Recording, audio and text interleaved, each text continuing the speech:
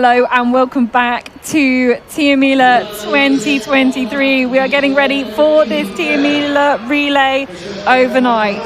10 people in every single team. Loads of kilometres covered over the next 10 to 12 hours, shall we say, something like that. We're in here for the long haul, guys. We've got our snacks ready. We've got our drinks ready. This is what is going to be facing the runners coming up in this huge test of top club level orienteering. These are the kind of timings we are looking at if you want to spot particular runners heading out into the terrain or follow your some particular teams as well. We've got nightfall, sunset just after 10 o'clock, and the dawn will be just before 3 o'clock in the morning. I'm not sure it's going to get completely dark here at all. This is the northernmost Tiomila that there has ever been. So, and it was held slightly later in the year this year as well, means there's not really going to be that much night at all. We start, as you can see there, with those two courses of 13.5 kilometres. Then we've got two unforked legs. We've got a really short third leg. That's as they kind of head into the nightfall as the sun sets. And then we have the very, very famous, infamous long nights. I think I knew about long nights and the concept of it before I knew about Tiomila. Growing up doing orienteering, it's everybody talks about it. We will have lots of discussions about what it is like to run that. And here are some of those teams. And you can see decisions have already been made here. Do you carry a head torch? Do you not carry a head torch? These are the top 10 teams from last year. Let's say the confident teams, they don't have one. No, because they think they're going to be back well before that time. So the number is determined by the position they finished last year. And our volunteers are already handing out the maps as well. Look, it's a huge one there. That's Ulrik Astrup Arnesen there for running first leg for Orienteering. And who really then, Jonas, are the favourites as we kind of look through this first lineup here? I mean, everyone who has been following this day today has to admit that IFK Göteborg has to be a favourite just because of... They've already won two of them, right? Yeah, like almost three of them, yeah. It will be more difficult to win this one for them. I think they're a bit less of a favourite here than compared to the women's race. I would go for... I mean, we have so many good teams. Ravinen has a really strong team. Linné, they won last year. They have quite a similar team. So why not have them among the favourites again? Stora Tuna, Kåre, Södertälje, Tampere, Pyrintö, NTNUI. There's Helsingin soon this time. There's so many teams, and Hageby is quite a good team as well, at least in the beginning. Then I think during the night they will get it tougher and tougher, but good names in the beginning of the relay. Sebastian Dahlund, they're putting fingers up. They're going for 3 titles with the first time that's ever happened if they can achieve it. But I think that this is the one where the life is going to be made most difficult. Rito Ecker then here running for Linné. They, of course, are the defending champions. Maybe will they have the most pressure? Efter klockren orientering och med diamanter i benen spurtar vi jublande in i den obrutna kraftens arena.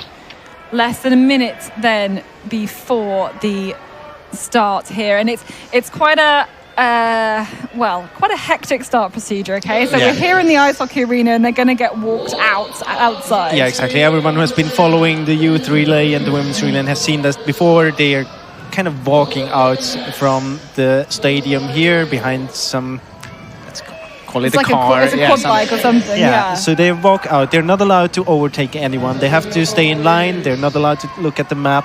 Then they get out and then it's kind of a flying start. So it's a special thing. We haven't seen that really often in orienteering before.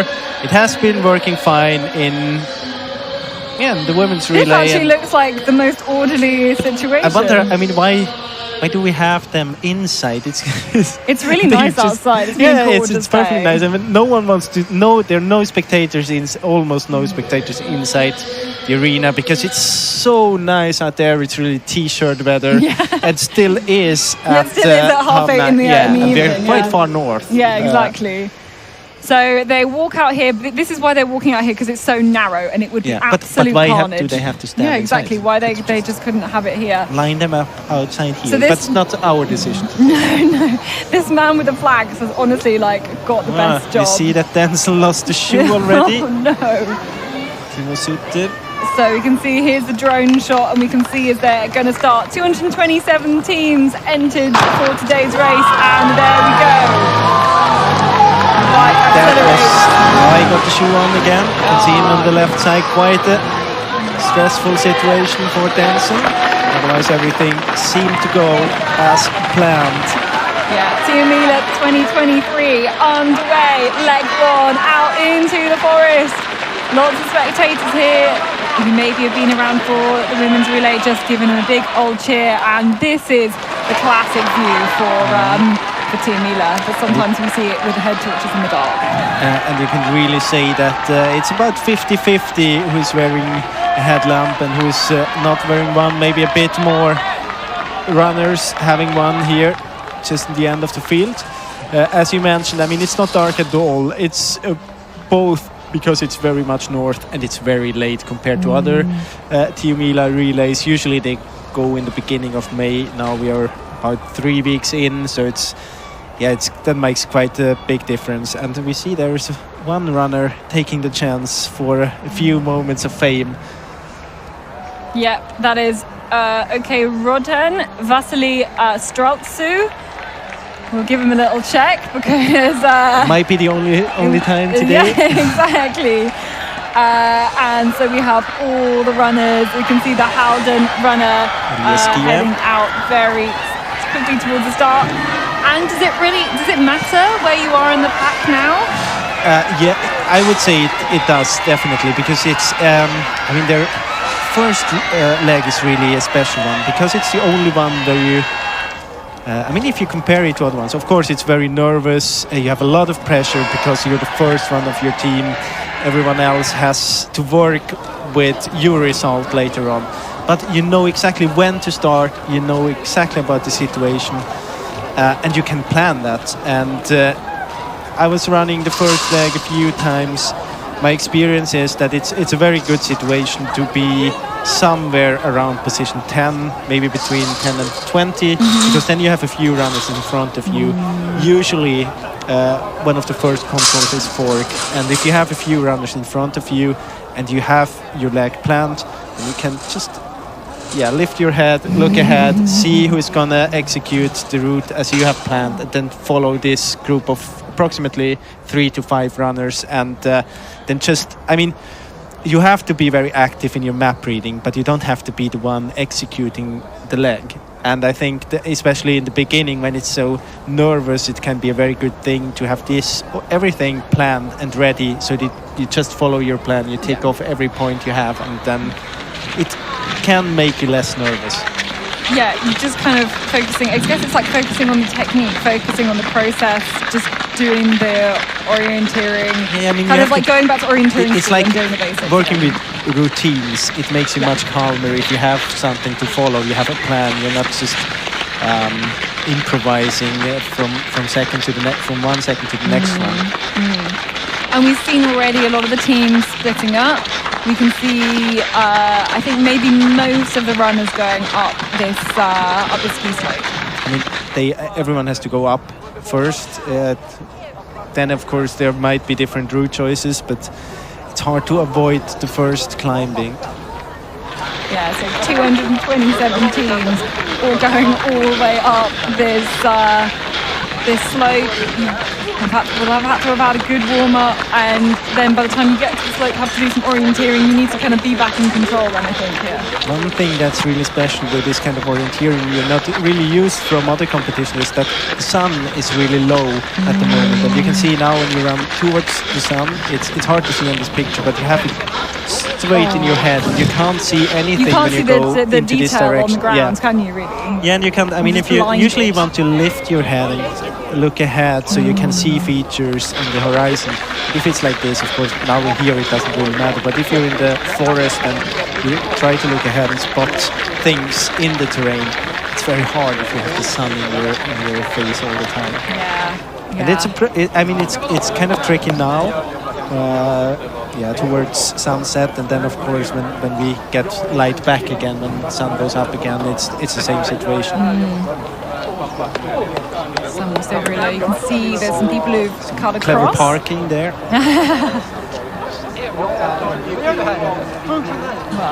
Well, it's not quite last year's World Championships where they made sure people didn't park in certain spots so that there were good routes through for the sprinters there.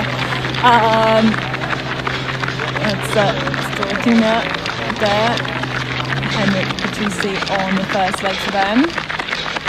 And I wonder, could we see, I mean, I think a lot of the top teams don't necessarily have their best runner on the first leg. Maybe they've got them towards long night and then like 8, 9, 10. So could we maybe have like a surprise winner of the first leg? Definitely. I mean, a surprise... I mean, I don't know if you want to say surprise for the runner that it is, but maybe that team won't end up. Very exactly. High So up. it's very often we have seen that in the women's race as well. The teams that don't have like 10 good runners, they're not involved in the fight for the top positions. Of course, their first leg runners, they can run much more aggressive compared to other ones. For all the top teams, it's all about having a good first leg. You don't have to win it. Keep within 2 minutes. Yeah. Everything within 1 minute is very good. 2 minutes is still okay. If you lose more, that's quite hard to work with already. I mean, it can depend on forkings as well, of course, but usually stay within 2 minutes, then you have done your job. And if you don't have to take care of anyone else behind you, then you can go full speed, you can take risks, you can overpace at some positions. Maybe sometimes you even just can kind of have a lottery and hope for the best and follow to one of the forkings. Usually the chance is 50-50 or 30%. And then you have like the teams where there's one world-class runner, as we had in the women's race when you have Anna Lundberg on the first leg. She's a world-class runner. Of course, she is on the paper the best runner in the field, so she can win it, but her team won't end up top 10. Yeah, exactly. And I think it's much more enjoyable for her to be going out with like loads of these quick runners all together and she's in amongst them rather than say like the fifth leg or the 10th leg. And then of course we also have some kind of first leg specialists. I mean, we were talking about it. It's a special leg. It's what kind of type of an orienteer do you need to be to enjoy this? I mean, you don't have to be.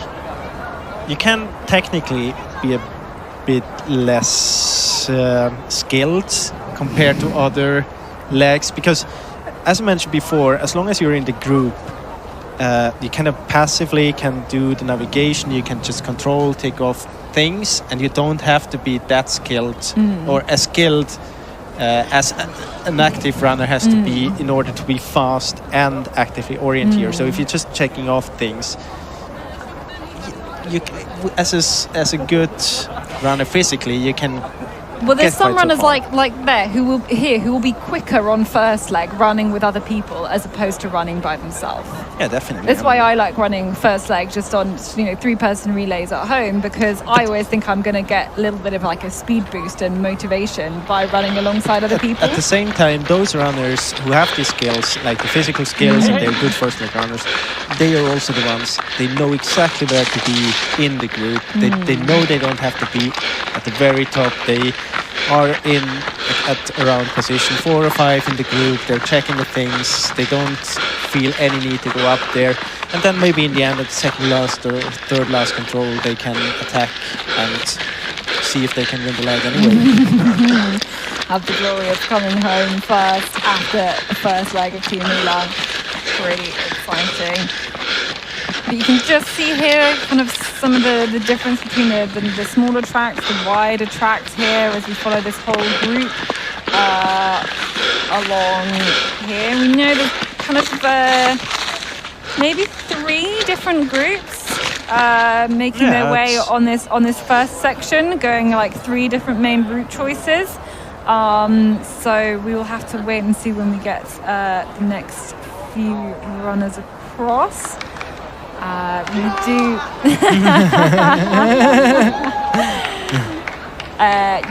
I think this arena is going to fill up by the later and later it gets. I think, to be honest, but it's still quite nice outside. I mean, as long as it's warmer outside than inside, I think most of the runners or like the spectators will stay outside. I think it could get quite cold quite quickly, to be honest, here. So especially once the sun goes down, when eventually the sun goes down. Yeah, something very typical for this region here. You see all the power lines. This region is very active in like energy supplying. Very big industry here. Yeah, they're big power lines, really like wide felled areas that are very distinctive. I think it's a little BMX bike. This forest. I was doing some Google Maps stalking before, as hopefully a lot of these runners will have done before. Yeah, Google Maps stalking. Doesn't stalking involve a person? Well, yeah, but luckily this time it's just involving an area of orienteering. Doing some kind of stalking light. Yeah. It's the good kind, and there's like a dog training area on here. There's a BMX track. There's also like something it calls itself questing, but it's a bit like an escape room. Anyway, Budabori, it's called. Yeah, I know that. Yeah. See, everyone who wants to go to Skellefteå, now we have all the activities you can do here. Let's get back. So here is the satellite picture. And it kind of gives you an idea of the 3 groups, roughly. Actually, we only see 2 of them because there's another one to the right here. We didn't have them in the picture, really.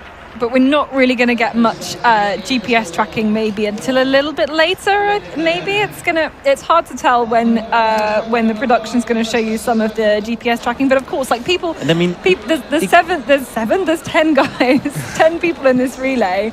They're going to be watching the broadcast, right? We've got some people listening to us right now who are going to be running later, going to be maybe trying to catch whatever information they can. Just here. Oh yeah, look at the Denzel runner to the very left, losing the shoe there. And this is a nervous moment for an orienteer. I'm sure you've seen many times in your orienteering life so far people finishing a course with 1 shoe. Actually, I haven't seen that often. You've not? No. Oh, but you have seen it. I don't know if maybe it's a British thing. Come on, there's marshes around the whole world. You get your foot, you get your shoe. I mean, if you just put them on right. Well, I know. Well, exactly. Maybe the fault is in with the lace tying or something. Anyway, right. Yeah, back to the competition. To the race. So and the experienced runners, of course, they know why we are not showing the GPS here in the beginning. We don't have to mention it here, but it might have to do something with forkings and maybe later on that you don't want to show give away any parts secrets where you go in. Yeah. But let's focus here. We are at control number 3, waiting for the first runners.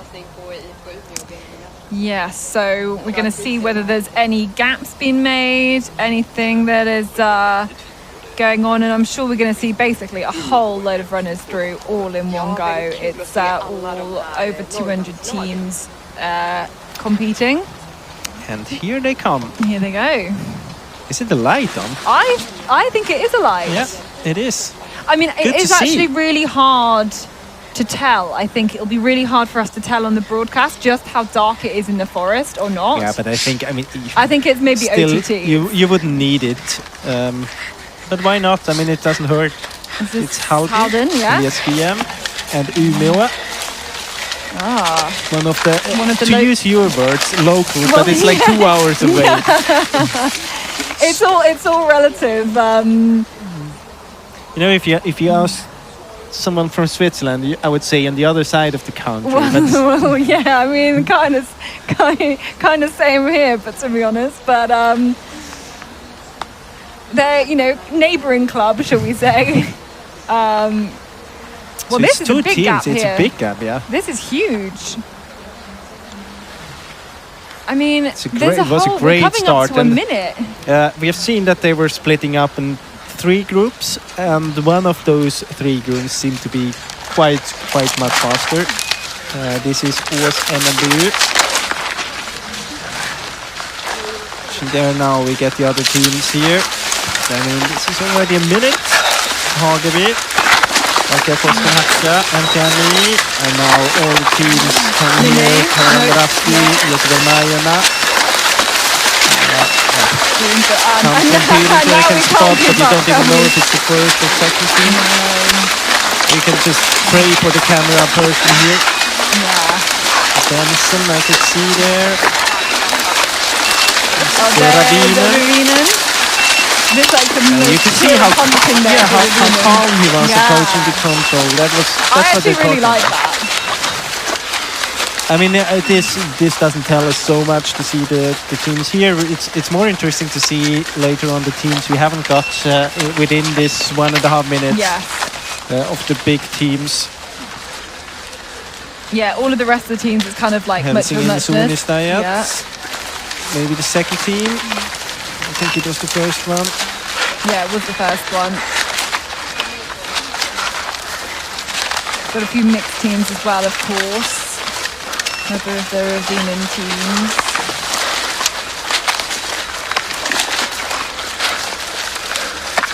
Nidalen as well.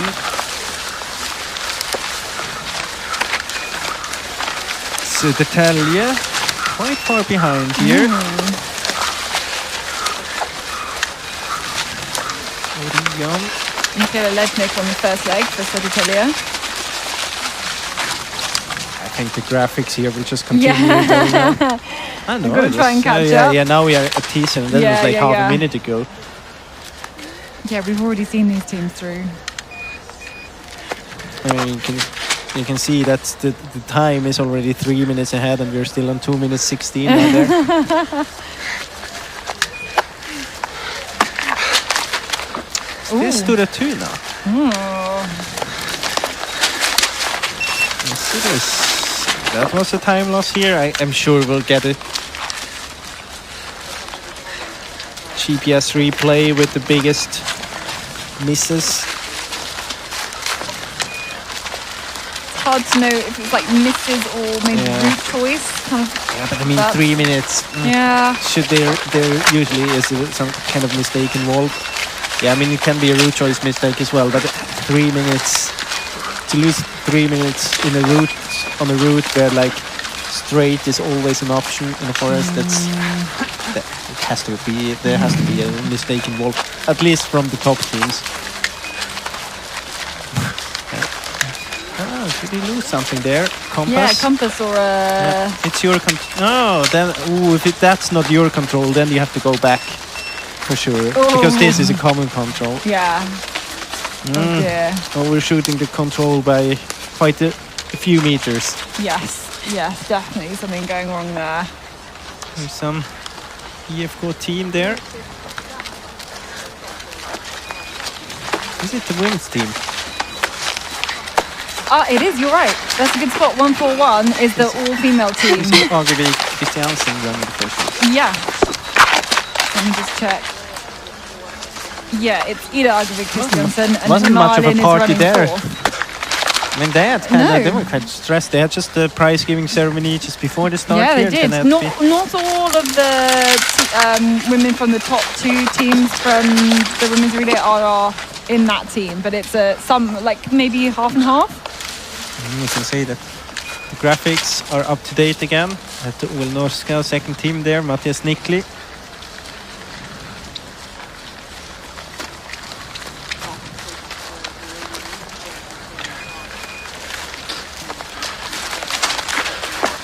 The runners still keep coming and coming and coming.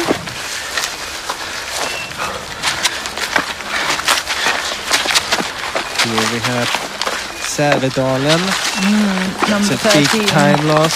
Quite a strong team actually. They're quite on the way upwards with Are their they on team. your favourites, Mr. Favourites? Not really on the favorites, but it's one of the teams I would call the shooting stars. Keep them on the your up. list for they are on the way up. Keep them on the list for the coming years. They have a good thing going on there.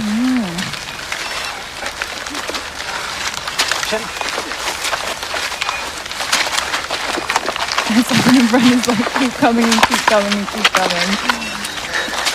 Now 5 minutes down.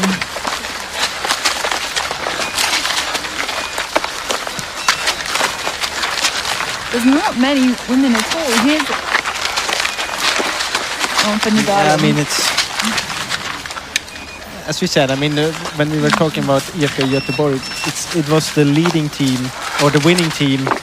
Then coming to, but a few of the women teams, they just finished a few, like maybe 2 hours ago, and then it's quite tough to. There's another one, Järla, to run in the men's relay as well, of course. I mean, this is the last year with the relays in this format. Next year it's going to be a kind of split, so there's more runners in the women's relay, and both the women's and the men's relay, or women's and the Community Open relay, have day and night legs, which is I think maybe it's the teams they're all focusing on this Tiomila yet quite to figure out exactly how next year is going to work and how the training needs to be done for that. But it's certainly the last time it's going to be run in this format. Is this the finish of the leading group now? The end of the leading group? Yeah, that was just that one group. So here we have some replay. This is Ikalista Nosima Voima, OK Kore. Don't exactly know which control it is. See the mistake there by Ikalista. Might have been the first control actually.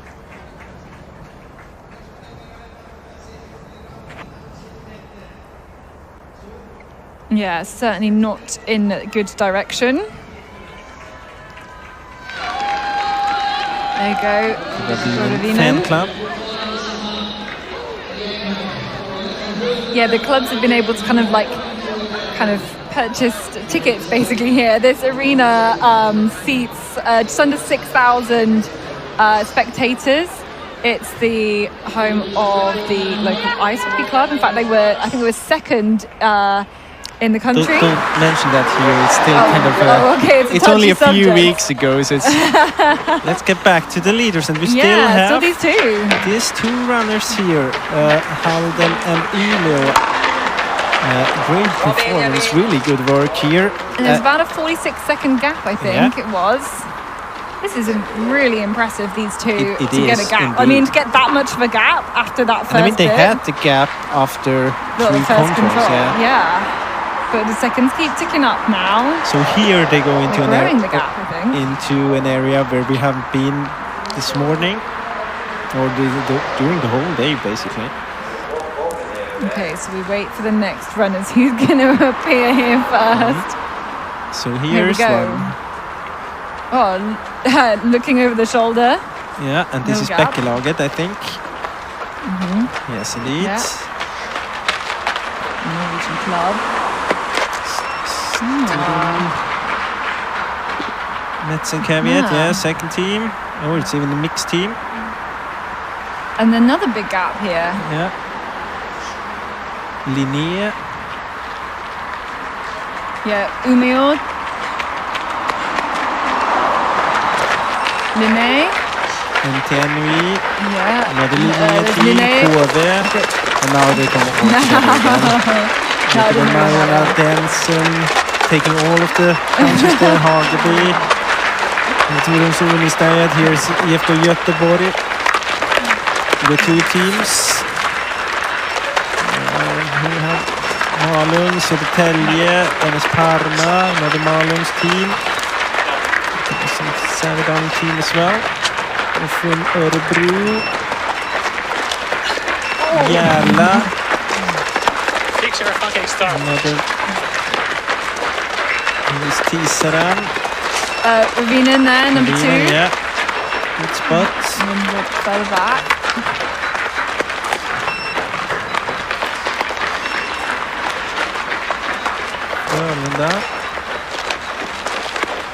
Arenan. see any other like maybe top 20 Another Arenan teams. team. Another Orian team. Kristianstad. Täby. Kåre. SNO, Södertälje. There's another Kåre team. Yeah. I think it was the first one. Yeah, it was. This They is were number Norska. 4. Bredaryds, another Sävedalen team, but not the first one. You know that. So we've got these teams ticking by, you know, maybe spread out by about a minute, I guess. Like this whole group is now like 2 minutes long, this whole train, I think. Or even more than 2. It's probably about 5 minutes long, to be honest. Might stop here. There's Skellefteå. Very important to be kind of in contact with this group for Stora Tuna. Yeah, what you don't want to be is dropping off the back of the group, right? No, of course. I mean, to close only to close this gap, it takes quite a bit of energy, and I mean the other ones are not just jogging either. And then but just it's when you get back into the...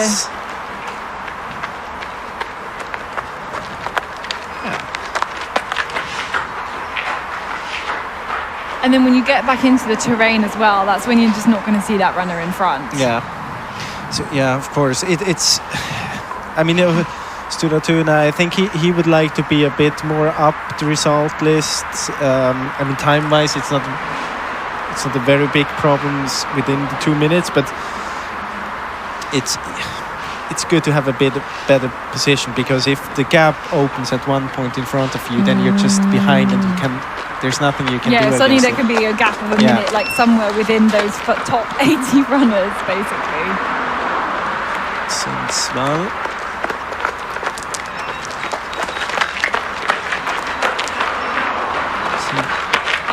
The start number, any of the top teams. We still have yet to see Sävedalens through, who we know we're quite a long way down after. I mean, what we can say is Sävedalen is one of the. It's maybe the last team that we have in GPS. So all the other favorites are through. We are waiting now for Sävedalen. It was about 5 minutes behind, wasn't he? Yeah, I think so.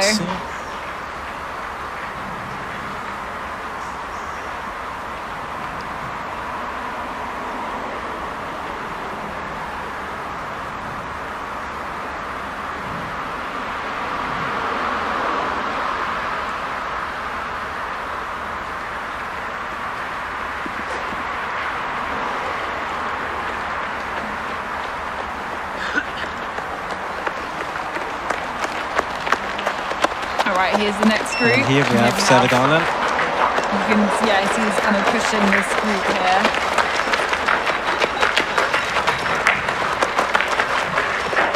And they'll be working really hard to try and catch up the runners in front. There was quite a big gap there.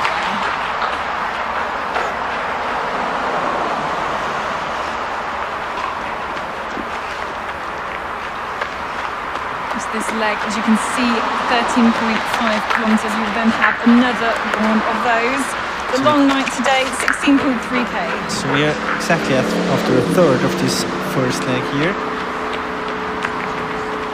Yeah, winners released in 22 minutes. Yeah, quick maths, there we go.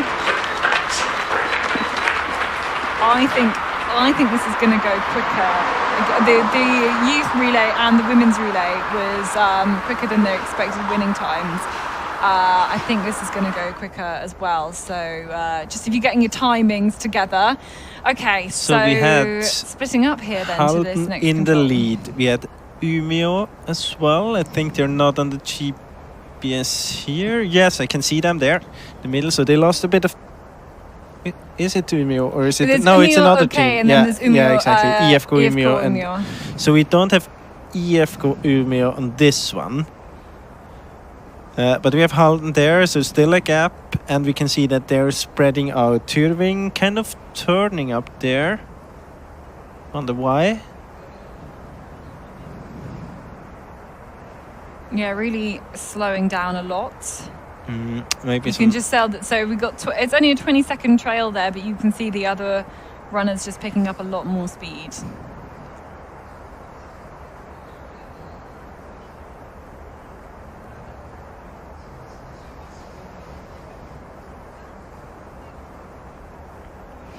Back at the arena though, confirmation of the standings after those 4.5 kilometers. Benjamin Näslund was the runner for IFK Umeå.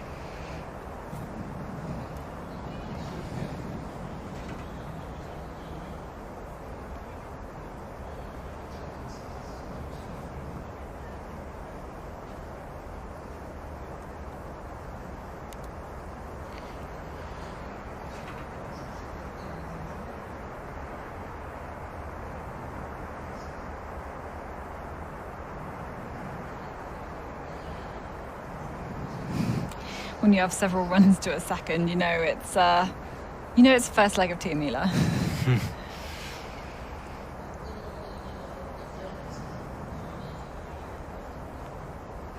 And I mean that's one of the qualities you've got to have as a first leg runner, to be able to just keep your own plan when there's that many people around you, and also be quite good at running quite close to other people and making sure you still pick a good route through the terrain despite having all of these people around you and maybe not being able to see quite as much.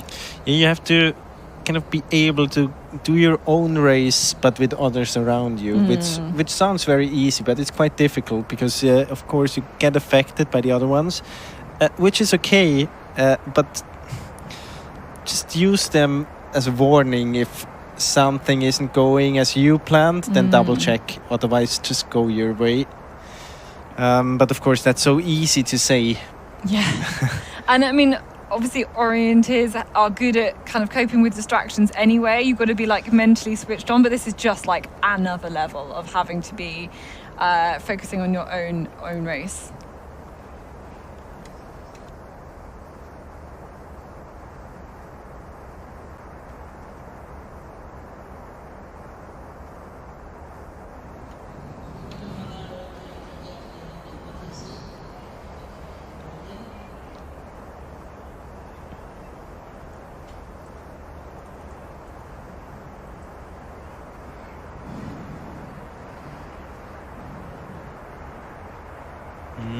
You can see Sävedalens there, 5:31 behind Emil Öbro. But otherwise, again, as you kind of saying, anybody within those 2 minutes, not really going to be panicking but too much. 5:31 is not within 2 minutes. That is a little. And I mean, it's in the beginning of the leg, so people. usually once you're behind, you're about to lose a bit more. And look at this, IFK Umeå is now all alone, and you see the tail 20 seconds, but that's about 2 minutes. He's ahead of the big group behind with Linné and Tampere and Pyrinter. Of course, for most of the teams, it won't hurt too much to have IFK Umeå up there. We were talking about the runners. Yeah, difference is running first leg in one of the favorites teams or one where you're not expected to be among the top 10. That might be one of the examples. Yeah. But still, I mean, it's so result, good. You're going to put your best runners you later. have to get away from such a big group within such a short time. I mean, and then back it up with the after orienteering 7 minutes, yeah, they were all alone, Halton and Umeå, and she's just continuing doing a great job here. And it's 2 minutes now compared to this big group. That's really incredible. So first, a look at the map. We managed to see some of the kind of detail that they've been going into. Still a long way still, just even of this first leg still to go. Let's have another catch up. You can see there Halden going and really avoiding the It gives you an undergrowth. indication on how shitty this green striped area might be. And it's, of course, it's like that for the first, let's say, 50 runners, and then it starts to get better and better. Yeah. And we're talking about this tracking up during the women's relay. Yeah. This part there will definitely track up. Yeah, definitely. Look at Well, it this. depends whether some of the later legs also Look- go through that point or not. Look and take a lesson from Umeå there. It's so good orienteering. He's using these yellow spots getting this small hill, navigating to this cliff now, heading towards the yellow spot behind. I mean, that's really good. Well, I mean, sometimes you think you see a runner like just go out ahead and then headless chicken their way around the rest of the course and have run too far, too fast. I mean, there's still a lot of this course left to go, but this is a really great display of orienteering. I mean, we can see here. so far until now he's doing a great job. And it's not only, I mean, it's one thing to do it technically, but he has to have really good speed as well, because he's just, I mean, the gap is not getting any less here, any smaller. Yeah. Look at that. The combination of the two is really, really strong. Brilliant work to control 9. You can just tell. Halden is doing a good job as well, but he's just a little bit far up there, just when entering before leaving the path. That just makes a small difference, maybe 5 to 10 seconds, and of course, that's adding up. Yeah, more chance of the others kind of seeing if they can grab the back of the person in front, and just start to reel them in, especially when you've got that visibility. Although I don't think they will here yet. Can see that Stora Tuna is quite far behind here. Halden might get to this stony area, should help him to get closer to control there. We've seen that in the women's race, when we had these stony areas, they were really clear out in the terrain. And you can see that it really kind of stops him there from going into the wrong direction. And at the same time, you can see that Umeå is now on this small track, using that one, having this yellow bit again. Can head now towards the stony area. Then just, I think the biggest challenge there is to see the bigger stone among all the smaller ones. Here we have him. There we go, there he is. Yeah, that's brilliant work here from Benjamin Näslund. Yeah, and a big cheer. Hope we will be able to follow him a bit. He has deserved that TV time. Yeah, and I mean, to be running all by yourself on the first leg of Tiomila, I mean, this just doesn't really happen quite like this. You can see the camera person can't follow. Yeah, no. I mean, he will not have expected to be running all by himself here, really. Or he has very good self-confidence. Well, yeah. Either that or well, the other one. orienteers tend to have quite a lot of self-confidence. There are a few. Yeah. Well, it helps to have self-confidence to be good at the sport, I think. You've really got to go, yep, I'm going the right direction and my controller's going to be there. And it's just what he's doing. Really, really strong. I mean, he could turn around, look back, and there was no chance that he would see anyone. And it gives you kind of a little sense of what this part of the terrain is like. You see you've got some fallen trees here. But the runnability and visibility still is really, really good. You can see it here. Here's an area where it's very open, very wide on the map. Not many features. You have to be very careful with direction there. And if you look at the very left of the picture, just behind the table there, you can see that Kåre, they lost a lot of time as well. Now behind Sävedalen. Peter Eriksson. Yeah, that's a big shock there. That's a big time loss. Otherwise, we still have most of the favorite teams here. Somewhere in between Control 9 and 10. It's just Stora Tuna, Sävedalen and Kåre missing. I do feel like this group are kind of catching up Halden though. Yeah, I mean, it's so hard to be all alone in front and you have everyone else chasing you down. You can also see that there's, it's a bit dark because you can see the light, the effect of the light on the ground.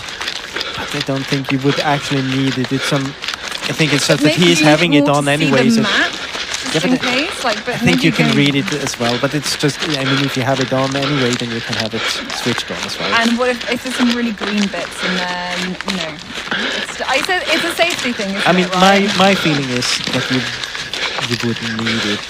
But, yeah, why not? We have seen World Championships relay where it was darker than this relay here. I was waiting for you to bring that one up. That was in Czechia 2021, wasn't it? The last leg of that men's relay where wasn't there storms incoming as well, and it was just really late in the day. Last leg runners going out with head torches on, and other teams going, oh God, I didn't bring a head torch. Has anyone got one they can borrow? There were some stressed coaches there.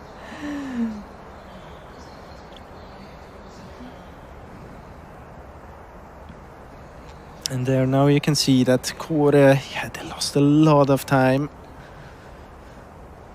This will be very, very hard. I mean, you have the tricky thing here is that you don't have any other teams of the favorite teams around you that will help you to advance again, to get back into the competition. You have to do the work all by your own now from this point, and that's really, really tough. And I guess once you make a mistake, you can almost like feel people going past you.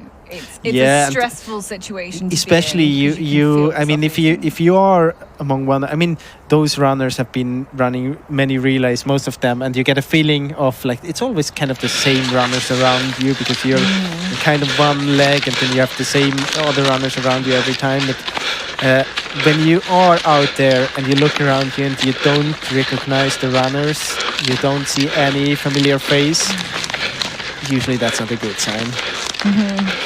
Henry McNulty here for Becca Lagert. I don't think this team is GPS tracked, at least not at the moment. So we haven't been able to see him much on the GPS. Not many runners around him though, so he has to be somewhere, I think. Yeah, there we go. It's like a good running camera. Wanted to show there were no runners around us. I think it could be. It's very hard to say. It could be somewhere between Halton and the chasing group. So maybe position 3. Yeah, I think he was in position 3 at the last time check. Let's look back. I don't see anyone. This looks like no, but I think people might be heading a different way. They might be going through the forest. So we'll be kind of left of picture if we can manage to catch anybody there. Jag ser dem. Very hard to say. You can see there's no one else. There's some lights in the distance, I think. So I think he's in position 3. Yeah, I think he's in position 3. Not far behind Halton actually. No, not at all. I'm surprised we couldn't see the runner from Halton. Yeah. Here's the big group coming with Kove, Tamperen, Pyrinta, Nydalen. Of course I can spot them just on the picture. Pyrin, Merz and Caveat, Bayern Rasti, KHP. And a whole load more runners who want GPS tracks, yeah, of course, so we can't take a sneaky so the ones I can't spot. And then we have Linnea and Ikalis Nosova Moima, and they are running slightly different, but they are on a good way as well, so you won't see them in the pictures. But it's slightly ahead of this group. Crossing this forest road. Linnea is still going strong.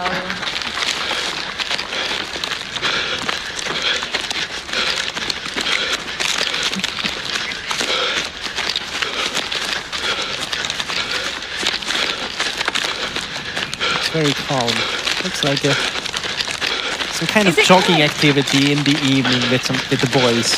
Is it weirdly quiet around there? No. It's not weird at all. Actually, the first leg is very nervous in the beginning, but then after like 2 or 3 kilometers, when everyone has found the position and kind of found the spot in the group, it starts to slow down, and then you run your rhythm and you get into it, and then it's actually quite an okay. You have to survive the first 2 or 3 kilometers, and then kind of survive the first bit of nervousness, and then it's okay.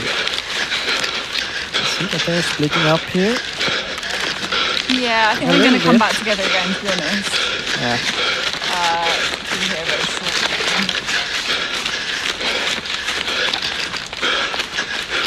It's a very good sign for if you have good runnability at many places, then the runners are splitting up, kind of running beside each other, not lining up. If it would be very tough. See each other, right? Yeah, and it's like otherwise, if it's really tough, then everyone tries. Usually, the first one on top tries to find the spot where it's easiest to run, and everyone else wants to kind of save the energy and just follow there. But if it's like that, then you just spread out. There's so many good like lines to run in this terrain. It doesn't matter where you run, actually. Yeah. Okay, in towards the This next is control. Uno still. Benjamin Näslund. Benjamin Näslund. Is the gap. He's already at control 12. The group we have seen before, they have not been at control 11 yet. Yeah. But we have a few teams in between there as well. So let's see. Just the gap before. The It gap. has been about a minute, right? Yes. So Halden and Umeå were together and they were 52 seconds ahead of Becker Lagertz at the 4.5 kilometer mark. So now we're at 8.5 kilometers. And let's keep We an eye on have our 40 watches. seconds now. No other team here yet. I think we are waiting for Halden. Yeah, we've got Becker Lagertz in there as well. Yeah, somewhere. Yeah, that's true. And then we've got two teams who we didn't see in the picture. So Linné and Kuvi as well. Might be. I think there is a light down there. Maybe. Small mistake. Yeah, there's a light. Yeah. Definitely. Is it Halden? Is it Becker Lagertz? It's Halden, I Halden. think. Doesn't spot the stone. Ah, there we go. Yeah. But the gap, almost 1.5 minutes. And no Becker Lagertz. Here Oh, he there is. we go. Yeah, Henry we'll have a McNulty. little bit there. Henry McNulty then for Becker Lagertz. This is The next team. Rule. Yeah, a Stroll mixed and team, Verdal. actually. Mixed team. That's Tobias Asla. That's Linné. Reto Ecker. Asad. Good run so far by Linné, Reto Ecker. Yeah, I think they've like moved up towards the pack. And I mean, he doesn't need to win this first leg. You have just a few teams ahead of you. He's definitely one among the top favorites. Might even be the first team here. I mean, of course, Halden is a strong team, but Linné is more of a favorite than Halden. So doing a great job here so far.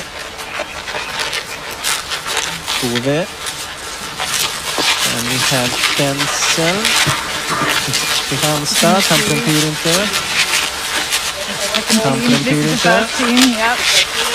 Links. This is UFO, but it's not the first team, right? No? No, you're right. It's the second team. Kalman Rasti. Kenny. Harma. Kalman Rasti. Another Umeå team. Stiusit. Helsingin Suunistajat.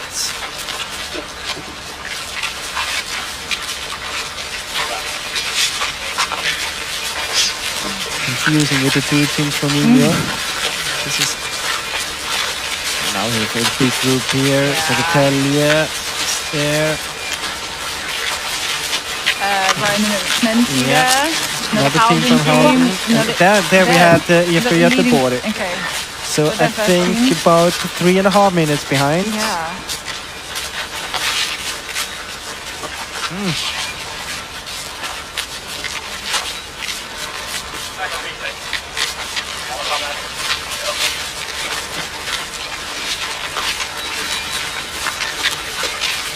Another small team going through another one team.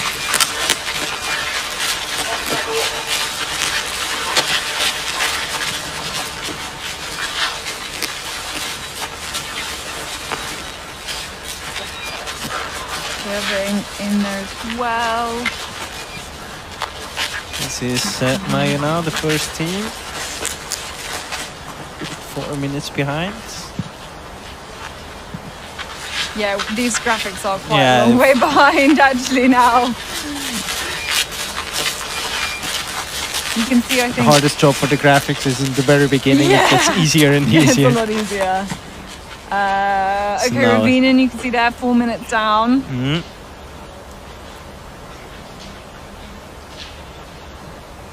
So now it has time to catch up here.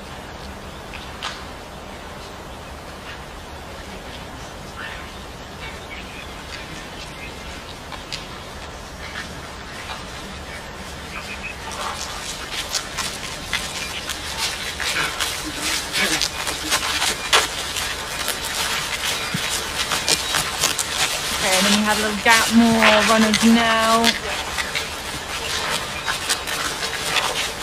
I'm getting kind of into, well, not quite the closing stages of this leg, but do people's mentality kind of change? You know, you kind of talked a little bit about maybe the overspeed of the first couple of kilometers, then kind of settling into your pace. Do people's mindsets change as they head into the last few kilometers? Not really here at this point. I think now it's really, you have settled your position. You're running. You have found your speed. You've found your technique. Hopefully, it's quite an okay situation of the race. And then towards the end, it depends a little bit on where you are, but you feel that like there's some nervousness coming again, because then it's the game about winning the leg. If you want it or not, there's some prestige on the first leg, winning it, and you can feel that, especially among the teams that are not among the favorites for the relay. We have Hakab's Poikana here, and you can see this is a mistake at the tail, about 20 seconds, so let's say 40 seconds here, 45 maybe. Yeah, not sure exactly where that one was, but yeah, when we get a replay like that, we know we're looking out for a mistake, unfortunately. You can say that they start to head back towards the arena. It's quite straight from where they are here now. I mean, this TV control here, 8.5 kilometers. From here, it's, what did you say, 13.5? It's 5 Ks. Yeah. It's quite straight, and it's good runnability. So I think the toughest part is behind them. There's quite a big running bit on this. It's supposed to run in from the second last control. We had an earlier relays today, and there's always kind of a transportation section between one of the control, almost 1 kilometer, I would guess. I think so. And you were talking about finding your technique, trying to find your technique in there. What kind of preparation will the teams have been doing in maybe even just in the last few days? I mean, it's a difficult one, because usually there you have some training camps in I mean, very often it goes around Stockholm, or traditionally Tiomila goes around Stockholm. So teams travel there during winter, you do your training. But yeah, traveling to Skellefteå during winter, it's not the best time for orienteering. When started going 2 weeks ago. So I don't think there were too many teams having that kind of preparation on site. That's leading to that many of the teams traveled here maybe a week early or a few days early, and in order to just get out into the terrain and do some trainings. You have to say though, it's not the kind of terrain you have to adapt very much to. I mean, you don't have to change or do anything special on the route choices. It's mostly, I mean, straight is almost always an option. Straight is great. You have to be careful in navigation. We had this discussion during the women's race that especially when there are shifts in the kind of vegetation, in the terrain, in the style you have to do your navigation, then you have to be careful. But it's not difficult in that matter that kind of the visibility is low and you have to be really careful every step you take. As long as you have control and you see the features you planned, it's totally doable. It's just a problem when you're off direction to relocate. Yeah. And I guess actually because a lot of, there aren't a significant proportion of clubs who have this as their home terrain, maybe it's a bit of a leveler as well. Yeah. And that's, I mean, when I'm talking about that, I'm talking about day orienteering. It will be a totally different thing in night orienteering. It's as it was very nice when I was commentating on the Finnish Relay Cup. Janne Salmi said it's a different day and night. So it's it really is. Well, we've still got all of that to come. We have got still 9 more legs still to come. We're going to take you through the night into the early hours of the morning as well for this such a classic relay. Yes, nu har jag en lagledare för IFK Umeå här med mig. Vad tänker du om att det går så himla bra för Benjamin nu?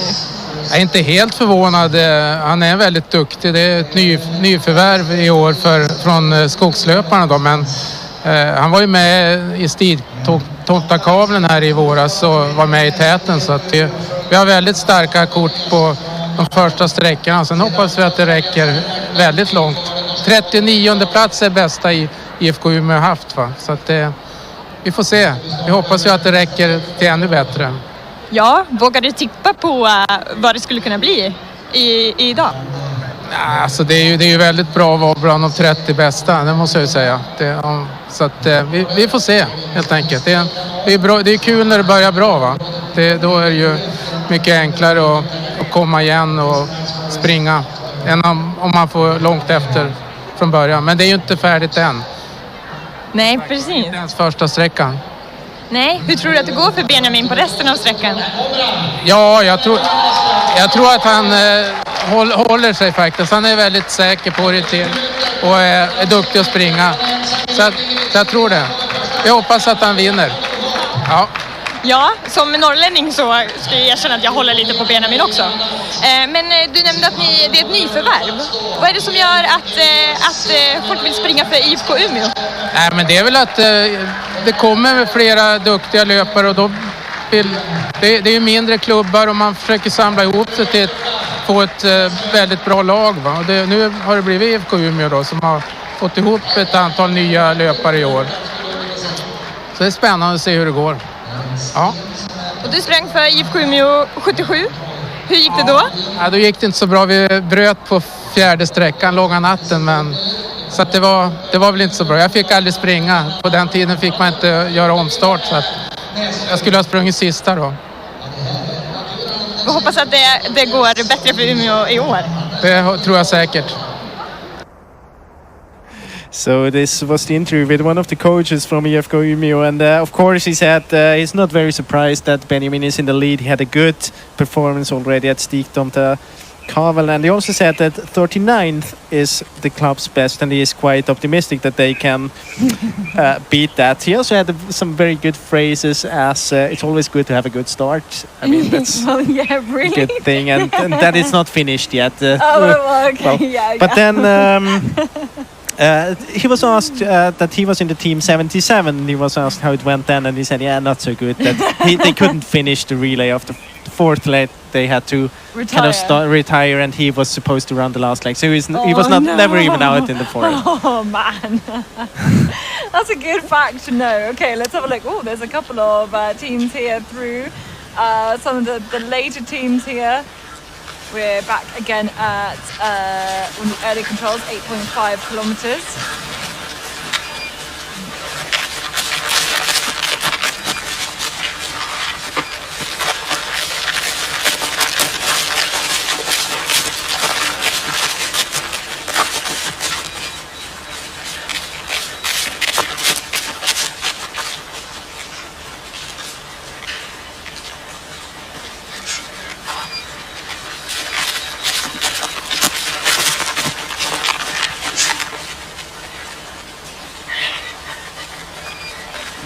Here we have the women's team, the 4th team for IFK Göteborg. 13 minutes and 40 seconds behind. You have to have in mind that this is the second time this runner is out in the forest.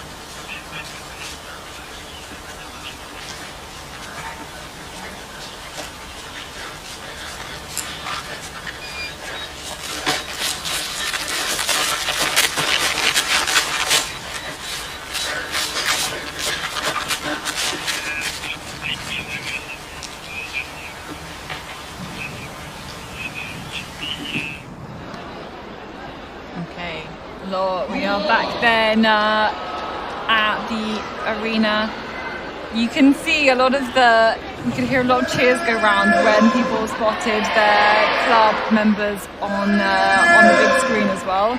And so we also had a big cheer when the second leg runners were escorted out into the arena, so they're able to get their warm-up underway. All the other runners are still making their way back towards the arena right now. You can kind of see the progress bar on the bottom there to show we're coming towards the end of this leg number 1, 13 kilometers. I think we'll have another TV control at control 19. So very soon, in about 1.5 minutes. The runners are now in a... I mean, they're quite close to the arena again. We're definitely back in the terrain where the women have been in the afternoon. It's not far to go, and you can see this is really... I think now the hockey DJ is taking over here. Yeah, really trying to like get the crowd enthused here. It's a pretty good sound system that we've got going on. So they just getting all the spectators ready to cheer in their first leg runners and spot and give them all the support they need. Here we are at control 19, and we are waiting for Benjamin Näslund from IFK Umeå. So waiting for Linnea Halden and the chasing teams, and he's still all alone. And you can really feel as how the spectators are cheering for the kind of the outsider here. Very, very impressive job here on this first leg. I mean, just looking at him like that, it doesn't look slow, but it doesn't look blindingly quick. It just looks... He's just making it look so easy. Looks very solid. It's very solid. It looks rock solid here. I mean, there's no hesitation at all. No. We haven't seen any It just mistake. looks very easy. It just looks in control, easy peasy. I think it's a bit due to his advantage that the runners behind, they're hesitating every now and then, and he is just doing his job all the way. But we see that we have a few runners here, and the gap is not as big as it was before. It is Henry McNulty for Bäckelagets. It's Frohl still there with his mixed team. Verdal OK. Linné here. Rito Ecker and Halden. Elias Guillem lost a few places here, but still good job from Halden. And it's going to be interesting if Näslund is able to keep that gap all the way to the finish. It's 4 controls left. Say 2 orienteering controls, but quite some distance to run. Yeah. But you know, as we've seen from all of the courses this afternoon, I mean, it's kind of no secret where the terrain is. It's going to be a downhill finish into this arena. I don't think we'd be giving anything away by saying it's a downhill finish. I mean, you have to come down the hill somewhere. Yeah, exactly. You have to come down the hill somewhere. So, still, you know, maybe 5 minutes or so before we're going to see them. And Tenry here, number 9. The next kind of chasing group, I guess. Parma, IFK Göteborg's second team. KV. I think this is Ikalisten, not... Yeah, it is. And now we have a frozen picture. Södertälje, Tampere and Pyrinto with 2 teams. And Tenry with 2 teams. Raymond Rykmenti, Kalvan Rasti. I think this is Hiden Kiertajät. Malungs sending some kisses. Yeah, and the graphics has a hard time again. Yeah, I can't quite keep up. This looks like a Lynx team Picture as well. with a hard time as well now. Yeah, Lynx, Päimen Rasti, Järla, Helsingin Suunistajat, Angelniemen Ankuri, Helsingin Suunistajat again. I think that's the IFK first team there. This is Tisaren, Kolmården. Here's some replay. Turun Metzen, Caveat and Nydalen. Off direction there. You can see it just between 2 paths. It should be able. I mean, it's always a little bit disappointed when you cross a path and then you miss just a few meters after. In a relay, it's better to just take a few meters on the path in one direction. Just if you're not 100% sure where you come out to this path. Look at some of those features just off the path and just double check exactly where you are on it, just to keep in control.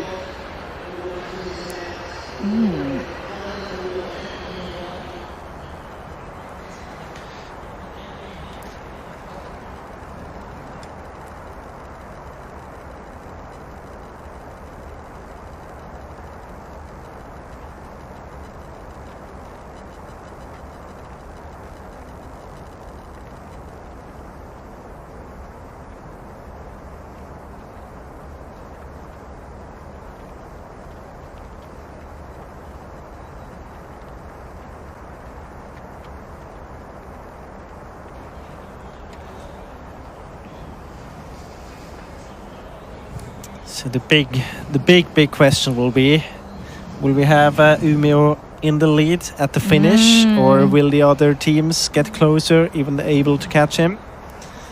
Yeah, it kind of maybe had a sense that they were catching him a bit, or at least he wasn't kind of extending that lead that he. I mean, he had about 2 minutes at one point of the relay, or of at least this race. At least ahead of like the main pack that was following. Yeah, incredible. But there's still a couple of like tricky controls to go before like the last few that's kind of around the camping area and where all the club tents are as well.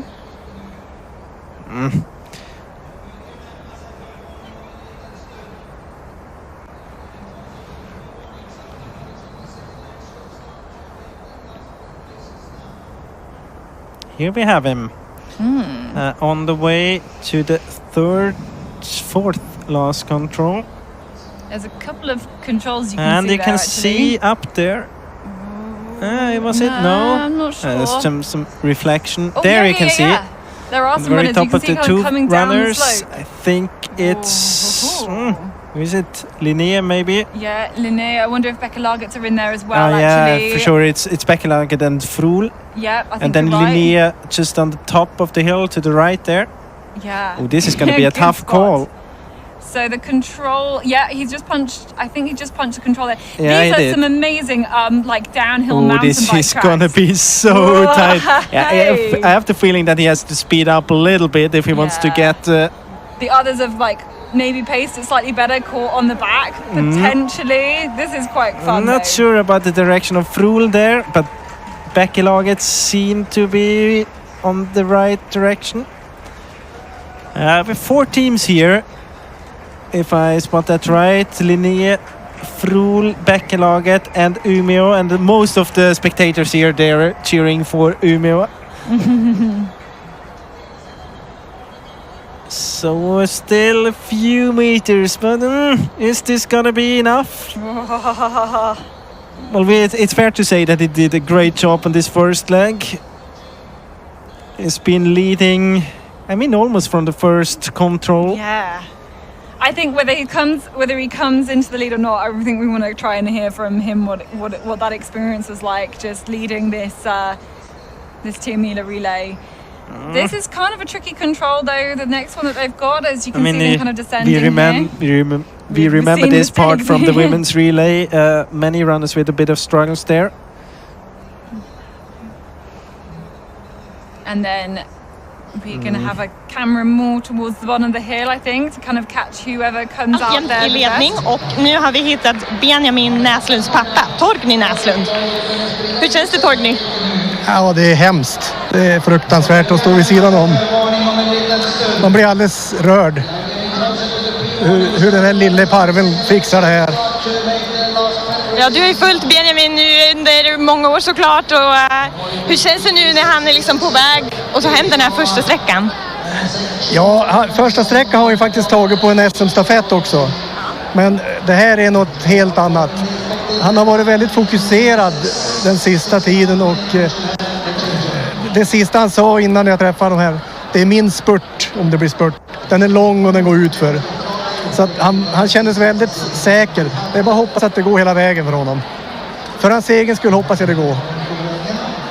Men vi sitter hela klubben och skriker uppe där vi bor med storbilds-tv, men hoppas, det är synd att han inte är skogslöpare längre. Men det är hans eget val och nu får vi heja på honom som person istället. Hoppas att det går. Det ser ju onekligen väldigt lugnt ut. Då går han ut för berget. Ja, jag ser på storbildsskärmen han går ut för berget nu. Fortfarande har ledning, men lita på spurten. Tror du att han vet att han är i ledning? Jag tror att han har nog den känslan att han är i ledning. Okej, vi håller tummarna för Benjamin såklart. Och Something his dad said here is that Benjamin, he said before the race, this is going to be my run-in. If it comes to a spurt, it's long and it's downhill. So let's see if he is keeping up to this promise. It's going to be a tight one. Goes soon. Oh, this is going to be a good. But he looks strong. Looking strong. This is looking fantastic. More cool runners here. We see Halden there. Slip back. They were basically in the lead with the other runner as well from Umeå, Benjamin Nathan. Everybody, all the tension is rising because we don't know what's happening with the lead runners. They're waiting to see who is the first into this arena. If it is Umeå, there's going to be a huge cheer. I can tell you what, there's loads of runners from this neighbouring club in this arena. And it is, not his dad, he himself said that. And very well deserved. It's very well deserved that he's going to win this first leg because he was the active runner from the first control all the way to the last control and the finish. And this is the victory on the first leg for Umeå. Benjamin Nathan, a huge cheer goes up in this arena and a really well deserved from this runner. I mean, this is like unheard of, seeing a runner have that much of a gap that he did after the parts of that first leg. Yes, he was kind of caught up there. There's the runner from Frog. We've got Becca Lagertz as well. We've got Linne as well, going to hand over. He's got to grab the right map though, hand over to his teammate. There he is. That is the leading runner after the first leg of Tiomila 2023. Benjamin Nathan has had a fantastic one. You can see more of the runners in there now. And Denny here on the end of this first leg. Going to hand over as well. You can see the number one pretty much taped to the back of his shirt. They were 9th last year. So handing over then the gap then back to that kind of group here. 38 seconds. It has, that group managed to catch up a little bit more to those leaders. We were probably about 2 minutes ahead initially. You can see all of those outgoing runners just kind of warming up in the background. You have the usual melee of changing over, and you can see there's the runner from Halden changing over as well.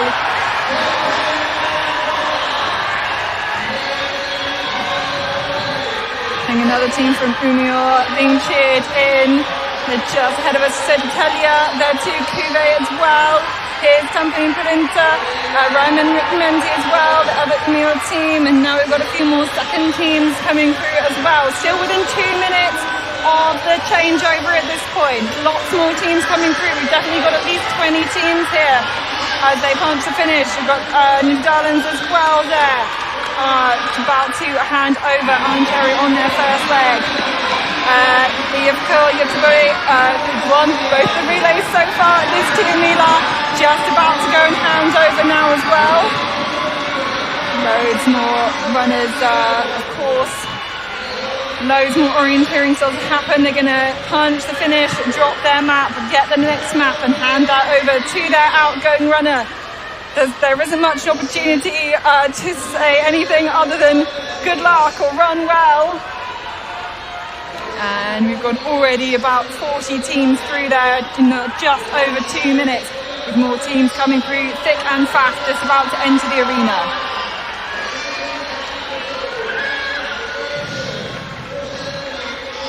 So 71 minutes of running, 13.5 kilometres.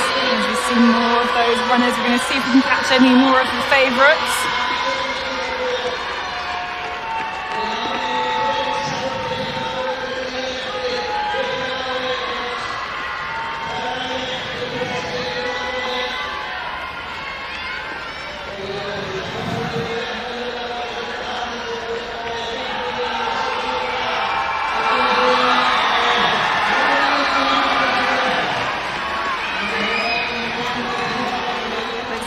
serving there. Yep, number 12 handing over.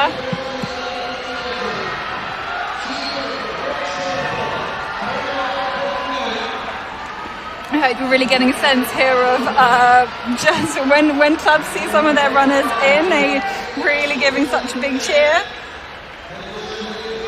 Really kind of lifts the atmosphere in here, as we have now more than 60 teams through. We've actually got a little kind of counter up in the corner of this arena which shows how many teams have finished on each leg.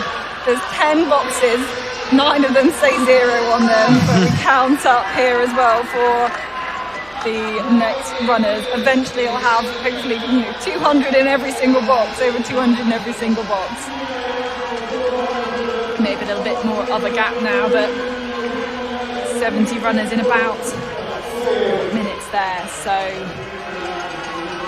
you've caught Umeå with that leading time then after just the first leg. We move on next to actually a second leg of the same distance. And I mean, just to do a short recap here, of course, very well performance here. We're talking about it a lot by Umeå. Of the favorite teams, I would like to highlight Linnea. I think Reto did a great job. 12 seconds behind. Maybe the fastest of the really big favorites. Was up there all the time. You couldn't see him in any troubles at all. Very well performed. Take out IFK Göteborg as the winners of the 2 other relays. Just kept himself within those 2 minutes I was mentioning. I think a solid start. Something you can work with on the rest of the course or on the rest of the relay. Not that many teams of the favorites, very far behind. I mean, yeah, we have seen that before. Kåre lost a lot of time. Far behind now, still Sävedalen with some problems. Ravinen far behind, so very soon to the second last control. Maybe the biggest surprise so far.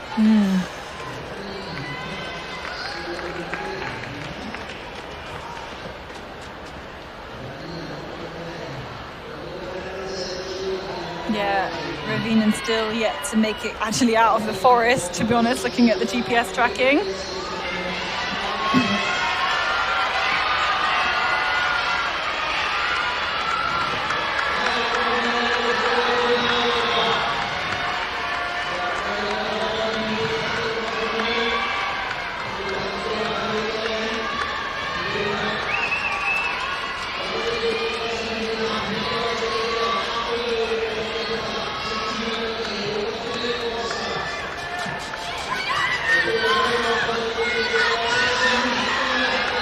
Of major teams as well, Storatuna there over in 83rd.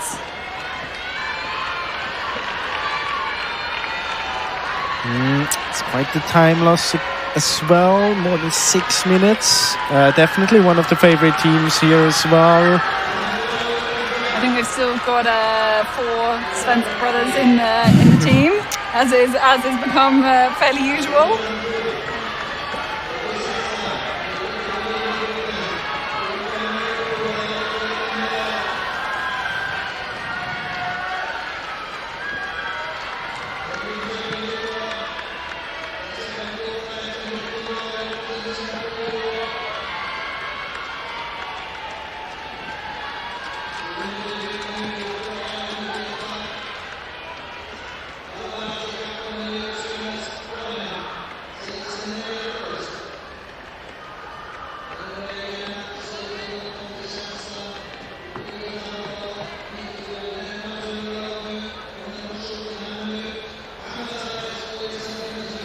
Still got a lot more of the teams just finishing there before we move on to how the second teams are looking.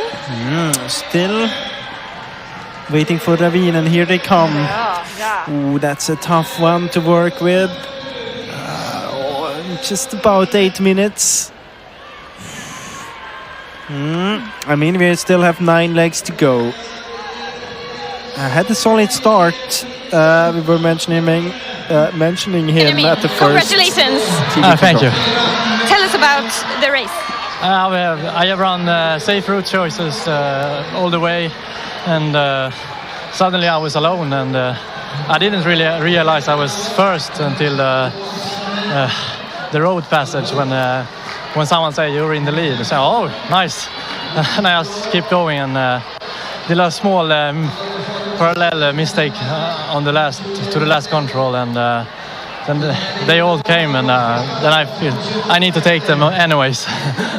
Yes, we talked to your dad actually before, and he said that you had mentioned something about the finish, that it was your finish. Is that true? Yeah, I really like these downhill and long finishes, so it suited me really well. Why are you so good at the first leg? I don't really know, but I'm quite fast on the road, and I take it easy in the forest so I don't make any mistakes, and it goes really well. And how will it go for IFK Umeå for the rest of the relay? Oh, I don't really know, but I hope we will still be in the top after the long night, and then everything can happen. We wish you good luck and congratulations. Thank you. Yeah, Benjamin Nisland there. Really interesting to hear what he's got to say, and I'm hoping we're going to get a little bit more from him as well.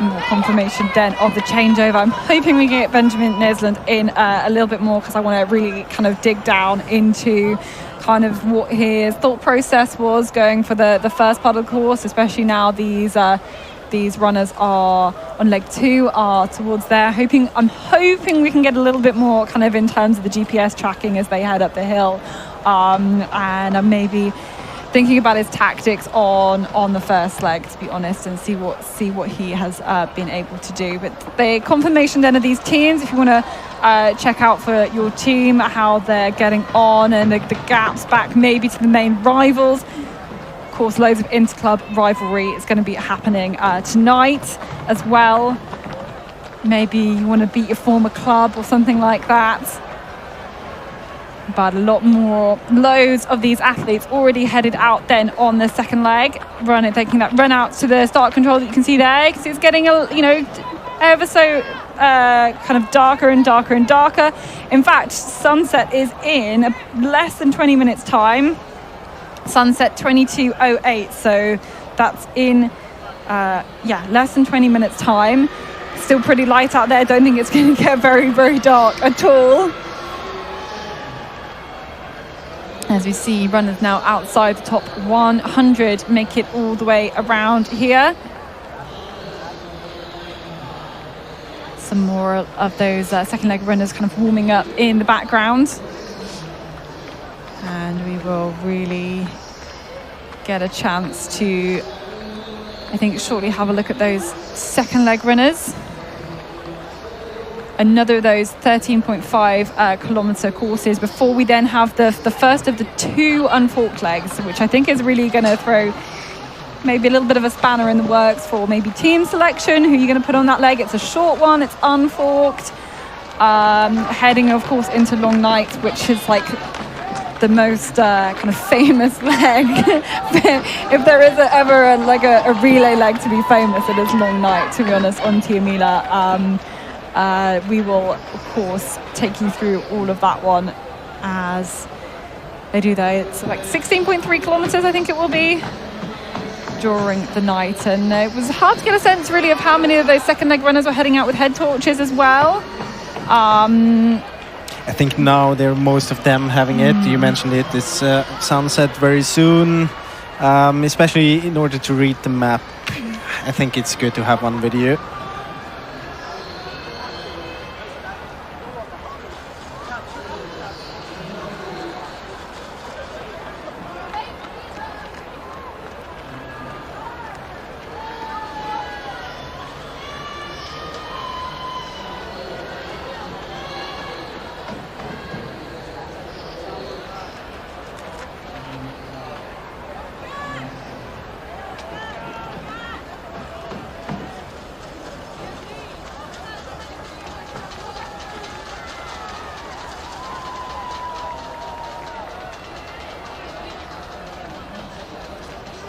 hopefully. We know that the second leg runners are making some progress around their course. Hopefully going to catch up with them very, very soon as they make their way towards the first TV control. I mean, we know that they have been out for about 14 minutes now. And I think in about 1-2 minutes maybe we'll have them at the TV control. It's the same TV control as on the last leg, which isn't a very big surprise. I mean, we mentioned it's the same distance, of course. It's in order to have the other option at the Four Kings. Yeah, absolutely. Hopefully we can head out there very, very shortly. So we had Umeå in the lead, and then we had Linné out there, Milos Nykodum, Kove. There we had Daniel Vandas. So very soon we expect the runners to come to this first TV control. Yeah, just seeing some highlights again then of the leading runner, Benjamin Nesland, who sat out his team in the best possible position. So we're going to see him really, really soon. Here we go. Here is the first TV control. This looks like, I think, control number 3.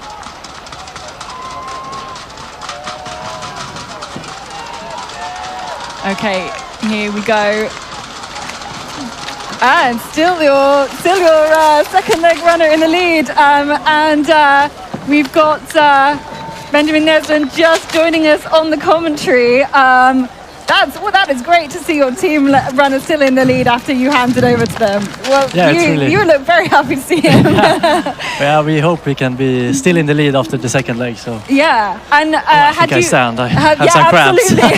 Have you run first leg before? Anything like this? What was your approach going into this first leg on this relay? I was really calm. I have run the first leg as long as I remember from my former club Skellefteå, and. What do you like about it? Oh, it's so fast and so many people, and. So, do you know where you want to be in the pack? Did you think I wanted to be near the front, like maybe just off the back? What was your thoughts? I really don't want to be first in the first half of the course, and but I'm quite long in a good position, like third or second, and just relax and wait for my moment. And this is the third control here. How were the kind of first controls for you? Like a long control, like long run up that hill. How did you approach those first few?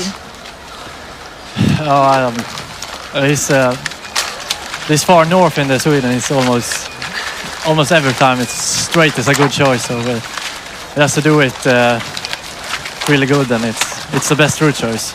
Yeah. Especially now when it's still light outside. Exactly, and the undergrowth is pretty good. But you said you didn't quite realize you were in the lead until going the road crossing? Yeah. It's on the road passage. I had my feelings about it, but I wasn't sure. I looked back many times, and I looked in the front to see. But I didn't see anyone. I mean, this is so unexpected on the first leg to be running by yourself, right? What did you say? It's really unexpected, isn't it, to be running by yourself on this first leg of Tiomila? Yeah, so it was really special. Didn't see anyone, and I just thought to myself, just take one control after another. But what looked so impressive was that not only your speed was really high, but your navigation looked really, really accurate. Apart from, I think, as you said, maybe one of those last controls. Yeah, to the 20th control. Yeah. But everything else looked really, really consistent. Do you think this is maybe terrain that suits you or navigation that suits you? Yeah, this terrain is maybe the best for me. Really fast in the ground, and really tricky in the slopes, and just to be grown up in this kind of terrain. So. Well, yeah, exactly. Will you find it hard to sleep tonight? Maybe. Yeah. How much of the relay will you try and watch? I don't know. Will you stay up all night? I don't know. I think I will go back to our house and stay in the sofa, and maybe I'll fall asleep and maybe I don't. Well, enjoy it. You deserved it. I mean, that a round of applause, the cheer from the crowd when you came into the arena. Are you ever going to forget that? No, never. It was amazing. Yeah, well, congratulations. We will get back to the race, so thank you so much for stopping by to chat to us, and enjoy the rest of the relay as well. Thank you. Thank you so much. There we go, Benjamin Naisland leading after the first leg.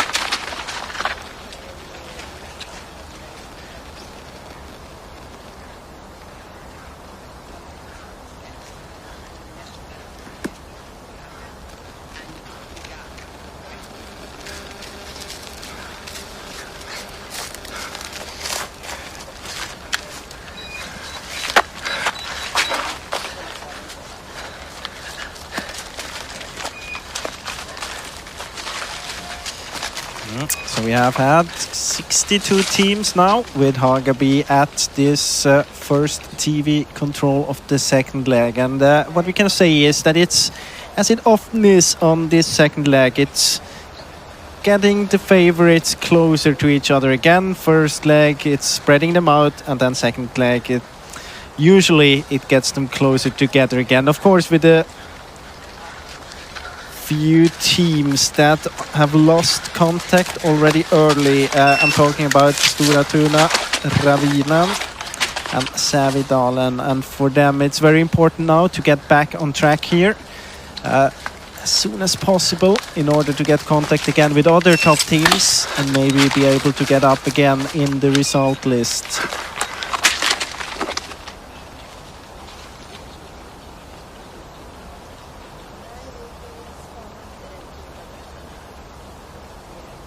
So here we have a short recap. This is Linné. And look at this now. KV, one of the teams, losing contact here. They were quite high up after the first leg, but then getting too far to the east. It's not only a few meters, it's quite a distance. He has to go there. Daniel Vandas gets back to the control, and I think this is about 1.5 minute mistake here for KV. So definitely losing time on this start of the second leg. And here we are behind Milos Nikodym for Linné. Looks good so far for him.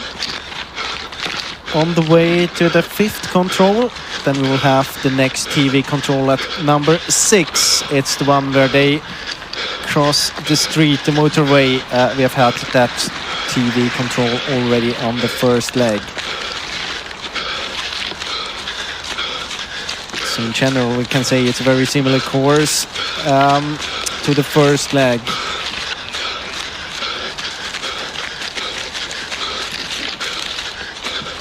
And alone here, can't spot Umeå. Will be interesting to see where he is.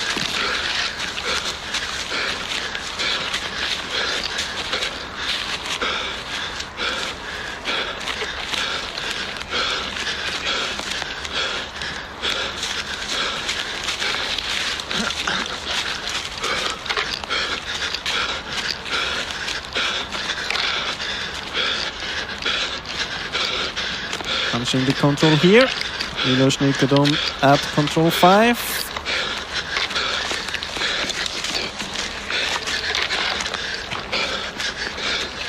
Getting out on the road here.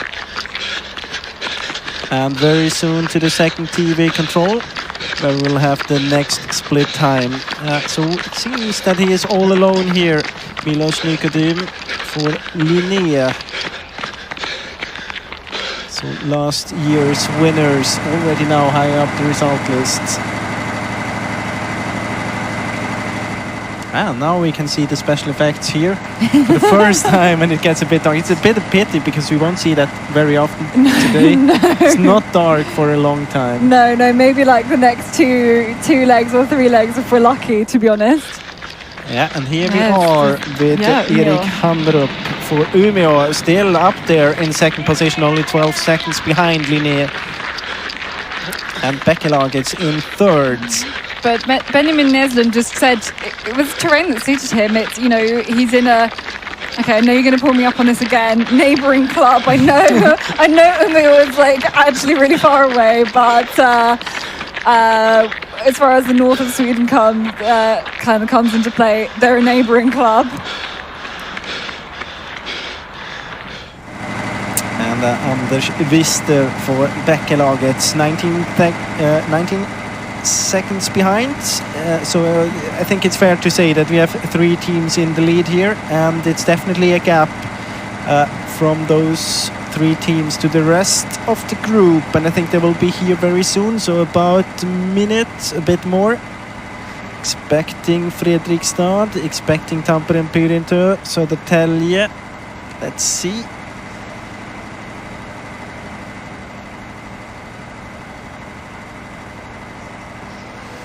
Yeah, waiting at this control. Time's ticking. Yeah. Here we have them. I think that's Fredrikstad's. Yep. Gaute Allanstaver.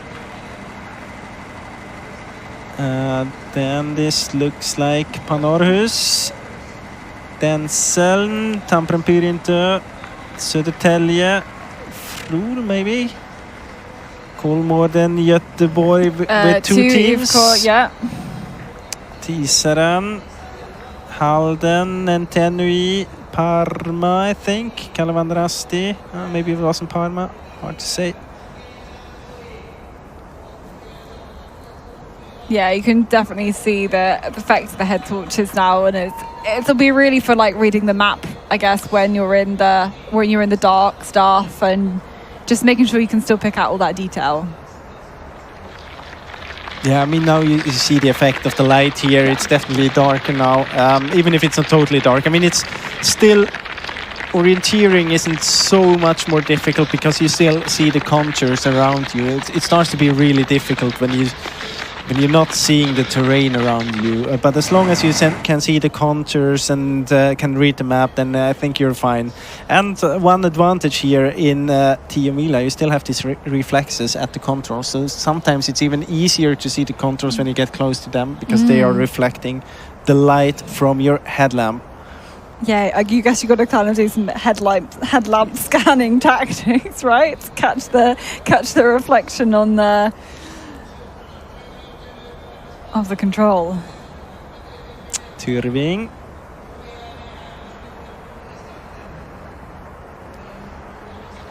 You can follow more of the runners parallel to the road then. And Henry, the Nydalens. And then very shortly they leave the road. There you can see lots of people cutting in. Some kind of cutting the corner slightly more than others. You can maybe see some of the gaps through those small trees where tracks have kind of been made, and that's like kind of what we were talking about, I guess, in the first leg, was where it gets a bit denser. That's where we really see people kind of one behind the other. You can see the runner from Halden just making sure they got in ahead of the runners in front, right? And you can see that if you go to the left here and not following the others, you will have to spend some extra energy because it's more bushy to the left. Of course, the first runner in the line is looking for the easiest way to approach the next control. And if you want to overtake someone, you have to spend some extra energy. And I mean, it's not a problem here in this group, but if you're, for example, on the first leg or on position 70, only like 1.5 minutes behind, it takes you a lot of extra energy just to get to pass overtake, 20. to physically overtake them, the 20 runners, even if the time gap isn't that big. Yeah, you kind of got to go like darting off into the terrain, and like the lines are like slightly worse in the terrain. But you can see there they're all following that vegetation boundary like along the edge of the feld area. You can kind of see that that's where it's like a little bit better to run. Maybe a vehicles once been up there when that area was felled. But this is, yeah, we can get a little bit more of a sense now what's maybe some of the slightly denser parts of the forest like. It's still not too bad, to be honest. I think this part here, it's one of these green striped areas we were talking about in the first leg. I think it was where we saw the difference between Halden and Umeå when they were heading down into this slope, where Umeå was going more straight and Elias Guillem was running a bit more around, losing a few seconds there on the very same leg actually.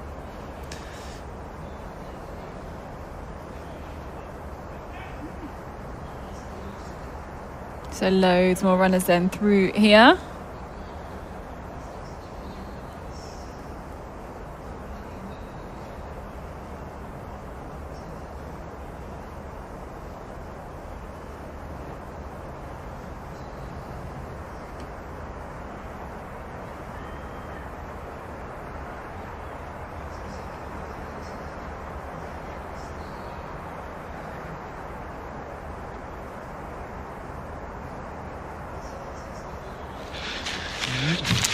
Somewhere out in the forest. I think there's a few runners there to the left, yeah?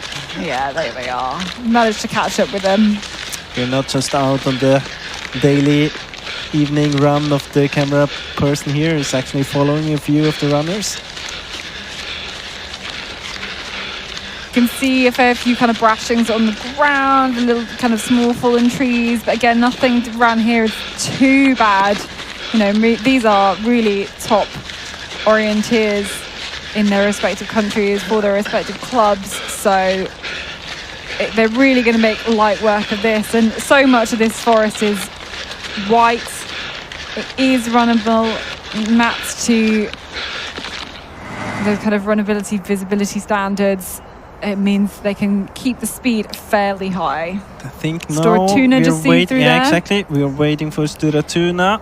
We have Göteborg-Majorna here, the picture. And we're also waiting for Ravinen. They should be approaching here in a few seconds. We can go back with this running camera then, heading, I think, slightly uphill here. Again, like not too many features you can really see around here, to be honest.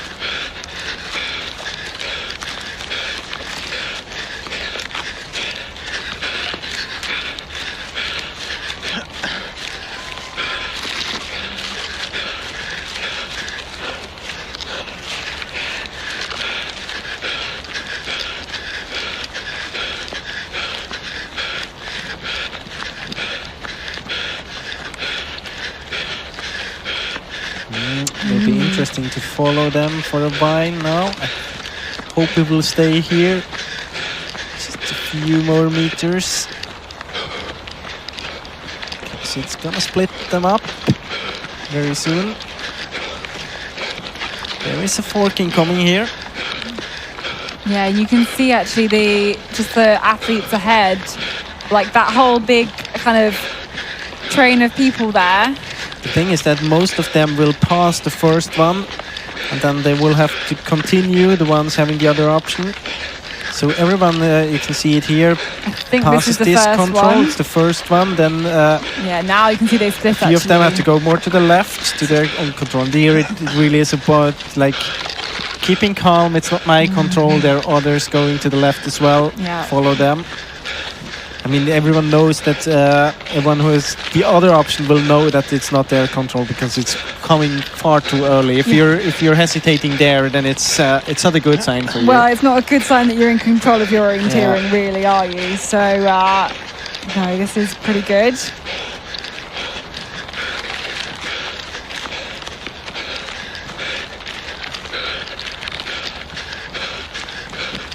following a very experienced runner here. For Tiomila.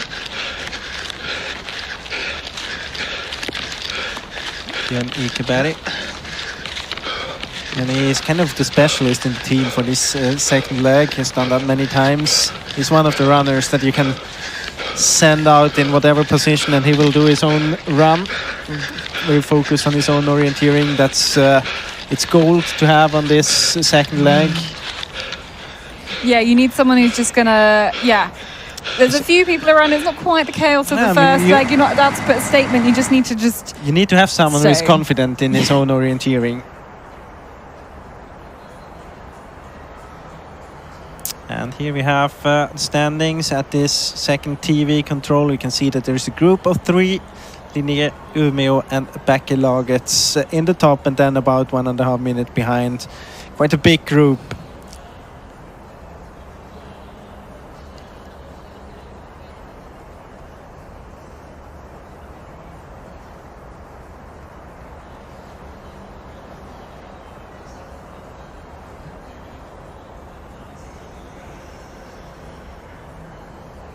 So this is the point we're looking at. This control here is where we're taking this time split. Of course, we just kind of saw them to the next kind of few controls as well.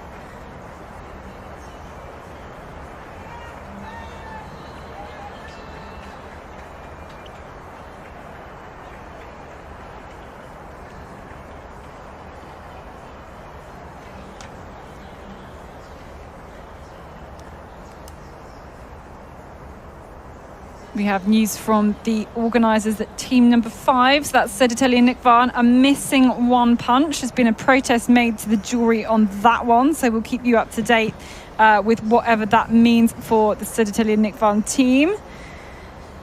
Johan Giberg on that one, on the second leg.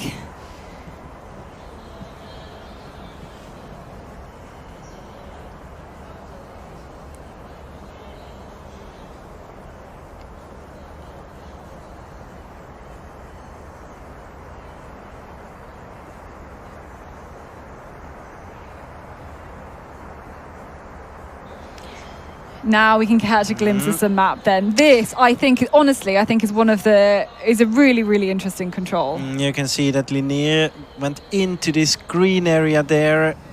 I think Nyköping realized there that it wasn't a good idea to get through it. You can see that Umeå just going around, keeping so remember, up there. Nyköping was in the lead beforehand. Getting down into the slope there. And you can see that we have a new leader, a new old leader, IFK Umeå, Erik Hanrup. And then this control 7, it was the one we have seen before in the picture with the camera runner, following the runners, following in behind Tyrving. And it was the C control we got to first, and then half of the group had to continue to the D control. But surely this means, like, in terms of this forking, quite a big advantage here for those who have C now, because everyone else is going to also go to that control. I would agree. Here, right? I mean, there is an option to stay to the north. But it looks like Milos Nikitin for Linné wasn't quite I was certain that it was or was not his control. If you have the D control, you could also stay on top there, following first the vegetation boundary, and then it shifts into a small path. You can barely see it because it changes into the satellite picture. But you could keep and then approach from the north and fall down, go into the slope from there, attack the control. But then, you know, as a result of that, you see Umeå into the lead. Then Linné and Fredrikstad actually could catch up, and then take a look at the Ravina now. Oh, they this stay is up really interesting. Very, very high. You can see them on in the road. Upper left corner on the road. Not sure if that's a good option. And if you look further along there, now we can see this next one. Again, this is another really interesting control, because Fredrikstad can go really quickly down this track, but then they're losing so much height and got to climb back up again. And on the first leg, I think most of the runners were going the way Fredrikstad did. And now we can see that it's totally different. Most of the runners follow the curve there. towards 9th control. Not sure if Umeå has 100% control over the situation. Maybe this small cliff will help. But look, Linné is getting caught up now. SNO there, Antenui. Got the control, Umeå. Linné is still a few meters ahead. Fredrikstad. It's actually really close because those two were together coming out of 8, leaving the track. Those but two if you routes, compare them to Umeå, they might have lost a few seconds anyway. to be fair, I don't think it looked like Linné really executed that one very well. Maybe picked necessarily the good lines through the terrain, because I think, yeah, you're right, Umeå was able to get away a little bit there. Most of them sticking high, just kind of keeping that height. But then it's still like a difficult angle to attack in to control number 9. You can see Ravinen there. Oh, it's such a big gap already.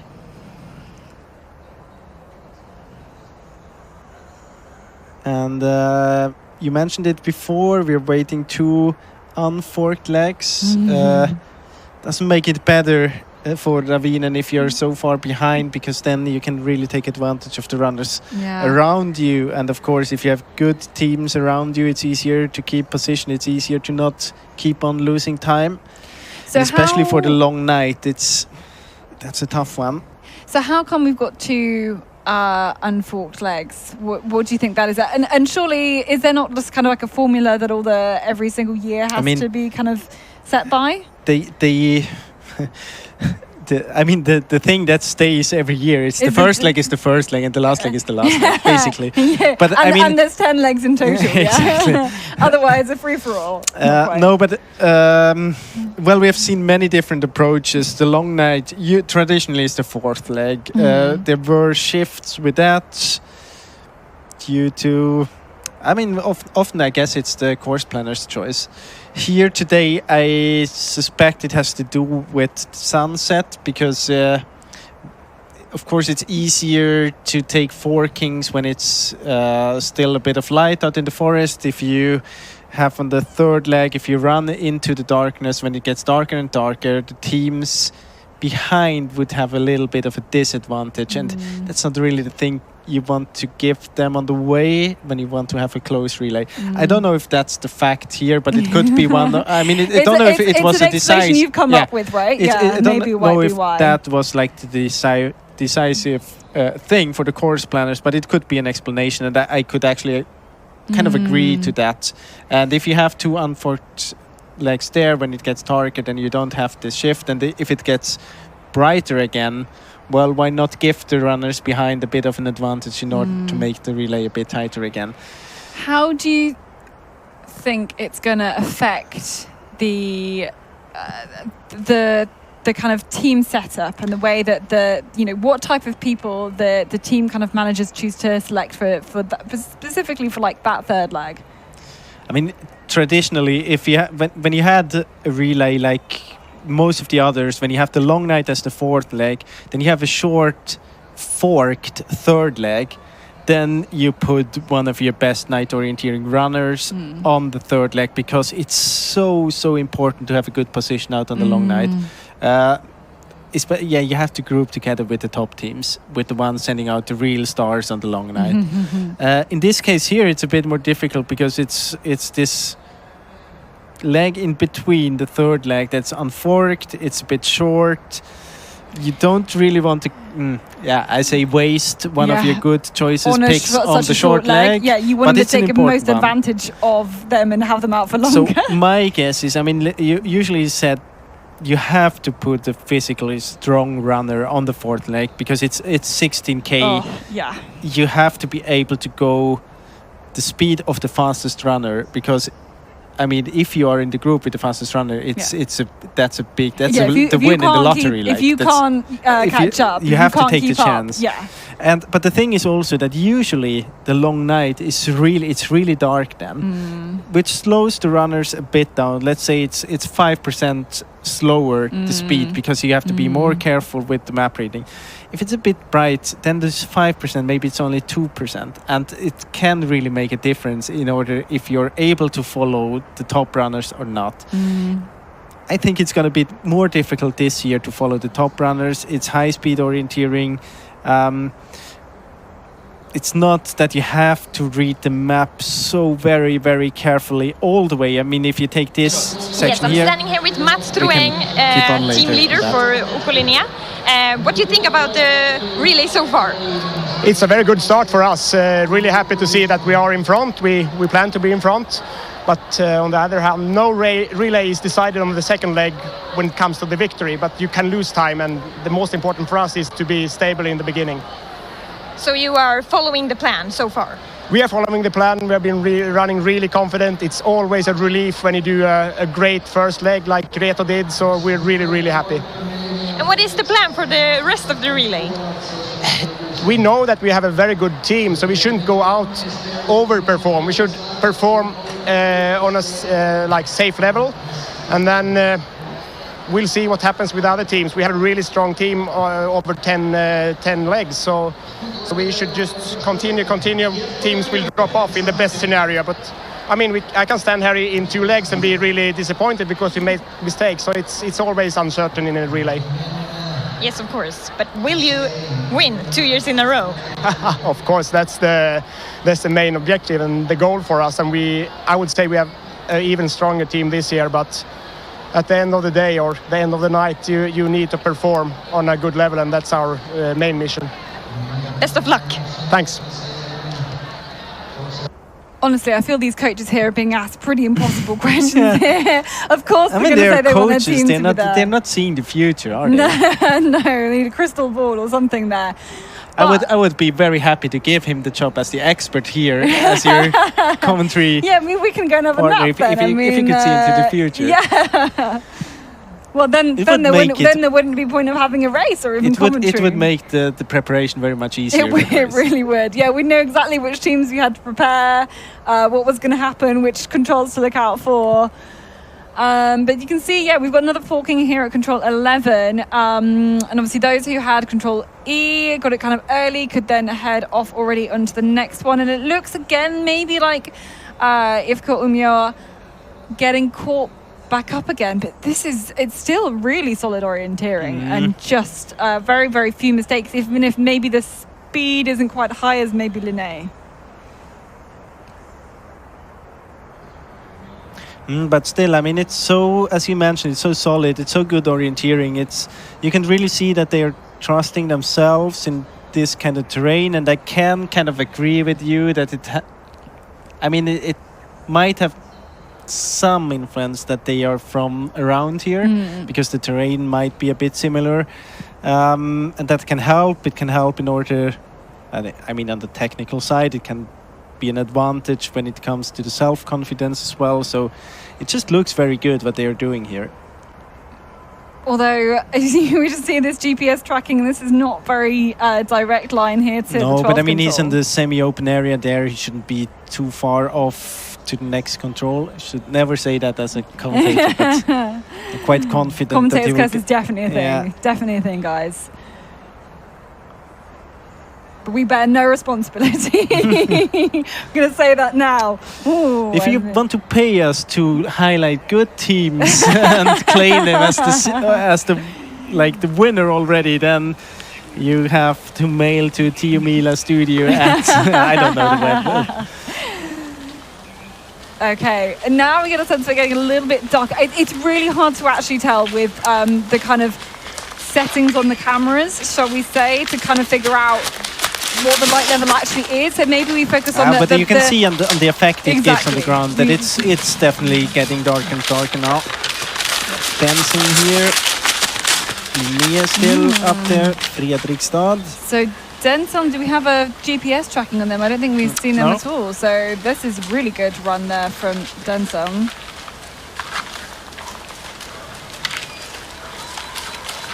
It's Control Ampere for Denson 1. Team Isuto was on the first leg. They've got a very interesting last leg runner in August Moulin. So keep watching out for them. And now we have this kind of next group. Again, like these runners really not got too much of a gap towards this big chasing But pack. you can see that after Göteborg, they started 2 minutes behind. Now it's just below 1 minute. And I mean, that's what I was talking about. Are you within these 2 minutes? There's a good chance. I mean, often you have 1 or 2 runners slightly ahead on the first leg. Then it packs all the favorites together again in the second leg. That's kind of the normal development of this second leg. And then it is, of course, as we had Tueng in the interview saying that it's not the leg you win the race on, but you can lose a lot of time on these first legs. I mean, if you look at Kåre, they're far behind already. If you look at the Ravinen, they have quite a tough journey in front of them. Stora Tuna had some struggles in the beginning. You can lose a lot of time, but you have, I mean, it's impossible to win this relay on the second leg.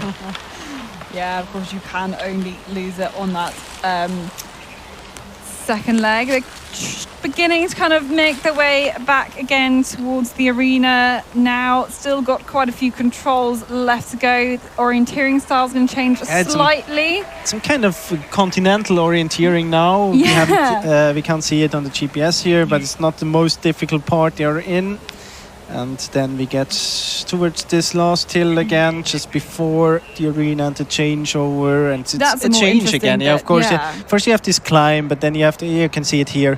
I mean, it's kind of a transportation bit here. You have this power line there. It will help you very much in order to find control. 13 and 14. I mean, this could be part of the youth relay here.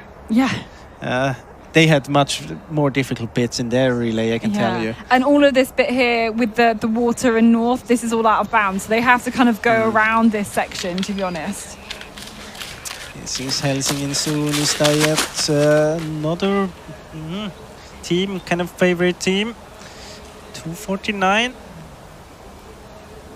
And crucially, you know, maybe they're a little bit too far back in the pack. They've allowed that gap to break up, and now fallen off the back of that pack. The gap itself, 2:49, isn't really the problem. The problem is that in front of you, you have so many of the favorite teams, and you have not so many behind you that can help you on the long night then, or on the third leg to get back again. So I think that's really the problem, that we still have so many of the good teams in the very top. Of course, I'm just talking about the problem. If you look at it from the eyes of Helsingin Suunnistajat runner.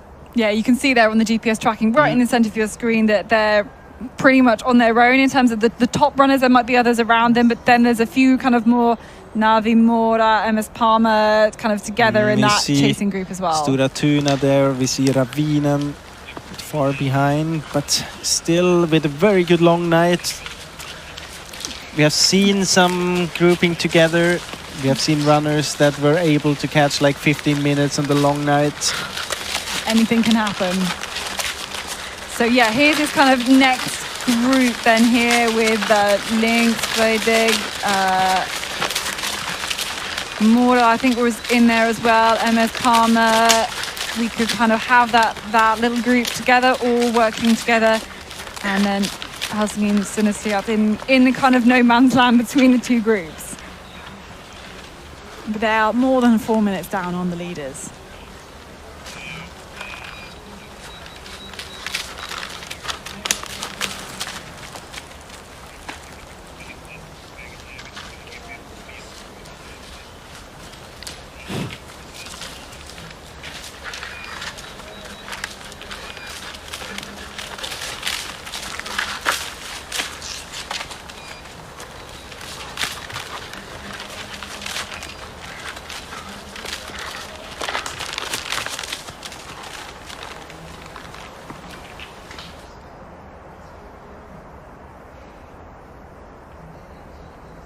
Okay, back looking at the GPS tracking. This is kind of, what we call this transportation leg. It's the continental bit of the course.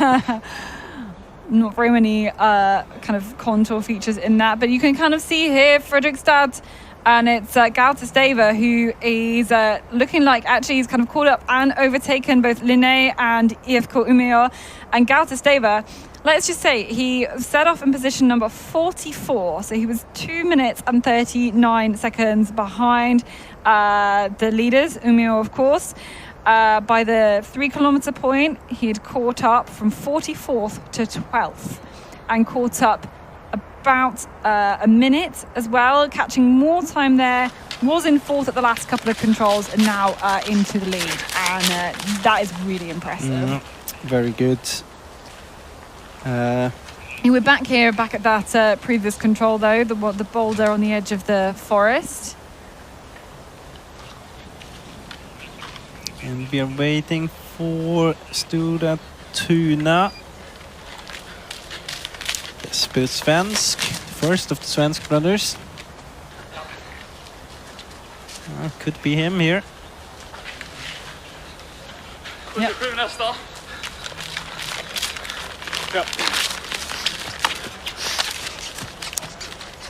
6 minutes 44 seconds.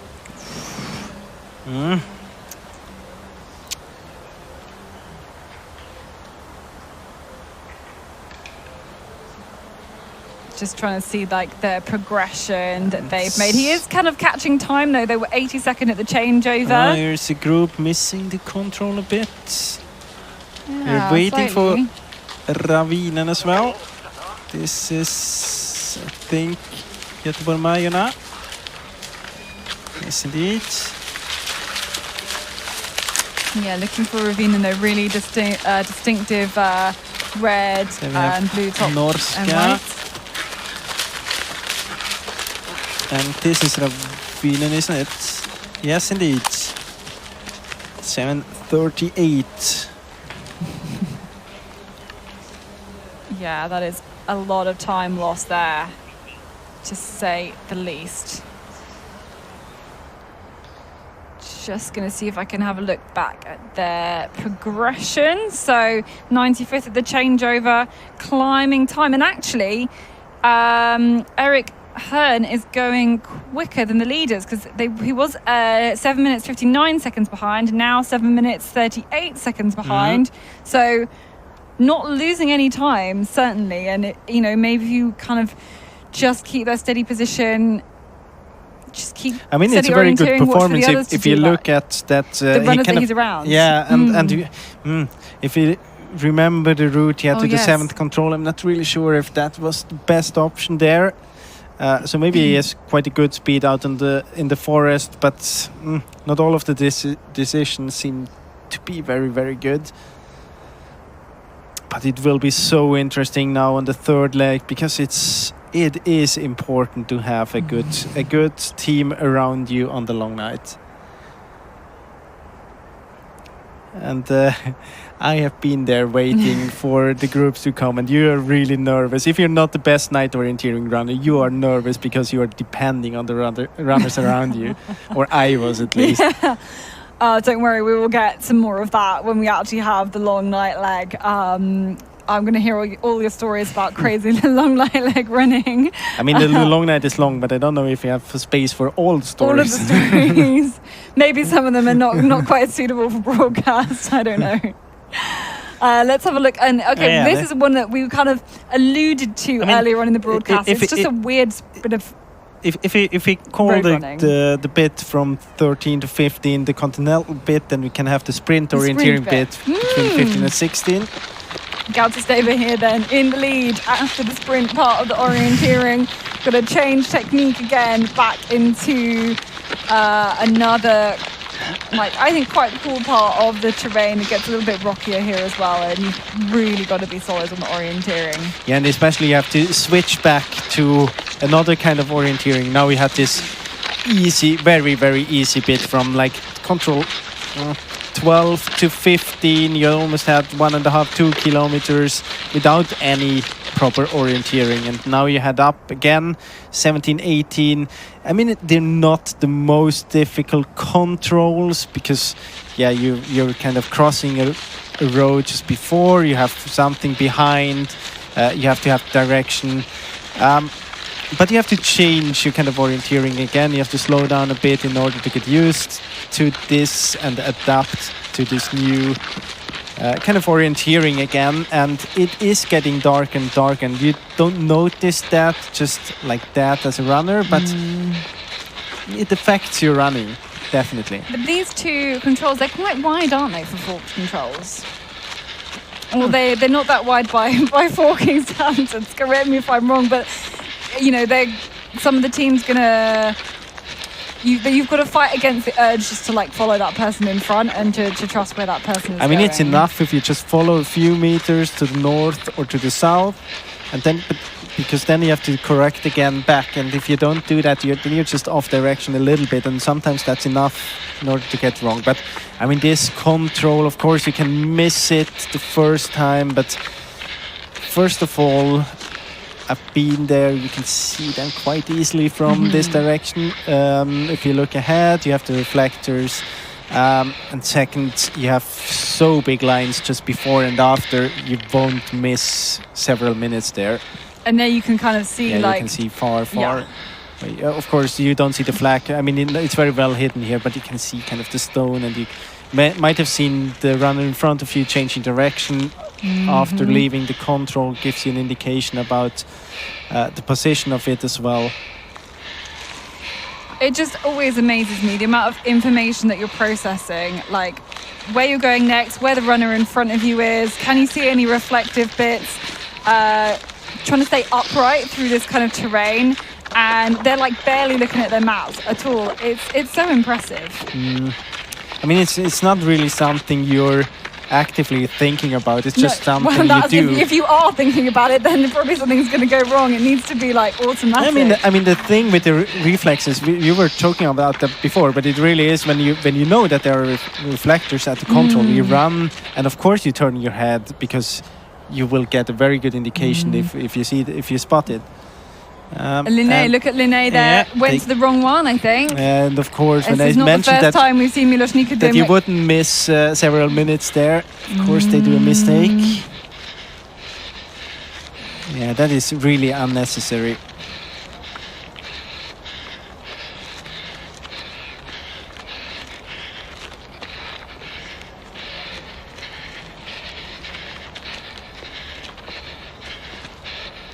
Yeah, and we could see, I think, on a previous forking, Linné did the same. I mean, if stopped at the previous control. This really, if this would be about politics, this would be my main agenda. It's like not if you cross a road, you have to have direction. You have to know where you leave it, and it surprises me every time when I see it. But you what do you use there on? Are you kind of using the green? You're trying to use the boulders. Like, what do you do? I mean, you have a little bit of a curve there. Just if you're on the way to the G control, you have a curve there. If you're on the H control, you have the stone there on the direct line. And I mean, you have to know where you cross the street. And usually, if you have good direction, I mean, it's quite easy to see. You kind of look at the angle you're running over the street. And if you're not sure, then take a few meters and do the job. I mean, the thing is, it's maybe the easiest mistake to avoid. Taking us back to orienteering school here. we're just sat on our bums. No, but especially in the relay, when it's all about, I mean, we're talking all the time about you're not going to win the relay on the second leg, but you can lose it there. So take those 5 to 10 seconds, invest them, and you will, I mean, in the end, it won't matter too much. So this is control number 19, we think. This is Gautasteva from Fredrikstad, looking really good here. And from looking back at the GPS tracking that we just saw, it looks like he just executed those forkings really, really well. And now it has a little bit of a gap. You can't see any. Oh, there's a few lights in the background. You can see them kind of twinkling in different directions as people come from different controls to this point. There we go. But I wonder if anybody's managed to still get the back of that Gautasteva. Really interesting. So which are the teams here? It's Denzel, isn't it? Yes, indeed. Second position still. Conta Andrieux. And then it is Shields OK. Andreas Uller, very talented runner. And it's Umeå. Södertälje, Kolmården. So it looks like we've had the Södertälje Nickfa and Punch found, so no disqualification for them. It says teams ready to continue, no disqualification. That's the word we have from the organisers. Here we are behind Tore Metzen, Caveat, Bäckelagets, Tisaren, Halden, Orion, Linné, Pan Århus. Feels like maybe Bäckelagets in quite a good position after the first leg, maybe dropping back slightly into kind of this, I guess, like kind of third group. Do we have? I mean, but you have 1.5 minutes here. It's not the biggest gap. Torensson is there yet. I mean, yeah, of course, there are many teams and there is a gap, but there's still, if we're talking about 1.5 minutes, there is a chance that during maybe the third leg or then the long night that they will group together again. Here we have IFK Göteborg. Lost a bit of time now in this section. Before, when we were talking about him, he was within a minute. Now it's more than a minute, definitely 2 minutes. Tampere, Pyrintö. Yeah, that's their first team. Yeah. Then we have, is it Hackarpspojkarna? Snättringe. KFUM Örebro.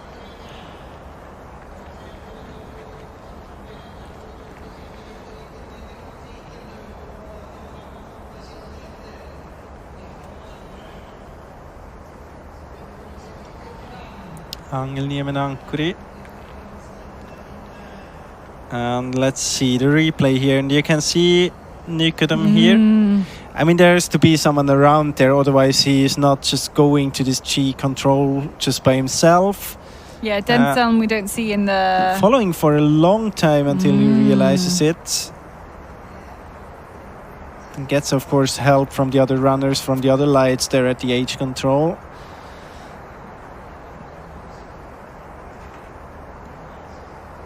Yeah. 50 seconds.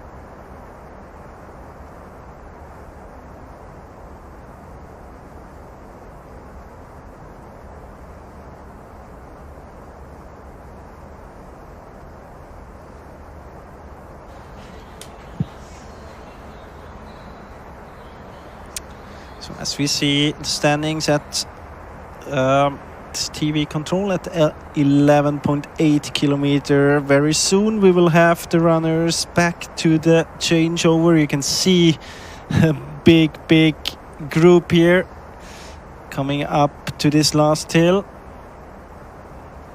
And actually don't think this is one of the second leg runners there. I think they're coming here. This is Gaute Steiver. Has quite good direction here.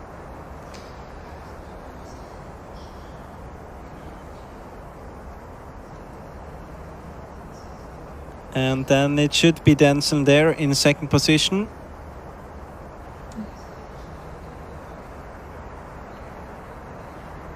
And then just behind should be Umeå, Södertälje on the top of the hill now. KV. Yeah, you can really see a bit of that train and everybody going the same way this way, actually. This is, here we go. Here's a little thing which is what we had on the first leg as well. So some people went this way but didn't really execute it very well. And on the leaders went the south way, basically all the way around and next to the water. Benjamin, and someone went in the middle as well. Näslund went all the way to the top there. Yeah. Just passing by the water. Totally different approach, but I think this route run here on the second leg, it's the best option to go. Yeah. And I think it was actually the leg where he was caught, Benjamin Näslund again. And definitely caught this next control 21. Whereas he said they he were made heading a bit parallel too much mistake. to the west there. You can see Gauti on the way now to this control.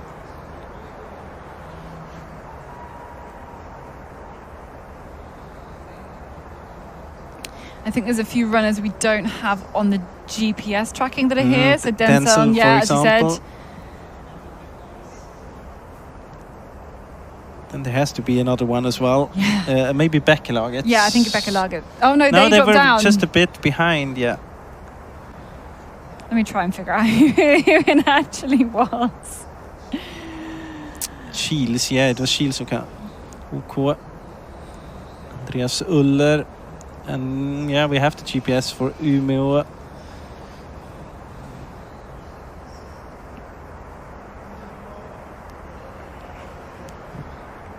So now they punched the third last control on the way to the second last control.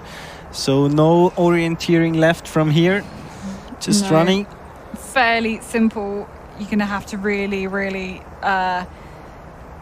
completely lose your mind if you're going to make a mistake. I think here it's fairly simple. I mean, I love these drone shots so we can see through the terrain. Talking about here. tracking up, you got some real tracks here. I think you're right. But of course, I mean, we had this leg already. But I think they were picking up the relay. tracks that actually were on the map, though. So I'm not sure that's not a track. Yeah, but I mean, you had have the women running here as well. That's true. That's true. So down towards this kind of second to last control, we have the runners heading now. There we go. Fredrikstad, Gautestave towards the lead there. We've got quite a few runners, a couple that have been tracked. So Quentin André from OK Denseln, Andreas Uller from Shields OK, and Eric Hanrup will be the next, I think, maybe looking for IFK Umeå. So you can see a lot more of the lights kind of going on in the buildings around here. Sun has set.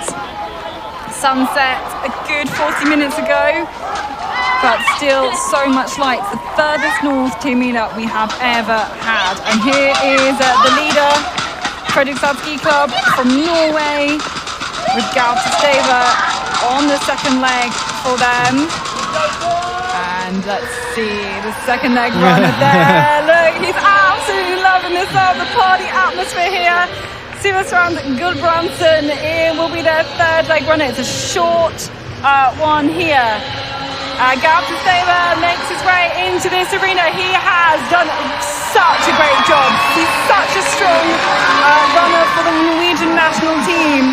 And he's going to go and take over in the lead. He's done his job today. He's going to hand over to his teammate. In fact, he's looking up to the others. He can't even see any others on the picture. In fact, here's Denseln, I think, there as well. So the next team, it's Quentin André from Denseln going to hand over there. They will hand over to Emil Kallered, having gained 8 places. Look, Gautestave up 44. Shields OK up 51. All change Andreas here on Uller, Tiomila. what a great run by him. 51 positions. Wow. That's really, really, He's going to take good. a look at the results. Whatever happens with their team after that, just looking at the results, after the whole of this relay, up 51. By a frame, print the result list and frame it and hang it up in your... Get it professionally done. You can remember that forever. Big group though here. Here are these chasers. I think Linnea in here. Good number of the top teams as well. So to tell you, Nick Van there, number 5.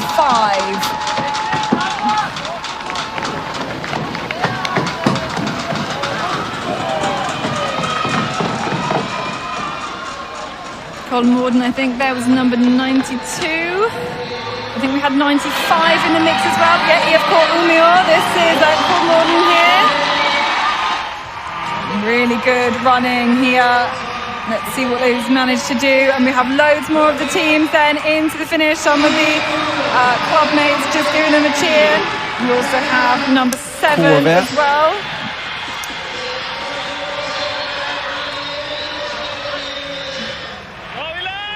So Umeå, Entenre, Kuve going up. Yeah, they're going up as well.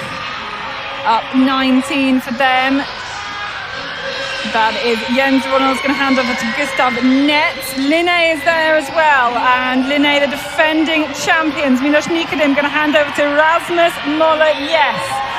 So I think the runner, they're going to go out. What's that? 10th position, 154 down. Keep an eye on them as well. Becca Lager's dropping a few places there, but only just outside the top 10. Becker had a great run there. Noel Brown, junior world champion. Payman Rasti up as well, up 15. And you can just kind of see all the runners reaching their arm out, shouting at the incoming runners to make the change over there as well. Paul from Örebro. Yeah, Jonathan Gustafsson. Yeah, handing over to Edvin Haldin. Interesting to put Jonathan Gustafsson on that second leg. Haldin there, losing positions.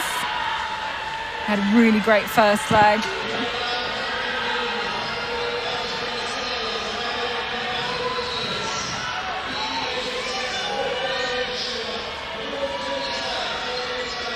Ivko Göteborg climbing 4 places there. Terence Sinistayat climbing as well. Just taking the maps across.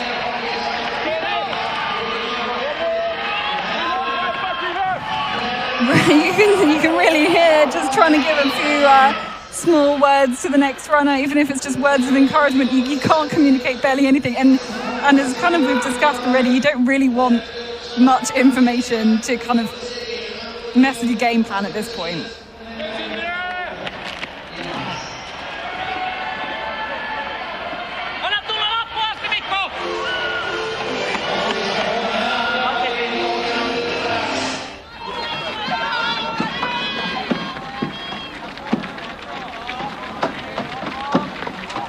Looking back then at some of the other teams heading in here.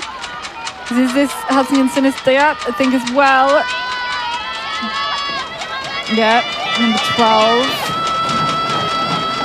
And maybe that's one of the first people who saw who lost their number. They're actually stuck on. They're like stickers that you stick on the orienteering tops. They're not like pinned on at all, these numbers. We thought we'd lose some of them around there.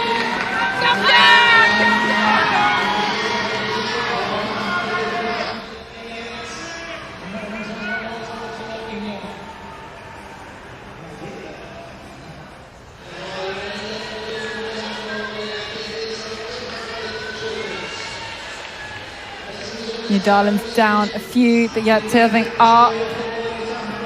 Ivko Göteborg 2 down, quite a number there. That was the first team. And so 5 minutes, still 38 teams within that 5 minutes. Pretty good after the first 2 legs, 27 Ks of orienteering already. And now we've got this very interesting unforked third leg that we're going to spot very soon. And this leg now is very important. It's mostly about the grouping. I mean, you can be behind a bit, and I mean the good thing for the top teams that are a bit behind is that in the very top, well, we have big teams and good teams, but you don't have the very, very big favorites there. And now it's important for all these smaller teams in between here, group together with the good teams, group together with ones that have really, really good night orienteers on the long night. And of course, it's nothing you can really plan. I mean, you can plan who you're running with, but this is an unforked leg. If you are quite sure that you're right, but you are together with a team that has a very, very good night orienteer on the fourth leg. It might be an option just to do a 20 seconds mistake with them in order to keep with them and hand over in the group and not risk anything, basically. That goes, like, I think so against people's kind of instincts of what they want to do with the orienteering, to be honest. So Mora, Navi, MS Palmer comes through as well. So we can take Stora Tuna on their way through as well, as we just catch some of these runner here as well. Yeah. So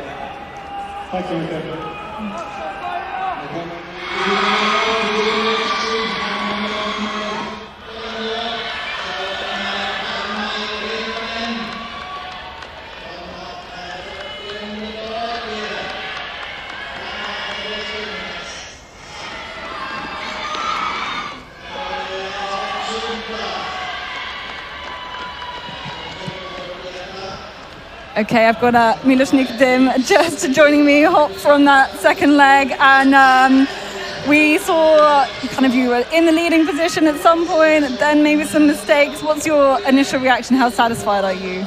Like in the beginning, I had a really good flow, and I was a bit afraid on the way to the first control because it was a very dense area. But I went from feature to feature, and I had a really nice attack point, and I managed. But already after that, to the second control, I hesitated a little bit, but I get into it again. And when I was running through the tunnel, I knew that I'm on a first place.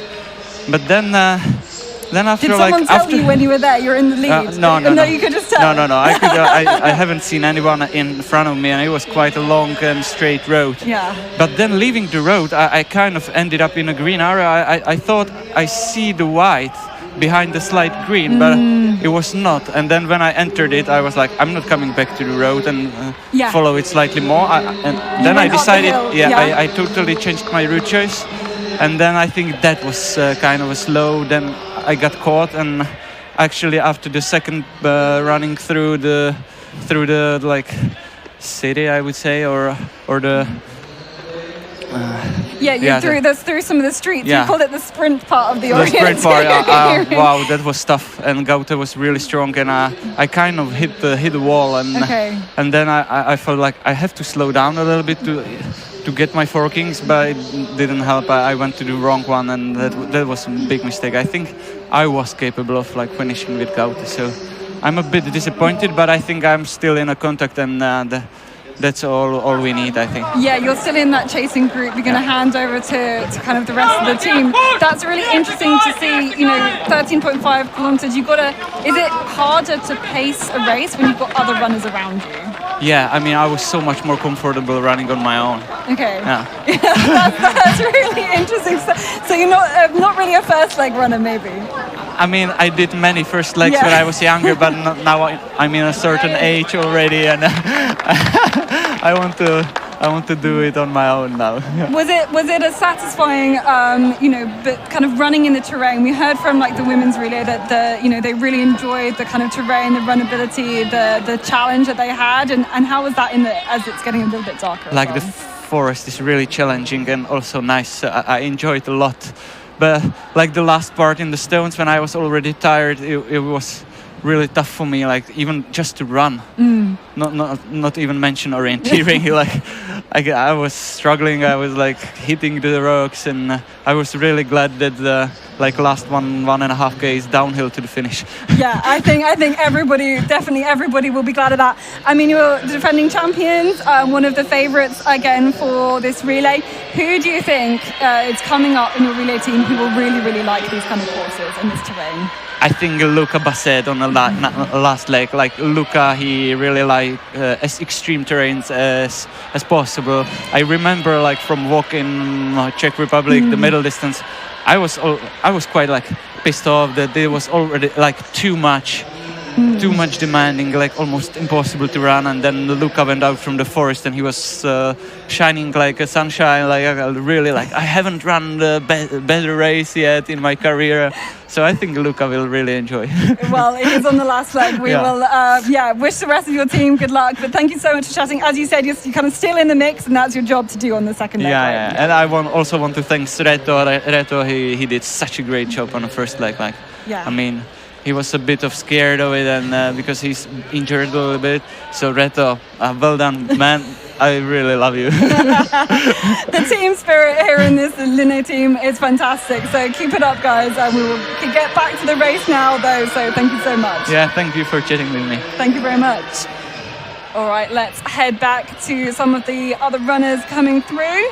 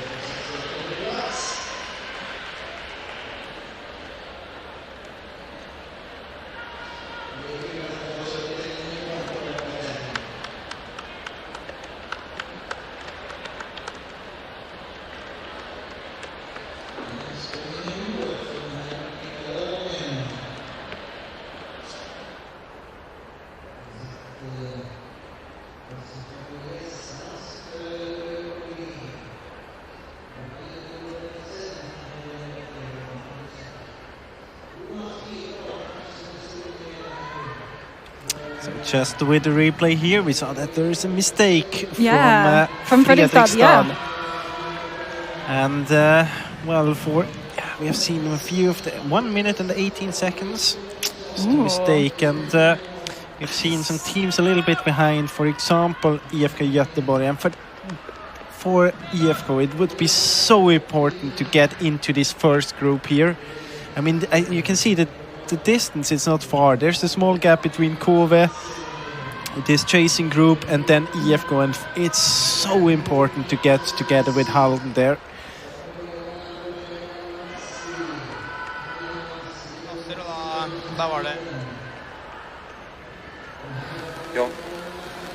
So back towards the next TV control. I mean, this race is just like, this leg is just like a little middle distance race. It's a bit of fun, but of course they know it is not forked at all. They've got all that information.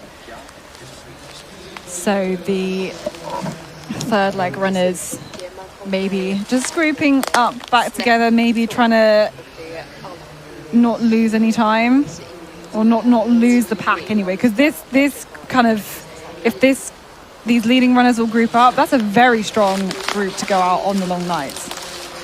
Of course, and it's so hard to close a gap, especially here in this kind of terrain.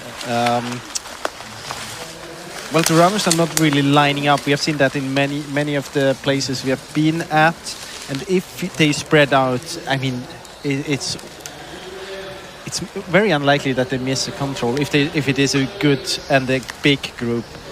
But we have to wait, of course. But this is an important, definitely an important leg. So this looks, I think this is probably the fifth control. We see lots of runners through here. This is Södertälje. Is that Linné again? Beckelaget.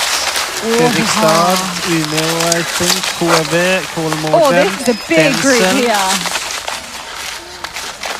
I think those two groups you've seen on GPS are kind of Rusty, together. Tisaren, this time Rusty maybe, Malungs.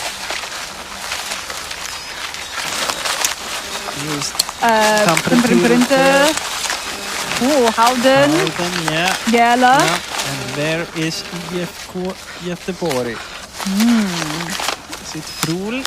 Yeah. It looks so much brighter when they well, actually, Miloš also added just off air that when you have your headlight, your spotlight, you can see everything that is lit up, but you kind of have tunnel vision because you can't see the other things. And he actually was trying to resist turning on his light so he could have like a wider view, but because almost everybody else was, he kind of needed to. He's saying he needed to turn on his headlight. He also confirmed that it was more night orienteering at the World Championships back in Czech Republic and the relay than it is here. So this group here, I think IFK Göteborg, I think we can spot them there. Yeah, up to the left. This is NTNU. And this is IKHP maybe. This is here is Pilblad. Göteborg there, first team through that towards the start of this group.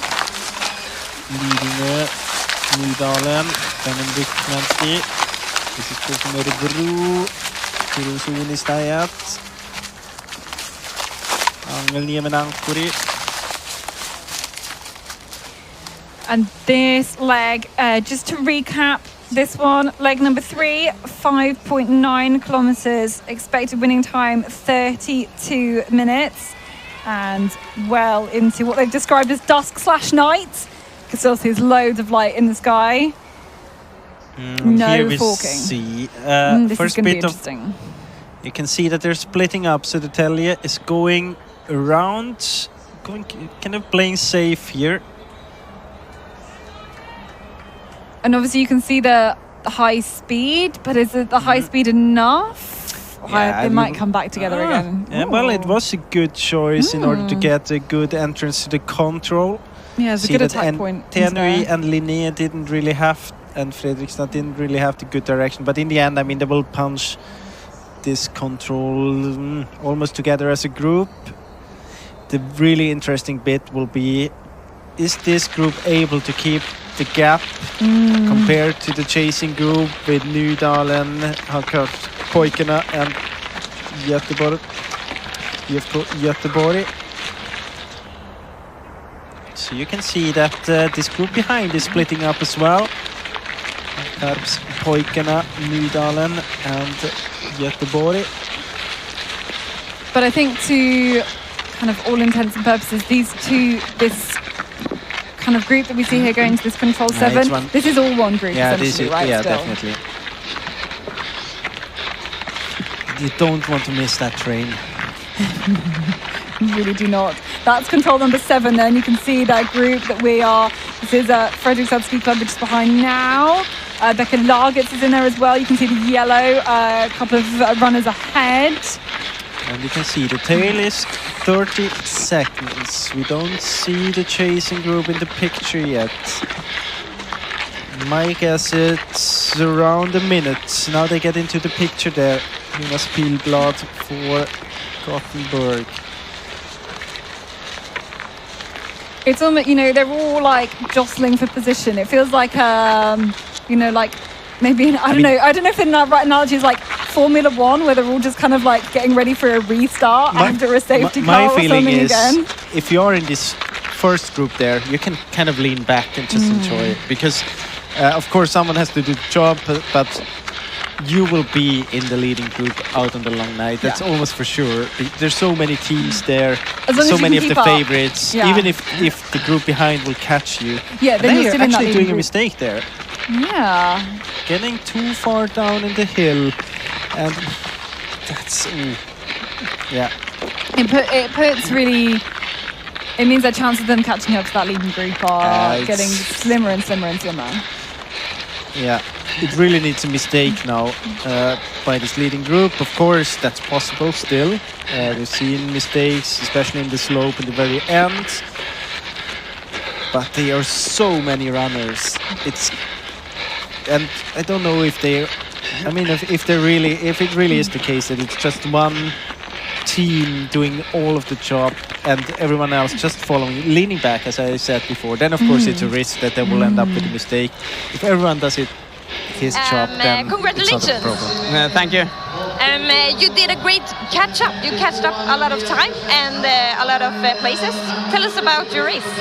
I was confident going out and was really focused about my orienteering in the beginning, and it went really well. And I felt strong physically, and yeah, it was. I really enjoyed the race today. When did you realize you were in the lead? I mean, on the first 4th or 5th control, I was already didn't see anyone in front of me, but I thought it was still some guys to catch, and I could see some of them, and I actually asked my friend Milos about halfway if we were in the lead or not, and he said it was only one guy left, so then it was felt comfortable. Okay, so Milos, he was in control. Yeah, I think so, and I trusted him. So, and I mean, it feels great when you come in the forest and the camera guy is waiting for you, and the organizers they are cheering, and you can sense that you're in the lead, and it's a really great feeling. And what is the feeling for the rest of the relay? Yeah, we have a strong team, and we hope to get top 20. We were 29 last year, and hopefully we can catch some places from then. I wish you good luck. Thank you. Okay, this is really interesting to watch now because we're counting teams here to see who's going to be in this leading group. And we'll count these two here as well, right? I mean, it's just borderline. If they're lucky, then they're in the team. If they're unlucky, then it's. Oh, I think that might be from another leg. Maybe from another leg. So 22. Let's go with 22 teams, yeah? And the question is the team behind. We are waiting for IFK Göteborg. We are waiting for Nydalen. We are waiting for Hökarpspojkarna. They did a mistake at control 6. We have other teams doing mistakes there. Tyrving, Helsingin, Solistad right now. And I think this is the group with IFK Göteborg. But you can see the gap there. The gap's quite big, isn't it? It's quite big. But I think we're getting these, maybe the graphics slightly off with the... Something strange there. Are they punching a... it's a strange graphic. So now oh no, they're the right punching time. the previous control, which is where we take the time check from, and then this is the next control. Yeah, so this is the 9th control, and we get the time check from the previous one, which was the 8th control, obviously. Maths. Hey, we've already done lots of commentary today. Let's kind of count how many groups there are here, I think. And here, I think and we now have it's adding them back in, I think, again. Yeah, now we're back at, you can see the gap now, 2 minutes and 10 seconds. They won't be in this first group, definitely.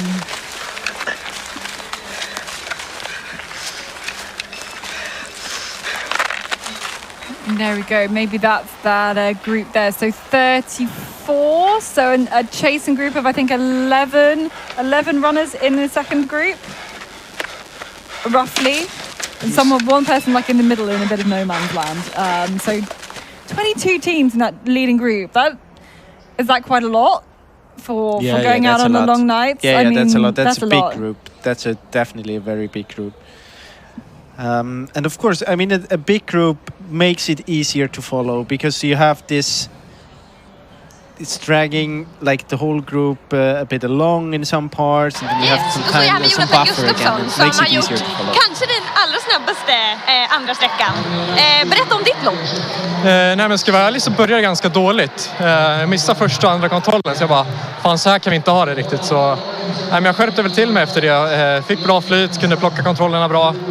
Nej, men så jag är riktigt nöjd med loppet. Det är alltid kul när man kommer ifatt bra folk. Man vet de som har gått ut långt före en, så det är kul. Jag tror att du plockade 67 placeringar. Kändes det när du sprang?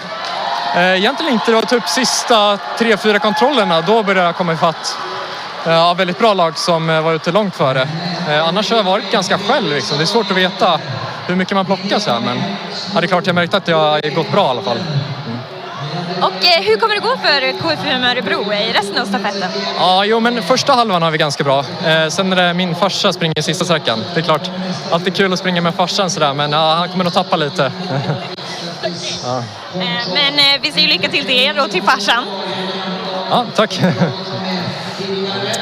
So probably the fastest runner on the second leg Jonathan Gustafsson started quite badly, he said, but then got into the race in a good way, and he's very satisfied with his run. He was actually able to climb 67 places on the second leg, so very good performance. He said that he noticed in the end, just in the last slope, that now it's starting to be good teams around me, so now I have a good position. But he wasn't very optimistic for the last bit of the relay, because he has his father in his team, of course he enjoys to run together with his father, but he thinks that he will lose time compared to the top teams there. Small mistake here at control 11, but might just not be big enough in order for the teams behind to close the gap, or to get so much closer that they can spot the lights on the horizon. So now they will go to climb up the hill to 12. We know from earlier legs that it's good to go all the way around and not take this middle section there.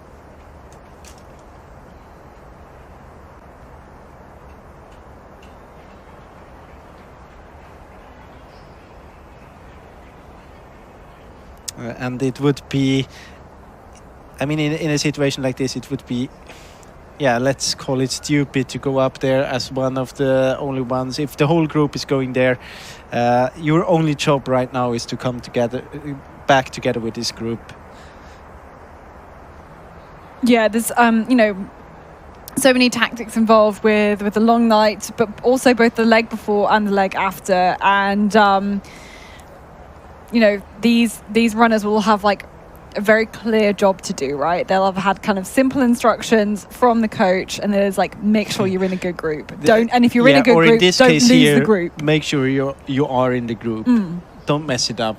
Yeah, if you're in a group, don't mess it up and then lose the group. Especially you're in this group. You have Linné around you. You have Södertälje there, Fredrikstad, NTNUI, Kove. You have many of the big favorites.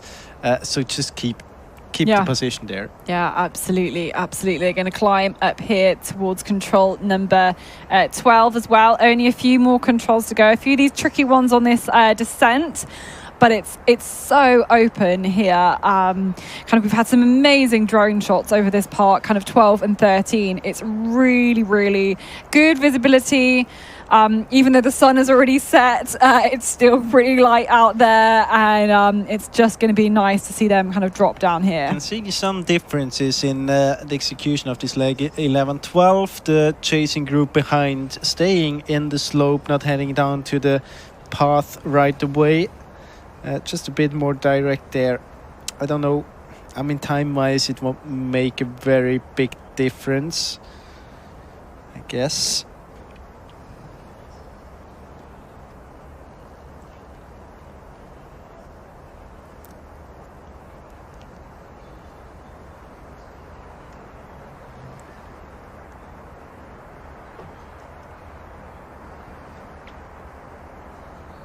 There you can see kind of the cut-off. So Järla there, the back end of that leading group. And then you can see, I guess, kind of Ryan McMenty maybe leading just about kind of 15 seconds off is actually quite a long time. And then a big gap back then to 5 minutes there. So that's kind of where that second group is, about 2.5 minutes down off the leaders.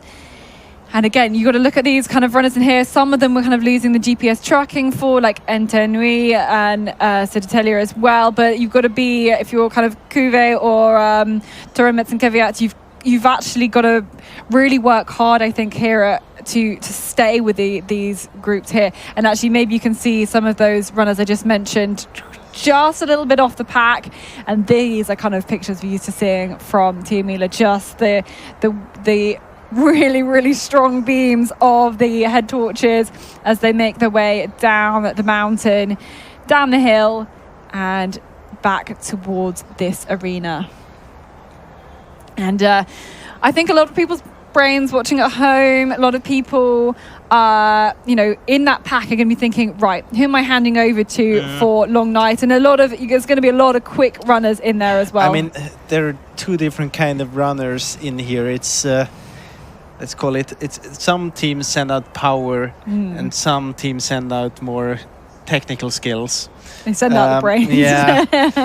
I mean, for me, Linné has a very, very strong runner out there. He had the fastest time last year on the long light, Lucas Lieland. So this is a big advantage for this group here, and we will see many runners in this group trying to keep his back, I guess. But it will be interesting to see if they just if we have a few active runners, or if it will be that he is like the one in the driver's seat and everyone else is just following, which is perfectly fine as long as they are doing their job as well.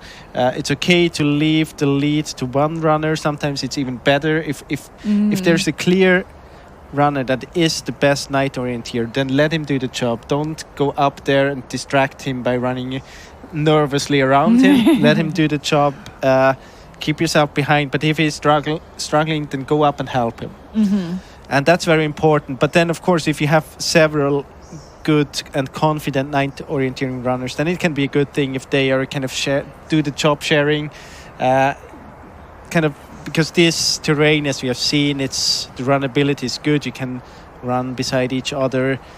It allows more than one driver. It will be interesting to see how it will develop on this long night.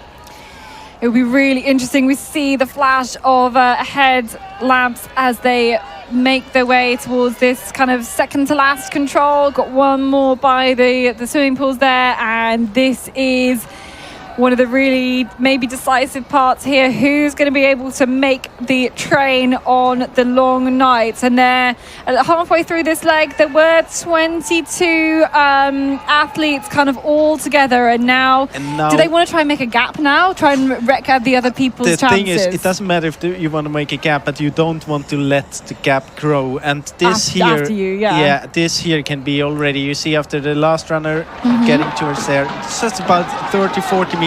Can be very decisive. If you don't spot the runners in front of you, that's just brutal for the fourth leg runner. Does this mean the fourth leg runner's got to work really hard to catch up to the group of hard? You know, we've got a little bit of time though for them to run out of this arena, so they could maybe do that. Yeah, but it's tough because the speed will be very high in the beginning, and you have to close the gap and then follow for 16.5K in high speed orienteering. Can be very, very tough, and just make sure you're close to another runner. Simple instruction, make sure you're close to another runner. Here are the leaders. This is Anthony. Yeah, you can see the trousers are not really up there.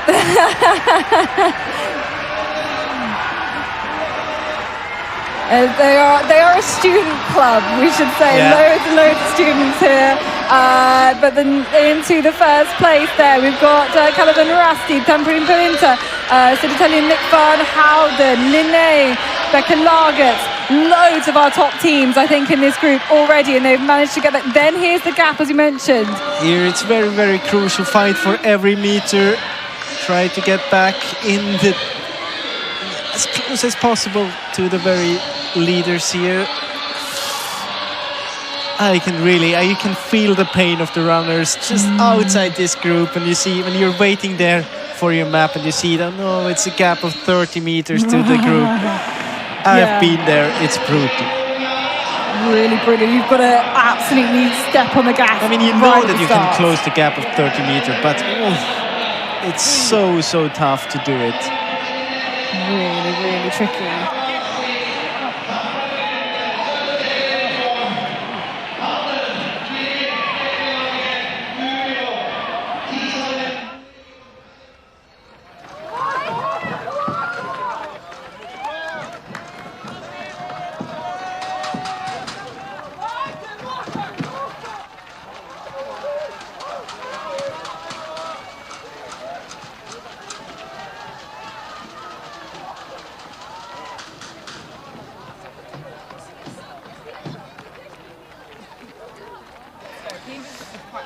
And let's wait now for the chasing group. We have seen before that IFK Göteborg was just behind. And it will be very interesting to see how big the gap is now. How much behind has Fredrik Backman to run out into the forest, but first Kove into the arena here. They will send out Bartosz Pawlak on the long nights. You can see some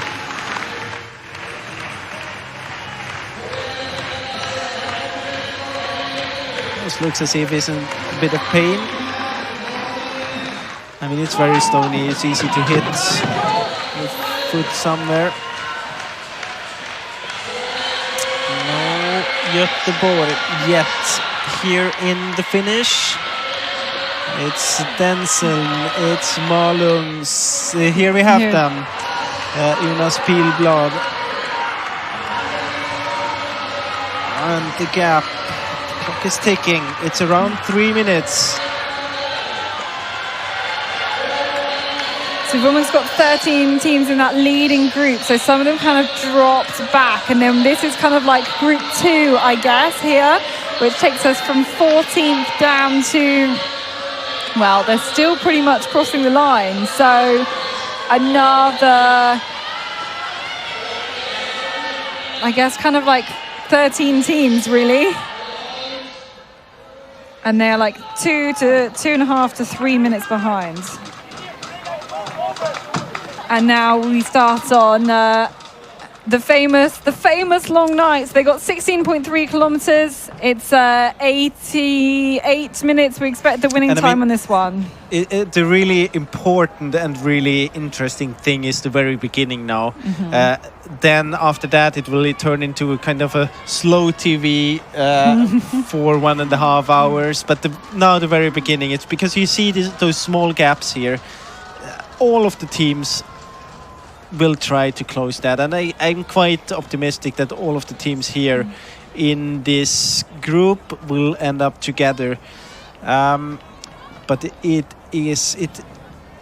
takes a lot of energy to get up there and close those small gaps. I mean, if you're the last runner there, you don't have to just close one gap. It's like 5 gaps you have to close, and you don't want to be the last one in the group as well, because there's always the risk that one of the runners, I mean, not in the very beginning, but that one of the runners will kind of hit the wall. And if you're living on the edge there as well, then it's so hard to not just lose speed with this other runner and end up outside the group then. So it's good to not be the last runner in a group. So try to keep 3rd, 4th position there. So it's like a really young Ryman Menti team there, but already, still in 32nd position.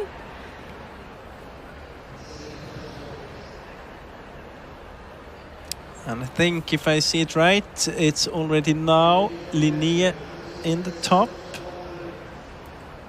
looking for the speed. And it looks like the scenario I was talking about, that we have Lukas Liland taking the lead here and the other runners behind him following.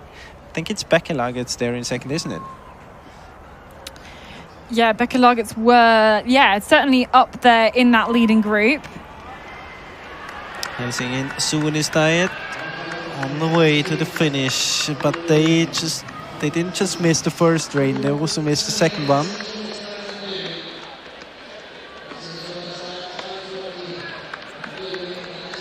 And I mean, usually this is kind of a reset of the relay this long night. You will have like a mass start on the 5th leg with all the teams that are in the first group.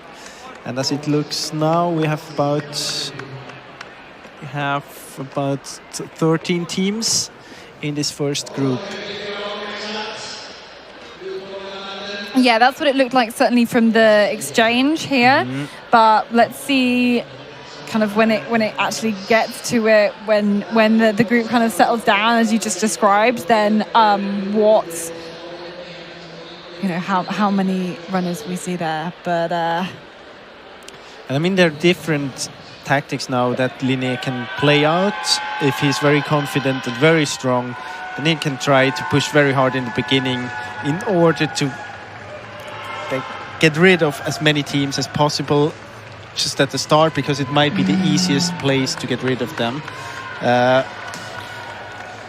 For him, I don't know if it matters too much. I think they are quite confident in their team, so he can basically just focus on doing his own job, doing his orienteering. Wouldn't care too much about the runners behind. I think he's going for that one, but he wants to keep the speed high because he might know about the situation of IFK Göteborg. He doesn't want to get them up to this leading group again. And we're talking about Linné because whilst you guys can't see the GPS tracking, we can, and we can say that it looks like Lucas Leland kind of leading the first group on this long night leg.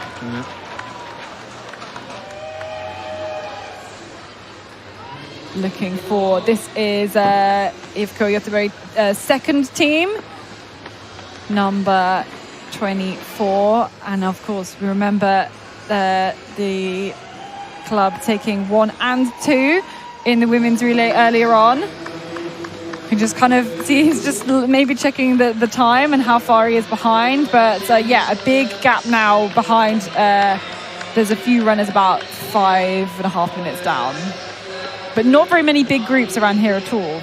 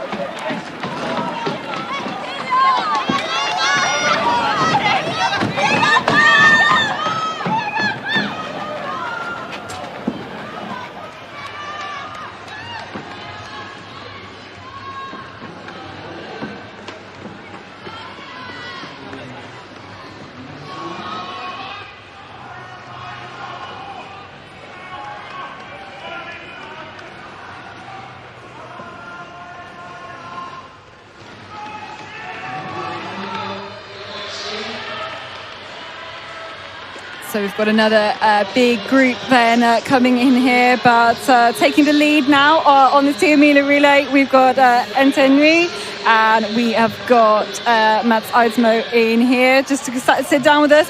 I mean, job done. You're in the leading group on the long nights. You must be pretty satisfied with that. Yeah, it's exactly as we planned. I went out in the perfect situation. And when I get that type of race, it wasn't too difficult to do my job. Just keep in the pack and finish hard. It's quite a simple instruction from the coaches here. Don't lose the pack, right? Yeah, of course. And I know that knew on the ahead of the relay that most teams have their weakest link on the third leg, us included. So I wasn't going to rely too heavily on the others, but I realized around halfway that there's no chance that this group is splitting up, so just stay right where you are and then prepare for the finish. Did you kind of have a look around to see what other teams you were with, and you were satisfied it's going to be a quick group, and that you are with the leading group as well? Yeah, in the beginning I just had Södertälje ahead of me. I knew they were disqualified, so tried to not pay too much attention to them, but it seemed like he had quite a good read on the map, and then I saw Linné with Rasmus, and Lucas on the long night is one of the few people that we have instructed Sunday to keep an eye out for, and maybe wait for if he had the chance. So one of the few people that we really cared about ahead of the long night. So I just tried to stay with him. Yeah. We say the long night is so very in Tiomila, but so is the leg before and the leg afterwards as well. So it's very crucial there. Oh, thank you very much. Again. So we're going to cut back to what you did there, but thanks so much for chatting to us. Thank you. Yeah, I went out in the perfect situation. I knew that there weren't any of the top favorite teams ahead of me, so I just had to do my thing and pick the controls, and I did. And after some time we were a large group together. I were quite far ahead most of the time. It didn't go too fast, so I just had a good look at the map and compass, and made sure we went the right way. Okay, and tell us about what happened when you came in here in the arena. Yeah, you know, in Antenio we're a student club, so we like to have fun, and it's kind of a tradition that if you're first into a relay, you have to pull your pants down, and it's an honor to be able to do that here today. I'm really grateful to be a part of that tradition. Yeah. Yes. What do you think about NTNU's future here in the Tiomila Stafetten? Yeah, you know, we have an extremely strong team. On the paper, we're not maybe the strongest, but you know, I wipe my ass with paper when I'm finished in the toilet. So I don't really care too much. I think Sunday and the long night we'll do a perfect race, and then we'll turn up the best guys we have and finish first, I think. And who will win Tiomila? And then we, of course. No question.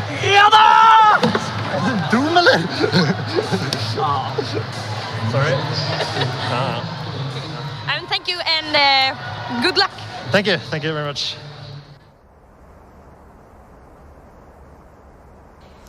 So a short recap of this start to the long night.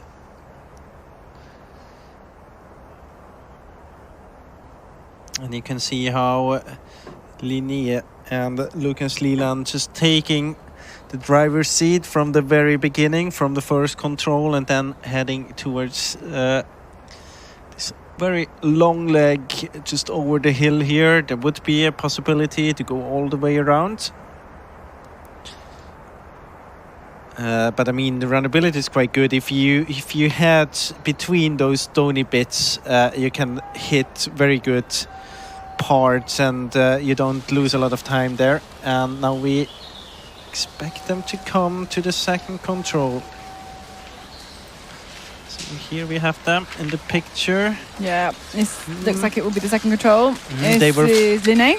They followed the path for a long time there. But still Linné with the lead there, and it looks very much like the scenario we were talking about, that he is going to take the control here. He's going to lead this group.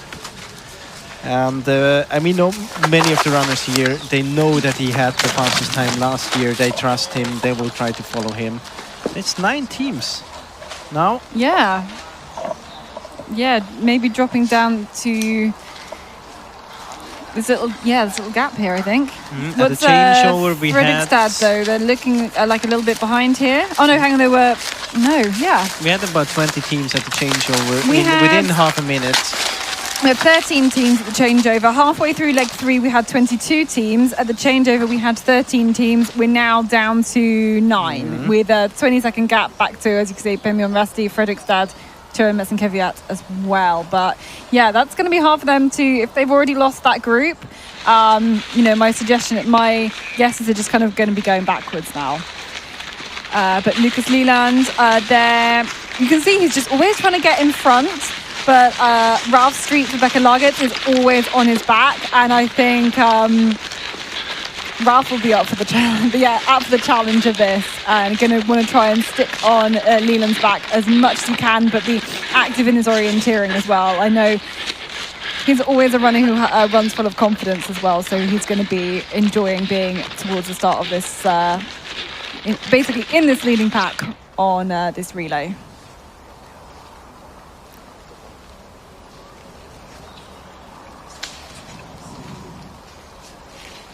This is the next group coming here. So we have this 9 runners within 20 seconds. And there is a gap, and this can be very decisive for Pemion Rasti, Fredrikstad, and Merz and Kvyat. And then another group here, or hard to call them a group.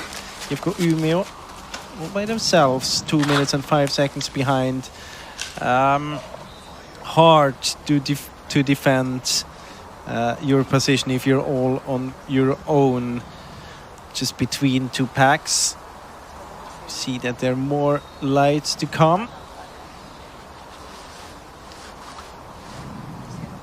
2.5 minutes, a bit more have passed so far. Yeah, just trying to spot the proper second group, and all the lights are a bit of a giveaway. We are waiting for the group. It's IFK Göteborg. Fredrik Backman, I think I can spot him there to the left. And he is the one leading this group, definitely. Århus, Malung, Skove. I'd say losing a bit of time compared to the leaders, but catching places, certainly there for IFK Göteborg. For him, it would be better to... I mean, he could lose places, but it's very important to get closer time-wise.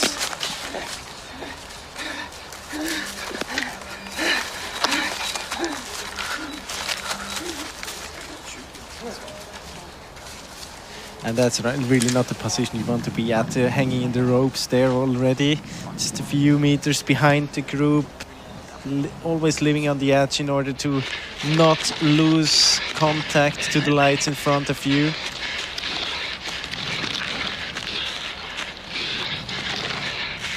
If you have to position the camera man has right here, then you're in trouble, really. Yeah, you're just going backwards. You're losing touch.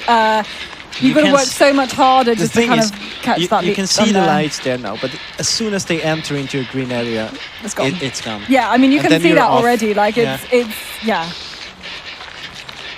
A bit off direction there. They will get to the small hill, and then they will, of course, they will have help of the street. There's no bigger mistake we can expect them to find this control. But it's always a bit of a hesitation. You can see there, maybe, I mean, the chance for the group behind with Ture Merz and Caveat and Spajmund Rasti, Fredrikstad to get a bit closer again. It will almost head out to the street. Another group coming here. And you can see all the battery packs of the head torches under the shirts, right? You don't only have a battery pack, you also have some like liquid energy, you have sometimes you have a reserve lamp somewhere. It's a lot of compass. Yeah, a lot of stuff carrying around. Yeah.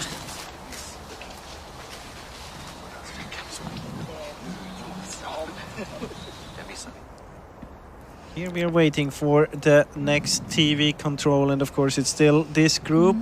So and it's still Lucas Liland. Yeah, there's Becca Lagertz, there's Tamperin Printer as well. Is it still 9? Yes, it is still 9. Calvin Rasti bringing up the rear. So 9 and then in the leading team. About 10, 15 seconds, 20 seconds to this group with Fredrikstad. I'm afraid it has been growing a little bit. They have done the same, let's call it, mistake as the leading group got a bit far to the north. I think this gap is growing. They had a chance there to get closer to the leading group. They missed it. I think it's Ture Merz and Caveat as well. But like cutting through the green there, that's what some of the light green kind of looks like to get towards the light show. Now it's the light show. It's a minute now. And they're about a quarter of the way through, if that's how you want to think about this orienteering. 4 kilometers of 16.3. Estimated time for this leg is 88 minutes. And we've got quite a good leg coming up now in the next one. And I'm really interested to see which way everybody takes this way. For me, there's quite an obvious way that I'd go. Well, I'm open to discuss this choice. Well, we will discuss this choice. There's a way that I would prefer, but I'm not a top elite orienteer, so they may well do a lot better than me. So we had those 9 teams through, then a further 3 teams you just kind of saw there going through on the picture. Törnvets and Keviat, Fredrikstad Ski Club, Peimon Urasti as well. And then the gap at the first TV control compared to this group with IFK Göteborg, it was almost exactly 3 minutes. And they're going to be here quite soon. They're going to be here really soon, but still possible, of course. 20 seconds left now.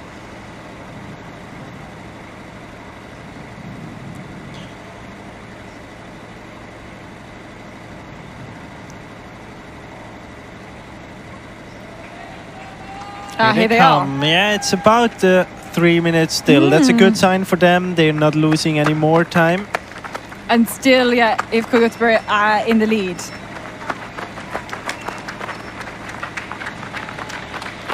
And they're not kind of disrupting the laws of this group, the rules of the group. In my opinion, I mean, it's very clear we have 2 leaders here, and they're doing the job. It's Fredrik Backman and it's Lukas Liland from Linné. For each group, it will be very interesting to see the next. Not the next leg, but the one from 6 to 7. Then I hope we will see some GPS from this, because it's a long leg, and as you mentioned, there are different options you can choose there. And also, you're going to get into kind of the politics of like, do you, even if it's not the route you would choose, are you just going to stick in the group, or are you going to take the risk to do something different? I would be highly surprised if someone will go all alone on a different route than the others. Then it's you have a lot of confidence to do so. So this almost gets like knockout sprint tactics. Like, when do you take the risk in the leg? Yeah, but right? you never take it in this leg. Well, no, exactly. You take the risk at the end of the relay, or even if you're going to take something of a risk, it's like right at the end on the last 2 controls to see if you can get slightly ahead. So here, and there's one thing I just like to highlight, because it's very, very typical for the long night. Look at the leg from 5 to 6. You could cut the corner there, but it's kind of the thing on a long night, like you try to save the energy, you try to get some free meters, and you run this corner, and it's the first group doing it, it's the second group doing it, it's the third group doing it. It's very typical. There's this control in the green, and then the next one to the 7th control, we're talking about that a very long leg parallel to this slope.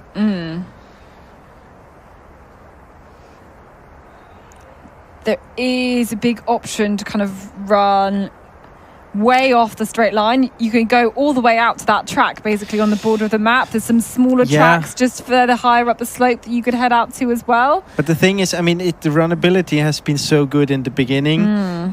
Also in the slope, you will get this open this cutting area in the middle. Then you have a path there. You can follow the path for a while, or you go south to the green and towards the control. It's very far to go on the street, and the runnability is just too good. I guess all 3 of the groups will go straight. Yeah. But if it would have been a bit rougher, then it would have been an option. But here it's just slightly too far to go. So I mean, compasses at the ready, because that is bang on the red line here at the moment. Compass is king on this leg. Compass is king. Well, especially in like a lot of this terrain where there's fewer features of the ground, the compass is so important. Here it's not only about compass, because you can just run on the same height and follow the height, the curve to this cutting area. You get the first half of this leg is quite easy to execute, actually. And the second one, it gets more tricky when you get closer to the control, but even there you get some tracks just before. You have the possibility as well to follow this path in the middle if you want to get a few meters where you can shut down your head a bit. And But I mean, at the same time, not many of the runners in that group have to shut down the head, because that's basically what they do from control 1. Yeah, you don't have to change tactic at all. Just keep going with what you were doing.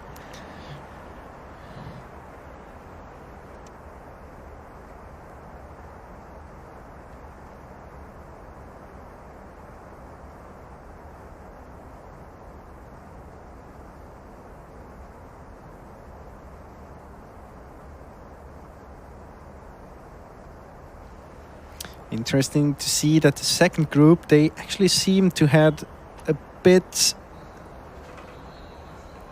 further to the south there. My guess is that they're gonna try to hit this track and then follow the track through the Katherine area. It looks as if both groups behind the leading groups actually are going for this option.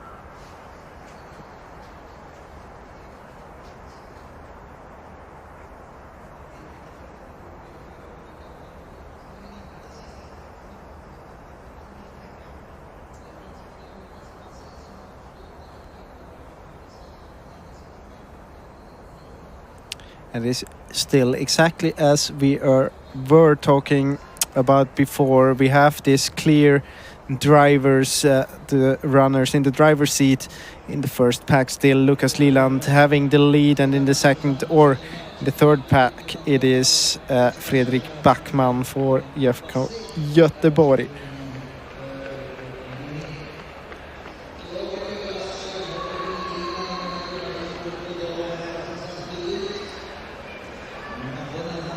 Is the leg times for the third leg, for this kind of middle distance leg.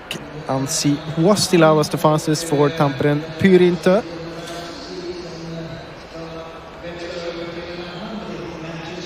And it was a very important thing to do for Tampere Pyrintö in order to end up in this leading group at the long night. Most gained positions also. Ansi Huostila did. I mean, that's exactly what you want, the kind of runner you want to have on the third leg. The one that brings you back into the competition, leads you out on the long night in the leading pack. Very, very good selection of the team there.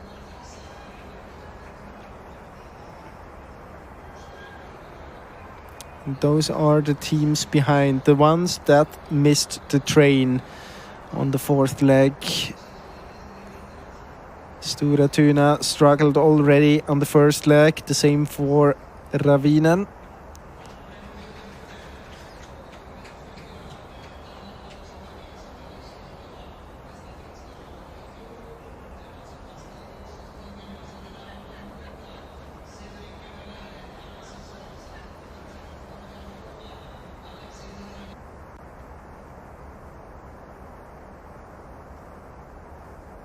And you can see that this group there, Stora Tuna, Hageby, MS Parma, actually missing the control number 4. I mean, they're heading out to this street there, but then following, they think that they are too far to the south and running further away from the control actually. Now getting back to the roads. You can also see that the Ravinen behind, maybe not with the best direction towards this fourth control.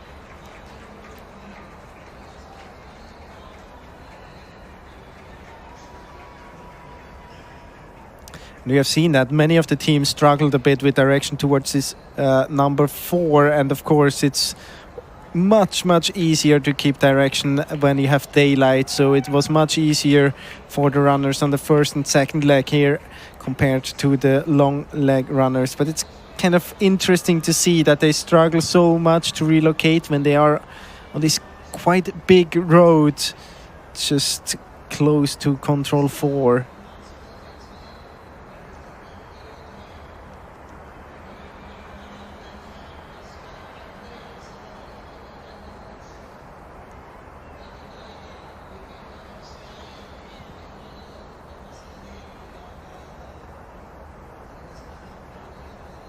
I think they have spotted the control. Opens up again for Ravinen, not too far away now.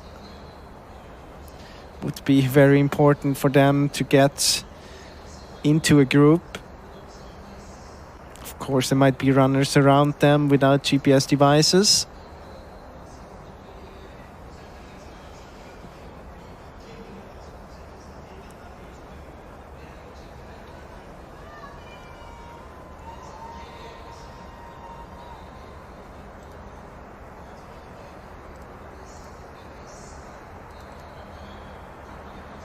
Here we have the group in the picture.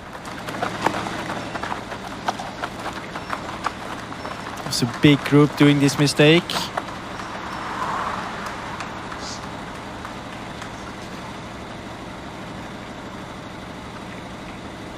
Let's see how big the gap is from this group to Ravinen. Yeah, it's actually not too big because I think they're coming here.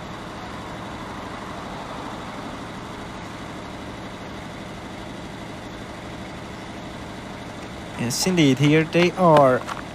Punching right there. And the gap.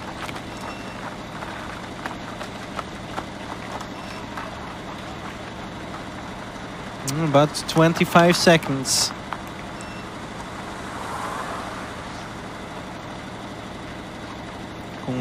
Roturier for Ravinen on this long night, and this is a replay from the long leg to control 7. We know that this first group heading into the slope kind of glued to the red line, trying to not do any extra distance here. We can see that the teams behind heading towards this track, a bit further to the south, not all the way down there, and you can see that the group with Fredrik Backman gets closer and closer to the group just in front. It's very good speed there by Backman, leading them towards this chasing group with Fredrikstad and Kove. So now all of them together again. Not really sure. Kove for sure has contact with his group in front there. Turun, Merz and Caveat. Not 100% sure if IFK and both of the IFK clubs, Umeå and Göteborg, have contact. Yeah, they have.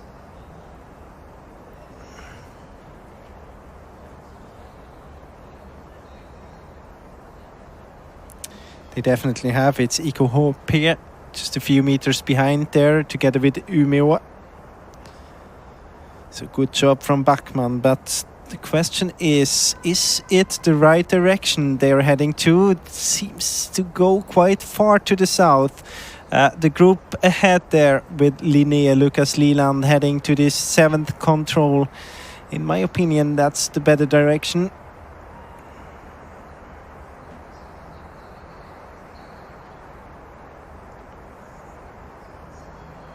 Can be a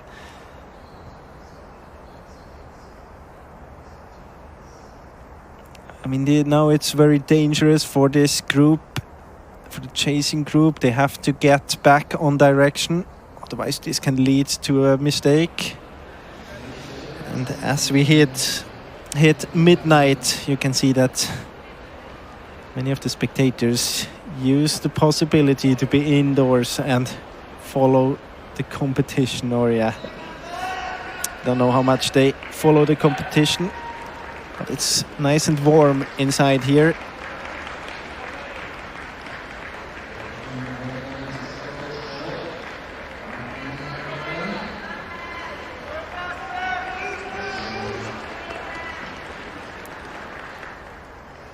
So this leading group just about to punch control 7, very well executed leg, but interesting behind the group, or the two groups, heading quite far down to the south.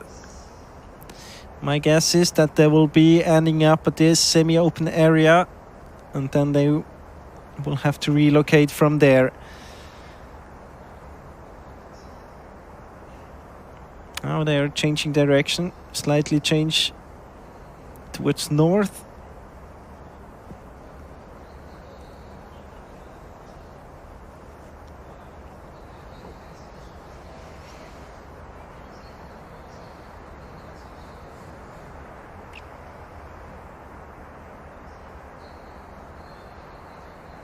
And you can see there are two teams going all the way around Tyrving and Helsingin-Suunistad. The route choice that Katherine was talking about just a few minutes ago.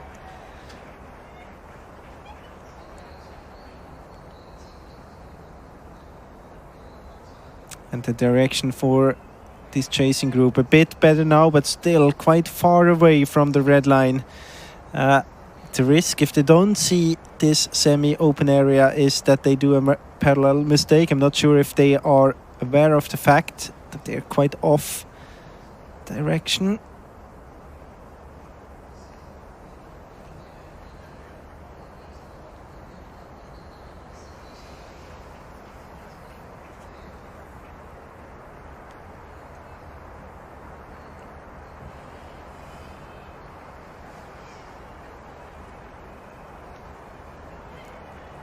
Now it seems as if they got contact with the map again, crossing this small path.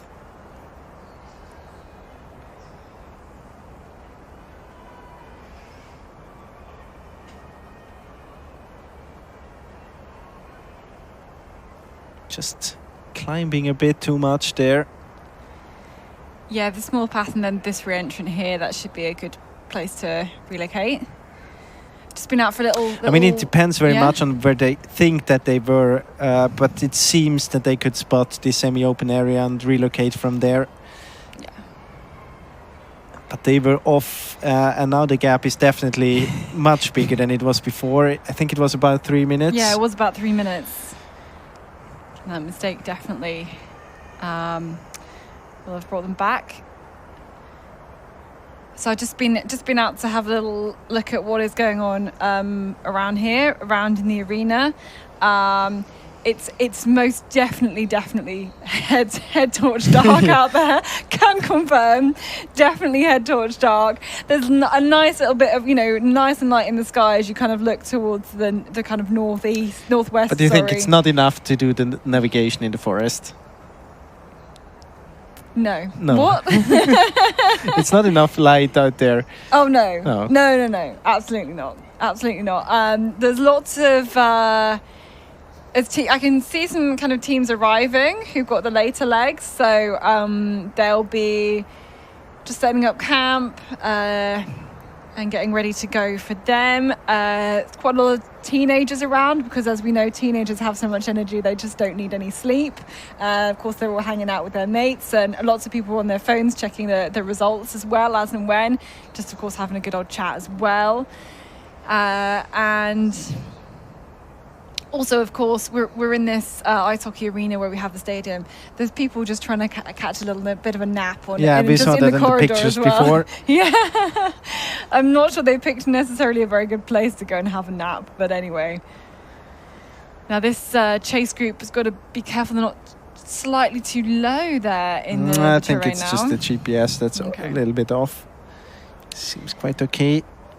And whilst I was gone, you can see Caleb and Rusty kind of dropping off this lead group. Is that something we've kind of seen gradually happening over this long leg? I mean, the thing is that I'm not sure how many runners we have in this leading group, so there might be a few names in between, but it's definitely now they're losing contact. I think we had about now they're 9, turning, didn't we? They're turning direction. They're definitely losing contact here. Even if we have like 2 or 3 runners in between, they're not in contact with the leading group anymore. So we wait at this next control, and you can this see is very dark here now. But we can see a few of lights. Yeah, we can. Coming. It will be very hard to see the choices now. Yeah, we're gonna have to rely on. I mean, we can guess. I'm going to guess for Linné, Tampere, Pyrinto, Södertälje, NTNV, and maybe Halden as well. Yeah, I think those are the ones you can see on the GPS. I can just see that from the lamps. Right? Yeah. Oh, okay. Yeah, you know which And, like the labs they've model. all bought, Yeah, or exactly. which ones they're sponsored by, right?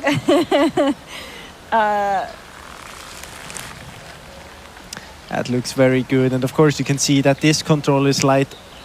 There's some kind of light inside the flag, so it's very easy to spot this control.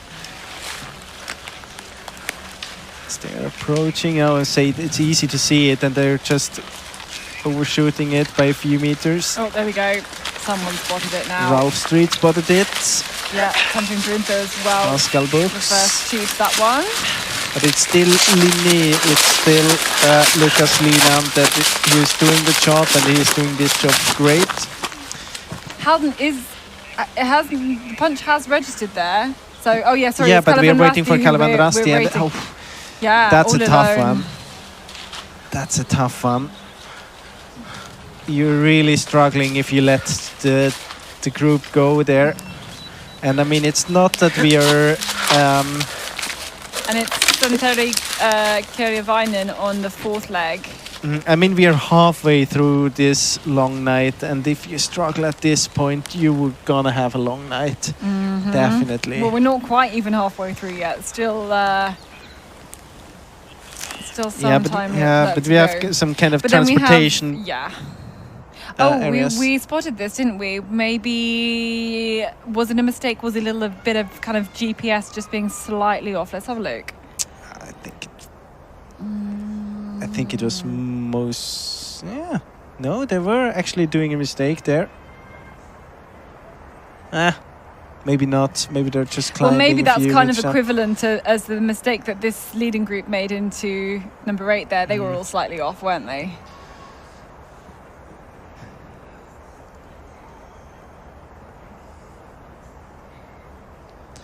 You can see that Helsingin, Sunnistad and Turving were actually going for your route there all the way around between 6 and 7. Did it work for them? Come on, tell me it worked for them. Well, we have to check the times Yeah. at control 8. I think some others have headed to the road as well, further back. We had them at control 5. We're talking about Turving. I mean, we have a lot of time to check those We facts. do. Turbing was there. Hang on. There we go. On here, 7:19. 7:19. And I mean, interesting, the gap compared to the team before, it was about 4 minutes. Well, is this still 4 minutes? I mean, they did a mistake as well. Well, we're only gonna find out when they get to control 8. Yeah, but it will be hard to see. Then we have to compare them to the leading group because they were hitting the control in a good way.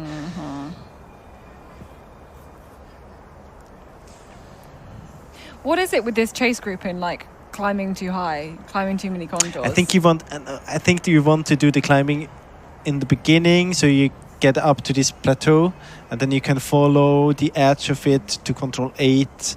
Because if you hit that control in the night, in the slope from below, it's gonna be very difficult. So I think this is actually a tactical approach to enter this control a bit from the southwest.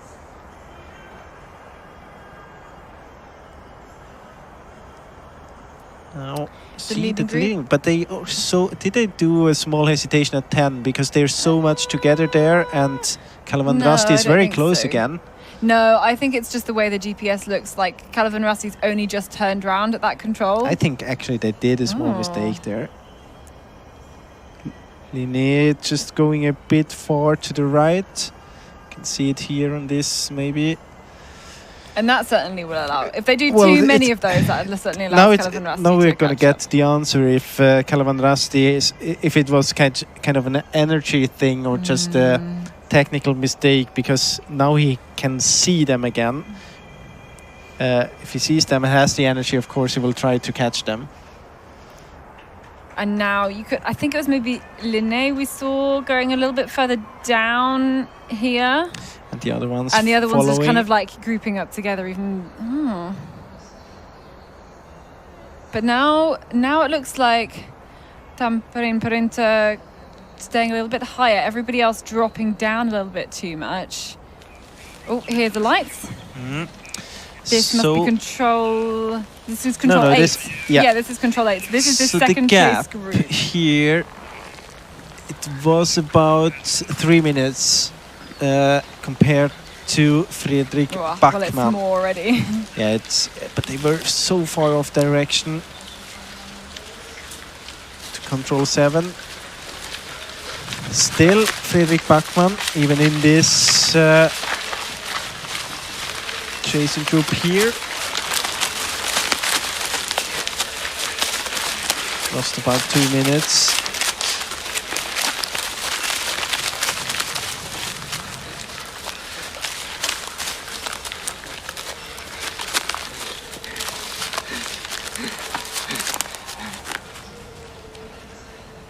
Yeah, go on then. That's the chasing group with some hangers on off the back who are going to struggle to stay with them. And 27 runners through then within 5.5 minutes. So yeah, you said it pretty much. The 2 minutes drop there as a result of being offline to control number 7.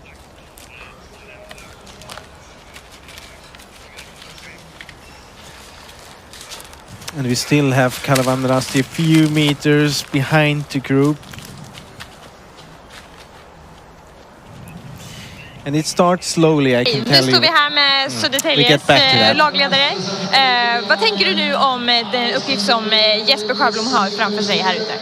Ja, jag tänker väl att han är i ett tryggt gäng och att han har bra sällskap och han gör precis det han ska. Och hittills har det gått precis enligt plan.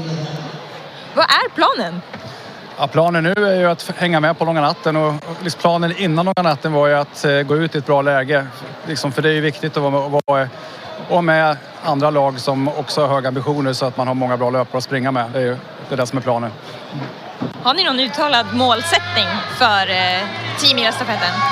Ja, förra året kom vi 5 och det var ju i och för sig en jätteprestation då, tyckte vi ju. Men vi har väl lite högre ambitioner i år. Så vi tänker väl oss att vi siktar mot pallen, gör vi. Och just nu ser chanserna för det väldigt goda ut. Ja, det tycker jag. Vi är precis där vi ska vara. I och för sig så är det ju 6 sträckor kvar efter det här. Men, men vi har ett starkt lag. Alla är jättepeppade och de flesta har ju varit med förut så vi vet ju hur man springer stafett. Ja, men då säger vi bara lycka till då i fortsättningen. Tack så mycket.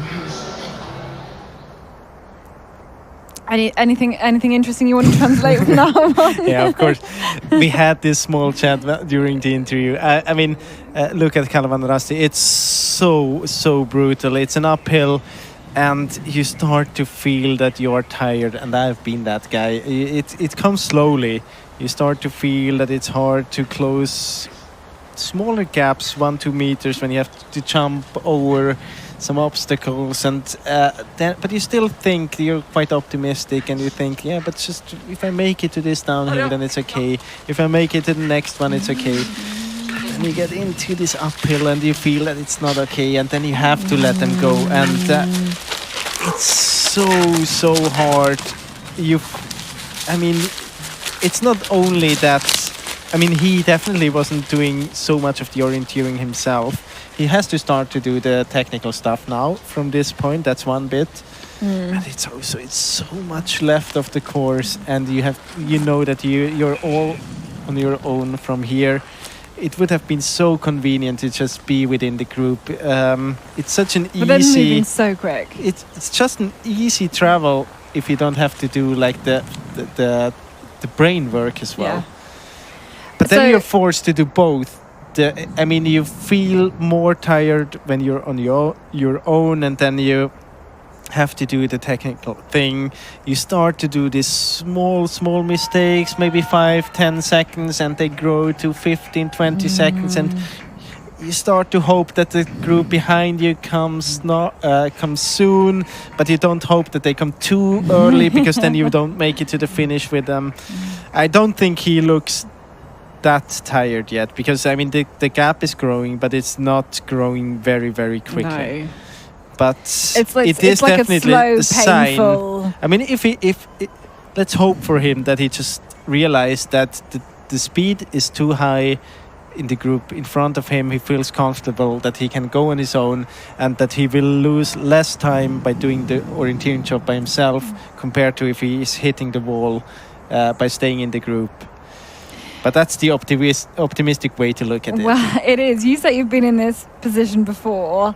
What year was this? What happened? I want to make you relive some painful memories. Yeah, I'm not 100% sure about the year, but it was definitely in Gothenburg. And I had the situation. I mean, we were talking about that before, how important it is that you're sent out in the group. And towards the starting point there, it was a brutal climb. Yeah. And I was sent out. I mean, the runner in front of me, he made a brilliant job because I had contact to the leading group.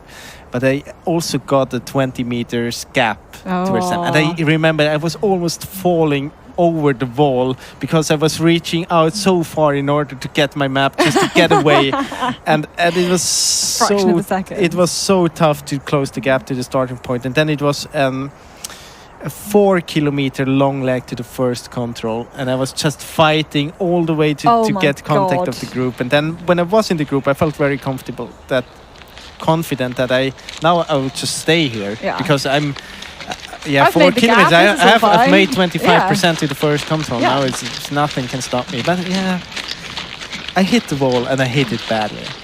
How far around the course did you hit the wall? This is like it was halfway, maybe. There was an arena passage, and it was maybe after 2/3 of the course. I was hanging in the rope for quite a bit already. Speed was it was high speed there. I remember it was Johan Högstrand running for IFK, setting the pace. It was just too fast for me, and then it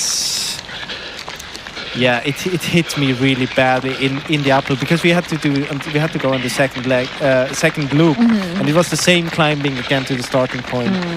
And then it just continued, and it would never stop. And I was there, and I thought about I will never get home. I will not make it home. I don't know. Someone's going to find you, and then it gets light in the forest. I mean, they will find me because I had a GPS. I was quite confident, but I didn't see any option how to make it back. I had to start to walk. But I mean, fortunately, and of course, it was the first time I did any orienteering by myself for the whole course. Fortunately, I actually hit the controls quite okay.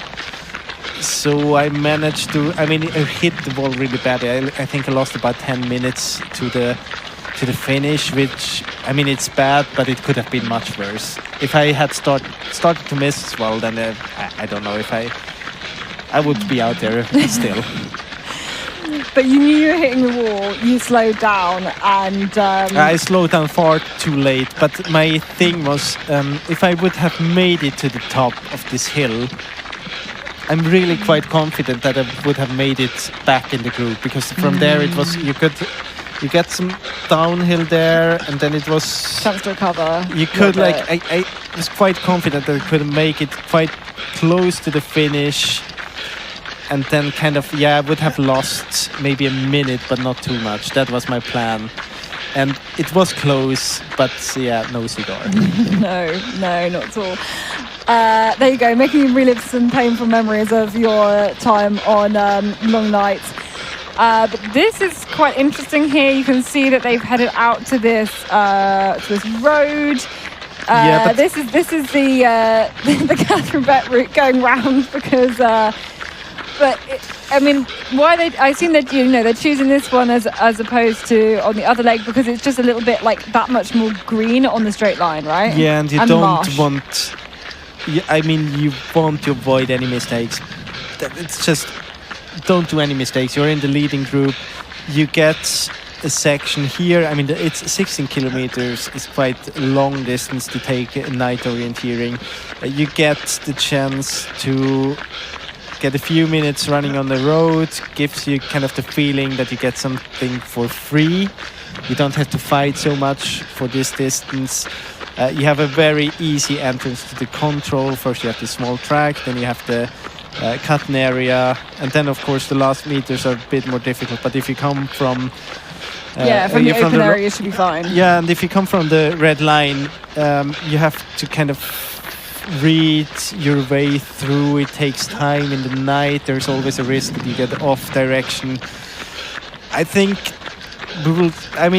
I think that's actually not a bad option to go around. I don't think it's so much slower and it's so much more safe. On day, for sure, it's a very bad option. But in night orienteering, it's a good one. Yeah, it's kind of everything gets turned and are now on the ride, as you can see.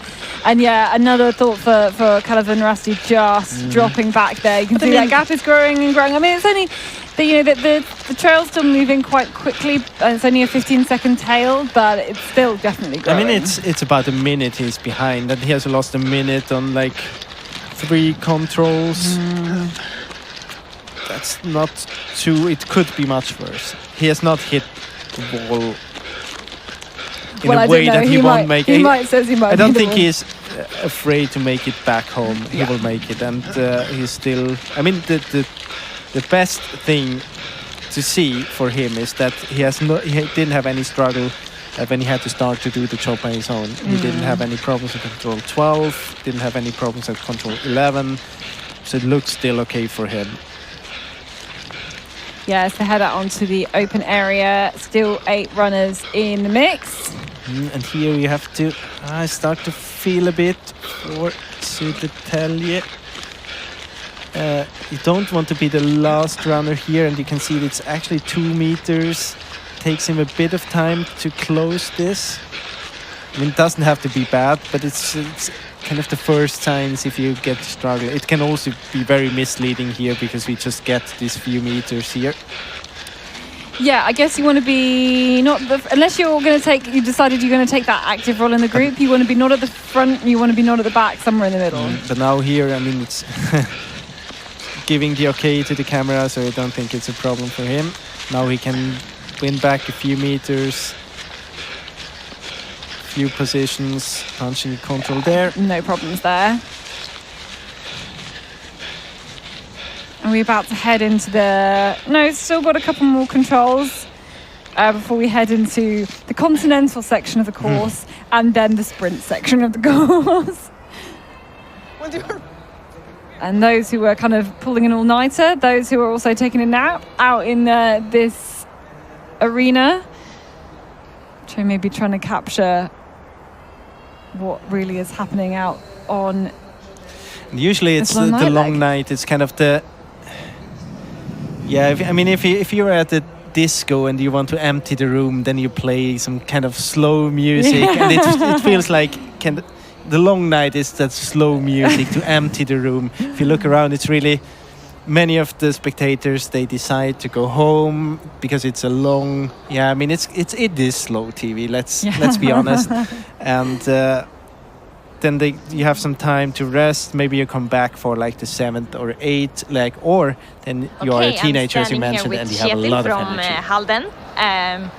What are you feeling right now? Actually, my feeling is quite good right now, watching the screen and seeing that our guy Alvaro Casado is in the front group. So yeah, it's comfortably now. What do you think about the rest of the leg? I think it will be probably quite tough. It's a group consisting of really, really good runners, so I guess they will push hard all the way. So hopefully our guy will manage to stay in the pack, and that's my hope. So yeah, it's going to be exciting to watch. Really exciting. Do you think they will finish as a group, or will someone run away? It's exciting to see. I saw one guy who just dropped off. So I think if Lucas Lilan and Ralph Street and the really good runners are pushing hard, maybe we'll see more and more people dropping off, and probably it will be a really tough battle in the end when people are really tired of running 80 minutes. So probably I think most of them will be slightly together, but I guess in the end they will spread out a little bit. And what is the goal for Halden tonight? Well, tonight we have had a goal of improving our position from last year when we became 8th. So, yeah, that's our goal, being top 10 and maybe even a little bit better. Yeah, we're hoping. It looks good so far. Yeah, it's things have turned out according to plan, so to speak. So we're really happy right now. I wish you good luck. Thank you.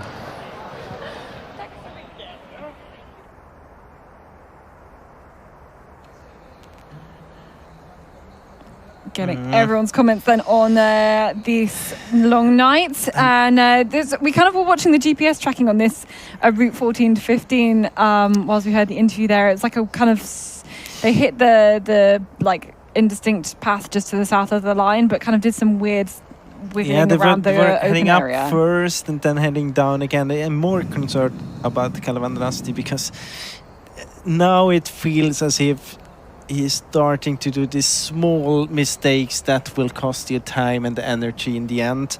You don't really want to fight through this green area when you're tired. There is an easy way to go around and use this small path. And now they have to be careful in the leading group there. I think they're missing the control. I think they are missing the control. I don't know if we can zoom in there, but it's not. Oh, are they? It's turning. Yes, somebody's turning around. I think you can see here. Yeah. Maybe Linné leading the way. Actually not. It could have been much worse if they found the control now. They look... But of course... Yeah, this is fine. Yeah, there we go. It's always a chance to win back 20, 30 seconds for the group behind. I think it's still IFK Göteborg setting the pace there. Yeah, I think you're right. I think you are absolutely right. But I mean, we're only on leg 4. There's still loads to go. But at this point, we can really see that ongoing damage from some of those top teams making mistakes early on. The likes of Ravinen, Kora, a few of the others as well. Yeah, Helsingin, Suunnistaja, Tyrving, Stora Tuna. Stora Tuna, yes, of course. That's a leading group though.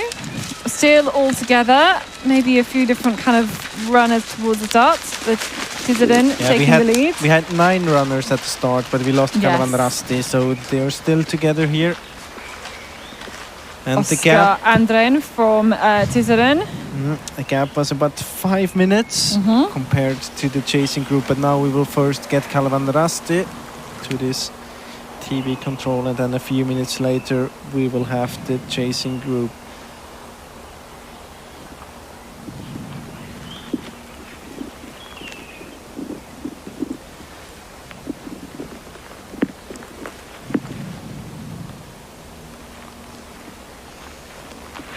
So that's the 16th control, as we see, 11.2 kilometers. So nearly at the 3/4 mark. 16.3 in total for them. Here's a head torch, you can see. There's definitely, there's still light in the sky, but it really is very dark in the forest.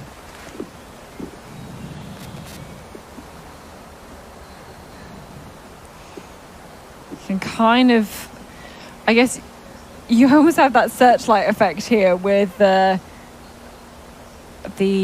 torch coming in and out of vision.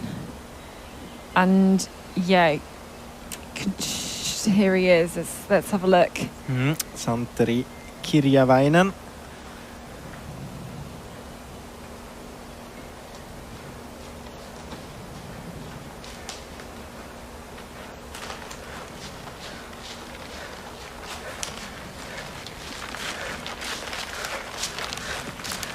You can see it unfolded the map.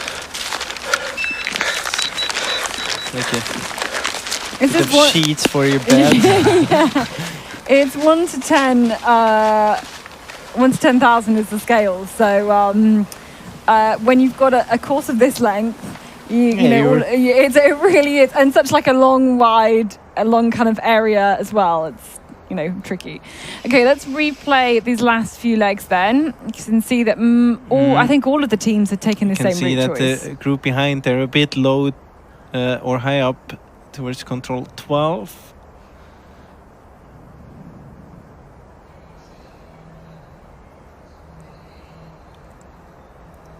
And then out here from 14, it seems as if it's a small track just on the east, on the west of the control, that you can head out to this semi-open area and then follow this small track and the vegetation boundary. But all of them, even the group behind went up a bit to the north using this semi-open area. So it seems as if the runnability there was a bit better.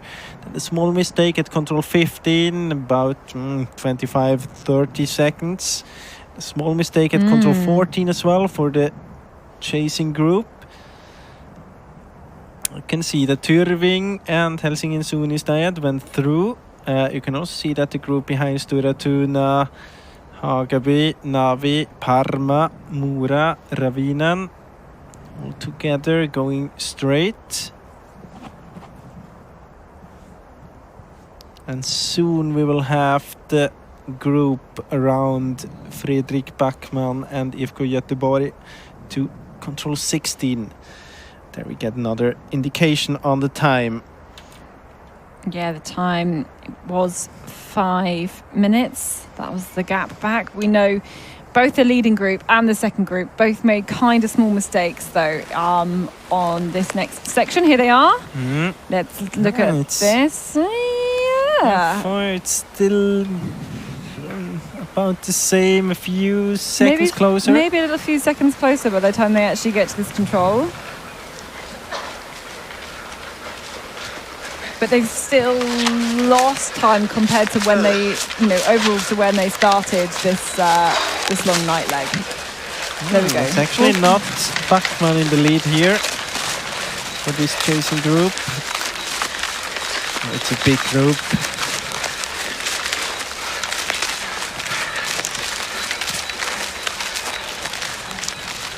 And to be within 5 minutes, it's definitely not over after the long night. Within 5 minutes, you have then a bit of technical shorter legs to come. Usually you have kind of a new situation after them. Many teams that drop off on these shorter legs. So definitely a chance there if you execute those legs very well. They're very important then on 5 and 6 to use this restart in order to get a new position in this relay. Yeah, absolutely. And I want to bring in another aspect of this race, which is kind of preparing to run at this time of the day or of the night, as it were. So these guys started somewhere between 11 and 11:30. This is not time when normal people run. I'm standing here with Sondre and Mats from Bekkelaget. How are you feeling right now when it's going so great? We are quite satisfied. I think we are quite where we planned to be. So far, so good. What is the plan for Bekkelaget tonight? The plan? We want to be in the lead as long as possible. And see how it goes. And we expect maybe that it will be a bit harder from a bit further into the relay. But our plan is to start hard and then utilize from being among the best teams. And hopefully that also our coming runners will have some other runners to run fast together with to achieve a good result. What do you mean it will be harder in the rest of the relay? I think it will go even faster. Right now we would maybe have wished for actually the leading teams to go even faster than they are currently doing. I think that Rolf Street maybe has even more to push with. So hopefully they will be able to speed up further a bit. And then we know that the best teams, they have really strong guys at the end of the relay. We do also have good runners, but maybe not at the international caliber that some other teams have further into the relay. Which team has the best finish? It's hard to say, but among the other Norwegian teams, I think that it will be exciting to see if NTNU can finally reach to the podium. And of course, many Swedish teams are good, like OK Linné and many others.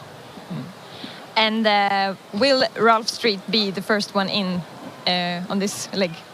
Yes. Okay, we wish you good luck. Thank you. Thank you so much. Thank you. Easy question, easy answer. Yeah, tell them what you want to know. Right, I want to, as we wait at this next control, I want to bring back that topic that I was talking about, which is preparation for running at this time of the night. So they started kind of 11:30. They've got an hour and a half running. In terms of sleep, in terms of food? I mean, in other relays, it's a special relays because other years, when you prepare for night orienteering, which in this relay you only have 2 legs, really night orienteering, then you have to stay up quite long and do the trainings at night, and then it comes quite easy that you stay up and you have to eat. It's especially the eating part that is difficult. Maybe not for the long night, because if you run out at 11:30, then you eat at like, let's say 8, 9 somewhere. That's still quite okay to do. But if you run the, let's say 6th, 7th leg and you have to go up at 1, you have to eat some carbs. Maybe you don't want to have anything. I mean, you eat some rice or pasta. That's not good. Nice to eat at 1 o'clock in the morning.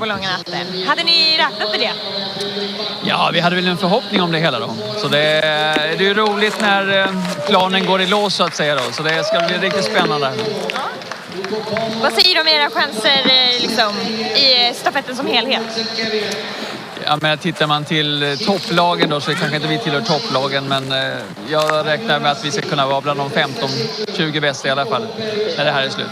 Men har vi riktigt flyt här nu på nattsträckorna så kan det bli ännu bättre så att säga då. Vad är planen här för Tim nu? Är det att han ska ligga med i klungan eller kommer han rycka ifrån? Nej, han kommer nog snarare försöka jobba för att hänga med ända in. Det går ju riktigt fort där framme som det är just nu. Okej, men då önskar vi er stort lycka till i resten av stafetten. Ja, jag tackar så mycket. Lycka till. Tack, hej.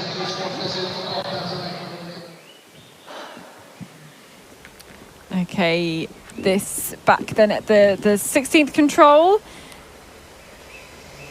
We've seen Helsingin Sinestiat through. There's 4 there in a group around 8 minutes down, and then we've got the next group we won't see for a while. I think they're making a mistake to the control previously, but we're really looking out there already to see the next leg runners in. Next group will be the one with Stora Tuna, Ravinen, Parma, Hageby, but it seems as if they do the same mistake as the leaders were doing at control 15, just heading out the slope a bit too early, but it seems that they're not realizing very quickly. No, they're actually doing a little bit bigger mistake. Will cost them another minute or 2, and I mean they have to chase, and instead of getting closer, it seems that the gap is just growing and growing. And very soon, I think for Kalevan Rasti, it will be over with this special position between the 2 groups, because he will be caught definitely. I think he's going to be caught. But let's hope for him that he makes it up the hill just after this passage in this industrial area, because then he might have the chance to follow all the way to the finish. Here's this next group. Yeah. This is the one with Stora Tuna Ravinen, Merz Palmer. I mean, we got the time, quite a so big let's check. They It was were 12, like 12 minutes. It's still It's about 12 minutes. minutes. But they're not getting closer. And it would be good for them to get closer. Well, the Becker-Lagets team was saying that they were almost hoping that this leading group could go quicker. I'm like, Yeah. really? I mean, So, as a right. coach, you always hope them yeah. to go quicker. But maybe they were very quick in the beginning, and I wonder if they just kind of like backed off the pace a little bit and maybe firing up for the last part. My of the feeling is course. that the speed basically is about the same in the first group, in the second Yeah. group, and in the third group. It's just about the mistakes they're doing. And the leading group, they had just very few of them. We have seen one at control 15, but not that many more. And this is this mistake we were exactly. kind of just kind of the mentioning as same well. we had in the Yeah. leading group. And the chasing group had a mistake towards control 7 when they lost about 2 minutes getting too far up the hill to the south. And this group here is kind of doing a small mistake every now and then. And this is the hill they are climbing up to, the one that I hope that Kalevan Rasti will make it to the very top in order to then follow the group behind to the finish. Yeah, so at that control, the 16th, it was Kalevan Rasti were lost 2 whole minutes. They were definitely being caught by this kind of 4 to 5 minute train. There's next like a much bigger group of runners there. You can see stretching all the way back to those 5 minutes there. IFK Umeå with Gunnar Holmgren on the back of that pack. Then there's a few at about 8-9 minutes, and then again this group we just saw through here with some of these top runners, top teams, Ravinen, Palmer, Stora Tuna, those 12 minutes back. And this is this hill climb you were talking about that you're hoping that Kalevan Rasti survives. I hope it for him, because it hurts my heart to see him kind of fighting to keep the group behind away from him.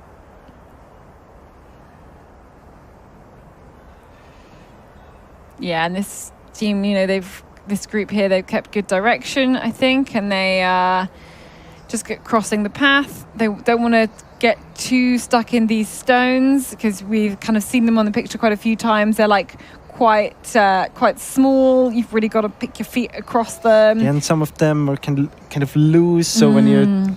It's like a pile of small stones on the ground. Especially in the night, it's not very nice to run on them. No, I think more than one runner in this whole relay will have a trip to first aid with I'm sure with an ankle they've gone over as a result of some of those stones.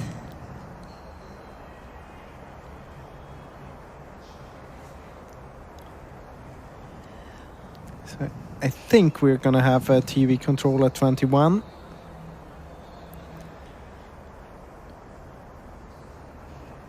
And then there's not many more after that. No, it's a bit more than a kilometer to the finish from there.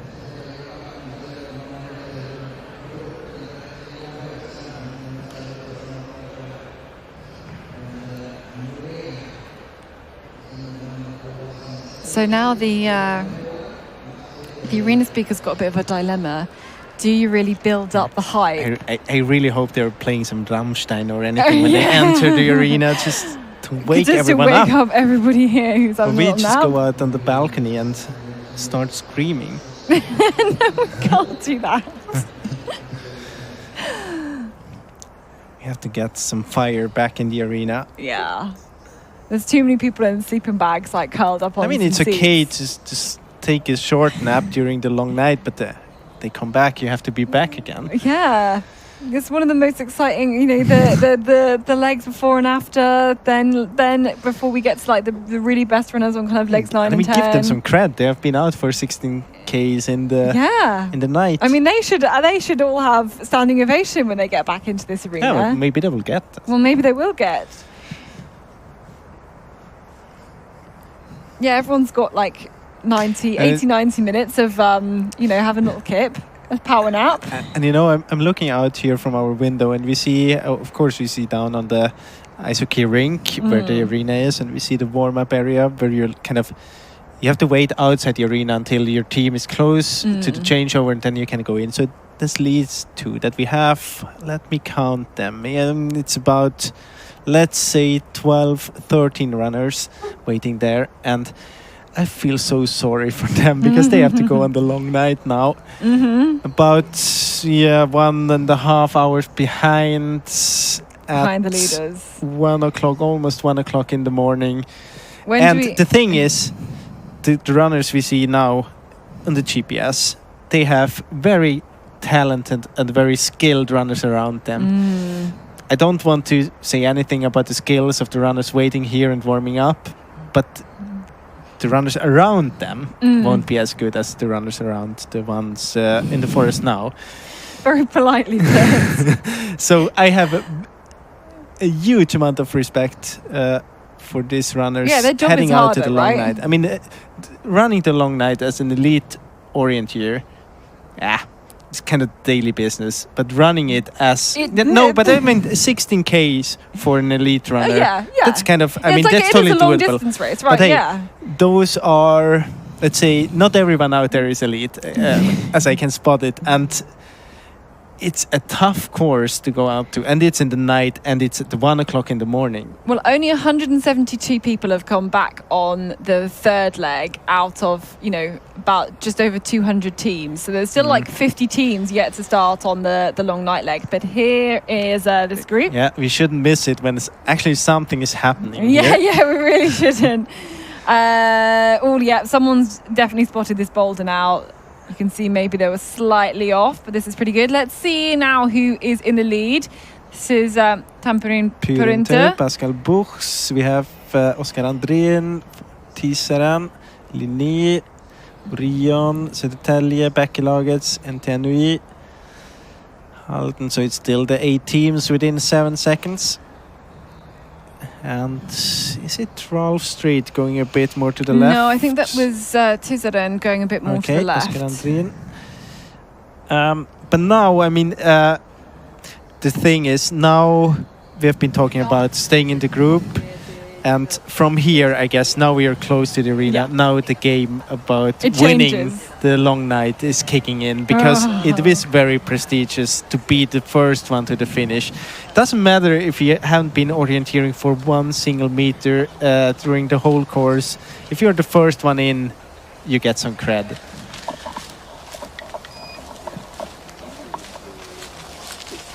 And the next question we will get an answer to is the one if Kalevan Rasti is going to make it up the hill just before the chasing group, and it looks actually it's possible.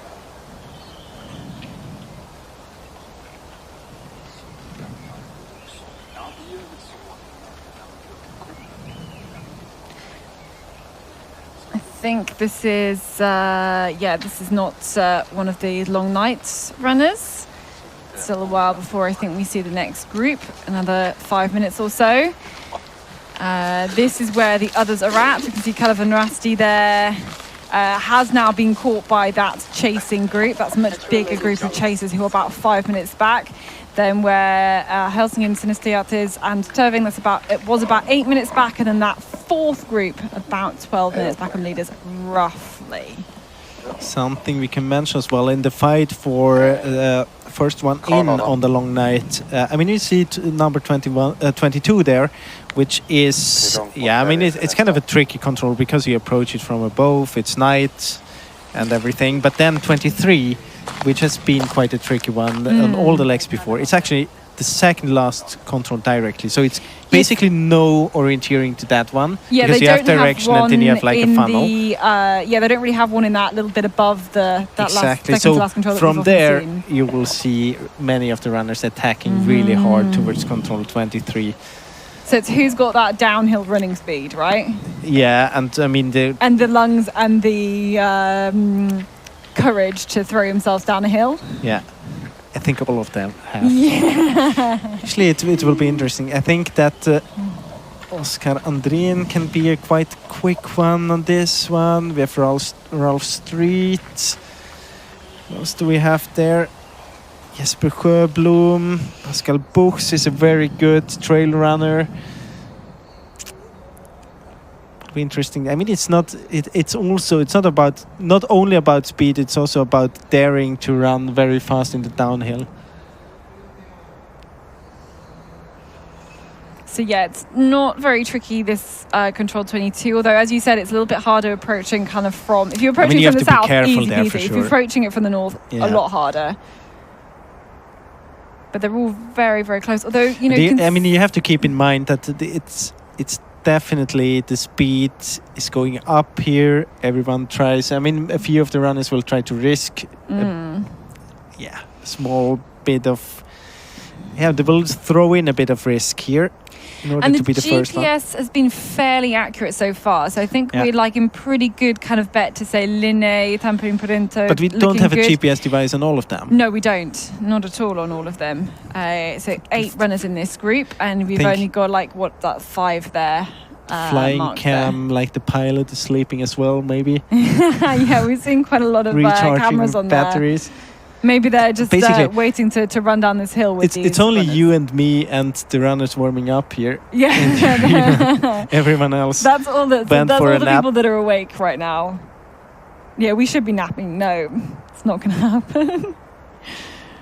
Okay. Maybe by accident.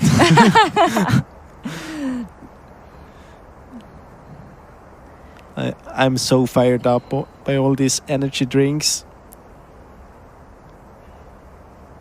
Yeah, I'm just so I'm not going to be able to sleep for 2 weeks or something. Okay, so let's these couple of runners off here. Kind of, it's kind of a conflict in interest there, because we will get the ones to the to the TV control, but we also get the runners to the finish very soon. I can tell you that the arena speaker has woken up the arena now. It's definitely started talking, trying to build this in here. So we will take them to this TV control first. The gap before, it was still about 5 minutes. Now it's more. It's definitely 6 minutes. I feel like we've got to go back towards the finish now, because these the next runners are coming very, very quickly. It will take them about a minute or 2 until they are at the changeover. So maybe just take quickly the time here. It will be around 6 minutes. If they get the direction right. They were running a bit around to this control. I think that's where they lost a few seconds. They are also missing the control, right? Too much up the hill? I think so. But and I think we have the pre-warning there, right? Tiseren in the lead, Tampere Printo, 5 seconds ahead. It looks really good for Tiseren. I think, so really good for Oskar Andrén. We're going to wait and see who we can see next into the finish. This is the chasing group, so now well over 6 minutes down. 6.5 minutes. 6.5 minutes down, but we know there's a whole group of athletes coming into the finish now. So let's see if we can see them very, very shortly. They've passed the pre-warning control. Oskar Andrén from Tiseren was in the lead.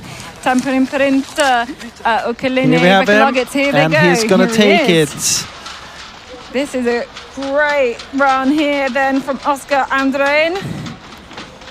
It's a clear gap then here ahead of the others, and some cheers now as this arena wakes up a little bit. There we go, the winner of the night leg, the long night leg.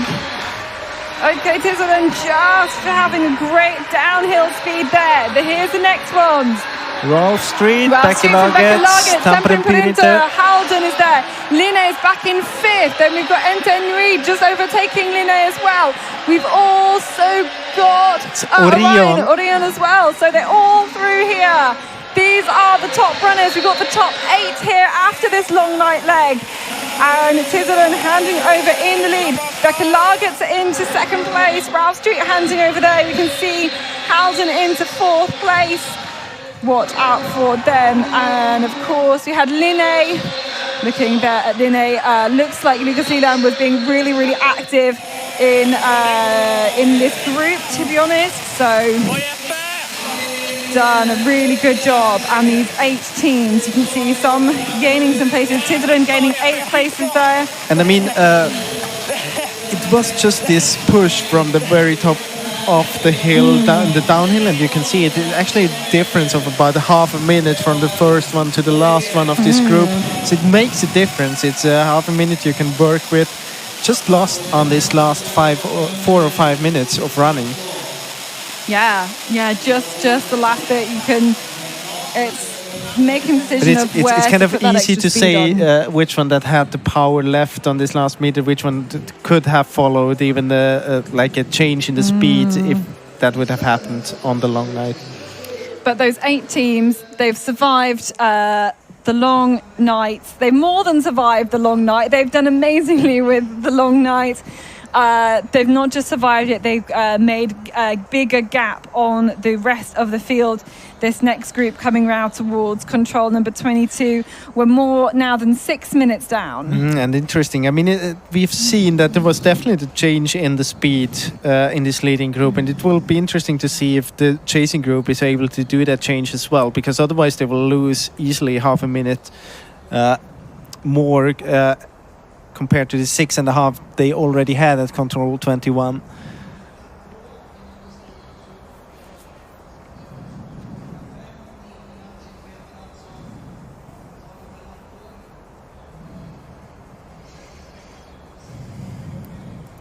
So it looks like maybe Turo, Merz and Caveat in the lead there of this group. Maybe Kove. I think their GPS is just frozen. But I think Kuve was actually within the leading group after the changeover and has really dropped back, I think, but quite towards the early part of the Okay, Oscar, first man in on the long night. How does it feel? It feels good. It feels really good. It's a big win. The long night is a really traditional and important leg to be first in, so it's really nice to get that on the record. And before you went out, did you think this was going to happen? Well, the plan was just to follow Lucas. I mean, when we all went out in that group, then Lucas is the trainer and we all just gonna follow. And then I felt strong in the end, and then it was like, yeah, we're going for it. And what do you think about the rest of the relay for OK Tisaren? Well, I think it's important that the men finally beat the women. So we're going for top 11 and we'll see how it goes. Okay, so the fight between men and women in OK Tisaren, it's on? Yeah, it's always on. We are always behind, but we will still fight. Okay, then I wish you good luck in that fight. Thank you so much. I love the honesty, the fight between the men's and the women's teams, where the men's always being losing. Yeah, I know that. It's still the same. I've been there in this fight, and it's a tough one. I mean, the women there are so good. There were some. I mean, it's a big back and forth. Maybe they have the chance now today. It's definitely a very good job they've been doing on this first 4 legs, and for a team like Tisaren, it's very important to be there on the long night, because it's easier to just be with the group and kind of take advantage of the runners around you when you're on top, but it's almost impossible to regain seconds for a team like this if you don't have any bigger stars in your team. And I mean, almost all of the teams around them, they have world-class runners on one or another leg, so it's a very good performance on these first 4 legs.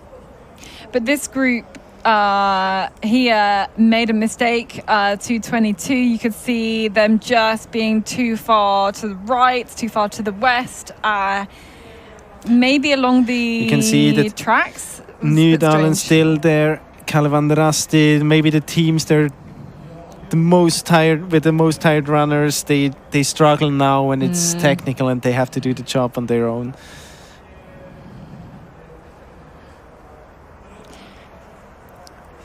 but it's very important. I mean, it's for them. It's really not a good situation to lose any more time here. They already got 6.5 minutes. 5 minutes, as I said before, it's kind of a restart. You get these shorter legs coming. You have forkings again. There will be a lot of changes with runners kind of dropping off the lead. 6.5, maybe 7 minutes. It starts to be a big disadvantage for them. But I mean, it's the end of the 4th leg. We have still 6 legs to come, so it's some time left. Yeah, like we need to not peak too soon in the drama. But the thing is, because towards the end, many of the teams have like their best runners, so the chance to win back time gets kind of smaller and smaller with every leg, and you don't have this night possibility that the other teams are just doing very big mistakes. Yeah, this is this chase group then. There's at least 10 teams in this group. So on the chase here, these teams, they made a small mistake into 22, but not been too bad then here. Cuvée, I think, here. We've got Tournaments and Caveat on the way in as well. Fredrikstad. And they're gonna go and head here.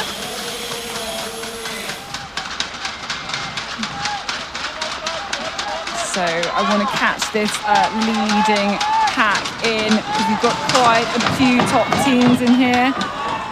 Cuvée there, Bartosz Pawlak on the 4th leg. Lots of support for these chase teams. Let's have a look at the gap. So the gap was about 2.5 minutes at the start of this long night leg. It grew to 5 minutes. The gap has grown even more now. There was a small mistake at 22, but this group have worked reasonably well together. And then now it all hands over to the 5th leg, where the 4 kings come back again. And, you know, it can be a really, really decisive one for teams to get a gap. This group have made a few mistakes, I think, on one of the long legs as well. But there you go, those 20 teams. So kind of basically 12 teams together. So 12 teams and about 7.5 minutes down.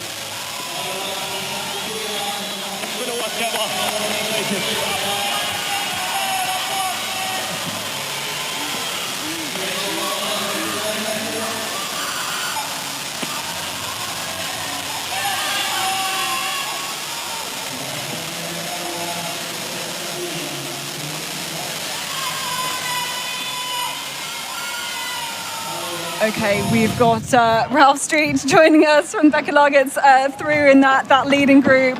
Long Night, it's so famous. I think I have known about Long Night before I even knew what Tiomila actually was. Looked pretty epic there. How was it for you? Yeah, well, I mean, that's part of the reason I was running it, is the coach said, maybe we need you to run Long Night. How do you feel about that? And like, yeah, of course. Like, when else am I going to get the chance to do this?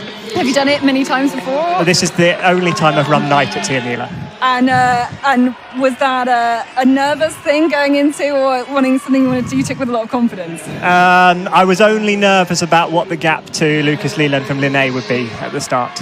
Okay, but it was okay. And then when you're in that group, we're talking a lot about like the politics of being in the group, where you want to be, where you want to kind of position yourself, who takes the lead. Describe to us kind of what it was like in that group. Well, it was pretty obvious that Lucas was in charge of the group. And from like control number 1. Yeah, well, I think everyone knew going out that Lucas is the best guy on this leg, and everyone wants to follow him. And the best place to be in the group is maybe 4th or 5th, because then you can see the front and you get to take all the little shortcuts and save some energy.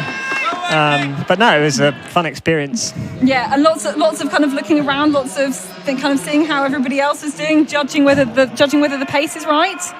Yeah, I mean, I guess there was a lot of. I say we were getting a little bit lost into the controls or being a little bit insecure. But I think the speed was pretty high the rest of the time, or it felt like we were moving pretty well on most of the other controls. And how much do you try and keep in contact with your map if Lucas is making a mistake to do anything? Would you just kind of like put that trust in him and just keep in that group? I had control. I mean, enough control most of the time is what I would say. Well, it's about getting the balance right, really, isn't it? I mean, it's about coming in with the group. Yeah. And some people will have to abandon the map, and some people can follow the whole way. And And you've just got to do that. Would you do it again? Yeah. I mean, I suppose the special thing is it's not that dark out there, so you haven't had the full real night orienteering experience. So I think it's really hard for us to see on the cameras how dark it is. So can you try and describe it for the viewers? I suppose the difficult thing with night touring normally is you don't get any perspective, but here you can still see kind of the top of the hill is on that side and the bottom's there, and you get that kind of feeling of where you are in the slope, and that really helps on some of there's a lot of slope controls out there. Yeah, they really, really are. So that really helps then. So what is your team kind of looking like still yet to come? Where have you tended to put your best runners and kind of what are your hopes for the team? Well, I mean, I would say that I'm the best runner, so we put the best runner on Long Night. But no, I mean, we've got a decent team actually. We were 32nd last year, and we were probably disappointed with that. Felt that we didn't run so well and things didn't go our way. So higher than that, and what was the group? 10 guys or something in, and 8 guys. Yeah, with quite a big group down. Yeah. So that obviously gives us a chance to fight for a top 20 or something. Yeah. But what we talked about is it's all about doing sensible orienteering. And if we do sensible orienteering and lose some time, then we've got to be happy with that. Then so be it. You just got to perform to the best of the ability. Yeah, absolutely. All right, let's get back to the race because it's all going to happen again. Yeah, this is going to be good. These legs, yeah. Yeah, exactly. It's kind of the we've been talking about not just the long night itself, but like going into long night and then kind of coming out of the first leg after long night. If you're thinking about what teams can do, not necessarily your team, but kind of other teams to make an impact at this stage of the race, what are you kind of looking for them to be doing? I guess these next 2 kind of nightish legs is where you can get the biggest differences, where people can lose the most time. So the best teams will have some really good fast guys on these legs, I think. Yeah, absolutely. Those ones who've got fast guys to spare, they will definitely put them on those legs. Anyway, thanks so much, Ralph. You're very welcome. We'll get back to the race now.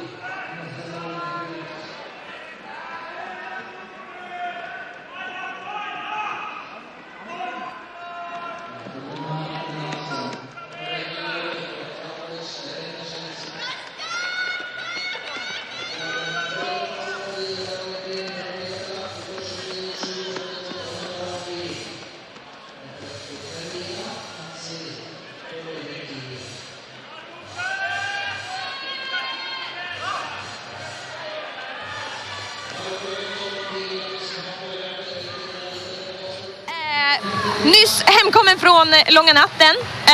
Hur var det där ute? Ja, det var fint, men det var ju helt fruktansvärt jobbigt. Det var det. Så att, jag fick verkligen slita där ute. Så det var inte riktigt det var inga toppenben idag, men det var kul. Ja. Hur har du liksom hängt med de andra eller sett de andra? Har du sett olika personer? Ja, exakt. Nej, men jag gick ut där tillsammans med Lukas Liland och ett gäng riktigt snabba löpare. Så jag kände så när jag uppe på första berget här så var det som tack och godnatt för det gänget. Så det var bara börja läsa kartan och inse var jag var någonstans. Och sen fick jag orientera ganska säkert in till tvåan och tog det ganska lugnt. Och så väntade jag in nästa gäng. Och så låg jag med Fredrik Backman och vi sprang väl små bommar tyckte jag hela tiden. Liksom, eller, ja, det var inte så att jag bommade, jag låg ju längst bak i ledet. Men det kändes ganska bra faktiskt helt fram till det var, jag vet inte, 3 kilometer kvar. Då var det slut tryck i benen. Så då var jag tvungen att släppa även den klungan, så blev det lite egen orientering på slutet också. Och ni gjorde ju en väldigt stark start i Umeå med Benjamin Näslund in på första sträckan. Och nu ligger ni fortfarande ändå högt upp. Hur kommer det fortsätta för er nu? Ja, men jag tror vi har goda chanser, absolut. Vi har några riktigt rutinerade rävar här på slutsträckorna. Så att, nu har vi Gustav Sparrevik ute. Han är ju en tekniker av rang. Så att, men det blir kul att följa här. Så har vi Gustav Nordström, den före detta då, landslagsskidåkaren på sista sträckan. Så att, vi har ett bra gäng tycker jag. Ja. Spännande! Då säger vi lycka till er! Ja, men tack så mycket!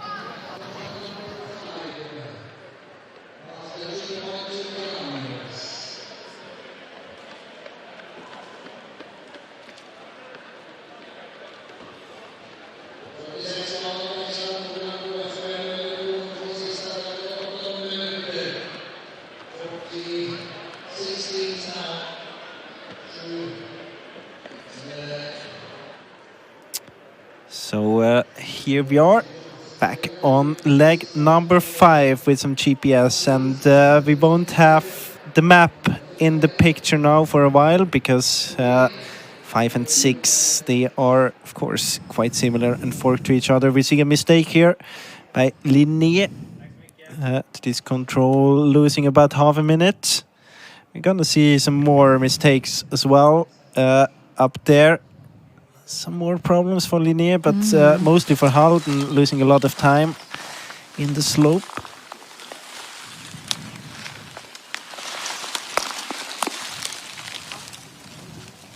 Here's we the are next waiting control. here. I think we are waiting at control number 5. So we I have think you're it's right. kind of back with this more from this long distance characteristics on the 4th leg. Now we have this middle distance like orienteering.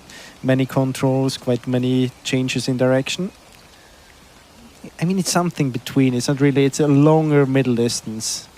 Yeah, so it's 9.5 kilometers. Expected winning time on this leg 51 minutes, and We can then see the next leg is 10.3 kilometers. This one's been called Dawn, so it's just before sunrise. Sunrise is we at have the first runners coming here. Is it Södertälje? yeah, I think Yes, so. it is. Philip Gran.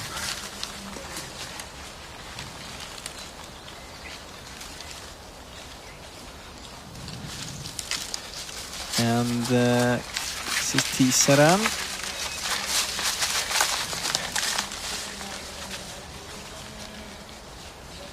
This is a very decisive leg. I think this one and the next one, there can be big differences time-wise.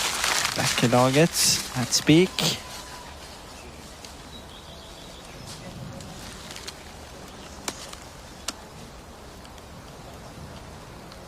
Yeah, and will some of the teams further back maybe looking to these couple of legs to, if they have a clean one, they know maybe it's the possibility for others to make mistakes, and maybe they're going to be trying to take advantage of those. We will see mistakes on these two legs, definitely. For the teams behind, it's absolutely forbidden to do mistakes now, because they are more than 6 minutes behind. This is their chance to kind of get back into the relay, but only if they don't miss. So we saw on the tracking like a small mistake for Linné, a small, like a bigger mistake for Halden as well. So, but we do have some forked controls in here, so those are going to always play a little part as well, I'm sure. It's exactly that change again. You have from the unforked long leg, you have this often traditionally very much forked 5th and 6th leg.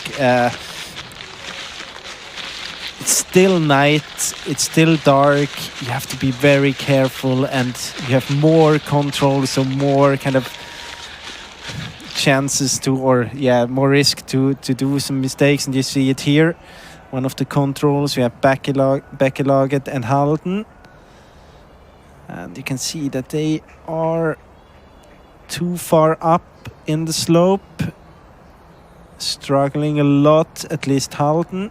I'm not sure about Bekkelaget, but might not have this control because they are just continuing, but you can see that it's a big time loss for Halden at this place, and that's exactly what we're talking about.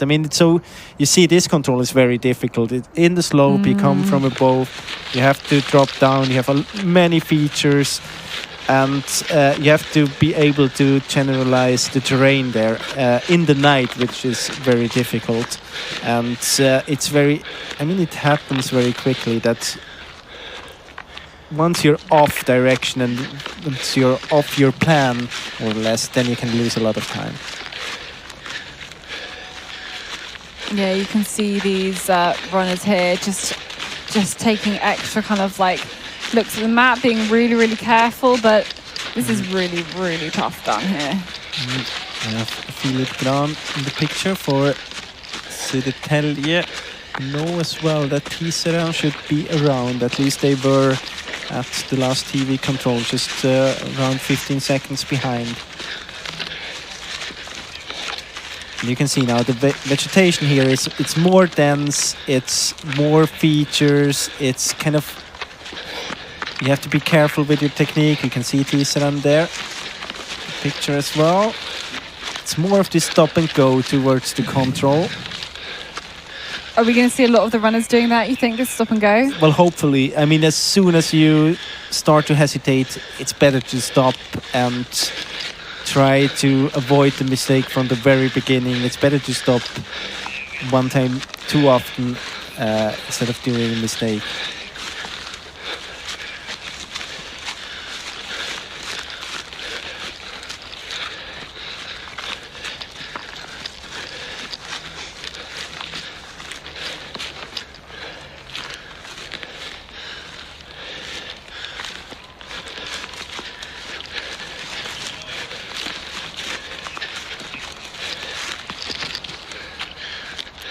Following Matt's peak here, up the hill towards control 8.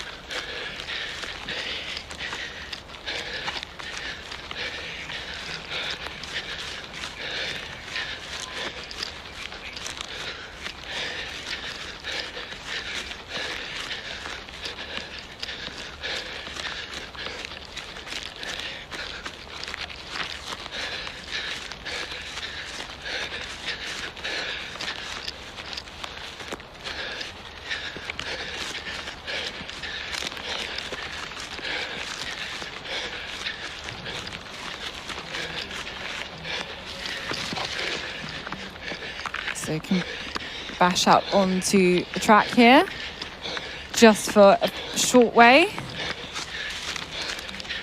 straight back into the terrain.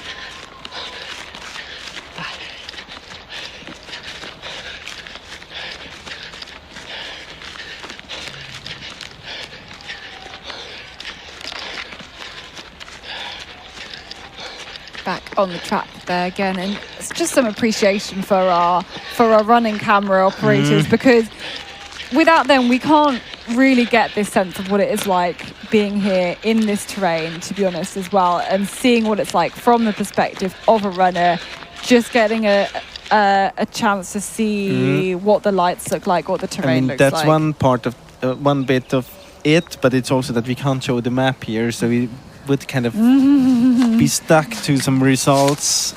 Oh, okay. Time taking. This is Kove, 9th team here. I think the gap was around 7.5 minutes. It was 7.5, pretty much exactly. Yes. So good start here for Kove. Yeah, really good the one other here. runners to this TV control. This is Malungs OK. Denzel. Harkarpspojkarna. Panorhus. Yeah, the Danish team doing very, very well here. If you think about their bib number. I think we're waiting soon for IFK Göteborg. Yeah, I think we are. They should be. They were in this kind of group of about.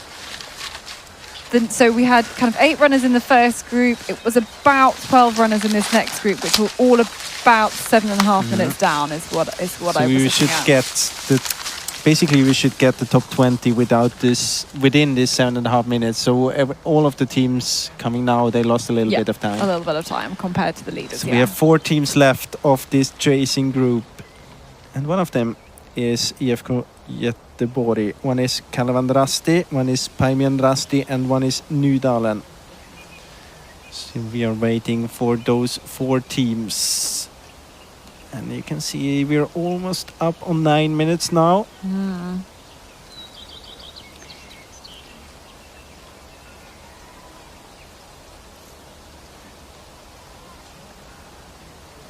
They are on their way, but this is really starting to look like there's some damage being caused here, actually, especially if they've lost the other group.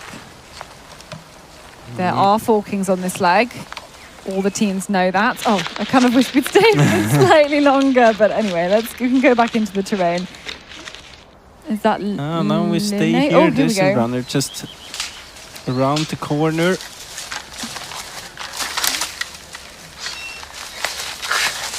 That's Kalevandrasti. This is Nydalen. This is IFK Göteborg. And now we are just waiting for Päimienrasti as well. Bett Rudbråten for IFK. Yeah, it's another 2.5 minutes lost there. So now we have all the 20 teams of the 2 groups after the long night at this TV control. All within 10 minutes still, but quite many times teams lost time here. And yeah, we said this is where we're going to see some errors. It's hard to know whether kind of relative time losses in terms of forking is in terms of errors and in terms of kind of route choice. We have seen errors here. We have seen many in the replay. There are a few we haven't seen in the replay yet. We will see them later. Yeah, it's hard to know exactly when we're going to see them, because I think just to keep it fair for some of the teams coming up, we don't want to show too much. We don't want to give away too many details. There's no quarantine. People can watch the races. It's a pretty different setup to one we're used to at the World Cup, where we can see the maps. We've got the maps in front of us. We can talk openly about what we think is the best route to do. It's really different.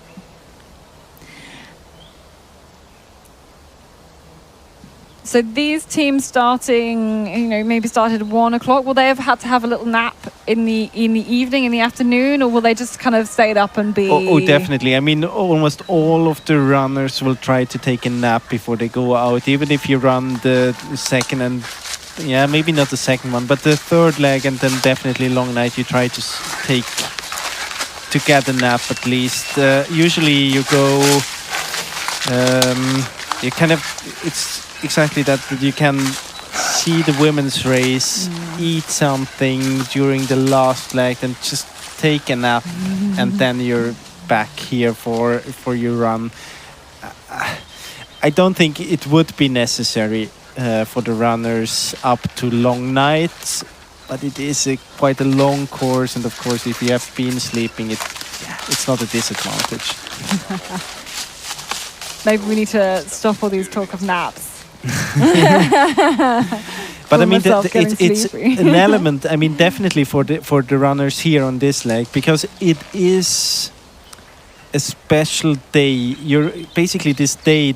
It's a long wait to your run. So you go up and then you follow the youth race, you follow the women's race, but you're not allowed to do anything. You're not allowed to. I mean, you go for a short jog in the morning, just to move your body a little bit, and then you kind of are staying at your accommodation and just rest, and you're staying inside because you don't want to be either in the bad weather or today in the sun.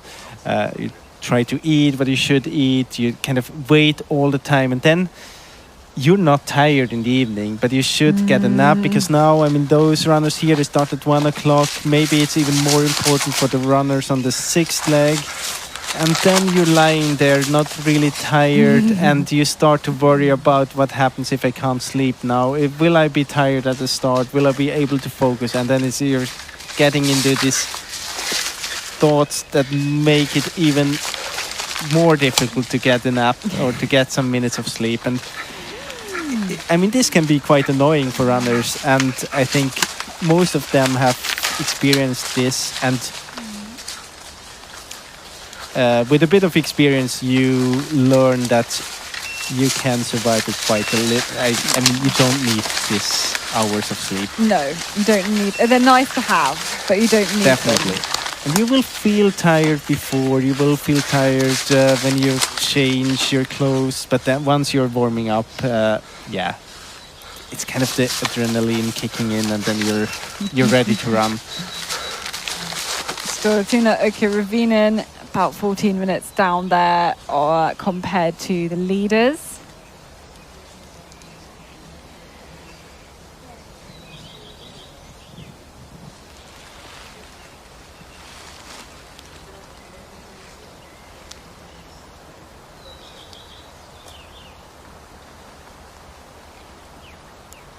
Still some, obviously, a few more on the way. IFK Umeå, who of course we saw fantastic lead for them after the first leg. Benjamin Nesland, he had an absolute flyer around that first leg, but obviously the team kind of dropping a little bit back since then. We had Fredrikstad leading after leg 2, and then leg 3 just kind of set up kind of 2 main groups for that long night, with Tiomila leading after the long night. 8 teams together after that one, and then a big gap then down to 12 teams. After that, they're about 7.5 minutes down. Some of the gaps, I think, growing again now once we get back to the forked controls. So all of the non-forked, the non-gaffled legs, they have all been done now.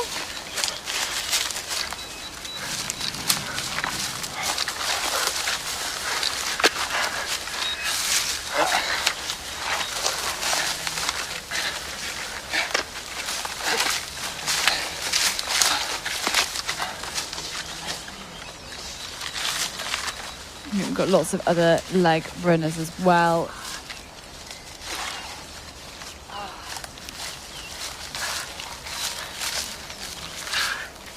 This is Umeå. Just trying to figure out at which control we are. I think this is still number 5, isn't it? Oh yeah, it is. Yeah. Yeah, there. Yeah, Them. this is Ivko O'Neill. Just another direction he was approaching the control from. Maybe a bit far down the slope. We're back with some running cam. Yeah, this is Back Halden. behind Halden.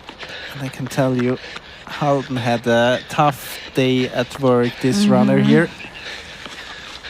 Many mistakes for Victor Vassin.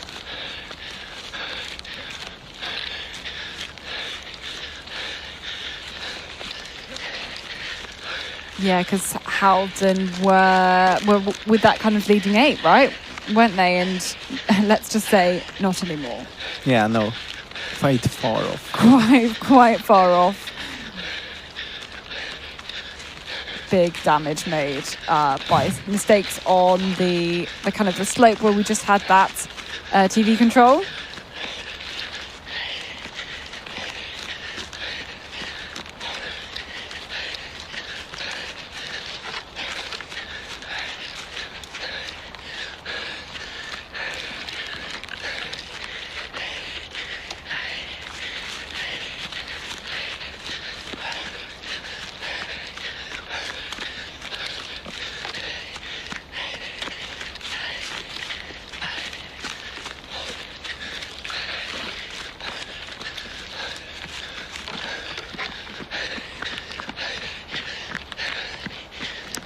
Got a few other teams in the picture as well. Hakabs, Pojkarna, Malungs,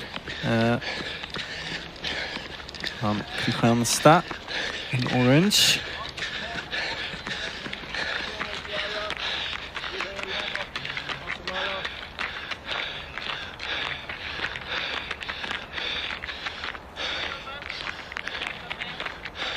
Yeah, got big old drink station set up. I think probably water and a sports drink on offer. Almost definitely an electrolyte there.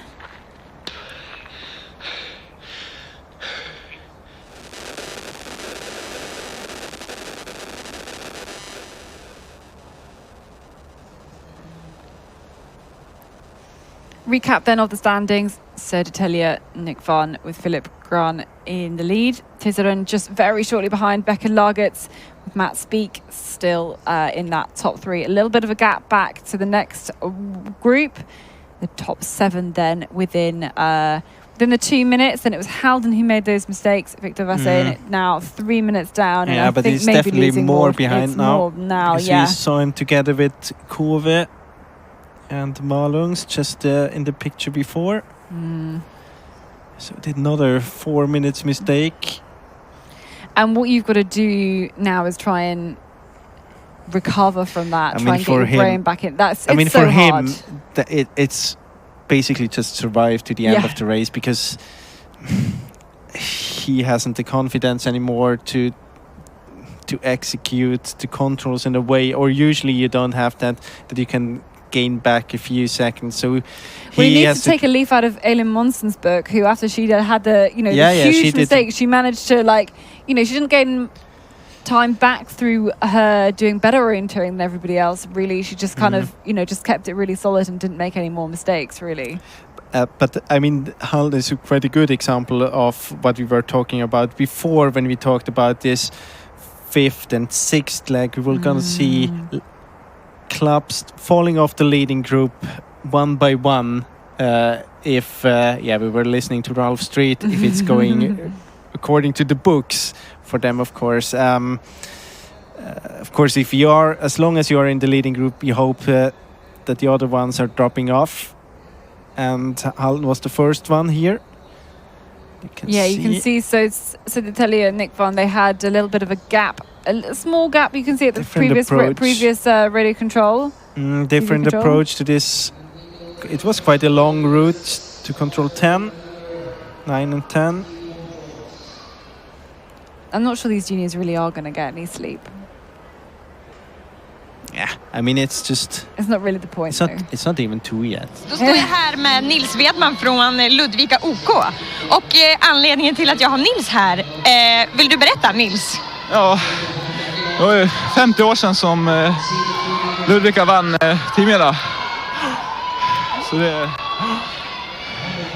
Och nu sitter alltså grabbarna där hemma, alltså de som vann för 50 år sedan, och tittar på den här sändningen. Vill du hälsa något till dem? Nej, jag vet inte. Kul att ni följer oss. Ja. Hur känner ni av liksom Ludvika OKs anor idag? Ja, det är väl inte jättemycket. Det är någon enstaka som är kvar. Men de hjälper ju till i klubben, men de är inte med och springer så mycket kanske. Vad gör de i klubben idag? Ja, någon håller på. Bertil Höök, han är med och ritar kartor mycket. Och ja, Rolf Jakobsson har varit med och jobbat en del, men tyvärr har jag inte så bra koll på det andra.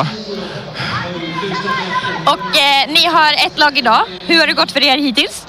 Ja, det har väl inte gått jättebra. Men vi är inte sist i alla fall. Än så länge. Du kom precis i mål på andra sträckan. Hur var det? Det var jättekul. Lite jobbigt. Ganska ensamt, delvis. Men ja, jättekul som sagt. Hur kommer det gå för Ludvika OKs lag i natt? I natt? Ja, vi kommer väl inte gå jättebra. Vi är väl väldigt nöjda om vi tar oss runt godkända. Men ja, målet är väl också att inte vara sist. När kommer ni vinna Tiomila igen? Ja, nästa år kanske. Det är lite sent. Lite för sent. Vi satsar på nästa år. Lycka till! Ja, tack. Perfekt. Tack så jättemycket.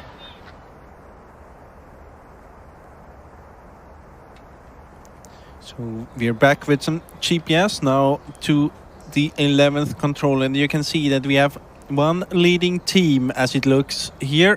Of course, we don't have a GPS device on Tisaran, for example, but it looks very good for Södertälje and Philip Gran.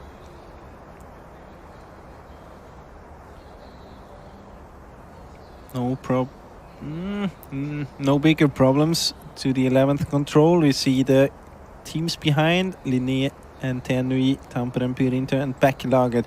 Somewhere here we expect Tisanen to be as well.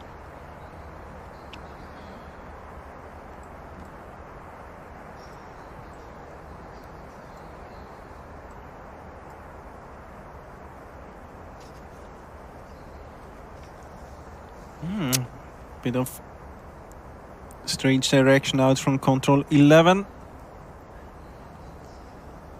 for Södertälje. And I guess we are waiting now at control 12. The next TV control. Yeah, I think this is when we're going to get the next the next time check, to be honest. I think this is 7.4 kilometers of the way around. So what we can say is that he is all alone. So even the teams without any GPS device dropped off here on this fifth leg.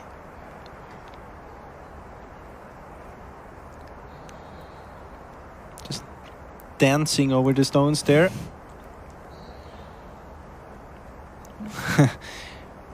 Yeah, you definitely give way to. Yeah, you have to. I mean, he's coming from the right anyway.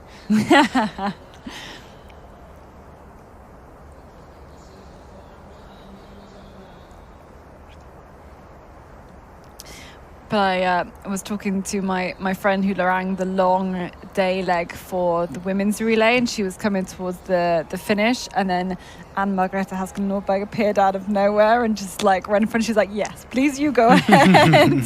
You're definitely going to give way to a runner like that. I'm not going to block you. Please go, and then I will make my own merry way in towards the finish." Interesting here. No other teams in sight. Almost a minute has passed now since Philip Gran punched his 12th control for Södertälje. This gap kind of, it almost feels like it's kind of come out of nowhere. I mean, to be this kind of big. Yeah, it was kind of growing organically. Yeah. There was no real reason for it. No, I mean no big mistakes that we've seen, like any. We know that big ones. there are many forkings on this leg. We know that it's quite naturally after the 2 unforked legs we had before. Of course, we don't know that there are differences in forkings, but it seems that they shouldn't be about 2 minutes. Even if you have a good option at almost every control, then it shouldn't differ 2 minutes. But here we have a big group coming. I think I can spot Linné. Yeah, I think you're right. Who else to spot there?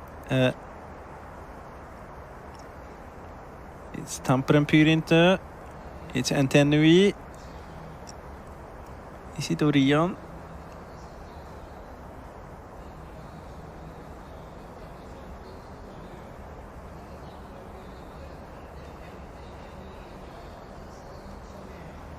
It is Orion. It is Bekkelaget.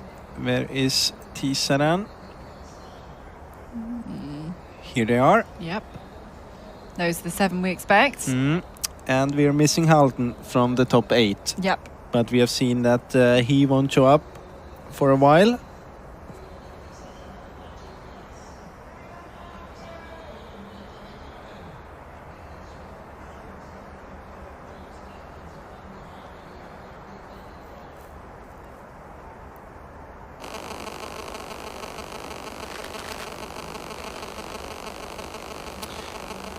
And now they are back on the top of the hill, of this very stony hill. So it's not far to go from here.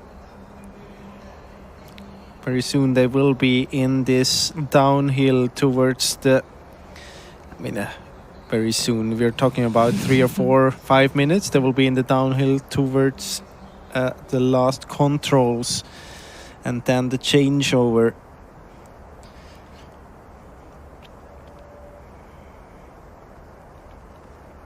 And then I hope, of course, at leg number 6 and 7, I'm quite optimistic that we'll see a bit more GPS tracking again. Yeah. I'm sure we will. Is there some light coming back? Yeah, there definitely is. Dawn is happening. It's a thing. It is a thing. It is so hard because of the different camera settings to properly get a... And we don't give any indication. There's literally no windows here in this arena where we are. Okay, this is not the place where we get the next split time. It's the control afterwards, isn't it? It's control 12. And I would say it is about 1.5 minutes between 11 and 12 where we get the split time. You can see that Kove quite far to the west, but they will get the path there now in order to get on track again. And there's that with depression direction just by the path. That should be fairly straightforward to figure out where you are from there. The other 3 teams there, they're staying on the path closer to the red line. I think that's quite a good option. This one, of course, we don't know if they're coming from the same control. No, and they don't know whether the control is forked or not.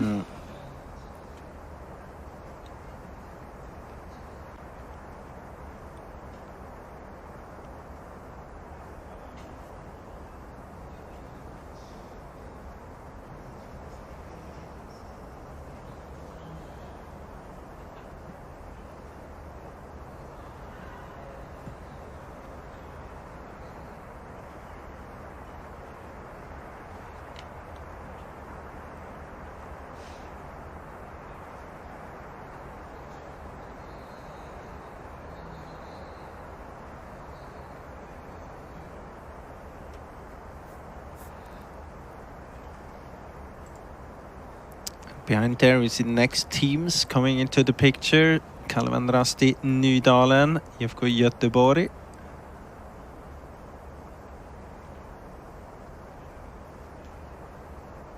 And I think it's Fredrikstad.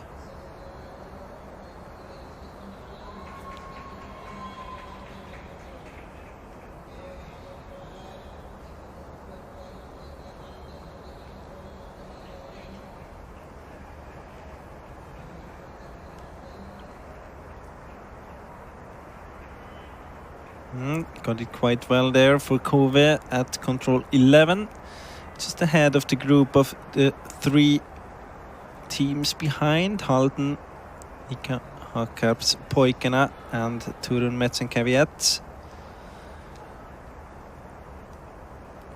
Punching at 11. It was at control number 12. We will have the next split time.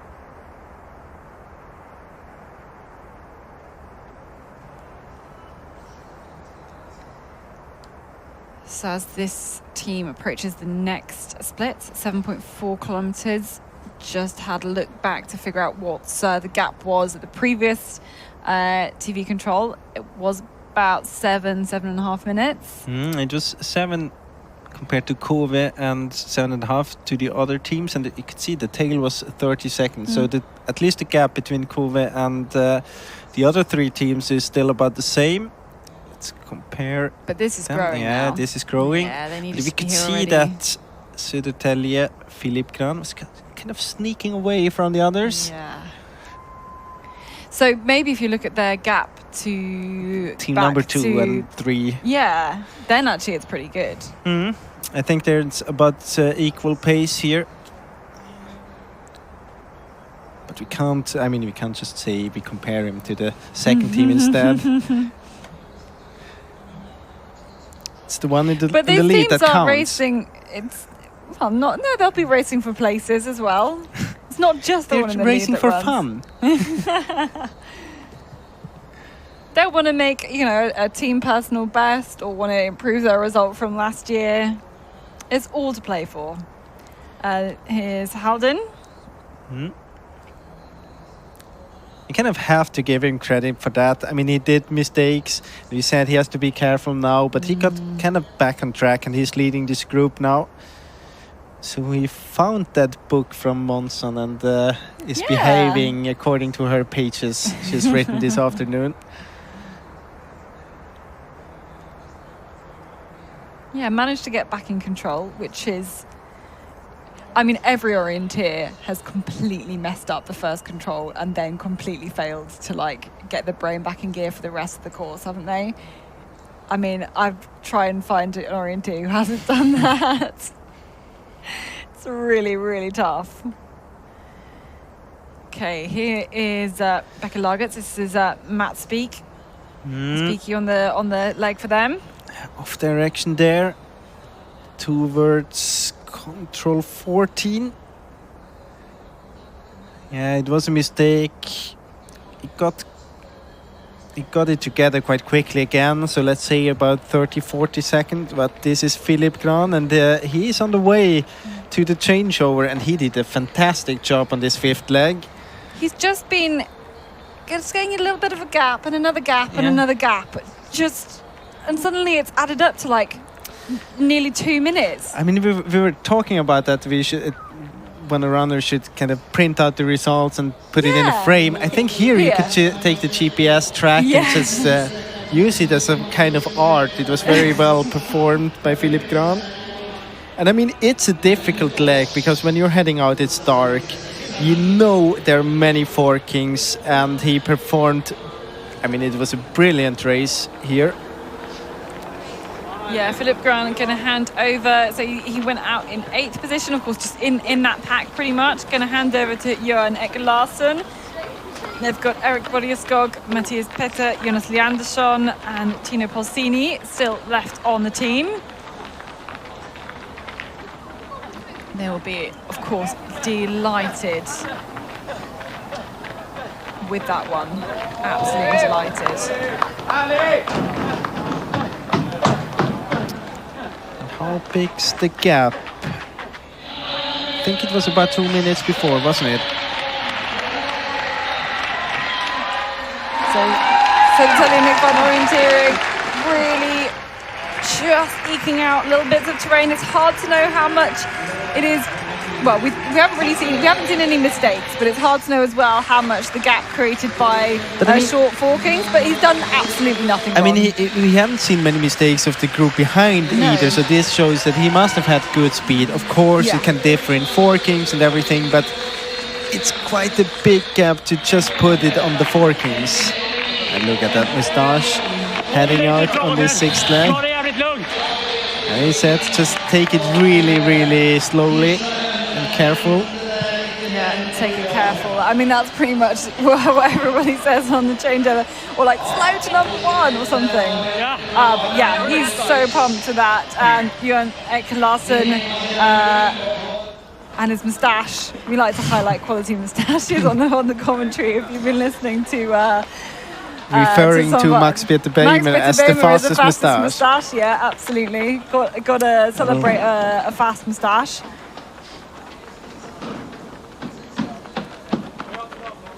This is Tamperin Printer here, and looking at the time then, so it's a minute now. It won't be that much more than a minute, I think. It'll be somewhere around 1:30, 1:40 maybe. Got a few other teams there behind as well. NTNUI coming. Linné is coming.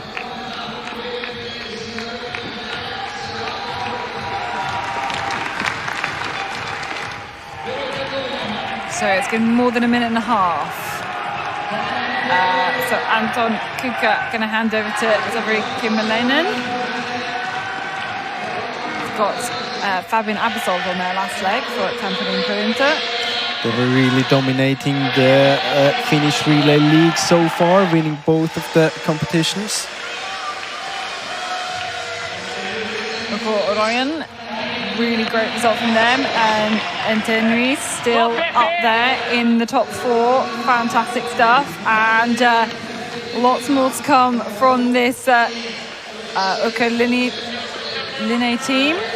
With 2 minutes down then, so the gap was 1:42 for Södertälje Nickbon. And you can just see they're gonna take the map from the board, hold it so that the outgoing runner can see the number of the team, just so they check that it is absolutely right. Here's Matt Speak here, and we could see there was a mistake from Becca Lagertz. I think it was not only the mistake, it seemed that he struggled a bit with the pace when they as were going well. up the hill, I think.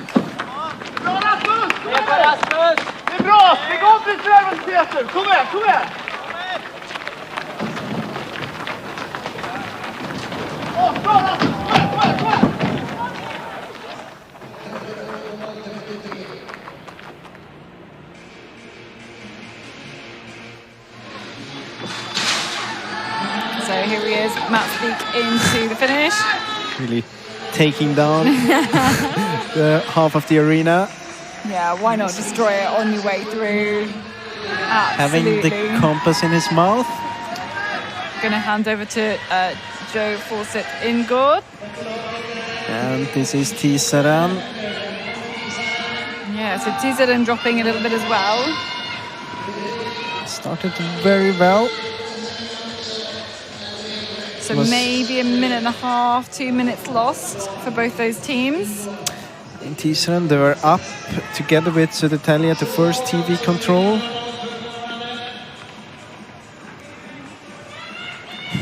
It's holding the map at arm's length. It's like all the persons that have struggled with like reading things close to their eyes. Yeah. It's like, Or maybe it was for just to get a whole view of the whole course, or Yeah, is it because I think of the head torch light?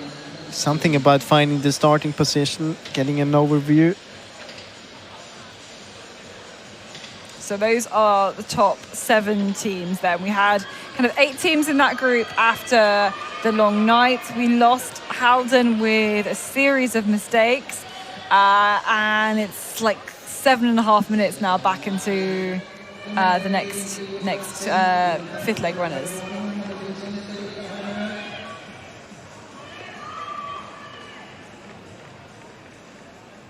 Yes, då står jag här med Filip Gran som var först in på femte sträckan. Hur känns det? Ja, men jättebra. Det är riktigt skön lättnad nu efteråt. Verkligen följt planen som vi har satt upp innan och verkligen vågat ge mig tid och plocka kontrollerna på sluttningarna, så att jag är jäkligt nöjd. Ni var i en klunga och sen så tog du ett eget vägval och blev lite själv. Hur tänkte du där?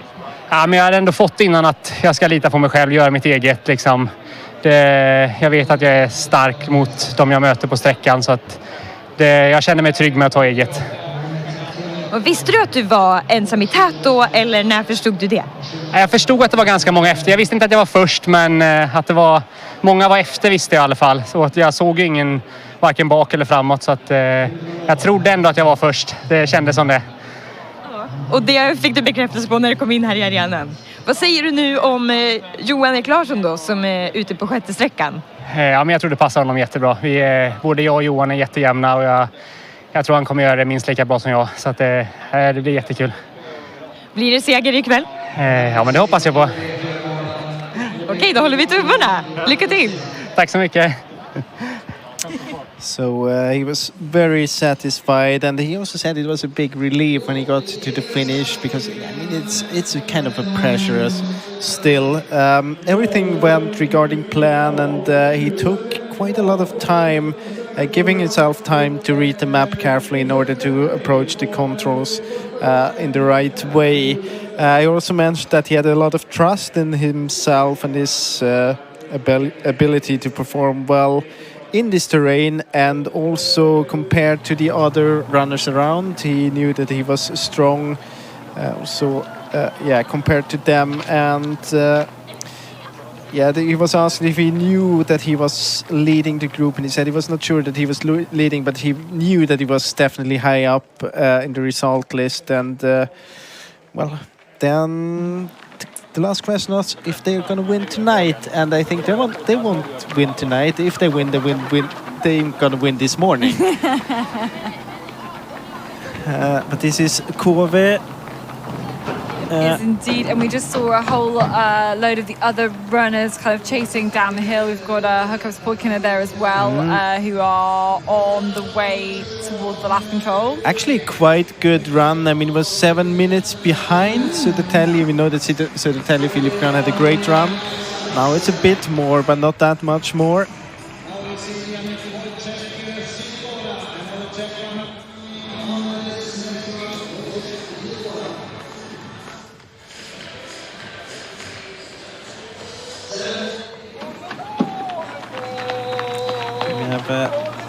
Kristianstads, Ulla Martner. So that was loudly sealed there for Kuve. Going to hand over to Wojciech Sikora, the Czech runner. So Estonia handing over to Czech.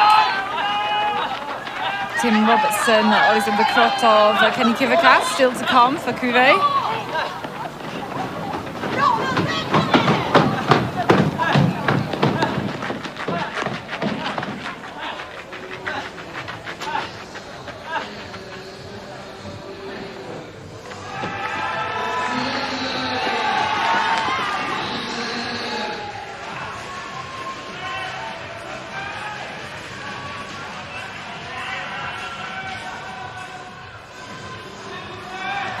Wonder if Håkans are disqualified because they're not coming up here.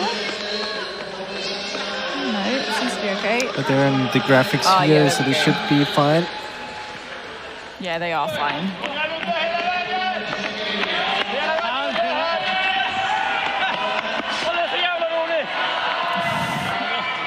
So Ola Karlsson finishing there for and Christian Tag. That was Ola Martner, Ludwig Orland for Marlons. Kind of different messages that are delivered here. I mean, Filip Gran, he mentioned that take it really slowly. Marlon's message was, this is really much fun.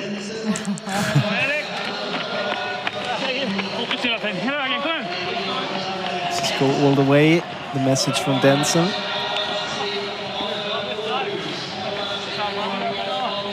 Yeah, just a nice little bit of encouragement. Yeah, but I mean, the one Filip Gran left to the next runner, to Johan Eklarsen, is something you can really work with, because take it really seriously. It contains so much information.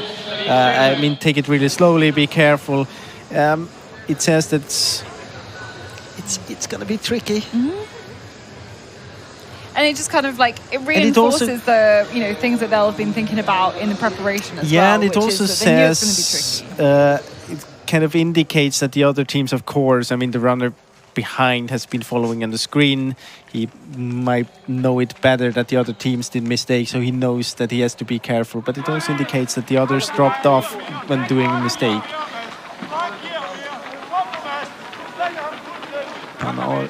Panarhus. Yeah, that is Mads Müller-Skau. Going to hand over to Mads Kruse-Juhl. Fifth and sixth. I'm going to honestly start losing track of what leg we're on now. I'm quite glad we got this graphic at the bottom.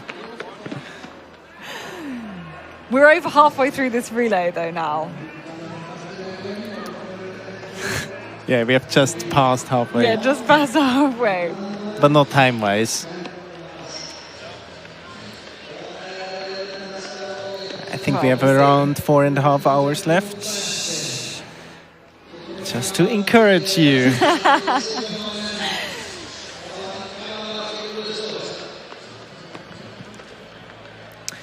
think in about 1 or 2 hours we can welcome back quite a few of the ones taking a nap now and just recover a little bit from the struggle.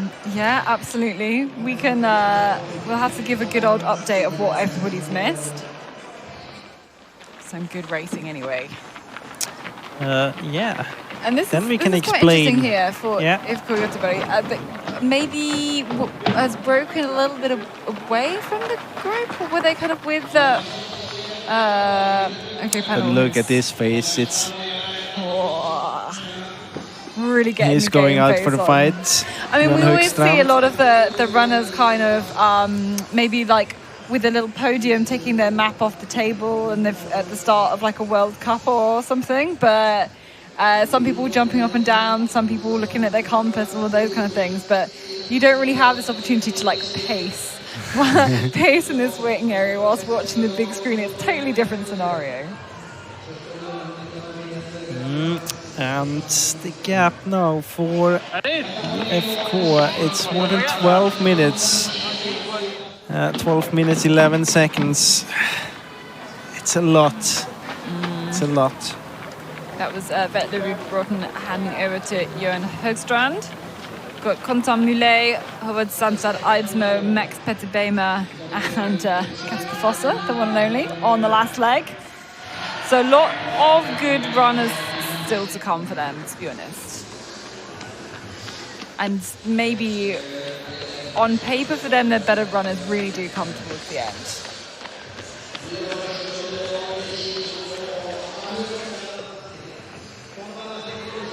Yeah, it's really hard to find some arguments against this claim because you have Kasper Fosse on the last Well, leg. I mean, yeah, exactly. It's hard to argue against that multi-world champion. I think reigning sprint and long distance world champion. This is Torgeir Nørbeck for Turving.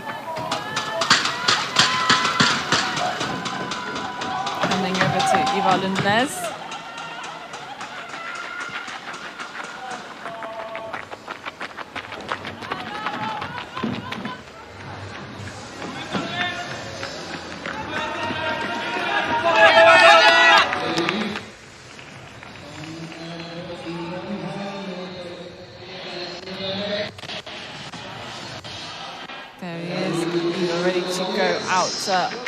On this sixth leg.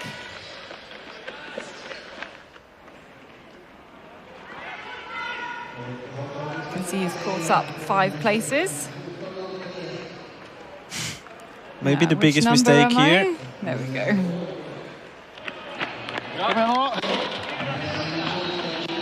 A high five there, the handover. Hasingen Stayat as well here, climbing up a couple of places. And Nui as well. It's the second dream, right? I think yes it is. Absolutely. I was going to say their first team have definitely already come through. Yeah. Otherwise, they've lost a lot of time somewhere that we haven't spotted. That's impossible. I was going to say we're not that tired yet. Yeah. Give us one or 2 hours more. 1 or 2 hours, and then we're gonna miss them. We might miss huge time losses like that. No, it's all fine. There's the second team, but maybe has struggled a bit in that one, losing quite a few places down into 20 seconds.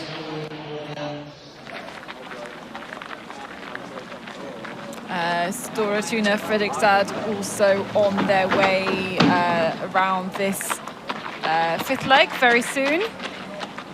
But you can see kind of on the graphic at the bottom that the leaders on the sixth leg are making their way towards the first TV control. I think it's going to be a couple more controls before they make it there. But otherwise seems to be... We still don't have all the teams GPS tracked, annoyingly, but it seems like not been too many problems so far.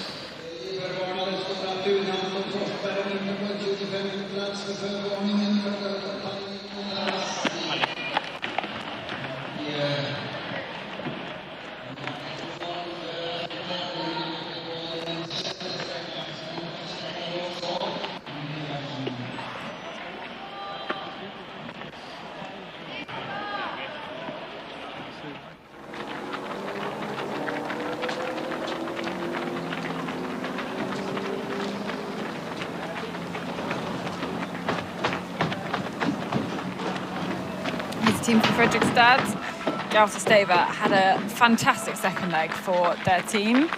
This is Christian Rydvoldkars.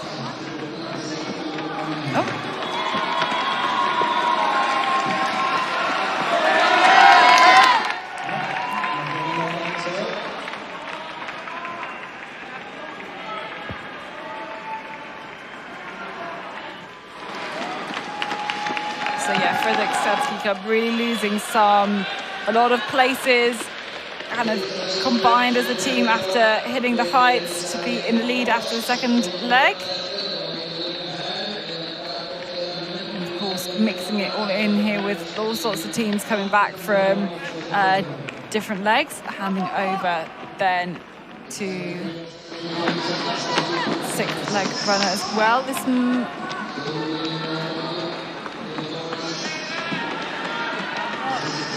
Freidik from Norway. Yes, and here we have Stora Tuna.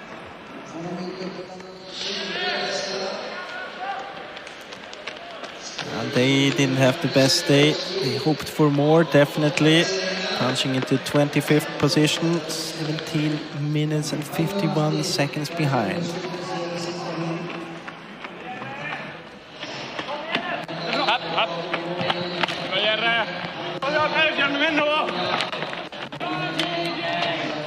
Yes, that was Anton Forsberg handing over to Henrik Johansson. And we're looking for Ravinen, I think, as well. We should be, because they were of similar time. And this is Lidingö first, Kolmården behind.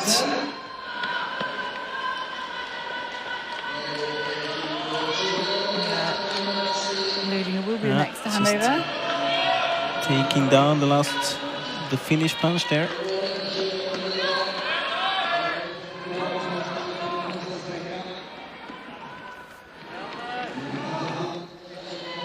Halden, second team. Yep.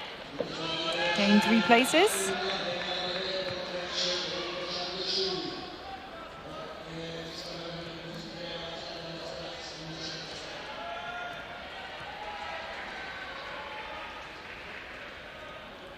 And Ravinen are on the way in, but they've still got a couple more controls to go. So it looked like that team's really dropping back here. And now we are waiting at control 6 and the first TV control. Maybe a short recap. Usually your job, but I'm doing it now. Oh, okay. For this leg here, we had Södertälje Nykvarn in the lead. 142 ahead of Tampere Pyrita. 151 ahead of Orion and NTNUI. And then we have Linné as well, 2:05. This is the first chasing group, so we're waiting for Södertälje. And there's definitely someone coming here. Yeah, Maybe. we know Becca Luggers and Tiziren dropped off the kind of leading group on leg 5. That's not Södertälje.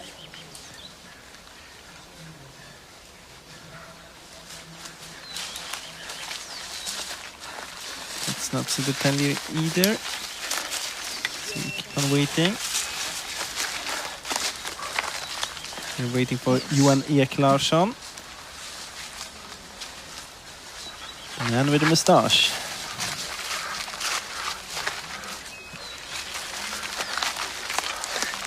Here he comes. Yeah. There he is.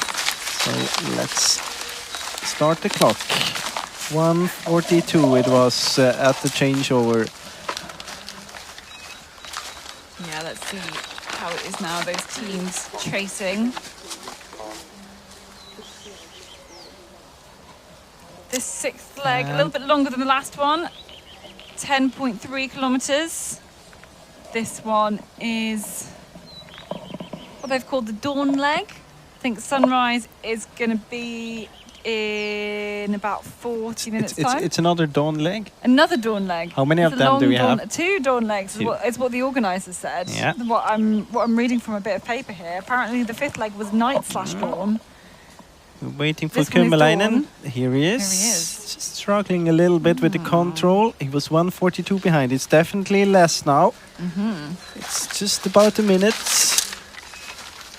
For Tampere and Pyrinto into second. So next team should be, if everything is going according to plan, Orion. Don't think we have a GPS device on them. They were 1:51 behind, so they couldn't keep track with Tampere and Pyrinto.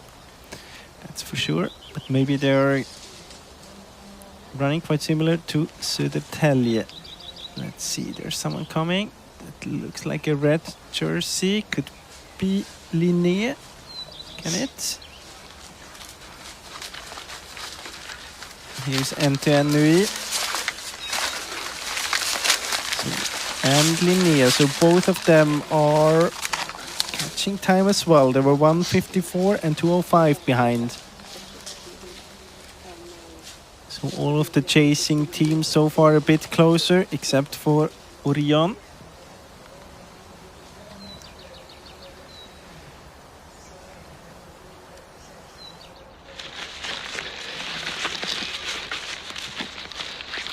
Now we are behind Orion. Oh.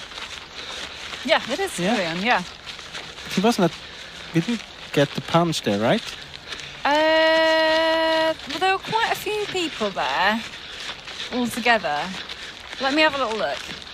Don't think that he appeared in the graphics. No. We haven't had the... I haven't seen him in the picture. I don't think we've seen him in the picture. We haven't seen him on the time come through here at all. I mean, you never know with these things. Sometimes it all goes a bit pear-shaped. Yeah, and we don't have a GPS, so we can't look it up for you. Maybe it's just us being tired. Well, yeah. There were quite a few runners around there, to be honest. Yeah. But that's really impressive to kind of catch up all of that time initially. You know, the longer we go around this relay, the more the forkings are going to even out as well. Certainly got that to factor in.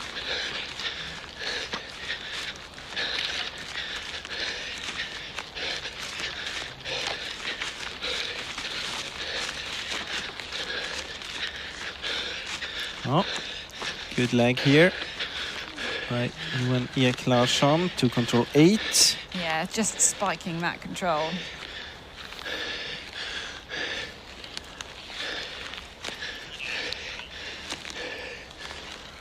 Let's take a look at the number. It's some...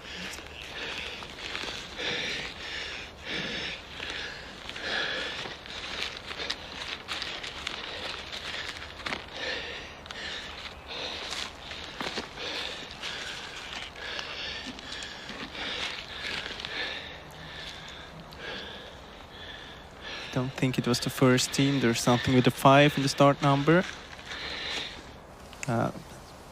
Keep an eye on that.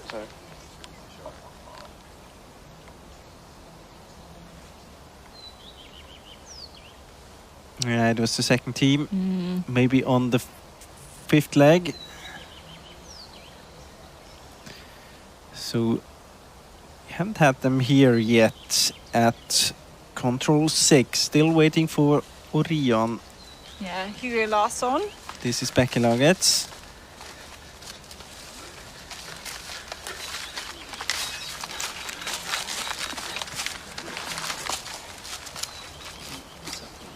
Lost a little bit more than a minute.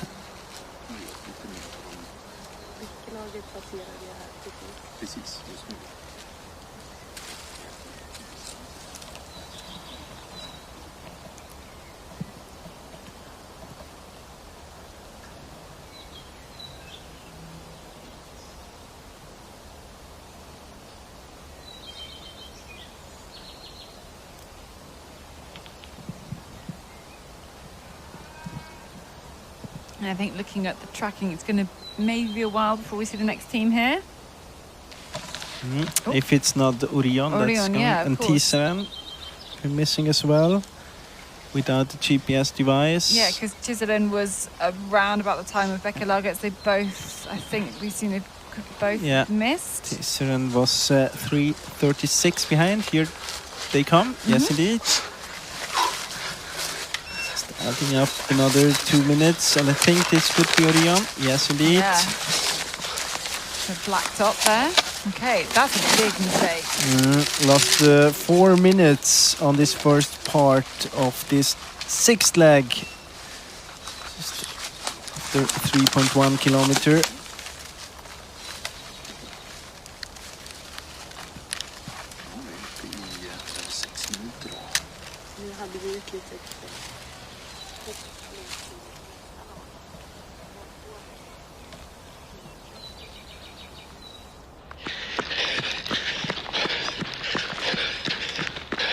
Now I can hear that we're probably going to change to a running cam.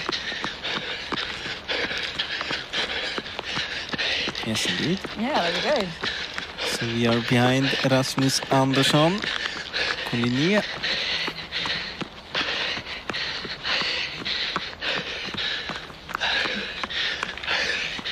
Yeah, you can't see any other runners in the picture, I think, but headed towards the track.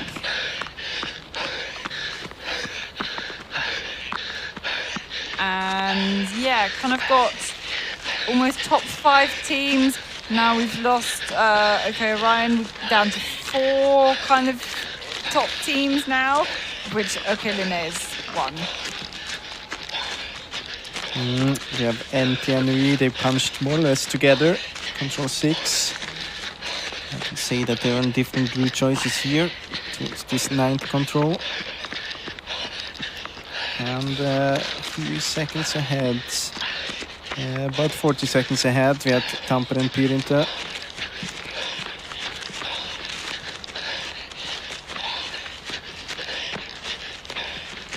You can really see dropping down this slope here. It's steep at this very place steep. here. Back And at control 6. And I think now we are waiting for Kove. They should be the next team here. I think you're right. We've also got Spilkina, Halden, Merz and Keviat, I think, as well on the way. Let's see who's there first. Yes, Karps Poikena should be here as well very soon.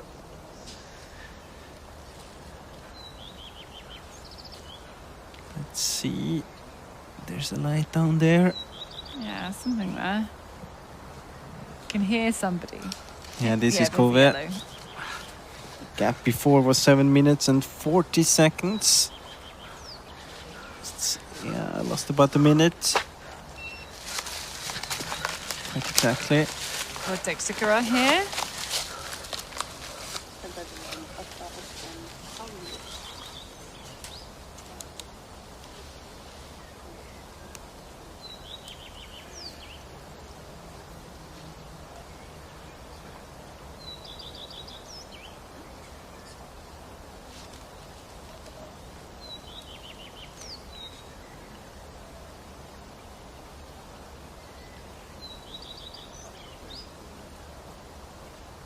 as we say, we know Pokana on the way towards this one as well. Not quite there yet. Maybe we thought we might have seen them already. Yeah, maybe we'll see them very soon, but on the GPS replay. Might indeed. They're struggling a bit at control 5. Together with Halden, actually. And not only a little, they're struggling quite a lot. So I think we have to wait a bit in order to see Hakkapspoikana and Halden. Next team to appear here could be Turun, Merz and Caveat.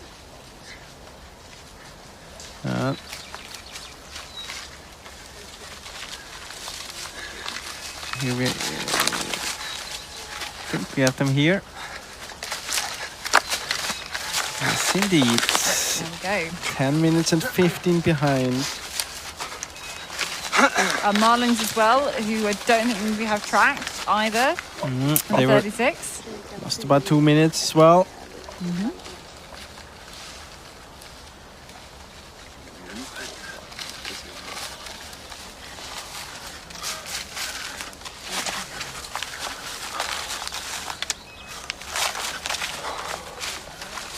Han Kristianstad. Simon Svensson. Also lost about 2 minutes.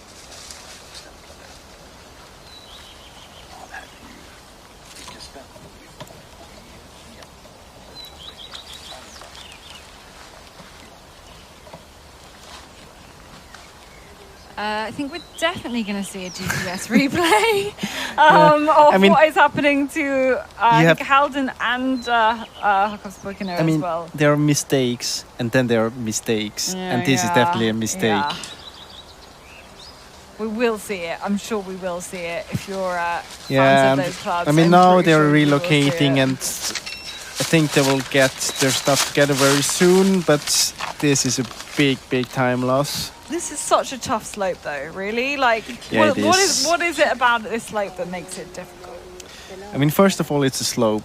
Yeah. That's by definition quite a tough thing, and then it's you have quite many features on it. You have many rocks on it.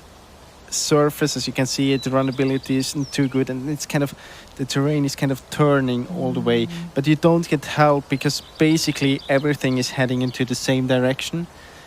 So it makes it really hard to relocate once you're off. Because everything looks the same. Off the plan, yeah, it looks the same. There's not many really big features to relocate from, are there? And if they are, then you have other places where you have similar features as well.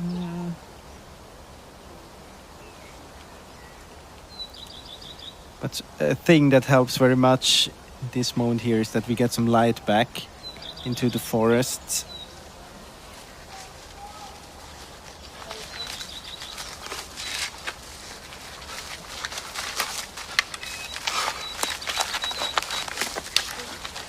This is Kalevan Rasti into 13th position. And Helsingin Suunnistajat 14.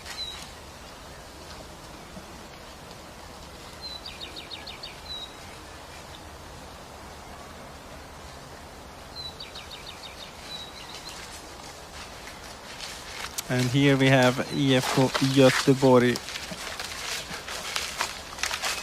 The gap now, 13 minutes and 16 seconds. He lost as well 1 minute, Johan Högstrand, on the first 6 controls.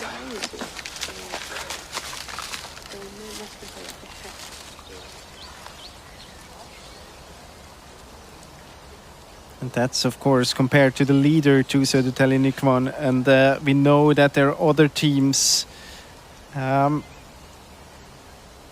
They were a bit faster than Södertälje. So compared to Tampere, Pyrintö, and also NTNUI and Linné, he's losing more than 1 minute here. And the struggle for Halden, they just continue. Same for Hakkapspoikana, still at control 5.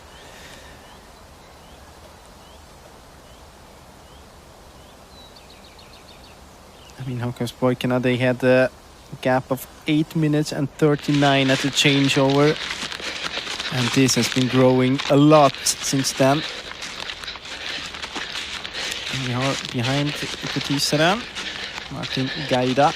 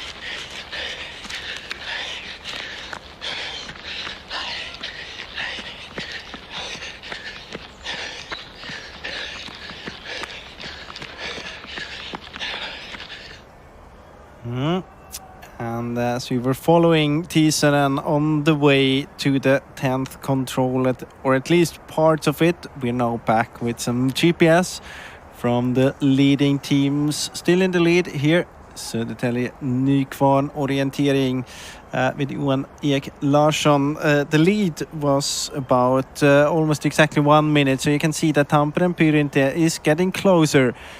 And same is, we can say the same about Linné and NTNUI. And here we have proof as well that the light is back, not only in the forest but also in the arena or close to the arena. There's also some life returning to the spectators within the stadium.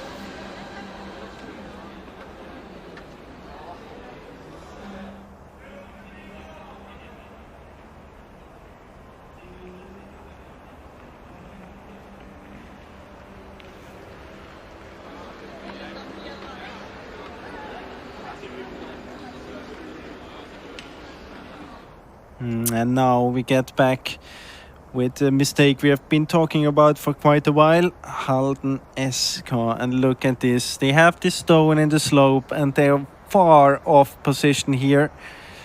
I can tell you there are a few other controls here in this slope as well. So all just being all over the place, going down to this path in order to relocate and then finally get the control after many minutes. And it was not only Halden, it was also ICA HP, and they struggled even more. They just punched the control now, so they were out there about 3 or 4 minutes longer compared to Halden. So it is difficult indeed in this slope around control 5 and 6. This is the standings at this sixth leg after 3.1 kilometer.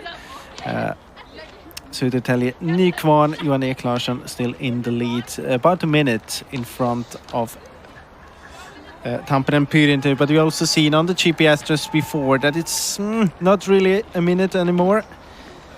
Might be around 40 seconds at the moment.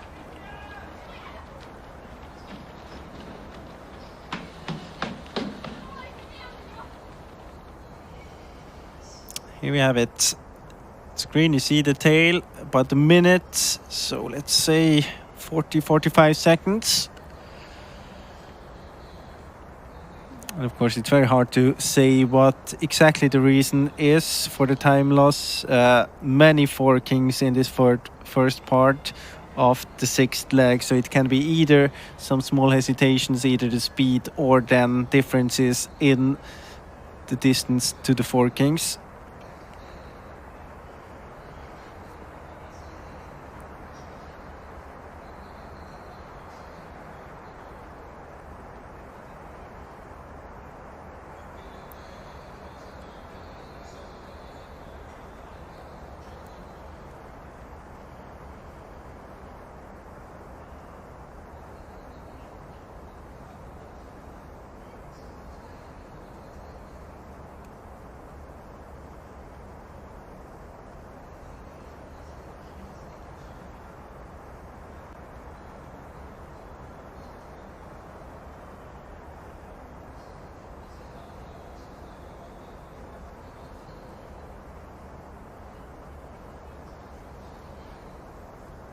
Södertälje approaching this 12th control, getting this small hill, and then the re-entrant there. No problems whatsoever for Johan Ek Larsson. Let's see how Severi Kymäläinen for Tampere and Pyrinter is tackling this challenge. Also had at control 6. NTNUI 138 behind. So around 40 seconds behind Tampere and Pyrinter. Could be a few seconds more here for Anders Westøl.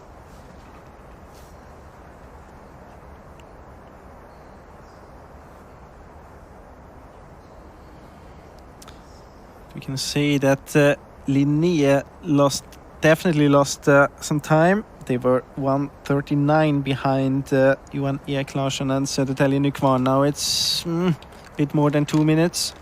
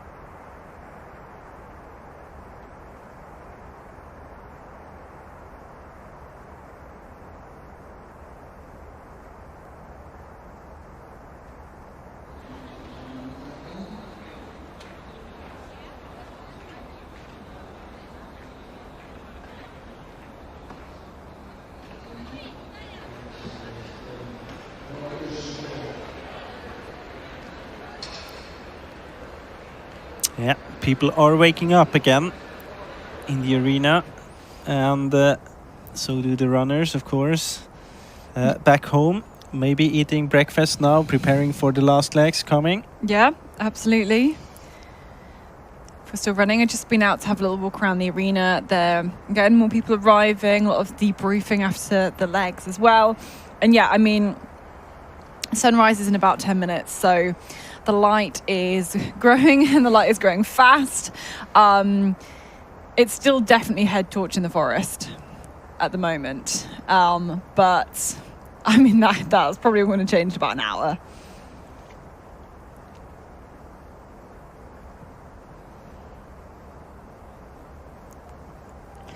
So yeah, it looks like these 4 teams then still vying towards contention, but slightly kind of changing slightly in positions maybe. Yeah, or you can see that, I mean, one thing that's really surprising more or less is that we have kind of a minute between all of the teams here, so there are no groups at all, everyone for himself. But it's kind of the lag that allows things like this, many forkings, difficult controls. You're kind of forced to do your own race. Linné losing a bit of time. No, it's definitely more than 2 minutes.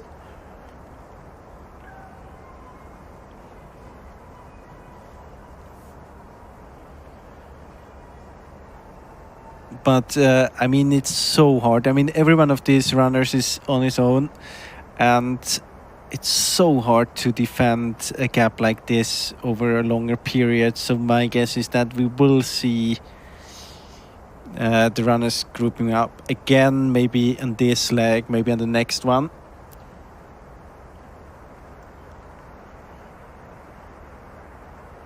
Yeah, so much can change again. I also saw the when I was outside walking, having a little walk around, the team from IFK Göteborg, the all-female team with many of the runners who featured in the top 2 teams in the women's relay. They just had the Malin Egve Christiansen on the long night leg, finishing her run there. She looked pretty good on the last few stages, coming into the arena, getting cheered on by her teammate. So making good progress around this course as well. Of course, it's going to be next year when we see those first night legs for the women. Really exciting to see that happen. I think many teams still get to kind of iron out exactly the details, because both races are going to have like a pause in the middle. We go from one race to another, back to the first race again, and then back to the second race, so that they both have day and night legs. But that's going to be pretty hard to do if it's somewhere like here in the future, because there is not enough night to make that happen. Yeah, definitely a challenge. I'm not sure if... I mean, yeah, it's going to be this approach once, and then we'll see. My opinion is that we definitely should test it and see how it is. But, I mean, you just mentioned one of the challenges. Oh. I see many challenges to come. Yeah, I think the club coaching and training is going to have to change, so that it's preparing for more like night orienteering. But no matter what, it's good that we see night orienteering in the women's class as well. Looking forward to that. Yeah, another aspect is more legs as well, so we'll field bigger teams. But look at this. Now we have a change in the lead, because Södertälje Nykvarn, they were off direction, and Tampere Pyrinto, Severi Kymäläinen took the chance here, got ahead of Johan Eklarsson at control 14. You also see a mistake by Linné. Rasmus Andersson just running over the hill there, over the spur. Not really seeing this small cliff. Control 13. Yeah, you could tell that the runner from Södertälje there was Johan Eklarsson, when he reached that small path, could regain control then and get good direction. Now we're waiting for them here at control 16. So now we expect Tampere Pyrinto in the lead, Severi Kymäläinen. I mean, this shot basically makes it look like full daytime right now. That's a bit optimistic, to be honest. You can still see that the head torches are making little patterns on the ground. It's definitely still needed. Probably not needed here, actually, at all. If the whole race was open, you wouldn't need a head torch right now. And it is 2:45 in the morning. But if you were in the forest, yeah, you still need it. But Tampere Printer, there we go, overtaking the lead. Great work there, and Södertälje, Nick Von, they can see that, yeah, you know, they've got the back of the other runner as well. So the good start for Tampere Printer has continued then into a 9-second lead. And the next team we are waiting for, NTNV from Norway. I think this is Anders Westøl, the lamp we see there. The green kit. Yes, there we go, the green and the yellow. Black. Very, very distinctive. It was 1:54 behind at the changeover. It's quite exactly a minute now, a bit more. 1:11. So good race so far.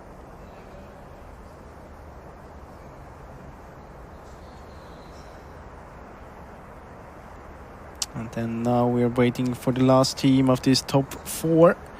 OK9, Rasmus Andersson with a mistake there at control 13. Small one.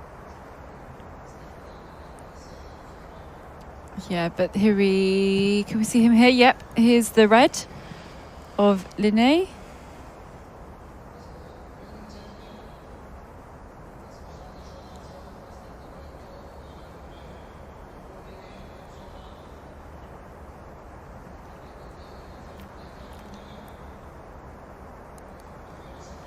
And if you look back at the 6th control and the last TV splits, then we can see that the next team we are waiting for is Bäckelaget. And then, yeah, we can see them on. It's just still a few controls to go. They're approaching control 13. The split is at control 16. And somewhere around Bäckelaget, somewhere I think between Merz and Caveat and Bäckelaget, we also have Tiseren. No GPS device on UK Tiseren. Can't be really sure about that.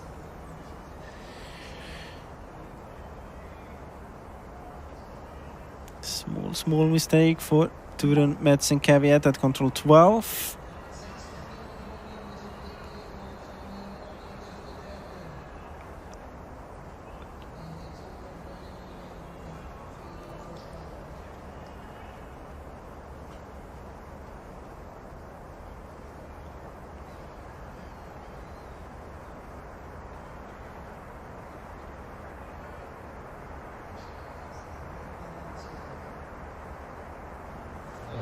Okej, då står jag här med Malin Agervig Christiansen som har sprungit sin andra sträcka det här dygnet. Berätta!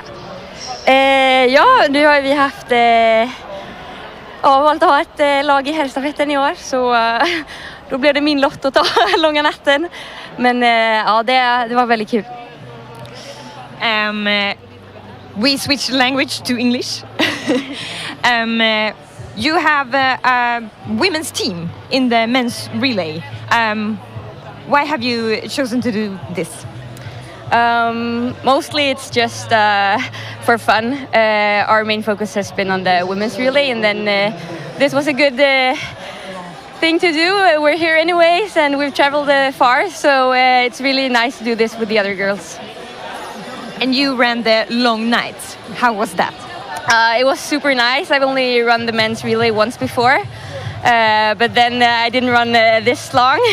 But I really enjoyed it. It was tough, but I tried to keep a pace that I could keep the entire route. So I'm really glad that I did it. And next year it will probably be more night for the women as well. What do you think about that?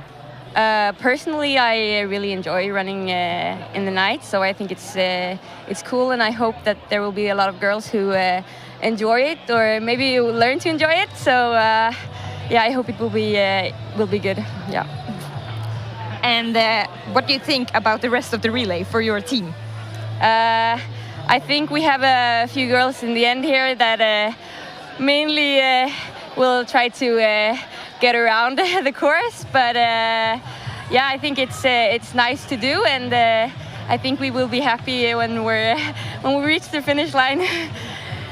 Yeah, good luck with the rest of the night. Thank you.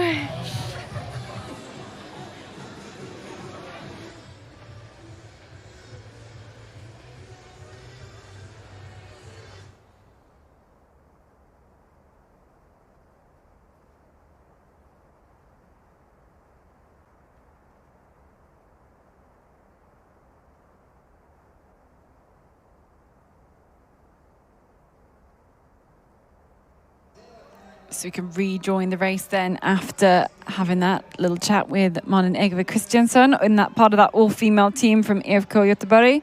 And we actually, looks like maybe there's some more teammates heading over here. This is Becca Lagertz, you can see there on the right. This is maybe, okay, Orion as well, who doesn't feature on our tracking. And so they are just heading towards control 16 right now. Of course, we saw, okay, Ryan, part of kind of the leading group of 5 at the start of this leg.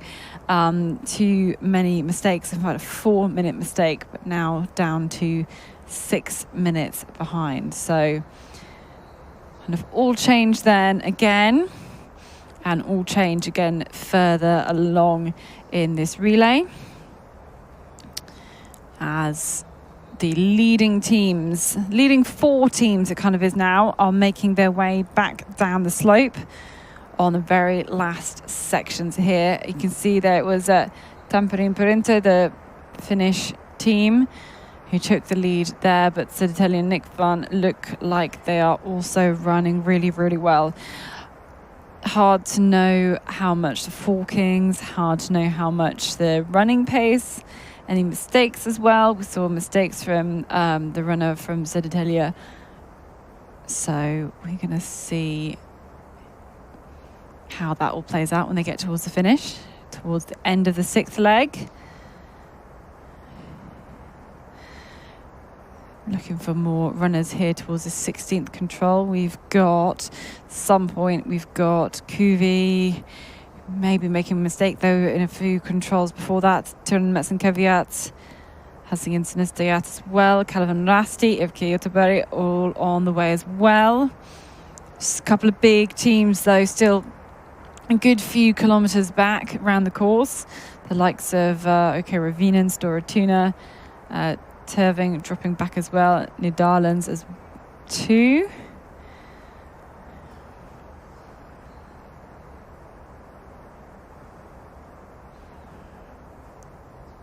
This looks like it's Malungs, Philip Vadsten. Yeah, they're into the next position here. And let's have a little take. So we could see earlier on in the course, Tamperin Perinto was in the lead. Ooh, that is I don't even know how to explain that mistake. Going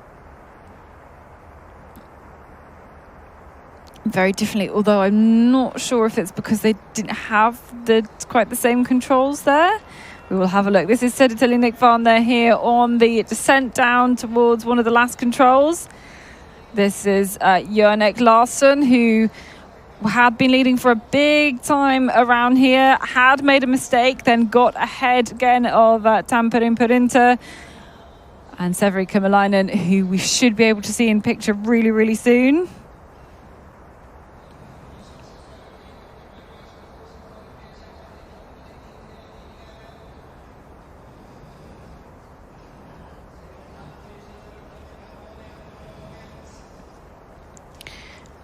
Here is the Finnish team, the white and red of Tamperin Perinto. Dropped actually back maybe more than I would have expected there. And those two are the two leading teams. We've still got Anders Westall of Orienteering coming up, and Rasmus Andersson from Ökeline on their way as well. So here at the end of leg number 6 of 10, it is Södertälje Nickvarn in the lead at the moment.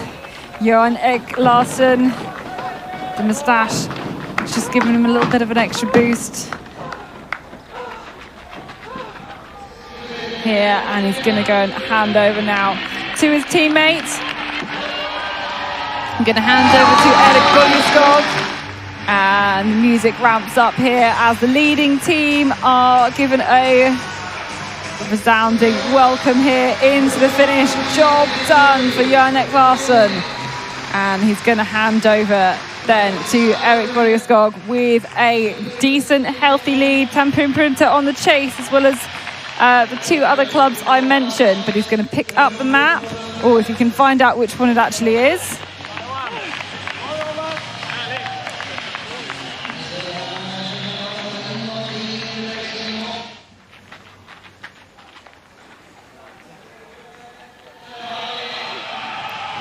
Very, very happy there. Here's the second place team.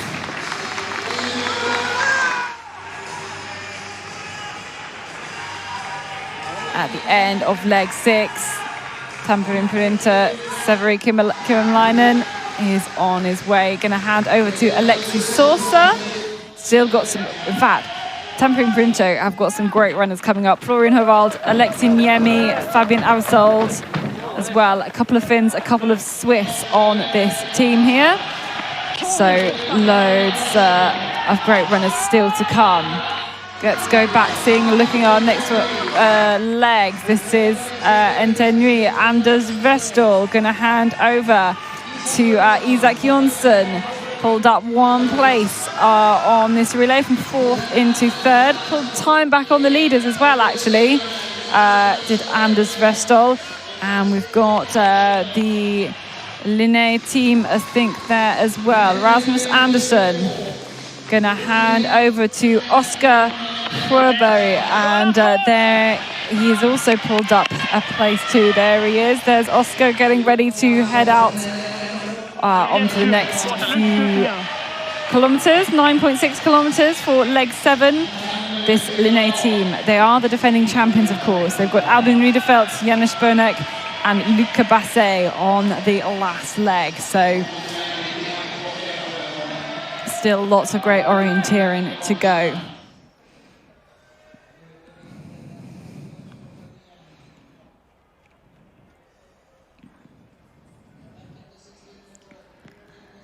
So back at the 16th control then. See, we saw Malungs and Okopan Kristianstad. This is Kalevan Lasti. And we've got, IFK Göteborg as well. So these two kind of close together now. They've been seeing quite a lot of each other.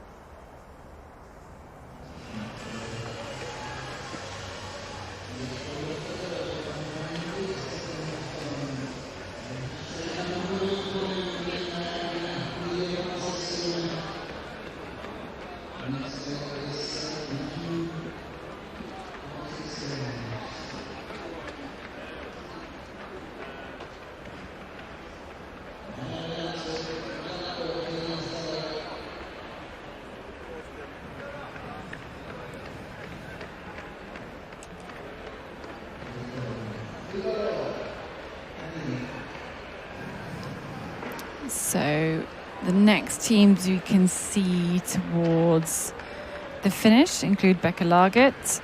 We've also got Terving heading towards our last TV control, for this leg. I genuinely wonder if people are actually able to get some sleep in this arena. It is, of all the places around here, this is not the one I would choose to go to sleep in or try to go to sleep in. Yes, då har vi Johan här som växlar i ledning efter sjätte sträckan. Hur känns det att komma in i ledning? Ja, det är en barndomsdröm. Alltså man har vuxit upp i klubben och det är Tiomila är något väldigt, väldigt stort för SNO och ja, man har liksom legat hela vinterträningen och drömt om just det här ögonblicket. Så att jag blir lite rörd själv. Ja, vad fint. Du gick ut i ledning, sen så växlade det lite under banan och sen så kommer du in i ledning under slutet. Visste du under tiden hur det låg till? Ja, men jag kände att jag skulle inte springa ett liksom stressigt lopp, utan jag skulle verkligen förvalta den här tiden som Filip gav mig efter Jeppes dunderinsats där på långa natten. Och jag tog det väldigt, väldigt lugnt i det tekniska och ja, sen så tryckte jag på när jag kunde, men så saktade jag in ordentligt. Sen kom det liksom 45, 50, 60 sekunders boom tror jag och då kände jag liksom att nu är det någon som kommer. Och det blev väl lite grann skönt också, då fick jag liksom springa lite med honom ett tag. Det var väl kanske Severi från TP där. Sen i slutet så gick han ut snett och då tänkte jag, men det gäller inte att vara inne först på den här sträckan, men jag gör mitt lopp så får jag se vad som händer och ja, det blev som det blev. När förstod du att du var först in? Nej, jag misstänkte ju det när jag såg att han stack iväg, så tänker man att det kan ju vara supergafflat i slutet också på en sån här sträcka. Men jag kände att ja, kanske. Men det är ju så, vi satsar inte på att vinna sträckorna utan vi satsar på att springa bra på hela stafetten.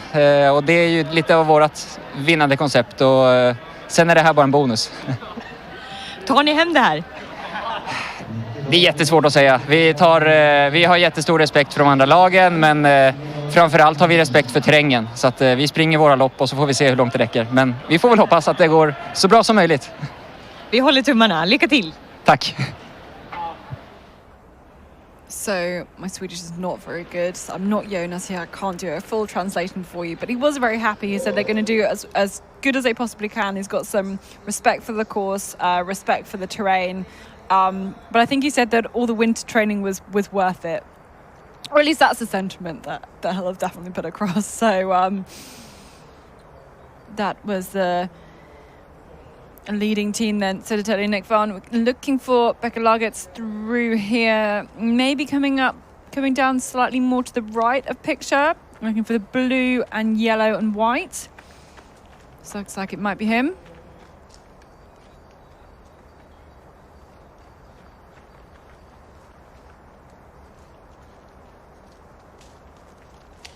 Of course, okay, Orion also in that group as well. Kept it pretty in control after the first kind of mistake that we saw from Orion, the 4-minute mistake that we saw towards the start. There's his teammate there, getting ready to go.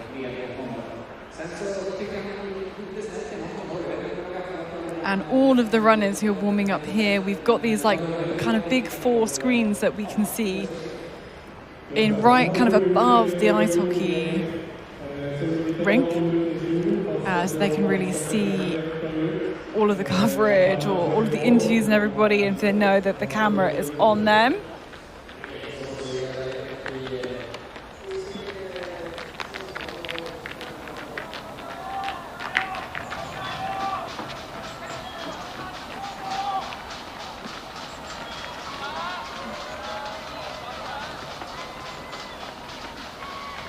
So this is Orion.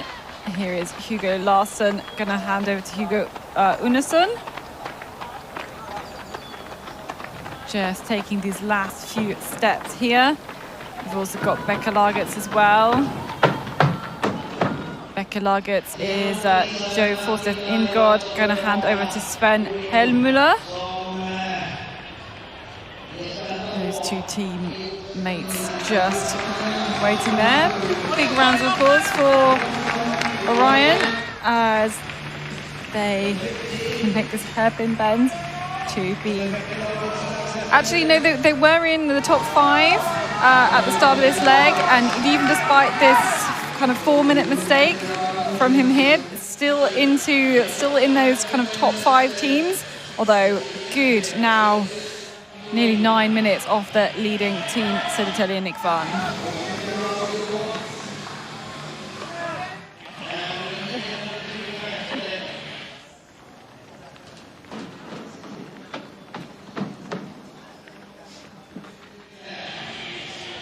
This is Tiomila. We just saw going over the bridge there. It's almost like built over 2 containers so people can walk underneath. Here is Tiomila. This is Martin Gaida. Going to hand over to Nikita Javin. Really fighting hard on the last few stages. There's the next leg runner. Fjahin. And we'll be about 10 minutes behind. So now those 8 teams within 10 minutes. We've got some chasers on their way as well. Chasers, the likes of Kuvi, the likes of Kalevan Rasti, the likes of IFK Göteborg as well.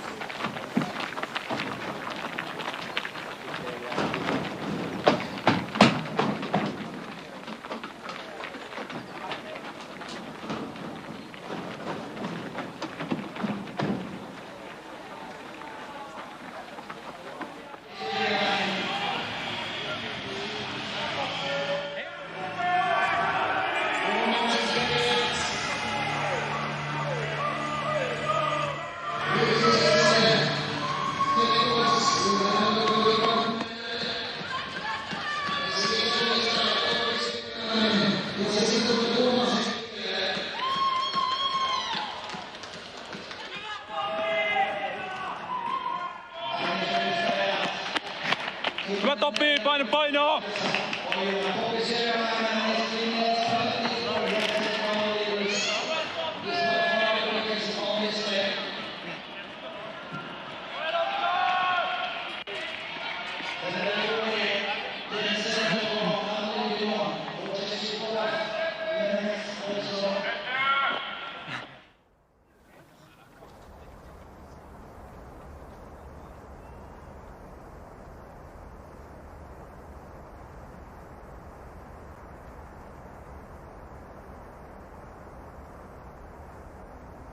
Okay, some trouble for Becca Lagertz. This is like one of the last controls heading down the hill.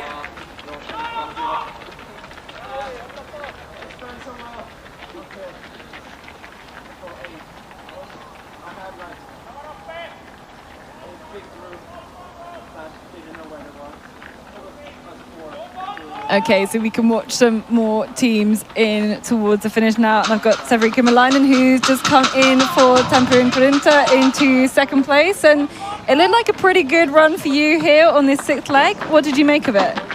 Yeah, it was indeed mostly mistake-free, like really smooth, really well executed. I'm really happy with the whole race.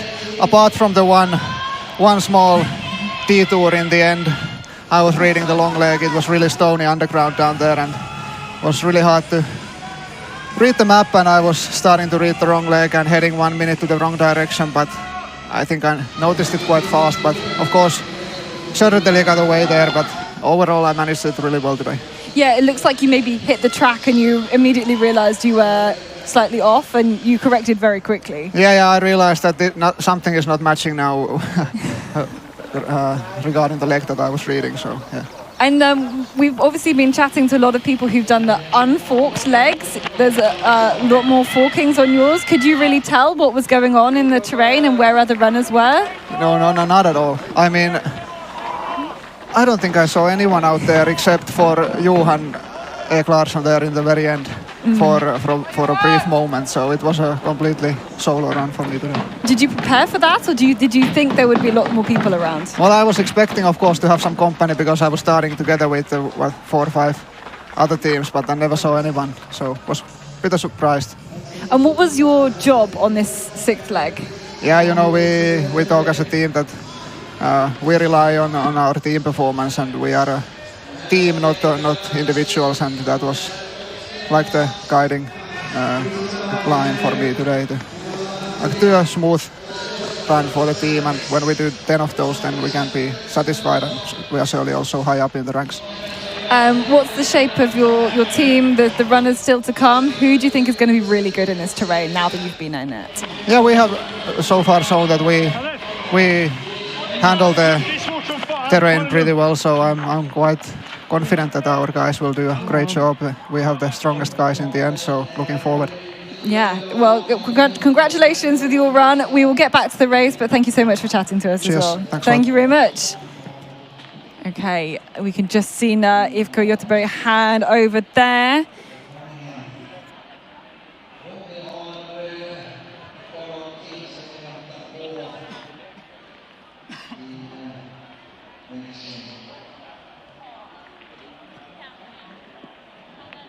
So that was Johan Högstrand handing over into 14th place there, gained 3 places.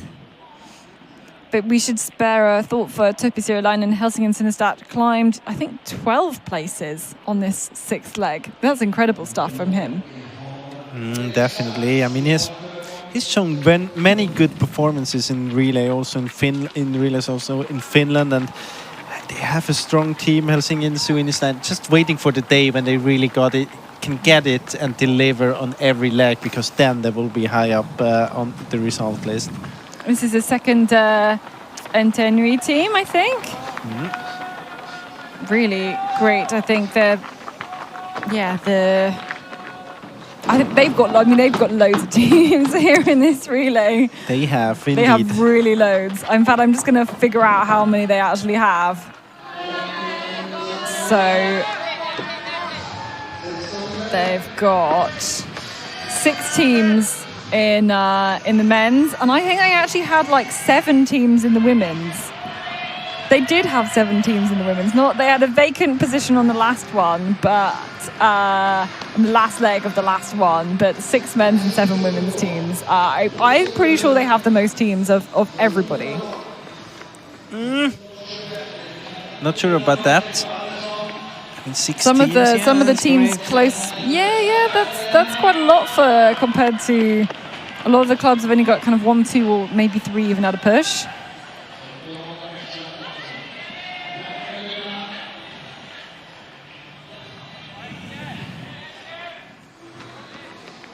Another team performing very well here in this relay that we didn't have on our list. Shields UK still in the top 20 here into 17th position. Remember, very good leg by Andreas Ulle. I think it was the second leg.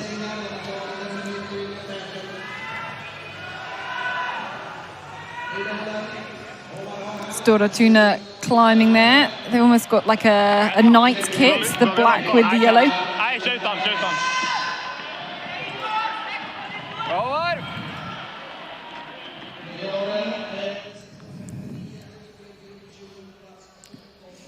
Confirmation then, that's the changeover for the top 10 teams. So I think the story so far, if you're just waking up, if you're just having a little catch up of what's been happening, we managed to... It's good. I'm going to listen here. Okay, you're going to listen here as well, Jonas. So we had kind of 13 teams in the lead at the start of the long night leg. Gradually, a couple of those kind of were lost off the back immediately. Then we were down to 8 by the end of that long night. Then we had to the lot of forked controls as well. So really, we lost Halden. Then we saw Becca Lagertz make a mistake, Tisaren make a mistake. We've seen a few others. Yeah, I think I already said Halden and OK Ryan on this leg 6 also make a mistake. So that kind of group of 8 has been whittled down then to 4. And those are the teams that we think we'll focus on a lot. Really interesting to see loads of teams gained positions here. I think that's just reflective of seeing actually a lot of mistakes there as well. And look at this. Actually, the thing I've been waiting for for a while now. So we get a recap of this first part of the 7th leg. Very short first control. Södertälje in the lead and Tampere and Pimter. Basically, we are talking about those 4 teams because those are the leading teams. The other ones you see there. And Tenui with quite a big mistake to the first control already. But all the other teams outside the top 4, they're 8 or almost 9 minutes and more behind. So let's focus on those 4.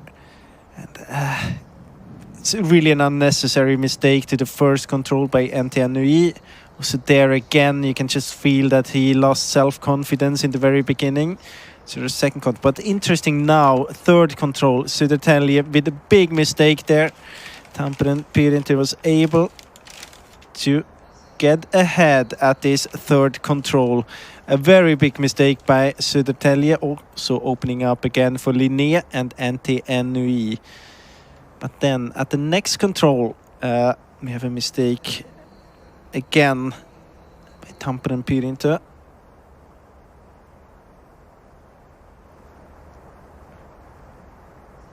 So we're sure we're gonna see the rest of the course as well a bit later. Here the teams behind, starting 8 and more minutes behind the top 4. So did any of those leading 4 really have a clean run through to where they are now? I think Linné had quite a good start, but we will see. Let's wrap it together at control 6. So that's where we are, and we are waiting for the first teams to come. You know that basically, yeah, as you said, almost all of the teams have done mistakes in the beginning. I think Linné had the best start here, but is it good enough to take the lead? Have they done enough mistakes that you're realistically going to think of any other teams catching up time? The teams further behind, are they going to catch up time based on those mistakes? Yeah, for sure they will catch up time, but the question is, first of all, they will also approach this difficult bit, so there is a risk that they will miss a little bit as well. And they're so far behind right now. So, yeah, maybe they get a bit closer, but not in contact at all at the moment.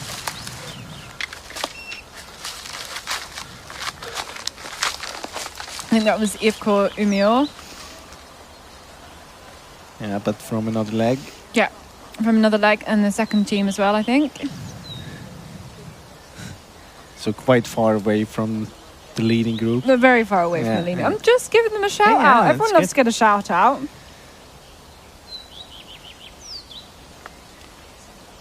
But we should see these leading teams through here any second, really. I think we can hear something.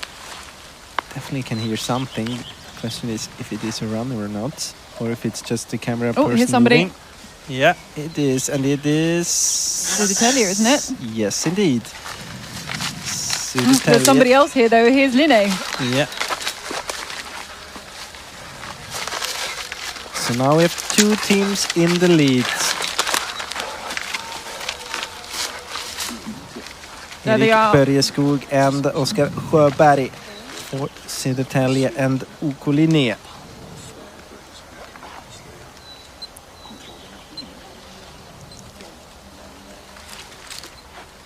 And we are waiting for the other 2 teams of the top 4. We have seen mistakes by NTNUI to the first control. We have seen mistakes from Tampere Pyrinti at the 4th control, I think it was.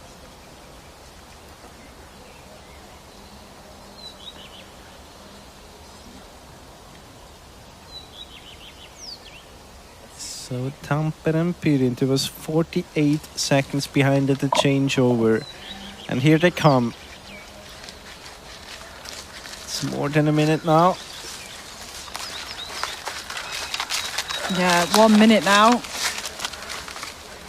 I mean, he lost more than a minute just from control 4 to 6. Here we have to recap. Big mistake from Södertälje.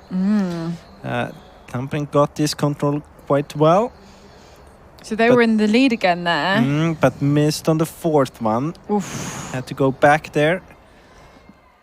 Getting quite low in this section. Had to climb back again.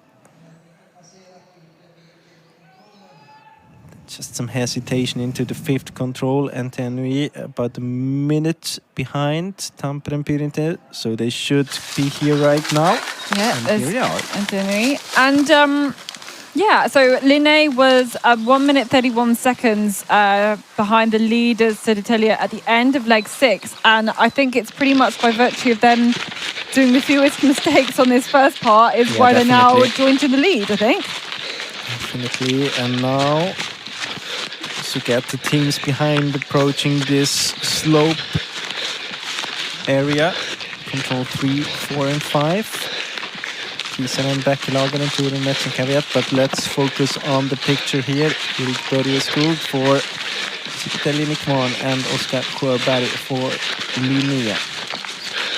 Yeah, it gives you a sense of what this slope is like, how you can see some of the boulders here, but the undergrowth is a little bit more deep. It kind of disguises some of the shapes, and it's really hard to keep the right heights here.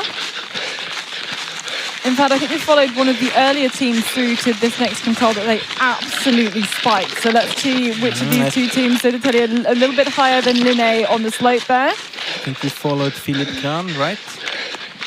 On the 5th leg in this section here. Yeah, I think we did. Where's the control? They're looking for a null. It's not that one.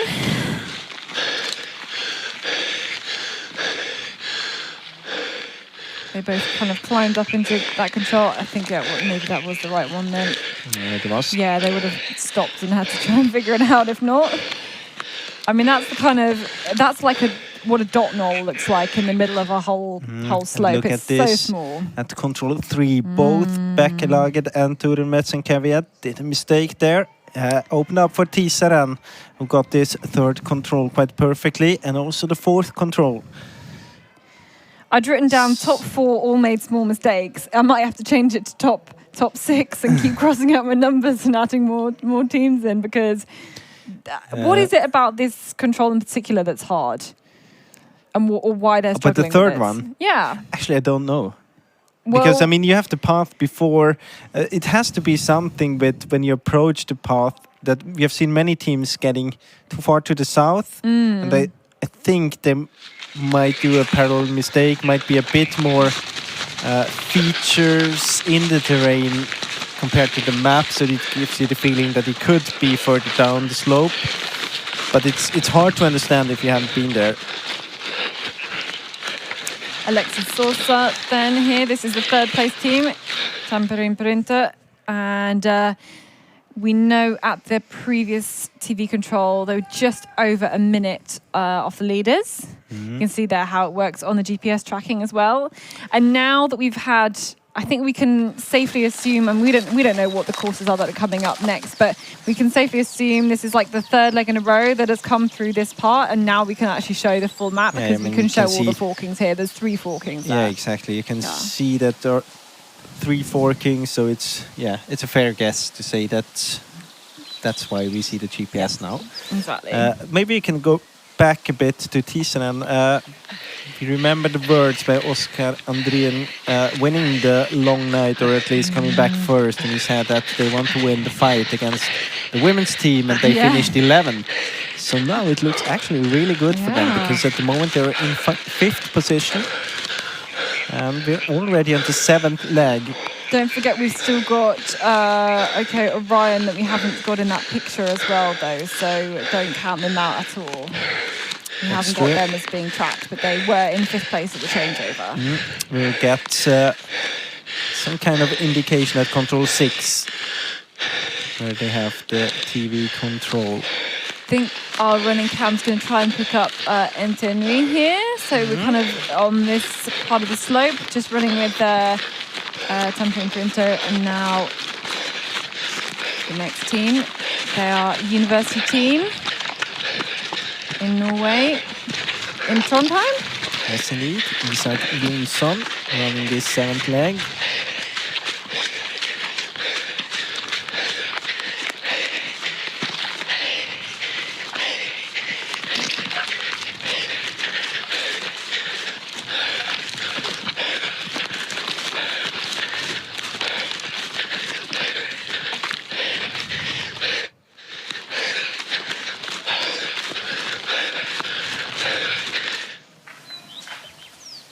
relay back then at the 6th control. Yeah, and now we are waiting for Tisanen, maybe Orion. Orion was 8:51 behind at the changeover. Tisanen 9 minutes and 40. And we're looking for the blue top of Orion. Do clubs have a night kit? There are a lot of dark a few of kits. them have that. Yeah. I think Orion is one of the clubs. Yeah, they were in like kind of the same as the blue, but in the black, obviously. And it looks like Storatuna, they're mostly yellow with bits of black. It looks like they had a night kit which was black with bits of white. And Calvin Rusty also had a dark kit as well as their white kit as well. Very soon. We have been waiting for 8 minutes here.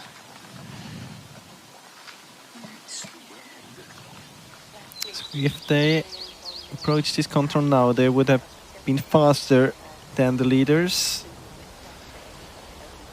But we also know that the leading, almost all of the clubs in the lead here, top 4 clubs, did mistakes in this first section, maybe except for Diné. Yeah. So looking up for Tisanen, it's the lights here. It could be blue. You can even see the sun. The sun has definitely risen now because you can see the sunlight on the actual tree trunks now. Could be Orion here. It's it is. It is. Good spots. So still ahead of Tisanen. So you need to remember when we do see kind of glimpses of the GPS tracking, you need to remember that Orion are not being tracked. And here's Tisanen, so almost together. Now 8:35 and 8:50, both teams going quite well. And you can see the runner from Orion just in the background of that shot there, so they have, within sight. It's very, very important to be within sight. So Tisanen was able to win back 50 seconds compared to the leaders.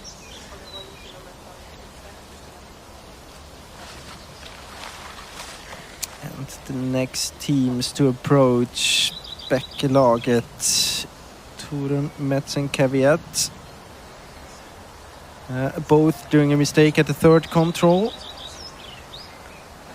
And then a little bit behind, Calvin Rasti, KV, IFK Göteborg.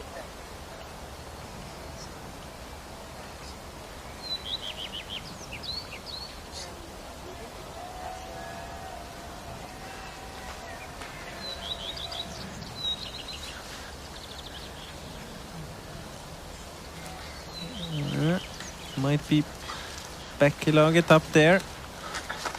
No. But behind there it is, definitely. This is Helsingin Suunnistajat, another team we don't have a GPS on.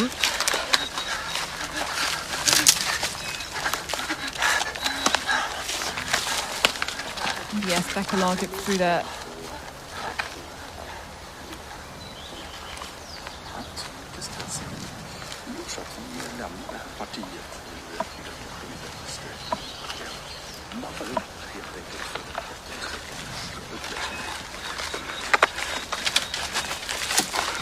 Okay, let's recap. Yeah, and first chance we've got to see all of these different routes down here. And kind of this is some of these controls are what I was referring to when I was saying there really are kind of shorter and longer forkings, I think, here. And here you can see that there is one forking where you have 2 controls. Another one where you just have 1. But after here, they would all have done them all. So then you kind of even the playing field again before you get to the kind of next group of courses that are all kind of forked to the same formula. And even here you can see that there's maybe a bit of a fast one. I mean, here you can really go different route choices if you have different controls. If you have E10, then you're more likely to go quite straight. If you have D10, then you stay a bit longer on the path. And I think we've got all of the different options, represented there. But if you've got F, then you've already done those kind of 2 controls. Exactly. You've already done F10, so you just head straight to 11.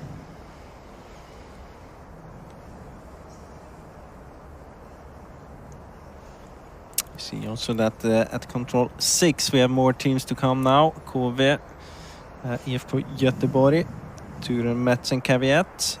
And the gap for those teams, Kalevender Asti was 11 minutes behind, IFK Göteborg 11:49, KV 11:55 and Turen, Merz and Caveat 12:23.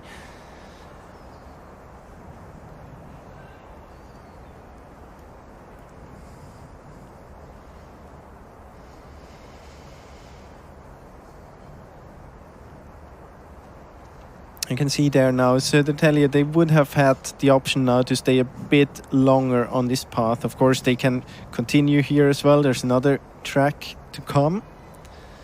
And then I would highly recommend to stay a few meters on this one. Just follow it. You get the stones there before you enter control 10. The 2 leading teams have got the different controls. They just got to be really distinct in their own planning. Their own decision making. You can also get kind of a feeling that the marshes are quite wet because you can see that Tampere Pyrintel all the way around, really avoiding this marsh there. Yeah, wanting to take as many meters on the track as possible.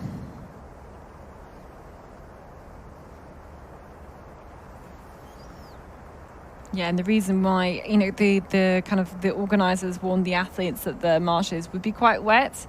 The snow, apparently there was complete snow cover here 2 weeks ago, and it's all melted really quickly as it just kind of got warm overnight in those last 2 weeks.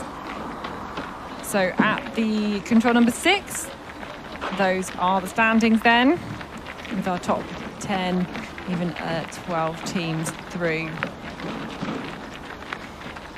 No real change at the moment from these top kind of 4 main teams that we're looking at towards the start. Linné, Entenui, Tampere Pyrinto, and of course Södertälje Nykvarn.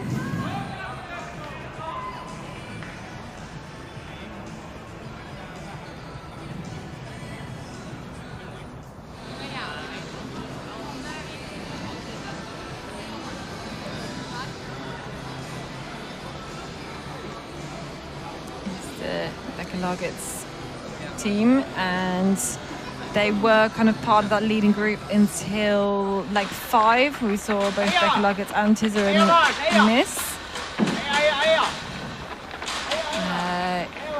After the 20-degree day, we lost a lot of heat there. It's pretty cold if you're going to be out watching the races from outside, a big area for spectating.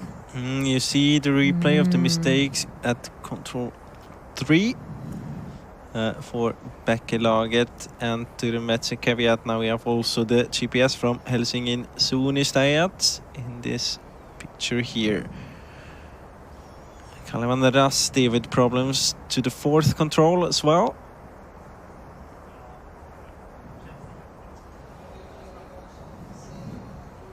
Helsingin Suunnistajat with a big mistake at control 5, almost followed Thyssen towards the 6th control. Also Turen, Merz and Caveat with a mistake at the 5th control. It's very, very difficult in this slope here.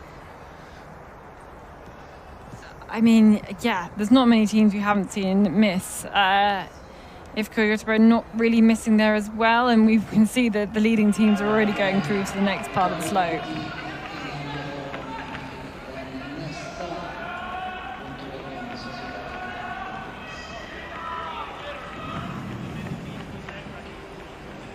I'm sure this arena will start to fill up again as people have gone back to their accommodation, maybe for a little nap. But when we reach the last kind of few legs of this relay, where it gets exciting, and a lot of support from the team there. We're still replaying then this GPS. Focus now a bit more on the leaders. Yeah. You see the different options they have. We were talking about the possibility for Södertälje to follow the track a bit here. Followed my advice. Getting control 10 in a good way without any problems. No problems for Linné either. Tampere and Pyrinter can go straight to 11. The same for NTNUI, so both of them, they don't need to pick one of these D or E options. They have done that already at the 9th control.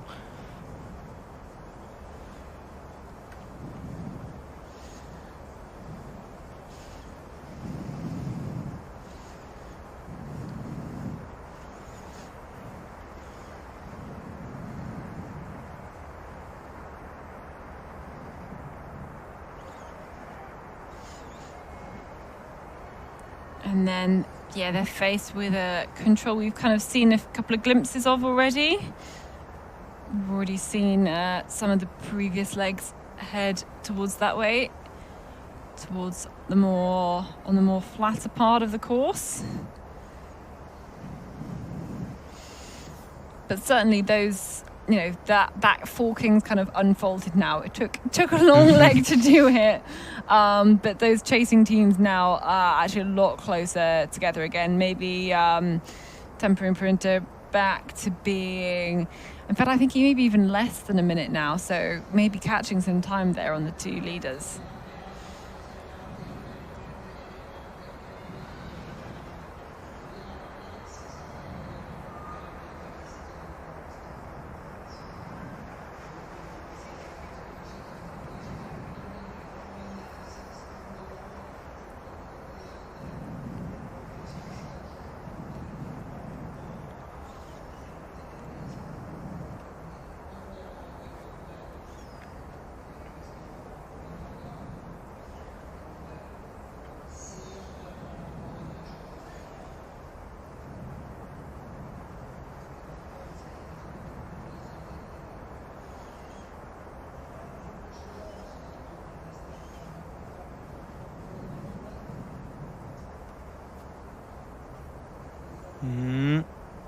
Seems as if IFK Göteborg is moving into a kind of strange direction there.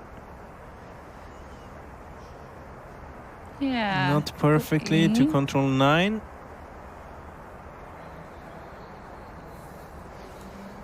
So they've maybe already been there though, or something.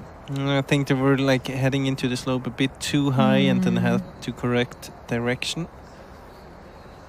It's also hard to see because they have almost the same color here as Bekkelaget. Yeah.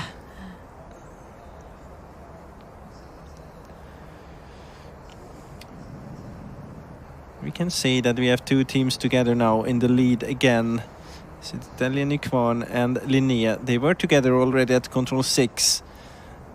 Split it up for the forkings and now together again towards control 12. And also within 1 minute, Tampere and Pyrinter. And about, let's say, 1 minute and 20 seconds behind NTNUI.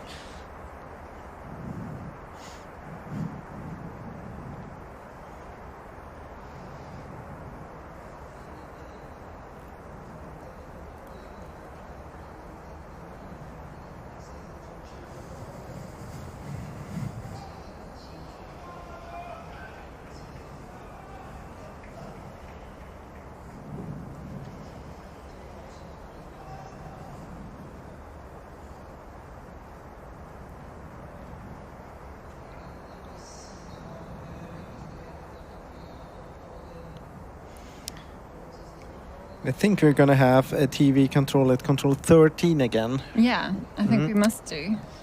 Just before we can kind of solve the puzzle around this last forking on this lane. No, second last forking. I really want people to see this last forking. Because, I mean, we have seen many changes in the end of the course, and it's really due to the longer forkings. Or like it's just teasing you there. You can see the forking coming up at 13. You can see the 3 lines. Yeah, this one's it's a good forking. it's a complex forking on paper. In reality, it's actually quite easy. A lot of the teams picking up the tracks, of course, as they climb up towards the top of the hill. Just need to know if they're keeping climbing and they're going in the right direction.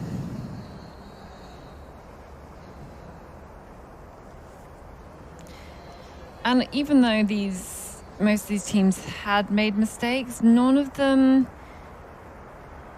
were huge, really huge. No, but I mean, and I think they're going to need to make a huge mistake, right? I'll need to change something here. The mistake at the first control by Antenui was really unnecessary. It was kind of a matter of focus because it was so close to the skiing slope. It's an easy one. I think the course planner even put it just to have a control there in the beginning in order to make the route choice a bit better. It's not even really one of the key controls, I would say. But is it just kind of something to throw you a little bit and because we know some of the first controls have been quite far away, maybe then it's good to have a close one, you're climbing up the slope. I don't know. No, my guess is it's due to the route choice, that the route choice is a bit better to the second control. But let's take the leading teams to this TV control. We can see Linné to the left and we can see... They're looking around. They're hesitating, turning back. No one wants to leave the other runner out of sight. Yeah, when you're about to talk about it, they didn't do any bigger mistakes. Yeah, and this is definitely happening. No, they got the situation. Why are they even talking to each other? Did they say something? I think that he was pointing towards the control, Erik Bergeskog. But it's Oscar Fröberg who gets there just ahead. These two runners have seen quite a lot of each other. And yes, that mistake, that's allowed Tampere to catch up. There we go. So now 3 teams within 10 seconds, and we are waiting for NTNUI. The gap, I expect it to be around a minute. And this is the Södertälje. They got this little box team, here in this arena. They're far away from us. They're just next door to where we are. Looking good there in the team camp. We're looking for NTNUI. And he should be coming fairly soon. I mean, this bit is so visible. It's pretty... But still, it's you have to be patient. I mean, the visibility is good, but it's also quite flat and it's stony and it looks kind of the same everywhere. And we have seen them hesitating. We have seen them doing mistake, turning back because they were not sure about the distance they have been running. But here is NTNUI. And we had a bit more than a minute past now. I wonder if the first 2 runners, saw the camera. They know the camera's going to be looking in somewhere at the control. It kind of... I don't know. I think if they would have seen... I mean, it's definitely not a fixed camera position. No. So it's just the person out with the camera. Yeah, I don't know. But you can see what I know is that there is a mistake going on for Helsingin Suunis Dayat towards this control 10, far too low in the slope.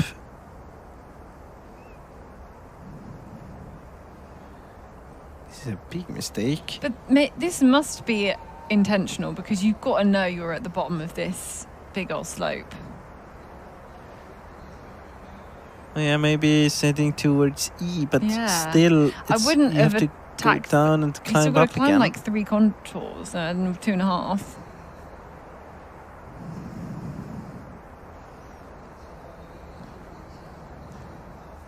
Tisaren will have to go to this E control as well. And I'm really hoping we can show you soon what's happening with our leaders around the part after control 13. Because let's just say they're splitting up, and it's going to be really interesting to see. Yeah, let's just say we are at one of these forkings again. We're at the forking, yeah. Yeah, they're splitting up because of the forking, and I'm really going to be very excited to know who's going to be at the next common control first, especially because they were those 3 top teams within 10 seconds of each other. We can actually see a small mistake as well, but let's just wait a few minutes or a few seconds.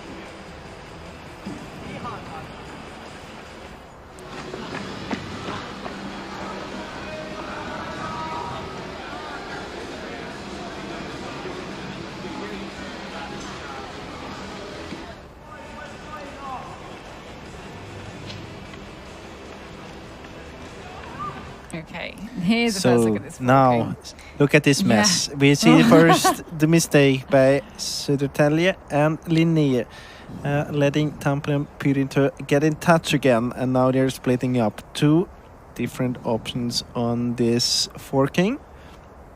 Linné has to go to I. Tampere Pyrinto and Södertälje, they have the G option. And look at NTNUE here, having the H option, just not accurate enough with direction in this stone field. I was going to say G looks slightly better, but now actually, obviously, Linné have just come out just in front here. But they're basically back together again. I mean, they're back together. It's almost like a false forking there because H and I have a common control. But certainly, me... Is this the first sign of 4 dropping down to 3 for NTNUE, just kind of dropping now? I mean, the gap isn't very big yet. Yeah. It's about 2 minutes, but it is 2 minutes, and you have 3 teams in the top, and the runners are not getting worse as we get to the 8th and 9th and last leg very soon. Yeah, we're really starting to get some of the kind of top runners in these clubs being put, I mean, especially on leg 10, but now we start seeing them kind of leg 8 and leg 9 leg 8's quite a long leg as well. It's an important one. Leg 9, very short one. Who's in charge of, well, not necessarily saying who's going to run which leg, but who even makes the team? Like, who tends to be in charge of that in the clubs? How are those decisions made? You mean the selectors? Yeah. Well, that's different from club to club. Usually you have, in the few clubs you have like the coaches doing it. In other clubs you want to have someone else deciding because you don't want to have the coach who is quite close to the runners having to decide about who's in the team and who not. And it's very different from club to club, but often it's not very big decisions about who's in the team or not. The bigger decision is who's running which leg. And here we have all 3 of them. All 3 of them are together. Now Tampere and Pyrinto are in the lead. And now we are getting to the last forking of this 7th leg, and it's again 3 different options. It'll be interesting to see if they have the same option or if they have to split up. I'm sure they must have split up. I think that could be quite decisive then on this last part. I mean, it was decisive on the 6th leg, so it's quite likely to be decisive again. That's the first time we can follow them on this hill. You can see it. Like it's very hard to kind of navigate. I mean, you're working a lot with direction. In this specific case, you don't have to find the control because you're heading down to this big street here, and then you have to start the navigation. Yeah, it's much more rough on the other side of the street. I hope the camera will just follow them. Yeah, it's much greener. It's much greener, and that's exactly what you should do here. A few steps on this road. Maybe dropping down already. They might be filling up in terms I have the feeling that both of them have the option very much to the east. I'm so glad we're following them in here. Like, we've seen a lot of the runners like descend into this part of the slope, and it's been hard to kind of picture what it actually has been going Might have on. the J option they've here. all got the different ones. They've got one different one each. So it doesn't look good for Tampere and Pyrinto here. No. They have to continue, and my feeling is that he will follow Södertälje to the J option. And this is painful because you've got to climb back up to L. Yeah, and this is going to cost time. And first he has to relocate and then he has to climb back. Doesn't look good for Florian Howald. Yeah, now he got it. Go. Standing there at the control. Now he has to start relocating. It's kind of a good case for him because there are not that many stones in that area. And especially because it's got a control on it. It was quite obvious that it was a stone. So climbing up again. You see it in the GPS. And Södertälje now again heading towards the changeover in the lead. And a tough situation now for Tampere Pyrinto. He did such a good job on the leg, getting back in contact again. Fighting his way back after the struggles at the third and fourth control. We have Oskar Sjöberg heading down. He's not the first one. We had Södertälje punching there already.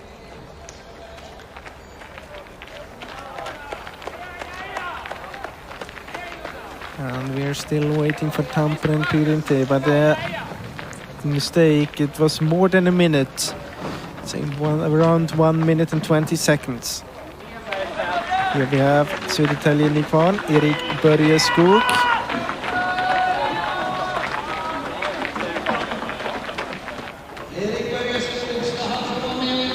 So Södertälje Nikvan maintaining that leading position then after both leg 6 and leg 7. Only 3 left to go. Here's Tampere Pyrinto. We're going to follow them down. You can see these 3 teams were together. Obviously the forking would have done something. I think that's put Linné behind. But you can see that Erik Börjeskog looks over his shoulder. You can see that there's not any runners chasing him immediately there. You can't see anyone directly behind him. So after leg 7 of Tiomila, 7 out of 10 completed. And it's looking really, really good for Södertälje Nikvan here. They have completed 7 of the legs. Erik Börjeskog has done his job. Some small mistakes from most of them there, but not too bad. I think Oskar Sjöberg missing out, I think, on unlucky, I think, on this last forking as well. He needs to go a little bit further, a little bit more distance right at the very end.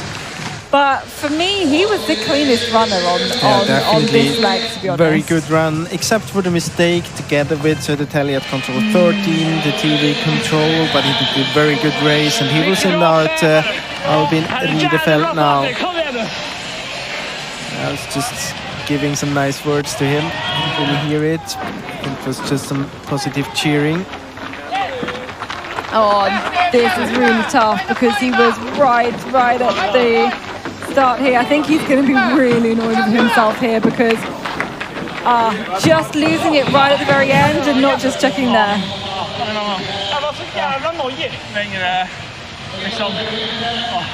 Man var ju lite nervös i slutet liksom. Man var ju ensam där på vägen också. Yeah, they talking about some anxiety problems when they were heading towards the end all alone and splitting up and everything, and then heading down the slope here towards control 17. Quite a nervous situation. Also for experienced runners as Börjeskog and Sjöberg. Now, finally, he's allowed to get out on this 8th leg. Yeah, Florian Howald, the Swiss runner, ready to go, handing over the map. Oh, and Alexi Sosa. That hurts. Yeah, that really does hurt. You know, he did actually some really, really great things on that leg, especially kind of catching up by that previous radio control. But this is Isak Jonsson for NTME. Behind there at the forking, never really got in contact again after the mistake at the first control. Yeah, a few mistakes in this course. I mean, now we're looking towards maybe more like 3 minutes down. It's not disastrous at all.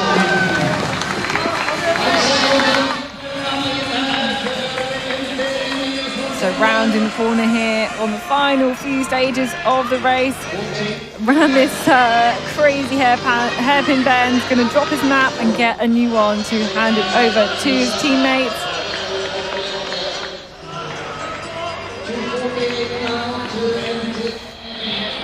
So Isak Johansson going to hand over to Erik Langedal Breivik,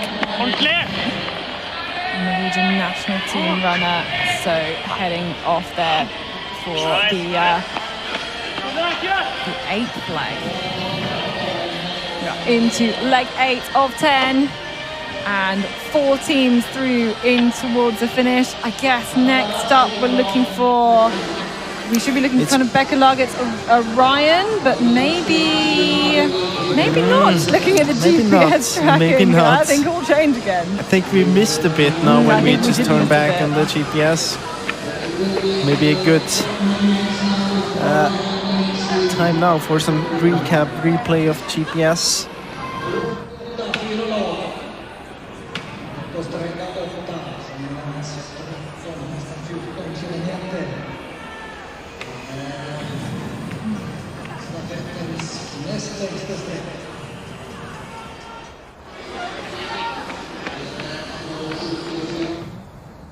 So let's see here. It's not a recap, but it's the live situation. You see that Kalevandarasti is in. Yeah, we can't be 100% sure because we don't have all of the teams with GPS devices. But of course, at least we can tell you that they are in a better position now than they were before.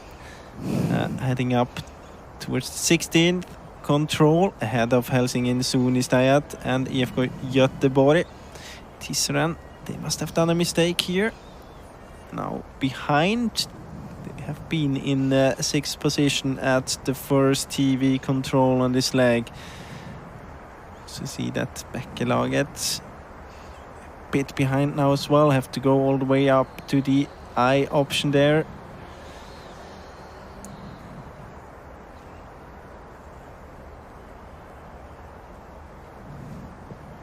IFK Göteborg working its way up the result list again.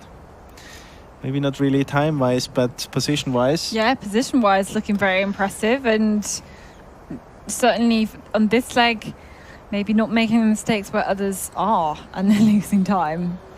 But clearly, like, the leaders are making mistakes, but they're so small, it's going to be so hard for any of this group to kind of catch. Men vilken stafett! Ja, det är spännande. 2, 1, kör! Yes, då står jag här med Erik Burskog som... oh, sorry, in English. You were the first man in. Congratulations. Thank you, thank you. First of all, what do you say about your teammates so far in the competition? Well, I don't know really what to say because, I mean, it's the same as last year. It's the same as the year before. They're just always doing what we're talking about. They're just taking the controls one by one, not making any mistakes, letting the other people do the mistakes. Yeah, I guess since we had a bit of change of generation, people has not really believed in us. And it was the same last year. It didn't matter that we were second after 8 legs last year. We were first after 7. But yeah, we know how to run relay. But yeah, it must be done. And I'm so impressed by the guys. And tell us about your leg and your race. It was really good that Johan got the gap, so I had a few seconds back, so I could take it quite easy at the start. And the first, at least 2 control was quite easy. You can run a lot on the paths. So I think I came into it and could have a quite easy plan and execute it quite well. Then we came into the first one in the slope, and I was trying to get it quite safe, but I did I came to the wrong boulder. I came to one that I was aiming to, but I thought I was at another one. So I was too high, and then I just starting to panic a little bit because this can't happen again. I can't be the one to do the mistakes again. But I realized after I saw the TP guy coming out of one direction, so then I found the control and also found Oscar. And when you arrived here at the arena, did you know you was in the lead? Yeah, because I was as I said, running with Oscar quite a lot. We had some different forkings, and then we met TP at one place, so we knew we were ahead. And then we made a small mistake on the TV control up on the hill, and then TP caught us. So we were running together up on the last hill, and then when I saw this third last, my plan was just when I just see that boulder, I would just run everything I have, because I also want to change over first sometimes. So that was my specific goal. But then they just disappeared, and I got that big gap. So I was so sure I took the wrong control or anything. I didn't realize it was forked. So yeah, it was lucky for me that we got those extra seconds. Also, Matthias can have the same advantage that I had on the last in the start of my leg. And what would you say to Matthias right now, if you could speak to him?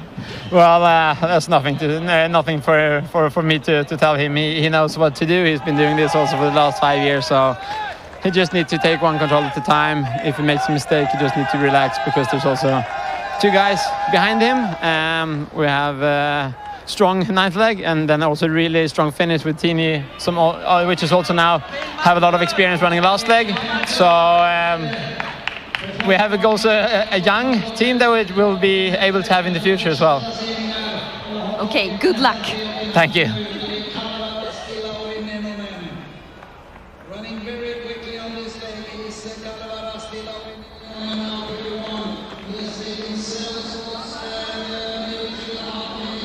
Okay, so that was Erik Bodieskog who took over came there in the lead.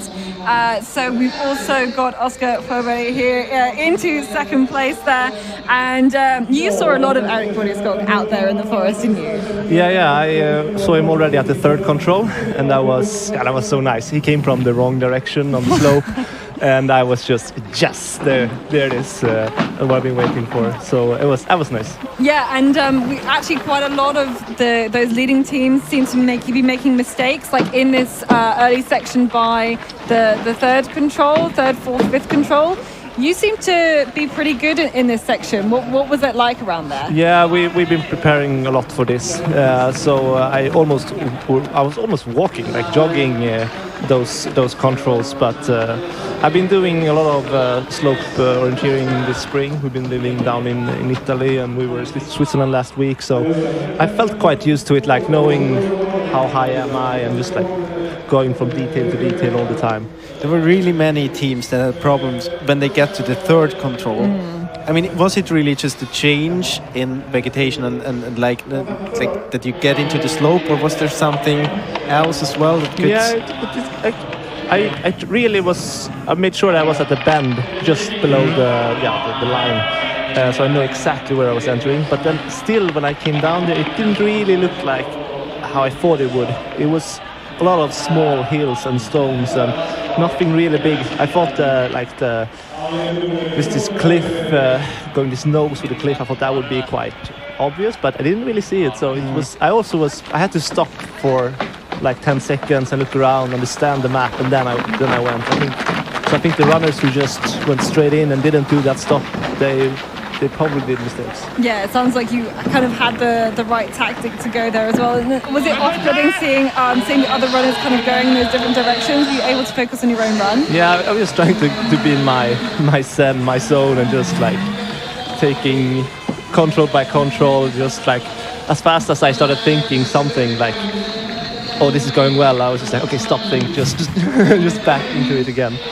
Ivko, you're having a really good one there, catching up 7 places. We saw both of you leading teams going into control 13, something of a mistake. Were you talking to each other then? Yeah, I was pretty sure where we went in, and I thought I understood everything, but then we just stopped a bit early. But then we were talking a bit earlier also, me and Erik, like, have you seen Tampere? Like, you see behind us. And is this usual on a relay leg that you talk to each other like this? Not so, but I mean, I know Erik. He likes to talk also. Yeah.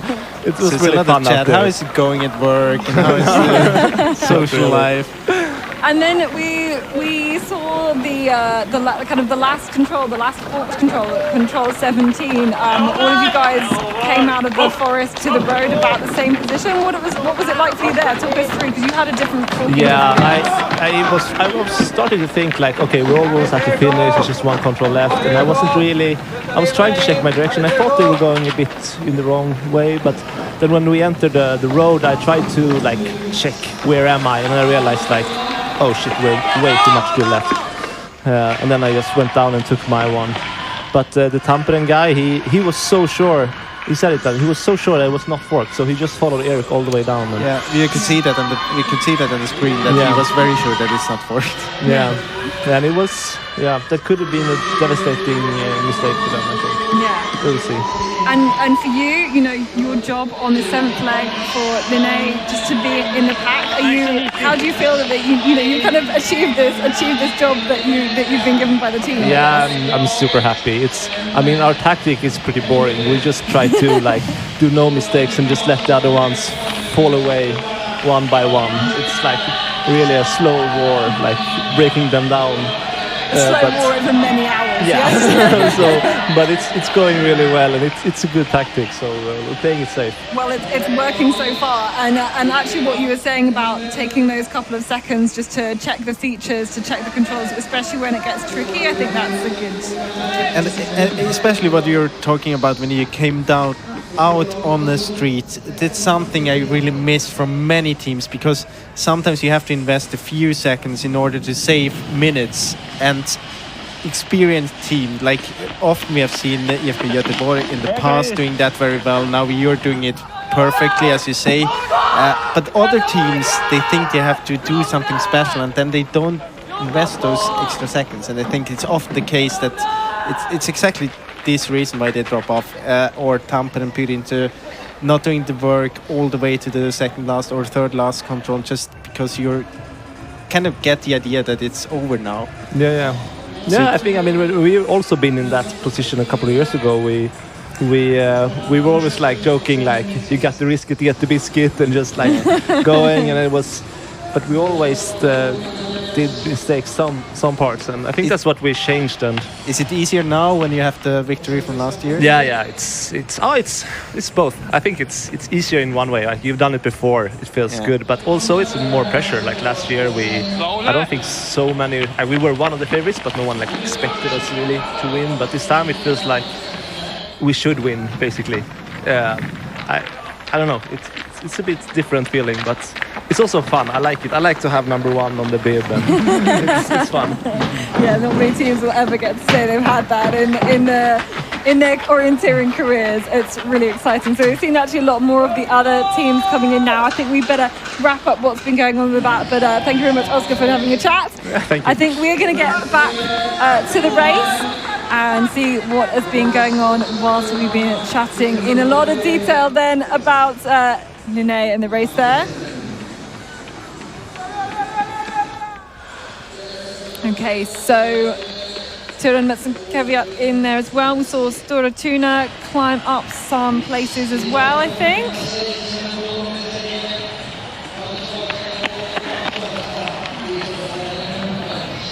Good job, good one. So we saw Calvin Rasti climbing a lot of places there for Lauri Nenenen on this 7th leg. Also 7 places climbed for Konton Mule for IFK Göteborg, climbing 7 places there into 7th position. And now we're gonna go for a replay. We have Linné in the screen, not with the map in the background, but with the satellite picture, and you can see there is a mistake. It's quite a big one. Not having the right direction to this control. Opening up again for Tampere and Pyrinto. You can see that they went out to this path there. Not able to relocate until the path split it up. And this is a huge mistake. That is not really the best big start for Linné into this 8th leg. Yeah, looking at our tracking, there may be like a minute down on the leaders at the moment.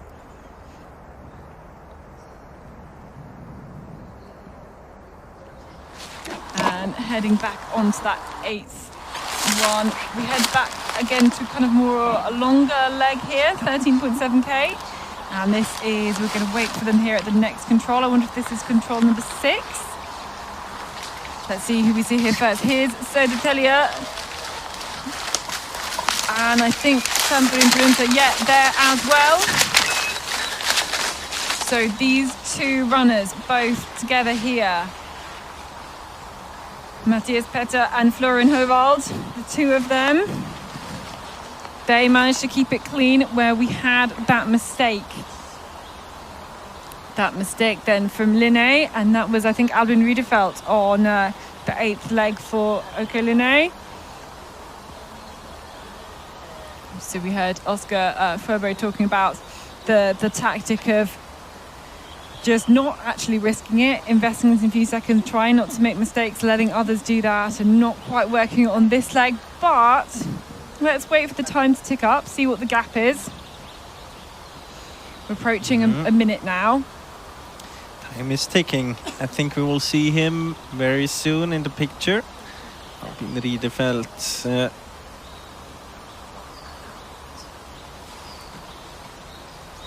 Be even more interesting to see later on in the relay when we can see the GPS, like the map in the background, in order to see what really happened there.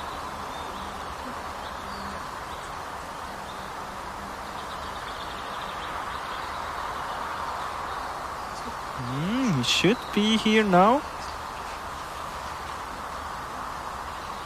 Yeah, should be here very soon, but here we go. Very strange direction.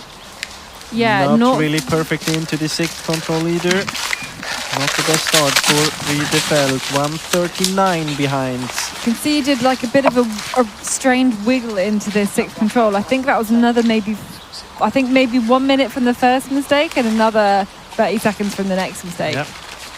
And here we have Anthony very close to Linné now, only 19 seconds behind. And Anthony had a good start here, 50 seconds faster than the leaders.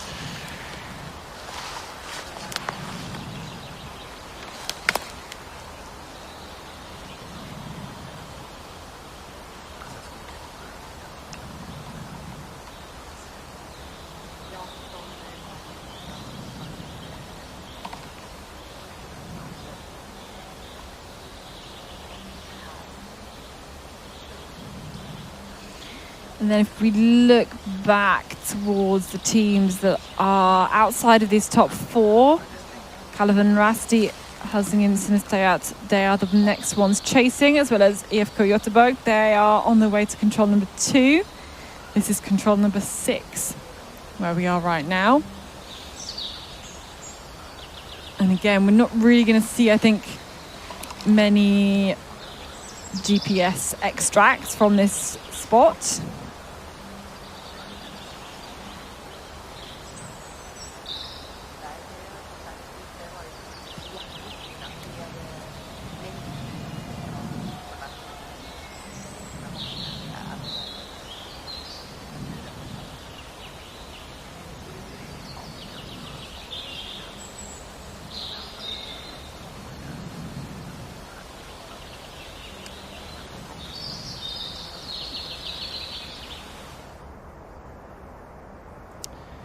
See, back with some GPS, now with even a bit of map. We have seen that one already on a few of the first legs. I think the first one, the second one, and the long night. So just crossing the motorway there and then going on a route choice.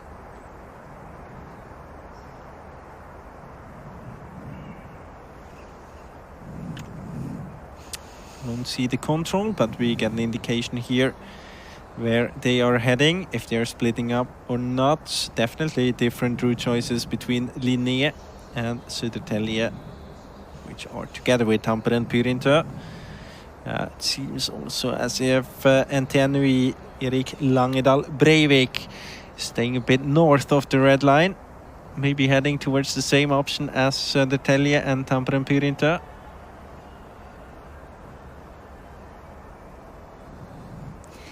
Well, when we chatted to Milos Nikodim, he went through that like middle shade of green to cut the corner. I think was maybe thinking about cutting through that, saw it and immediately went, no, I'm not going to go that. Decided not to go back down the slope, but just continued straight up the track heading south. If Riedefeld would have followed the long night, he could have got even more to the south and then into this area just above the water bit there, because they had a control in there, and it's for sure tracked up there. I'd have expected so, but he's trying to pick his way through the more runnable parts of this. My guess is that he's gonna lose time on this one, getting stuck a bit. But he's taken a lot of the climb though already here. Or all of the climb. It's not a very, very steep climb, is it? No, it's not. And I mean, you're not heading down too far. It's about 10 meters if you stay north. I mean, you don't have to outrun it as Antenui. You can stay a bit closer to the border of the green.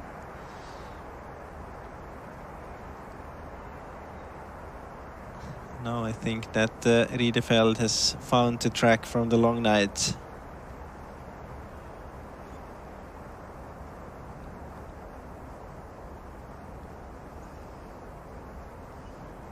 Yeah, but it's going to be really interesting to see when they actually get to the next control, those two route choices, Antenui and Linné, what the difference is going to be. Certainly the leading two teams are just going the same way, hot on each other's heels.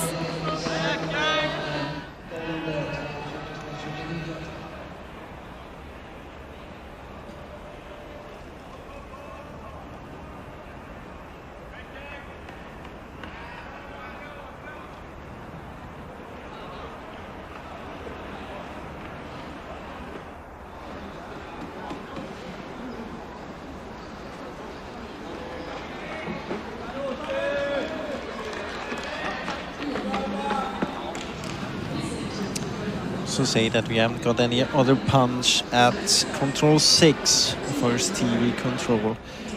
Next team to get there, most probably Calvan Rasti. We're back with the camera. Yeah, we're going to wait for them there. I guess looking at the time now, it's now 8 minutes since these leading teams, or coming up to 8 minutes since these leading teams came through this point. So maybe another 2 minutes to wait.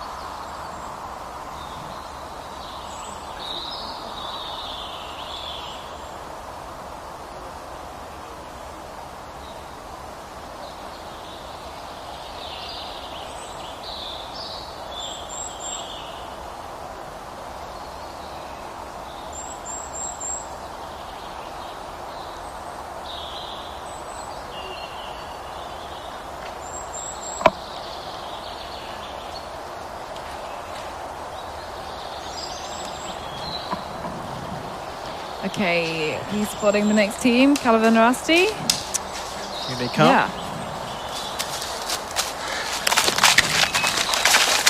Thomas Krifta punching there, 8:48 behind, so he's continuing the good work of Calvan Rasti in the last legs. Yeah, just 1.5 minutes faster. Yeah, maybe now we start seeing some kind of time being caught. So Maxime Bretorier and Mika Tiomila will be the last two runners on that team.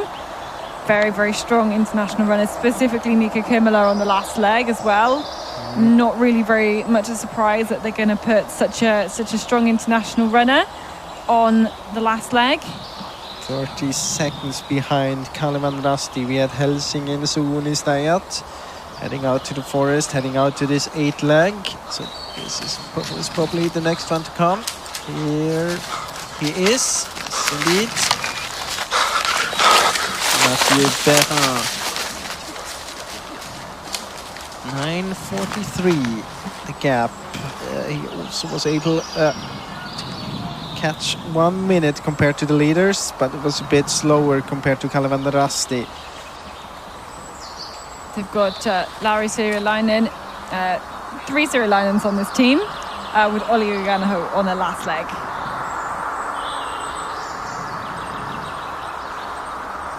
And another 40 seconds behind Helsingin Suunnistajat. We had IFK Göteborg, so the next team we are waiting for at control 6.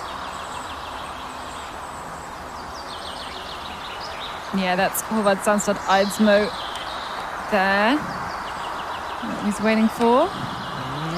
My feeling is that he lost some time.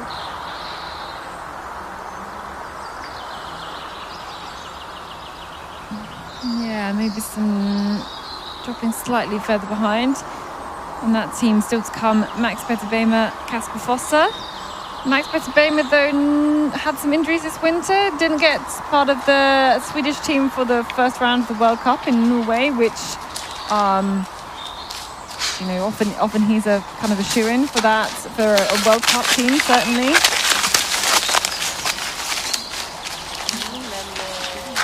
There he is, Eidsmo on his way. That was the 6th control. Back with Tampin Perinto here. And just running behind him on this track. Following him on this track, we had seen in earlier legs as well.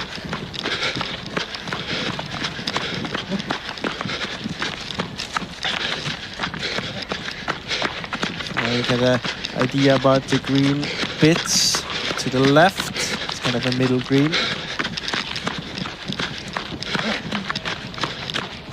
Going to approach an open area here and then back in some more green again. Yeah, this is a little snapshot of where they're going. And, I mean, we remember that bit from the first, second leg and the long night.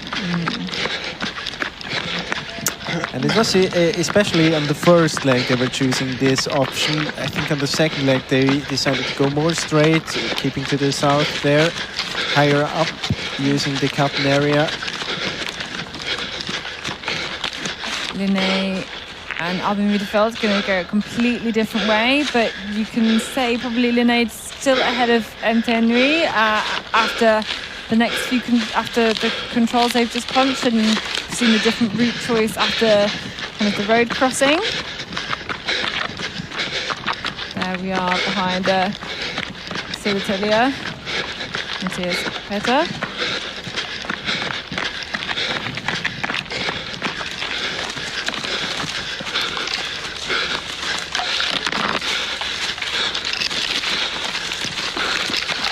Oh, I'm crashing through some of this.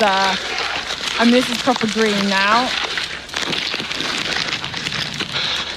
You can see kind of as the density of the trees kind of changes as well. Visibility lowers too.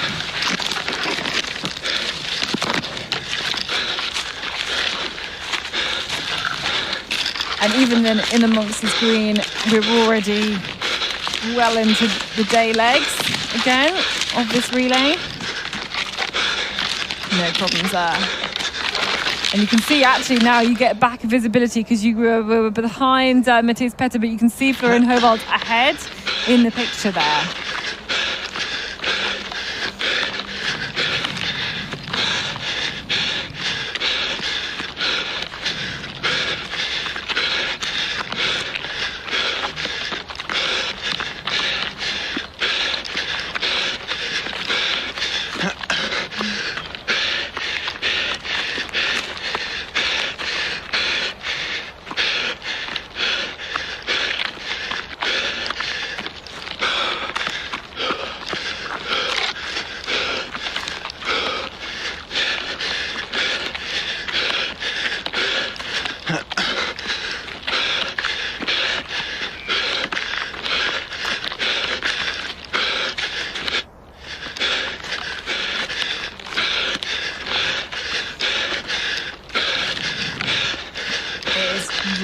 tough to try and follow these runners here. But the two runners here, Katherine and Tiomila, are actually now closing on this control. I think Adam felt for Linné losing time here, to be honest. We've not quite lost them, they are still there. And you can see, I think, Florian Howald still in the lead.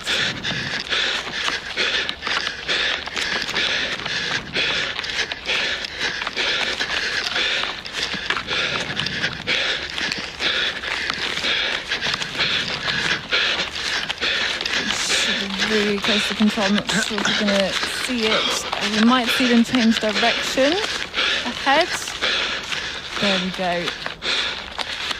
They change direction. You can still see those two runners in the distance, the red shirt and then the white and blue as well.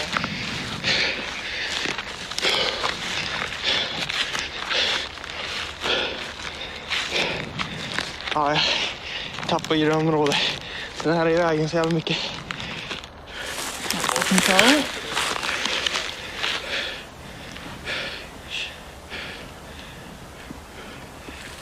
I think this is actually the same place, I think. So we're looking to see who's the next one to approach this 12th control. So just seen, as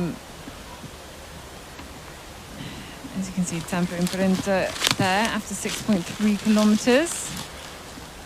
And Södertälje, Nick Van as well. Here, this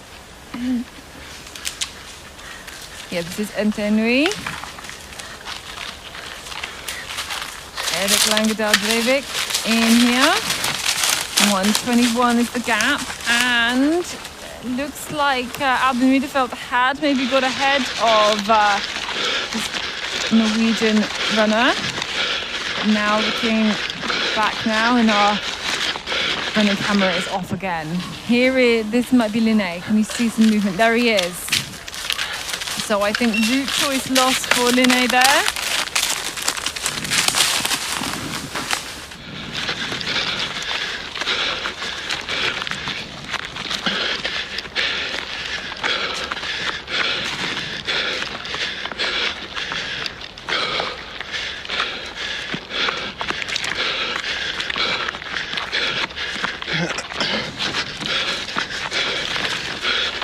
Really is the route choice and the mistake as well we saw from Albin Wiedefeld for Linné, causing all the problems there and trying to pick out any of these features behind Antonio. This is Erik Langedal Breivik.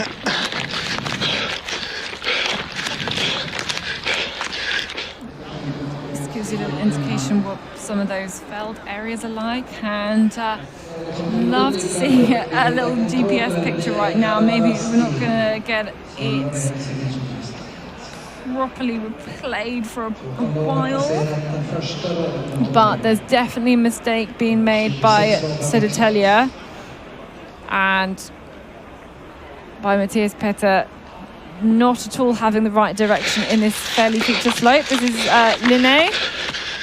And Albin Wiedefeld currently in 4th place.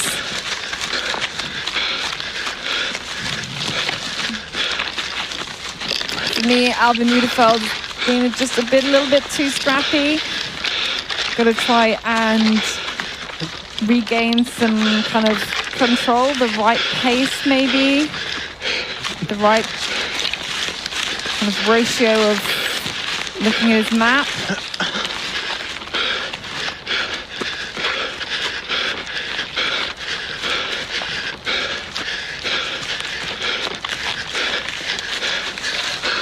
But maybe we'll follow him all the way to the next control.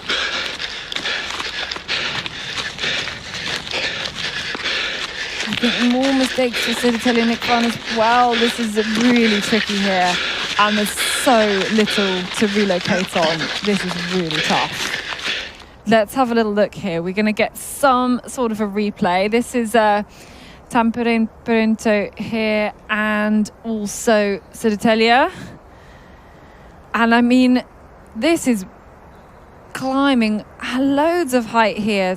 Does manage to realise maybe kind of looking at some of those open areas to relocate. And Florian Hervold spot on there to his control. And you think it's gone badly for Södertälje so far. It doesn't get any better. He must have gone really close to that control there. I still don't think he's punched it though. It's allowing Linné to go into third place then. So Södertälje basically dropping down from second to fourth. And I still don't think he's found the control.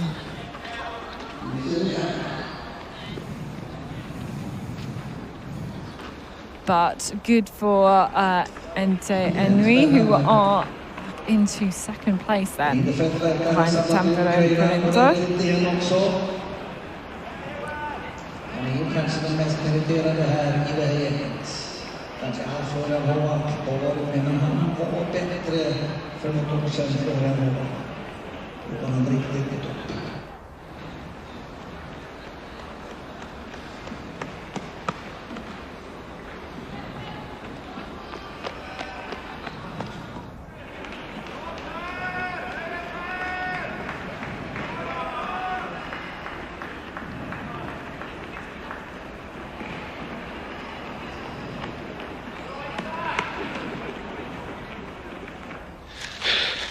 He is still, okay, this is Södertälje Nick Van, Matthias Peter. He's again made a mistake here, really looking around, trying to relocate. This is a big deal here. He's not, I think he might have found a flag that was there for a different one and really has no control as to where he is on here. And now this is the worst thing possible. You've got a camera in your face as well. This is not the right direction to be running in. This is a big mistake. I mean, of these four runners, of these four teams, I think this is the biggest, by far the biggest mistake we've seen so far. It's the only one that I think might have a chance of kind of changing the order of these teams in a big and long-term way. I think he's, definitely going back in a better direction now, but there's, I mean, look at what there is in the terrain. There's like nothing to relocate on, no big features whatsoever. Here's a crag and a boulder, so that can give you maybe a bit of an indication if you manage to spot those properly. He's managed to find this long line of crags. It's almost like a little bit like a terrace there that you can see, and I think maybe he's used that crag and boulder to be able to find his way back to his control number 13, but he was too high. Then there we go, there's the control relief there, but we're gonna count the cost of that mistake because Södertälje was really strongly in that leading group of four. I think this is the biggest mistake we've seen any of these four leading teams make. This is a completely different part of the race now. All the teams just gives you a little bit of sense of the spacing of them all. The line there is a 1 minute tail. This is Katherine Rasti. That's I think control number 12, but we've got the next time check. So 8:44 has gained or lost any time. It looks like about the same, to be honest. You see at that point Södertälje into second place, only 7 seconds off the pace, and now it's like 4 minutes, I think, down, maybe 4 4, even 5. So a 4 to 5 minute mistake, I think, there. And I mean, of all the places you can do mistake, this might be one of the trickiest ones in order to relocate and get back. You're in the slope. Everything looks exactly the same there. And you could just see, kind of thought maybe I'm on the right height, just going, you can see him running in one direction, then stopping, turning around and going in the opposite direction. You could, so hard. You could really see how desperate he was. This is Mathieu Perrin. Or Jonas Sayat.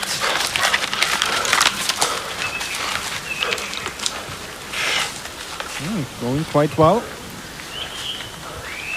Still 1 minute faster compared to the leading teams. And seen over the whole course.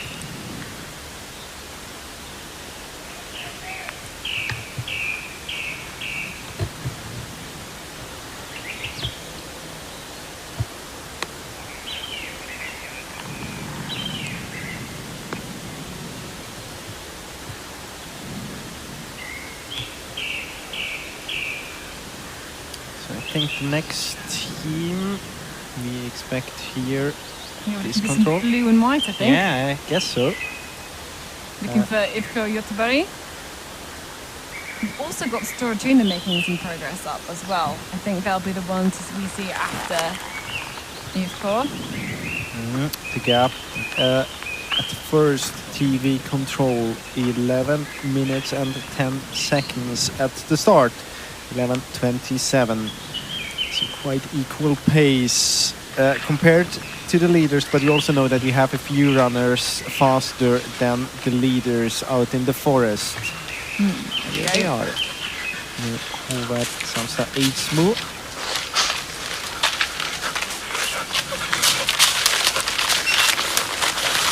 There, 11:22, so almost exactly the same gap as it was at the start.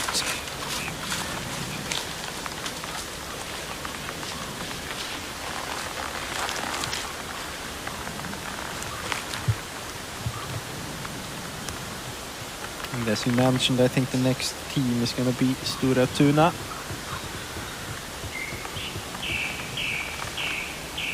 Or then maybe a team we don't have a GPS device on. I think there's a good chance that it is Stora Tuna.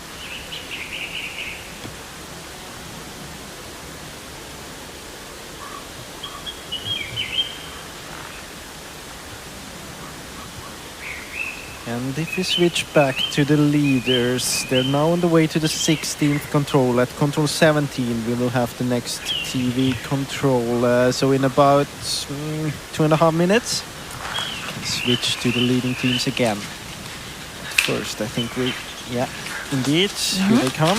Stora Tuna. Maybe not greatest direction into the control, but okay, 12:34. Yeah, that's Victor Svensk. And I want to say he had a really good race in the Swedish League on Thursday. Thomas Krivda here, Kalevan Rasti. And we are kind of, as you can see, climbing up this slope. You can see there's quite a lot of, I guess, like terraces here, where you see it's kind of flat for a bit, then just kind of drops off over a small cliff or just a contour.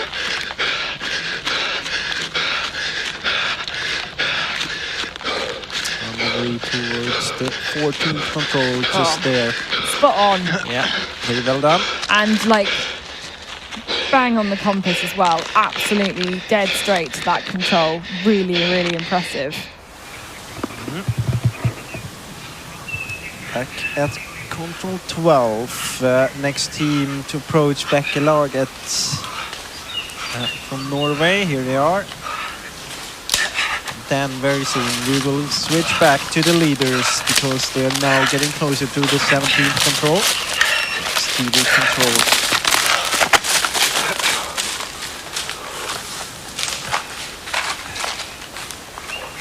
Let's have a look here. Recap.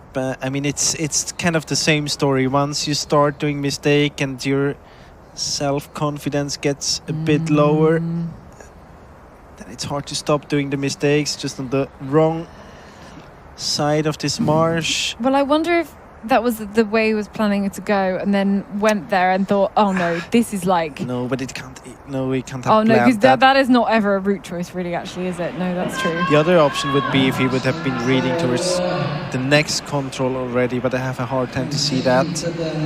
So definitely like the feelings in this box for Södertälje has been better.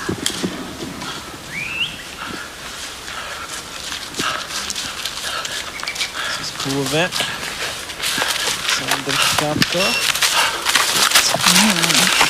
And Turin looking to react as well. Sisuna.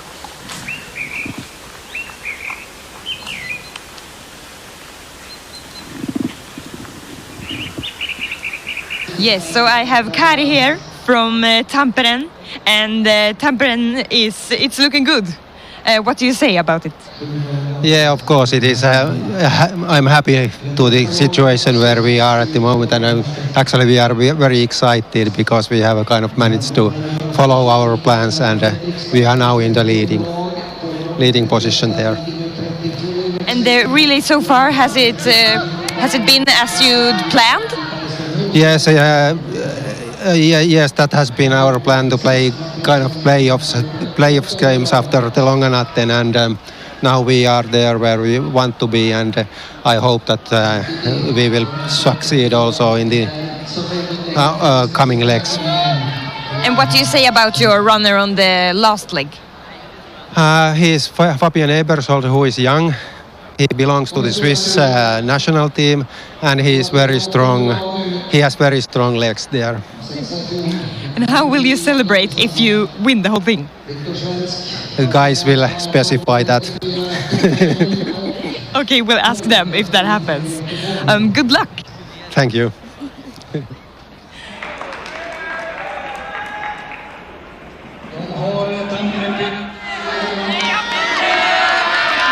I think Tampere Winter would back Fabian Absold in the sprint finish there. I know he's got fast legs, but he is a very young runner to have on the last leg with a lot of pressure. And he has very fast legs. He does have very fast legs. But it tells also a bit you need about... a lot of experience, surely, to run the last leg. It's a lot of pressure. But it tells you something about the tactics. I mean, they're going...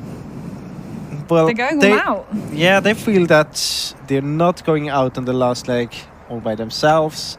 And they feel confident that if they are within reach at the second last control, they want to win it. But it's a hard thing. The question is, will they make it all the way there? But I mean, if you sometimes you have to gamble, sometimes you lose, sometimes you win. And yeah, we were maybe a bit overexcited when we were talking about the TV controller, Control 17. I think we have to wait for another few minutes. We just have the distance here, and it's hard to guess at what point it is. Next one is 11.6 So we kilometers. just go for another guess here and say it's in about 2 or 3 minutes. Okay. Sure. This leg is 13.7 kilometers. I feel it might be another while before we see it. No, but we have the one at 6.3. Yeah, so that this should one. be That's this one. Oh yeah, it is. Yeah. You were going to get a coffee at the time. Yeah. Or get some food.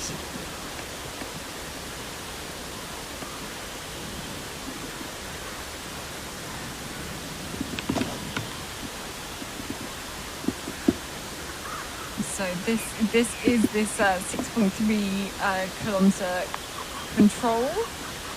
I think we're waiting for Tiomila. Whilst the leading runners are through what we're calling the kind of continental part of the course. Not as many contour features or very soon they things. approaching the sprint part of the course. Part of the course, yes. And yes, you're right, of course.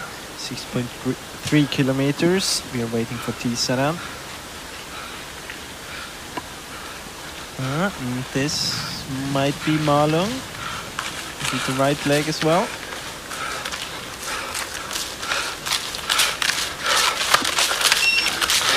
Yeah, great. We're still not being tracked.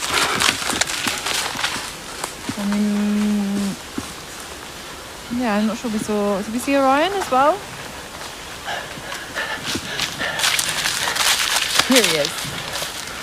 This is Tisaran. You can get 14th position, 1939. And Denzel as well. Antoine Decker.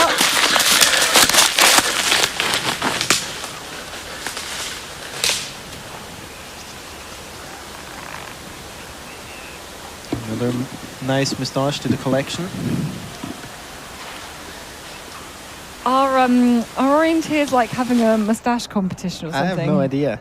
I didn't know it was a thing. Well, neither did I. Let's watch IFK Göteborg making a slight miss on that one again. Just not.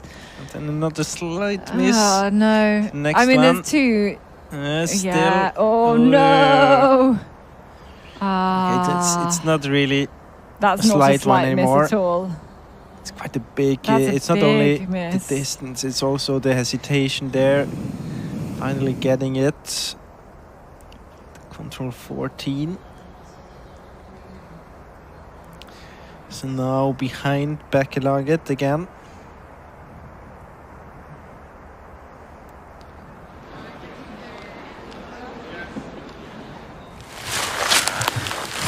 This 12 control, I think. So the next teams with GPS devices, Tyrving, Nydalen, but, maybe 1 minute away from the control still, a bit less.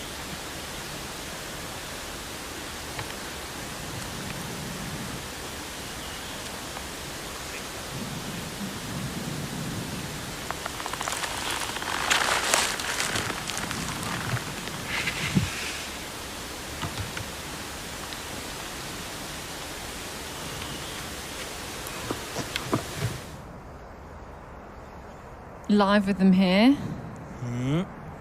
Now on the way towards the 15th control. I guess this is all about trying to kind of use your knowledge of the terrain as best you can to find what terrain underfoot is actually going to be the quickest. But I think, I mean, there's the option for Bekkelaget to stay south of the green area. Wonder if they are going to do this. It's a bit of a risk going into this marsh. It seems like this. Back at control 12. Now waiting for Tyrving and Nydalen. Should be here very soon.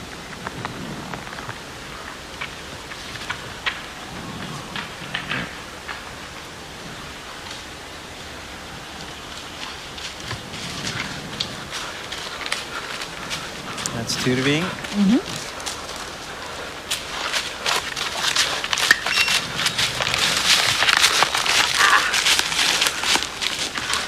Cartoons on their way though. Here we got Nydalen as well.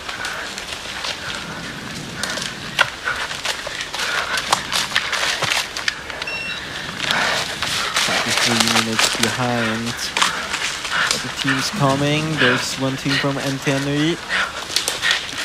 Be the second one. Second team, yeah. Still really and Ravinen, Ruslan Glebov.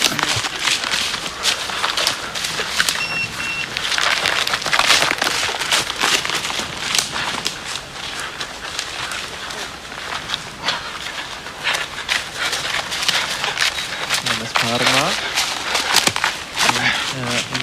Yeah, maybe from a leg. Is that even possible? No, it should be from this leg. Because the legs before, they have not been here. So the other option is that it's from the long night, but I don't believe that. Yeah, we should be seeing them on the results. Unusual.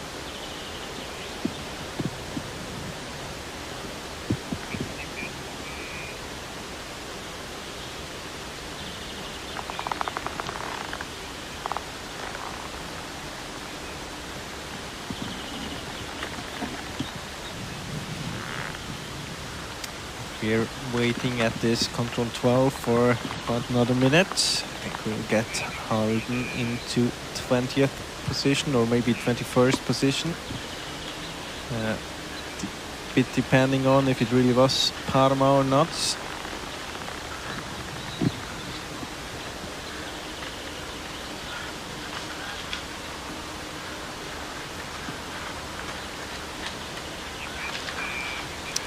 We have Halden.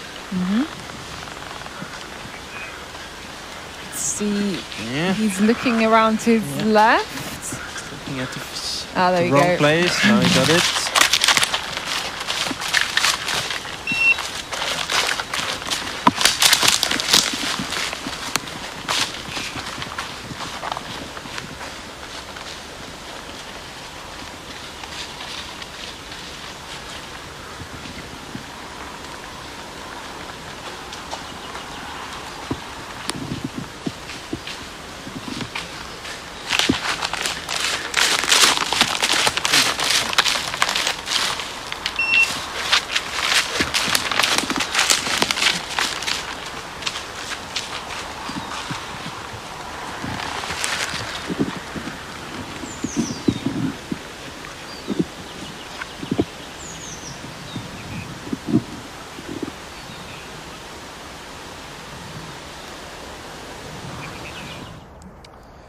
This is the part we call the sprint section here.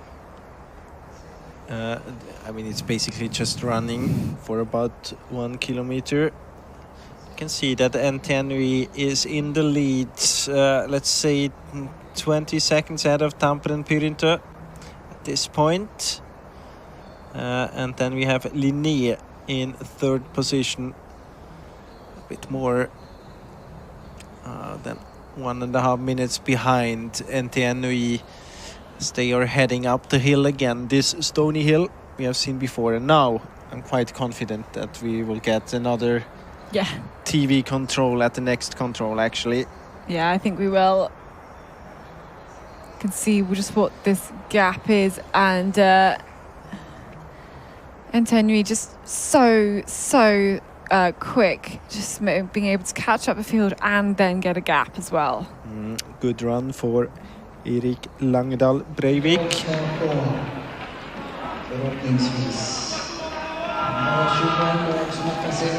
They've never won Tiomila and NTNUI.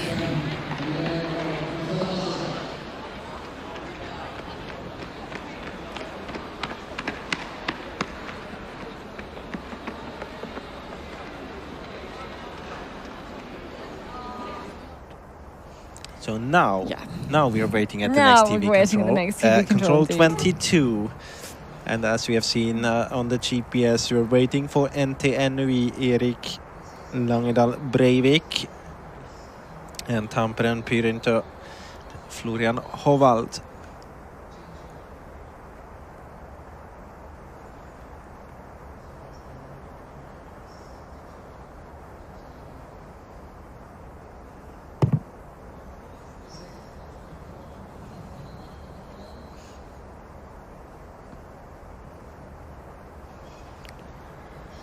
And what you're looking at is a small hill with a crag on it. That's how it's mapped. Here we have Breivik. There he is. He probably just about spotted on the feature. Should be expecting to see it the other side. Just looking the other way, I think, maybe just in case. And this man is moving so well through this terrain. He's just looking really... when he started, he was 2 minutes and 48 seconds behind. Of course, then we compared them to Södertälje and Linné. Compared to Tampere and Pyrintö, it was about 1 minute and 20 seconds. But now he turned everything. He turned the race here. This 8 leg, and we are waiting for Tampere and Pyrintö, for Florian Hovald to approach this 20-second control. It's already gone. 40 seconds here, and we're still waiting. No red machine on the screen. Here it is.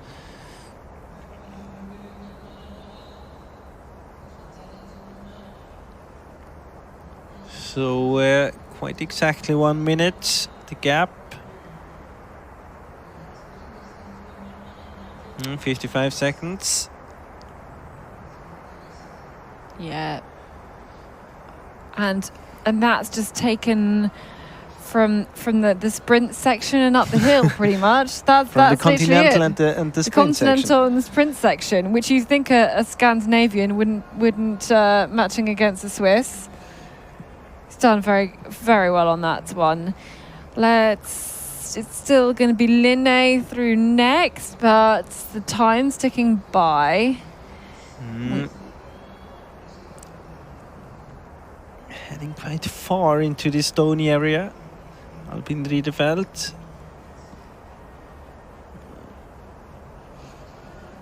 I think it was some of these stony areas where we saw a lot of the youth relays come. We saw some tricky, really, really tricky parts of the last leg of that youth relay. I still want to see the maps from that and see what happened, because everything changed on that last leg. So we're watching out for Albin Riedefeld. Still waiting for him. Going to watch out for the red and blue.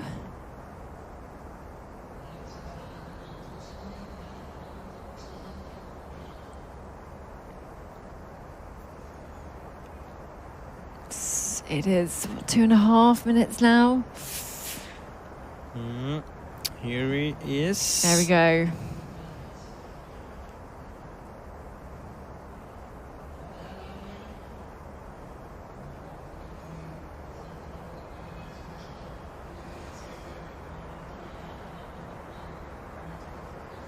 .244 for Linné.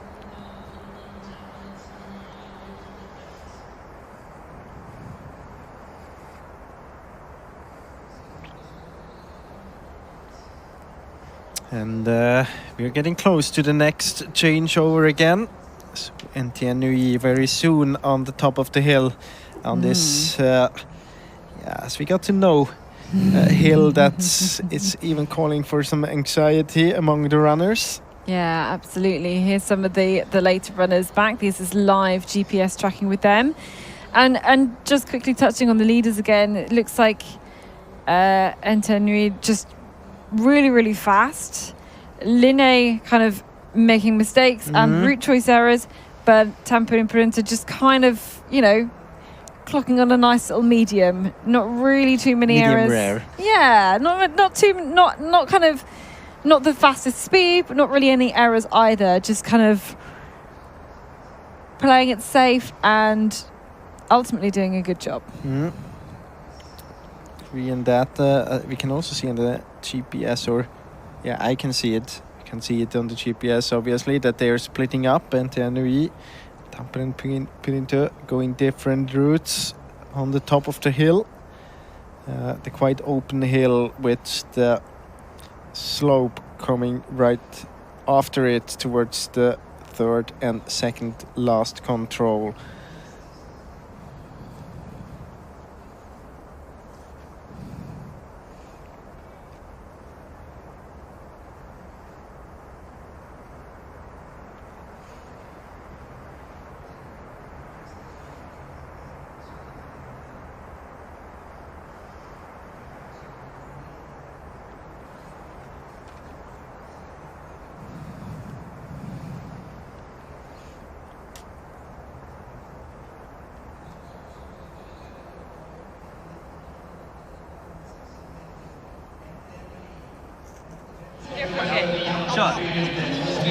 Okay, so here we have all the NTNUI fans, and it's going really well for you. What do you say about it? Yeah, now it's looking really good. Eirik is doing a phenomenal leg here, so now it's this relay is here for our win today. It looks like it right now, at least. And will he follow the tradition if he changes over first? Of course, we will. Now we saw he had a quite big gap now, so I expect to see his ass when he comes into the arena here. That will be great. You look forward to it? Yes, of course. And how will you celebrate if you win this relay? No, of course it will be a big celebration on the bus home all the way to Trondheim. So that will be a long and tough bus ride. Party bus for NTNU. Okay, thank you. We wish you the best of luck. Thank you.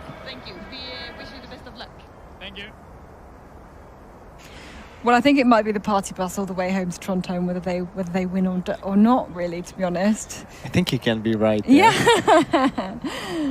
Yeah. They're a student team. I think that's all that needs to be said, really, to be honest. And they know how to party. Okay, let's look out for the next teams. This is number 22. So we did have Södertälje very kind of comfortably in this top 4, but we know mistakes have been made. Matthias Petter making mistakes. Will we still see him next through to this one here? Yep, there he is. So still in 4th, but there is another team chasing closely behind. Expect Kalevan Rasti to be here very soon as well. Yeah, Thomas Krivda, there he is. Here.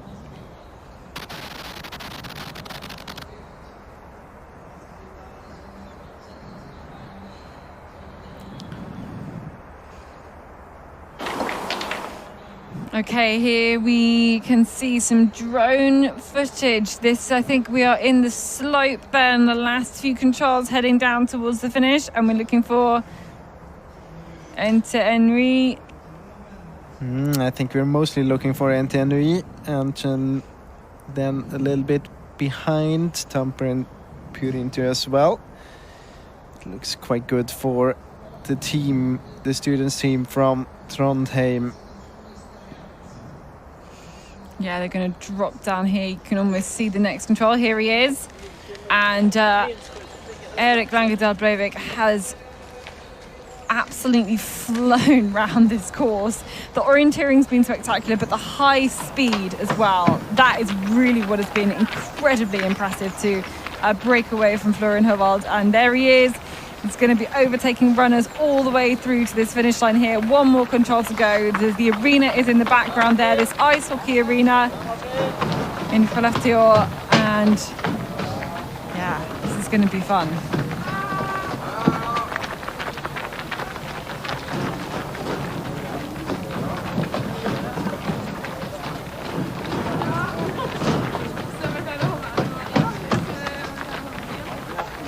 Yeah, and you said that he had a really good race. He's starting almost 3 minutes behind, but he's really able to turn around this race again for NTNU. And it's kind of we had that change during like the last 3 legs. Every time we had first Södertälje, then we had Linné, then we have NTNU, Tampere and Purintu. It was changing all the way, but always among these 4 teams. And I think it's fair to say that the 4 teams became 3 teams on this leg. So it seems to be, as by now, a fight between NTNU, Tampere and Purintu and Linné. But first in, and he gets a big applause here, very well deserved. Didn't really fulfill the prediction of his teammates there as the first changing team, but very well deserved applause. Here he goes, the NTNU tradition punching there and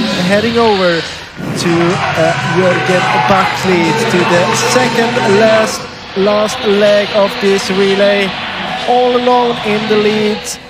NTNU from Norway. So yeah, handing over to Jörgen Backlid, Erik Langedal Breivik. That's got to be one of my runs of the evening so far, of the night so far. It's not evening, it's definitely the morning now. Florian Hovald, they're working hard here. Let's have a look at what the gap is likely to be. Really just pushing so that he can keep Tampere and Purintu in that kind of contending lead kind of group of 3. And I mean, you mentioned it before, a very solid race, basically what you expect and what wish for in a relay. But in this specific case, Backlid was so, Langedal Breivik was so strong that it was just not good enough. So in some point efforts, of course, there might be better strategies. But seen over all 10 runners, this is the recipe to go for the victory. Still only 1 minute behind here. Got some great runners still to come, and ultimately there's still 2 legs left to go, to be honest. It's a rather short one now, the 9th leg. He looks tired. How about? Yeah, Alexei Niemi on the 9th leg. It's a 6.9 kilometer leg, and then Fabian Abersold will take the last leg, another 13.7 Ks for him. Let's have another look, see who else we can see coming out here. This is Albin Riedefeldt. So Albin Riedefeldt going to hand over to Janis Bonek, and they've got Luca Basse on the last leg as well. There he is. Next part of the team Linné, and it's a tough one for Albin Riedefeldt. He actually made a mistake quite early on this course, dropped down again, dropped another couple of places with I think kind of brute choice, another small miss, but ultimately didn't do a huge miss like Södertälje. So it's kind of the feeling we also got from the World Cup races. He's strong, but he's just not really there he was last year. Not yet, at least. No, there's still a lot of the season still to go.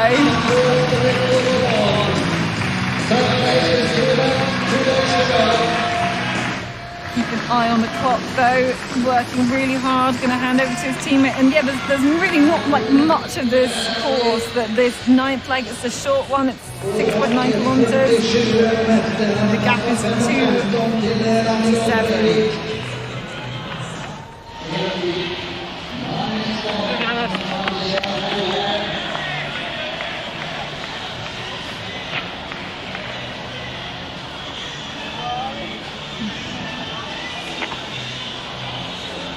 So it's really been the story of this relay so far. If you're just waking up, maybe you set your alarm for 5 a.m. in the morning and you're just tuning into the broadcast.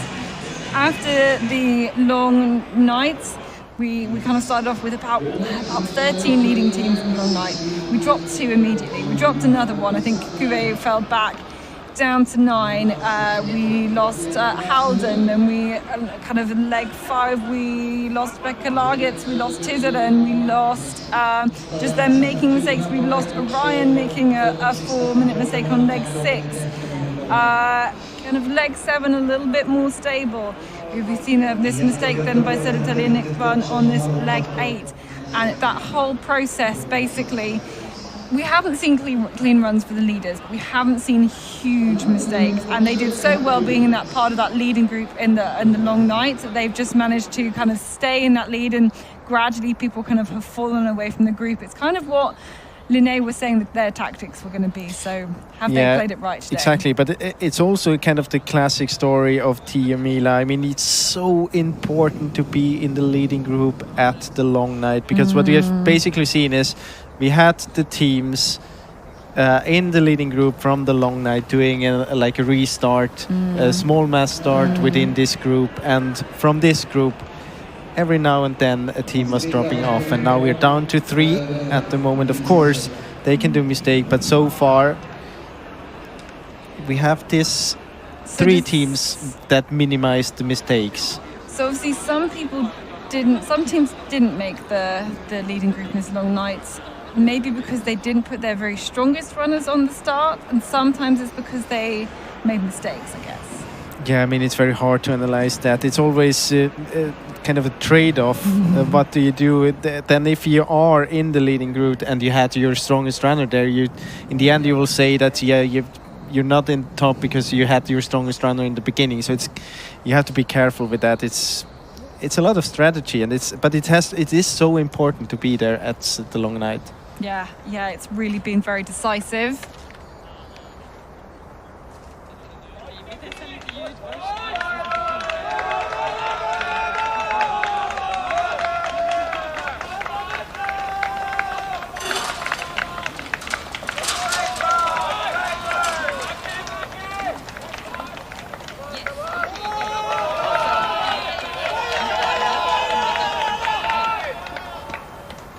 Okay, so watching some more of the top teams coming through. 3 teams finished in second place for Tampere and Perinto. We've got Florian Howald joining us now.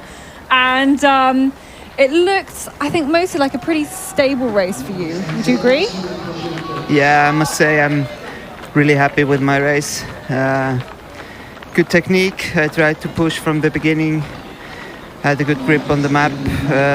Followed the line. The compass was working. So, yeah, I'm happy with my race. Leg 8 for you. Did you get any information from your teammates kind of before you started the race? Any more expectations about what the course and the terrain would be like? I just heard that it's no surprise. It's like we prepared, be ready for the slope controls, try to stick to the line and have a good plan for those tricky controls. And yeah, that's what I did.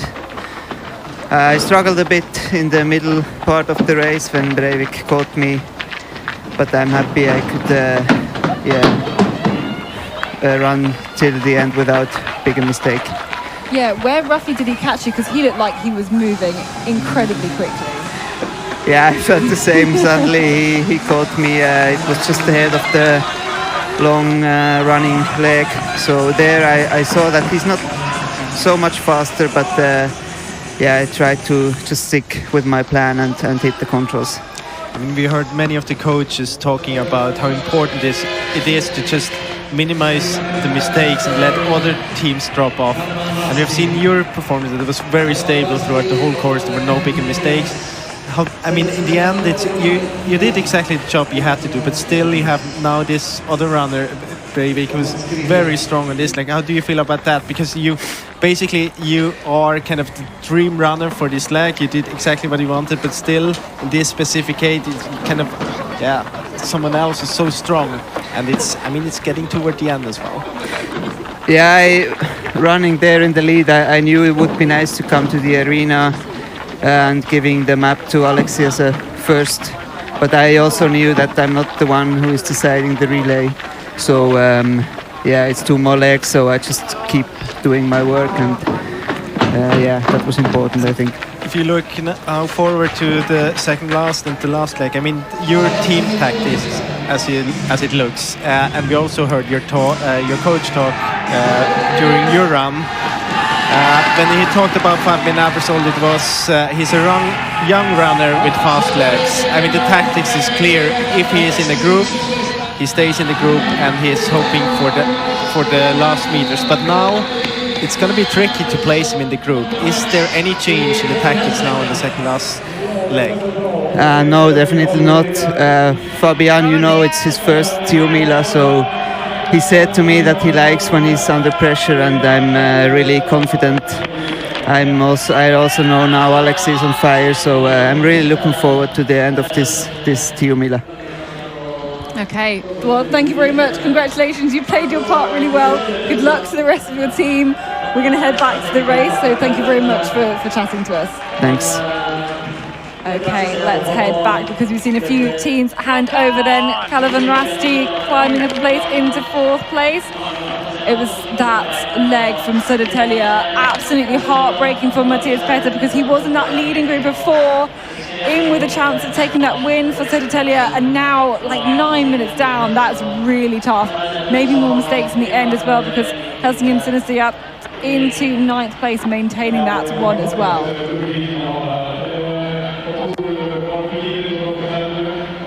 So you were the first man in on the 8th leg. Congratulations. Thank you. You started a bit behind though. What did you think before you went out? I started out yes behind and just tried to chase the other teams. Try to come into some flow in the start and pick my control in a good way and a safe way. Then I keep see Tampere, Perinto, and I'm thinking maybe open 3rd place now. So just keep pushing, just keep chasing the Albin and Södertälje.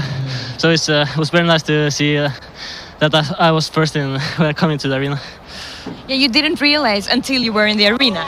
No, I didn't. So you hadn't prepared for the tradition? No, it was quite quiet when I came into the arena. before I enter the stadium inside. So they just explode with all the new students, and then the ceremony is it's obligatory. So yeah, a short celebration. Yes, and can you tell us why is NTNUI so good today?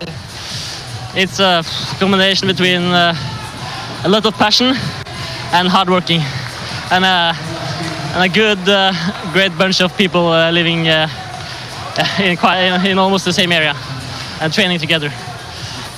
That's the recipe. And what's the recipe for the rest of the relay? Stable running and good finish. I feel quite confident that Jürgen and Elias will go nice legs, but the other three teams are very good as well. So, but we hope for the best. We hope for the victory. But top three is fantastic too. We wish you good luck. Thank you very much.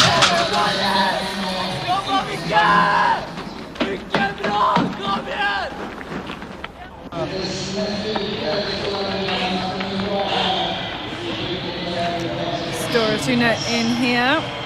Victor Svensk will hand over to this man here, Anton Kortqvist. Looks rather nervous. Here. Well, I think everybody's kind of nervous, aren't they? To an extent, but most of them don't show it. Not everyone has these kind of tics. Yeah, they don't show it.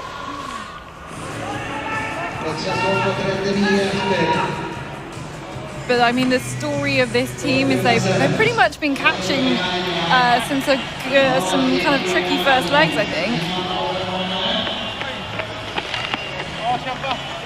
They were 83rd after the first leg, catching up to 52nd to 51st to 29th to 25th to 18th to 11th to 7th. Yes, they've caught up places on every single leg.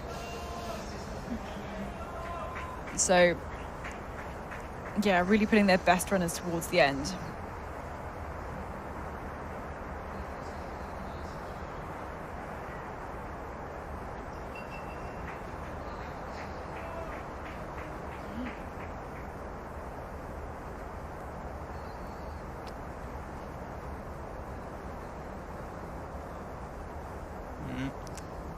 I doubt that this is Florian Hovards. Again, looks more like Alexi Niemi to me. Or is it kind of a recap? I don't know. It's kind of strange with the speed here, or then the battery in the.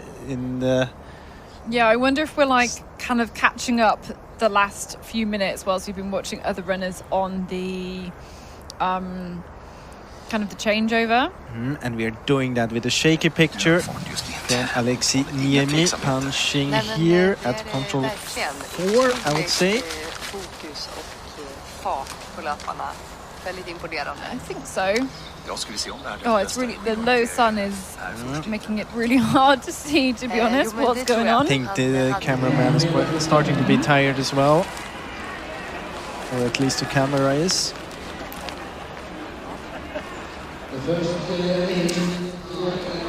So to summarize it, we're now on the 9th leg. It's a rather short one. Is that very common to have on this? Oh, here we have. Usually it's a shorter one towards the end. In other years we have seen unforked ones towards the end as well. This is a mistake by NTNUI. So few problems here for Jürgen Backlid. Managed to rescue that one pretty quickly though, I think. But still lost a few seconds. It's less than a minute between NTNUI and Tampere Pyrintö.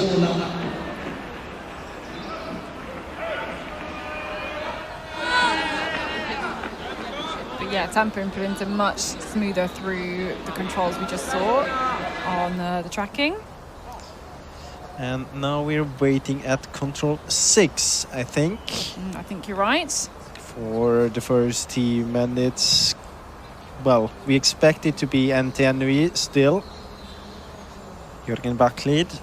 So the gap at the changeover was 1 minute and 7 seconds between the first two teams. Should be a bit less now. Yeah, it after should this indeed. mistake at the 5th control.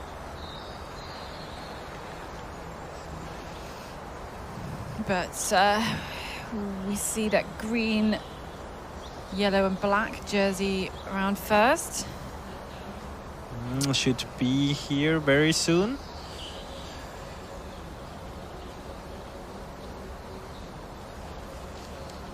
I think we can hear him. I think we can see him as well. Just there. Here he is.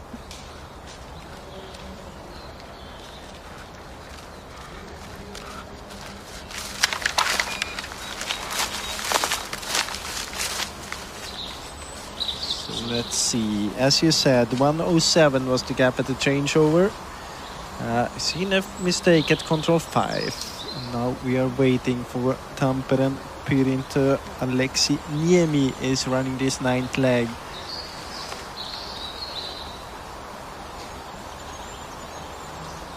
I think we can see him here already. Bit more than half a minute. Nice and direct into this control. Yeah, 35 seconds. Good start for Tampere Pyrintö. I think it was also a bit better entrance towards the 6th control. And just the speed, like going through the control in as well. his orienteering style, both in like his running and his execution of the leg.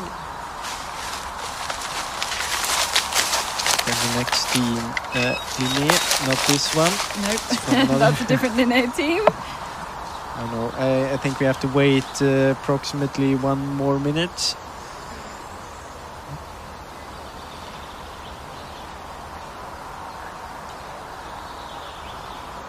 For Janis Bonek running in the red and blue Linné jersey.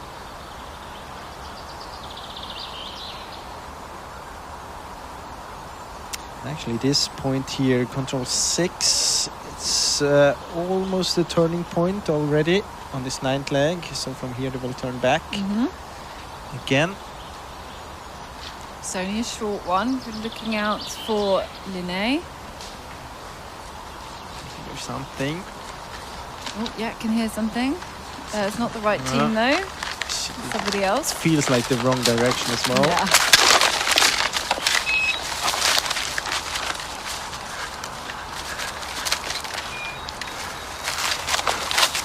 Right team either. There we go, on the right there. No, there he is.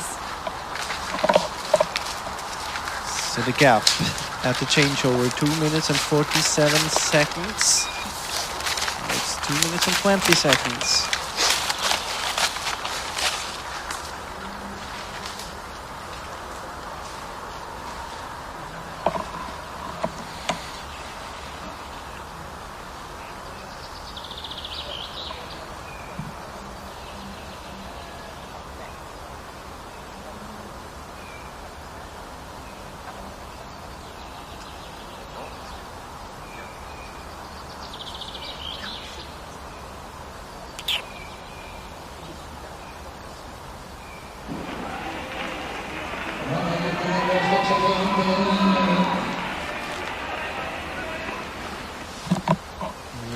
We have a GPS replay from that 7th control, and a small mistake from Jörgen Backlid here.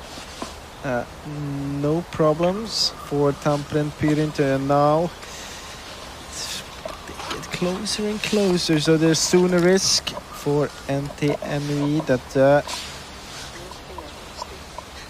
Tampere Pyrintö gets to see them. It's still about half a minute. You can see that he is really staying on this path. Expect Tampere Pyrintö to go more straight. Yeah, I think so. It's going to be very interesting here. I mean, if he can execute that route well, definitely win another 10 seconds. You can use this, I guess, using this hill a bit open maybe as an attack point. So then, still, it's kind of it's quite a distance to go from there as well to the control. I mean, the control itself, if you overshoot it a bit, you get to the path. You have this indication of a vegetation boundary. Of course, you have it in the very north, but you also have it just east to the control. Then you have the hill just before the control. You have the stones. So if you just have the direction, it should really be doable to get this control without any problems.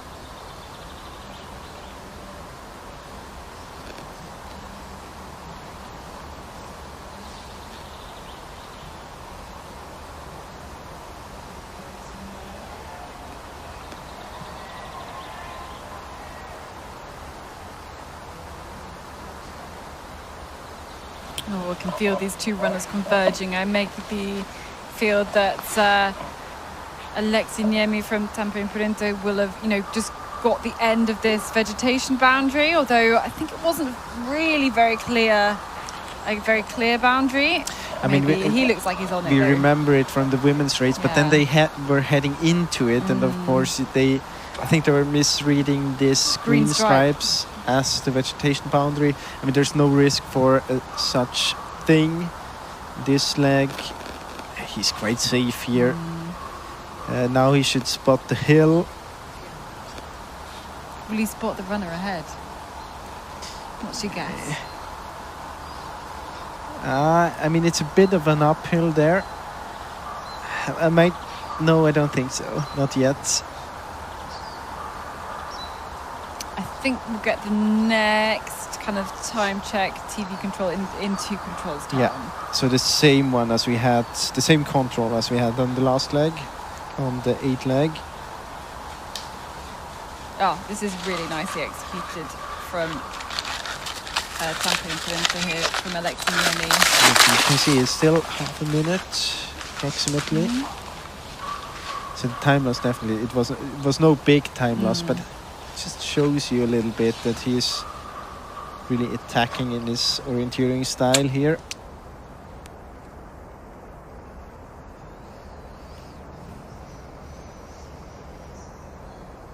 And I mean, now they are heading up to this very open hill, and there's just a bit of us. And now we got him in the picture, so Yep, there's Jürgen Backlid, couldn't number 9. spot Alexei Niemi behind. No, but now it gets very open here with this bare rock, which you can hear. So most of the kind of like steeper climb up onto that hill is done. It flattens out slightly. This is how we can see it here. So he just took some steps on the track, or is even still running on the track. Yeah, he is. And again, you can see that Tampere Prudente is staying closer to the red line. Yeah, this is really interesting. It's just the two different styles of orienteering, like really exaggerated, I think, here.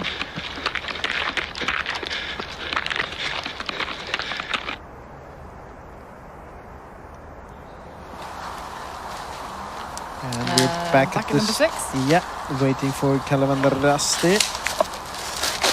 Here they are. Fourth position, 7 minutes and 57 seconds behind. Yeah, that's Maxime Retourier.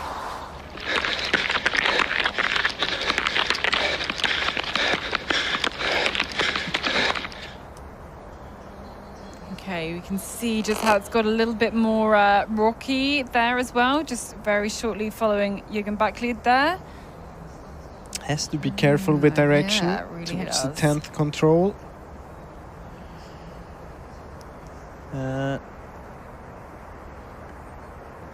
This is the 11th control, so they have to pick a control before this one. Not really sure about the direction. Well, we'll wait and see who we see this one first, I think.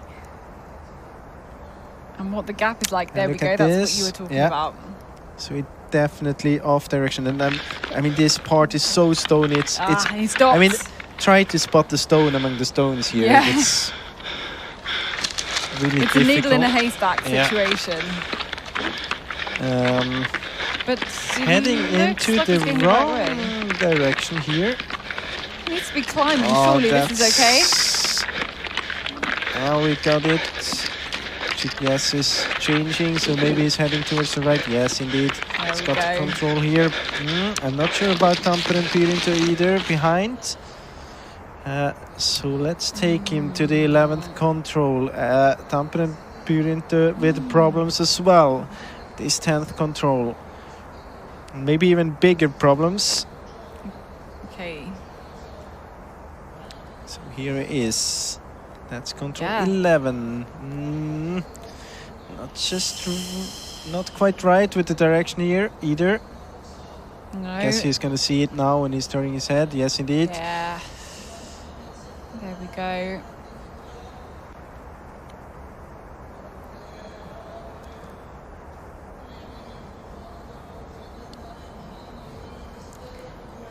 Yes, that does say 9 hours and 1 second. I hope we are going back to Tampere and Pyrinto now. Yeah. Oh no, back. This is Helsingin-Sinistäjät. Just filling up with a few runners here. We'll go back to. This must be the section 11. here. Oh, there are people hiding there. Someone is hiding there. This is the 11th control. Yeah. Yeah. Not sure if he has been at control 10 yet. Yeah, I think now he got him. Got it. Control 10. So soon he should be here. It's only a short leg between 10 and 11. So the gap at the exchange was about a minute, in fact, a minute and 7 seconds, just what we've passed there. It's more now. It is more. It went back to 35 seconds. And I tell you what, from looking at the GPS tracking, Alexei Niemi was absolutely spot on the line until, 50 meters from the control? Maybe 100 meters from the control? Until the stony bits started. Yeah, and then just went off at a completely strange angle. And this opens up a little bit again for Linné. It does Chasing behind. So here's Niemi. We can follow him on his way towards the next control, the 12th one. And then very shortly we'll get the punch from Linné. Janis Bonek. Then last leg runner is Luca Basset, a strong and very experienced French athlete. This is the 11th. The reason why we're here we go. This man here.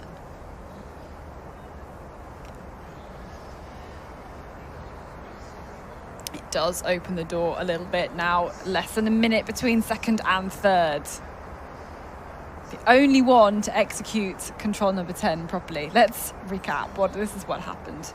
You can see that Entenui actually is a bit off direction from the very beginning, and you can see that Tampere just changes direction when the stony bit starts. So getting to the border of it, and then it's quite a big mistake. About 40 seconds, well executed by Linné. Finding this area between the stony parts.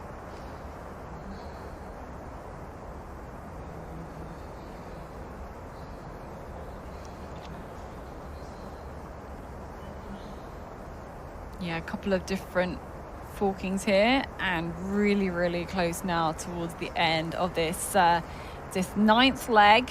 It's quite a short one, and then we're on to the last one, the big guns, where a lot of their teams put their best runner. Certainly those teams who think they've got enough strength and depth to actually be challenging for the title. They're going to put their best runner on the final 10th leg.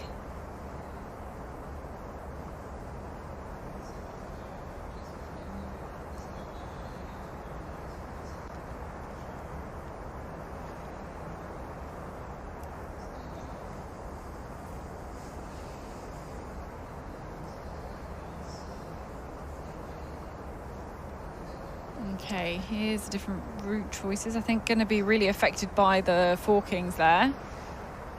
And again, you can just have a little glimpse of the bottom left of your screen towards the next 4 kings after Linnea control with a 13. bit of problem.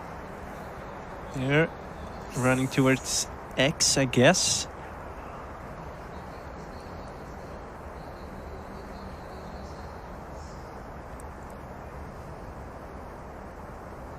So it's back to a minute again between Tampere Pyrintö and Linnea. Different route choices towards control 13. I think it's a good option for Tampere Pyrintö.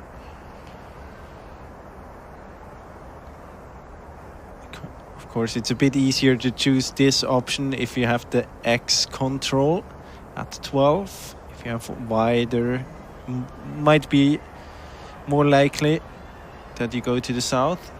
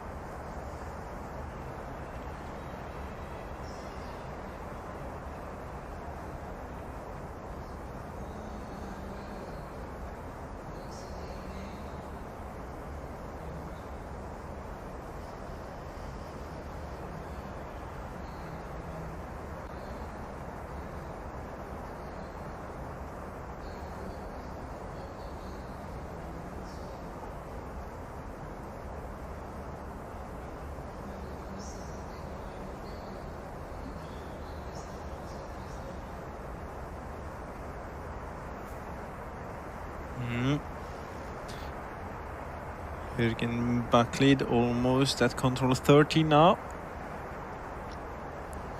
Yeah, this is really a big gap. It's surely it's more than a minute now. Yeah, definitely. Yeah. Well, more than a minute.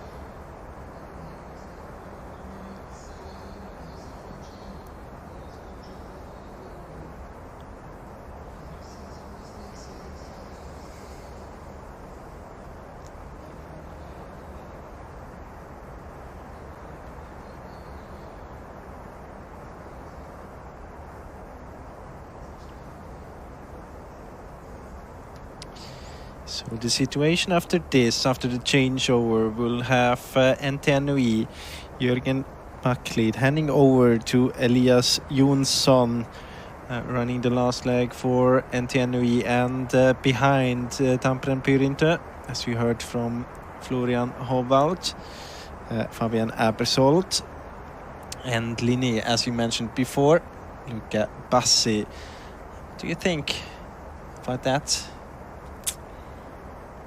I think Luca Bassi is the most experienced runner there. Of all of them, he's within a couple of minutes.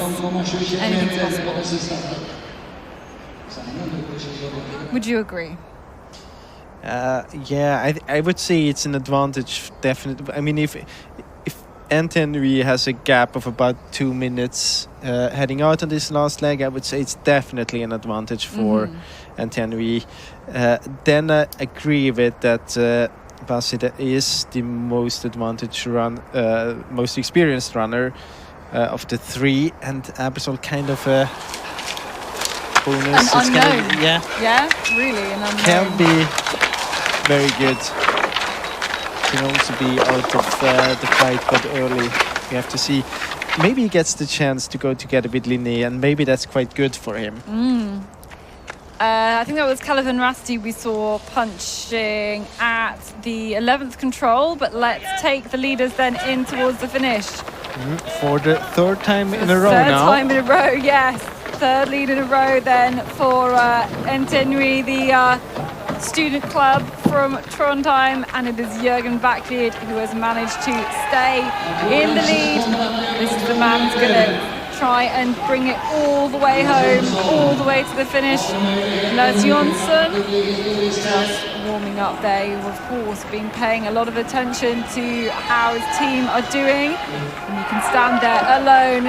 More of the teammates just giving him a load of support here on the final stages. This long run in from the terrain towards the ice hockey arena in Skellefteå, and he's had it again. A very, very good run. Some mistakes, but not huge. And in the end, I mean, he was kind of losing time in the beginning because he was saving up too much, but maybe that saved him from kind of doing mistakes, as we've seen Tampere to do. And now they get up together here. Yeah, and for the third time in a row, we have to look at this. Oh, you don't need to see that.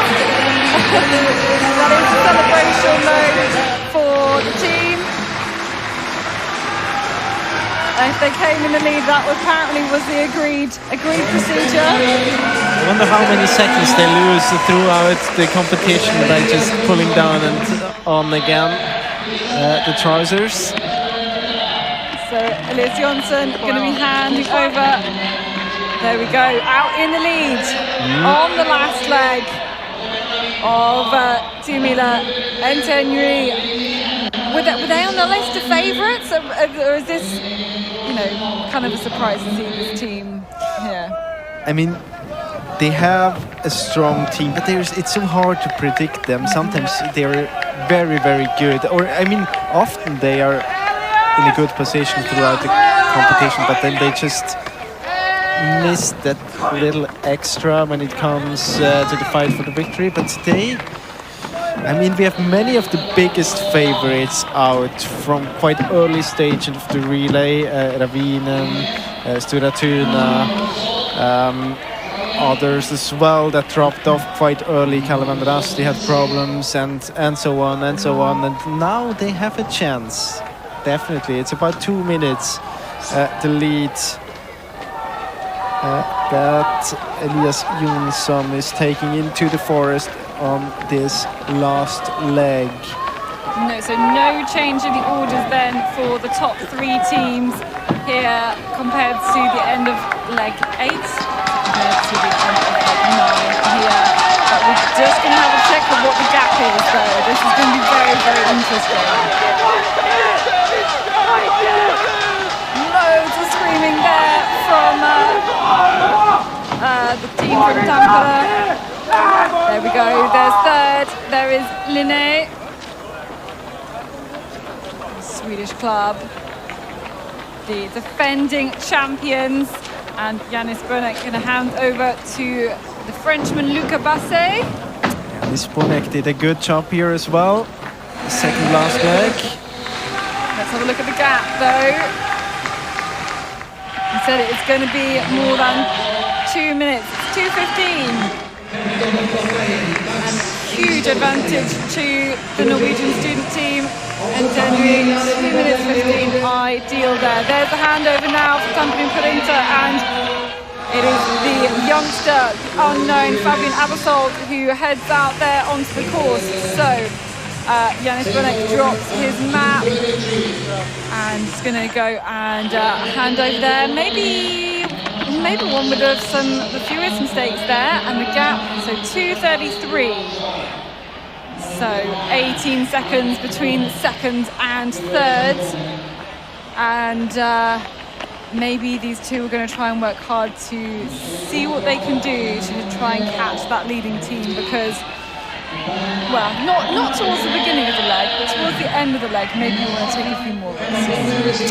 It's very important now for NT, Henry and Elias Jonsson to get a good start into this last leg, because one thing we have noticed throughout the relay, runners who struggled in the beginning, they often kept on struggling throughout the course as well. It's hard to keep the confidence once you did a mistake, and it's very important to get a good way into this last leg.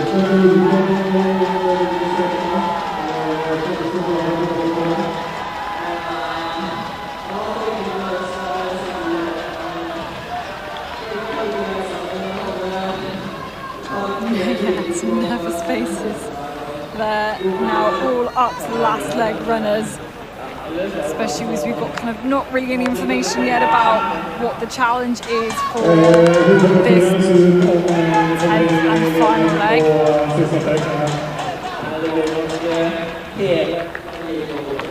I think looking back at the GPS tracking for the 9th leg, I think we're looking for Katherine Rasti, Italian Ekban to come in as well. Hesselin Sinister up 2 on the way towards the last part. Stortuna, a few controls further back, to be honest. Jag är ute på den sista sträckan på 13,7 kilometer. Förbi Pansen, Commentators med väst. Det kan vara Rasti som ska vara fjärde. Vilka coola byxor. Okay, we have Jürgen Backlid here, first man in. Congratulations. Yeah, thank you. It was fun out there. I did some few small mistakes, but I'm pretty satisfied. I was quite nervous going out in the lead, but I sticked it together. Yeah, you handled the pressure. Did you ever feel like the other guys were catching up on you? Yeah, when I did some mistakes, I always looked behind to see if I saw Tepe or yeah, but I didn't see them, and I guess a ski orienteer can hold a higher pace than orienteer out here, so it's good. Is this a terrain that suits you? Nah. It's pretty flat and tricky compass running, and I'm not so good at that, but I handle it well here. And what do you think about Elias Jonsson right now? Will he handle the pressure on the last leg? Yeah, I really hope so. He's really strong, and even if he is being catched up, I think he will be hard to beat at the finish line here. So I have good hopes. And we have seen 3 naked asses today. Will there be a 4th? Yeah, we hope so. The whole club will be naked ass here if we are coming into the victory. Okay, so a lot more. Okay. We wish you good luck. Thank you.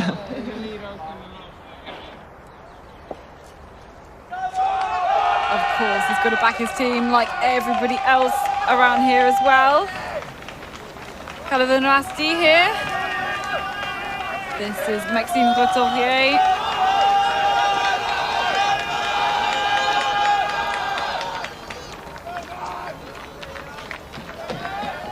Gonna hand over to Mika Tiomila. And yeah, really, this team, they were in second after leg 3. Really had some troubles at the end of the long night leg. We saw them going backwards basically, and actually this team have worked really hard to catch up from there. Like, I almost wonder what it could have been for this team, to be honest, if they'd managed to stick with that long night leg. It makes it even more painful to watch. The thing is, they were in the group for the long night, so even the runners before this important leg did the job perfectly well. I would even say that they did the job quite okay on the long night. I mean, he was dropping off, didn't have the best day probably, but he kept the orienteering together and he didn't lose you can lose a lot of time there in this situation. He kept it together. Of course, now if you look back at it, it would have been a very good possibility for them today to be fighting for the victory. That was Santeri Silverloinen. No, hang on, it was Santeri Kirjavainen on the 4th long night leg. I won't ask you to repeat the name thank now. You. But Maxime Rotorier handing over to Mika Tiomila for Katherine Rasti.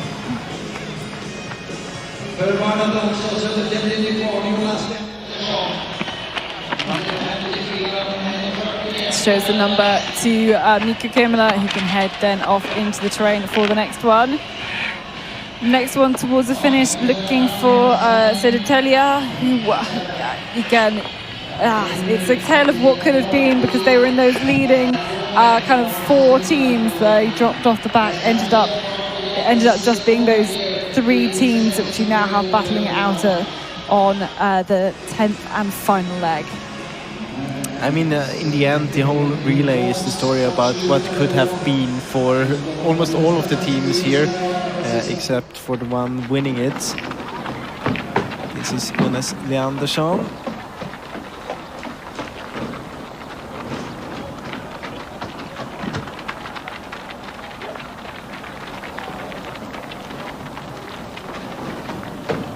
Retired from elite orienteering a few years ago, now really focusing on running. Giving a comeback every now and then at the big relays for Södertälje. Yeah, fighting hard here. Going to hand over to Tino Polsini.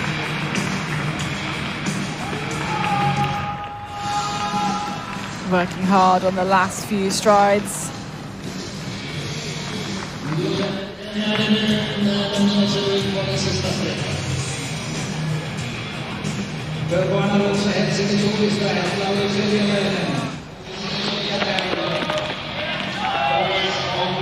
Handing over the frankly huge map there. You've got to check the team number and the leg there. Handing it over to his teammates so that they can check that.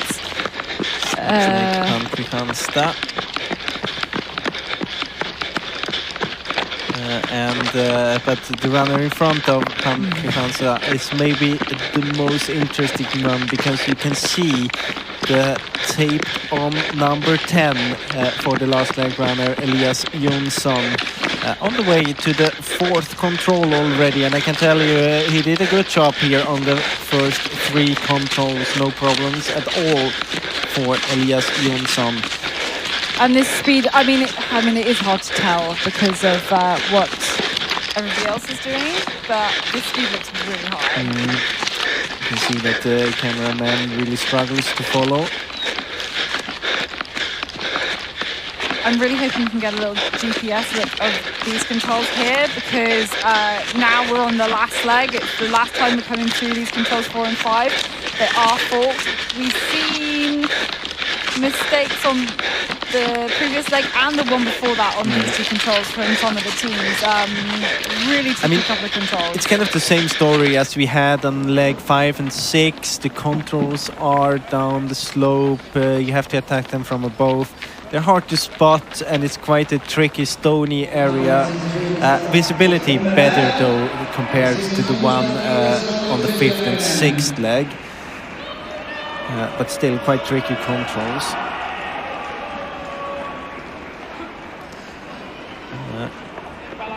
Only Oja now waiting for the changeover for Helsingin Suunistäjät.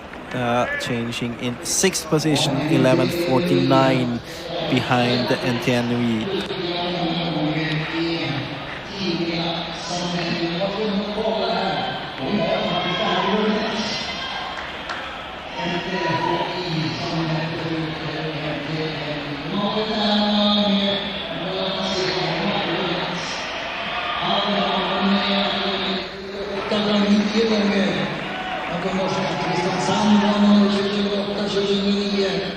And this is the replay from the start, and we mentioned it, it's very important for the runners here, for the last leg runners, to get a good start.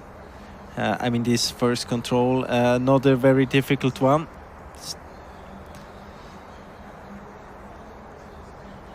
You can see behind Tampere Pyrintö with Fabian Abersold and Ukkolinne with Luca Basse chasing.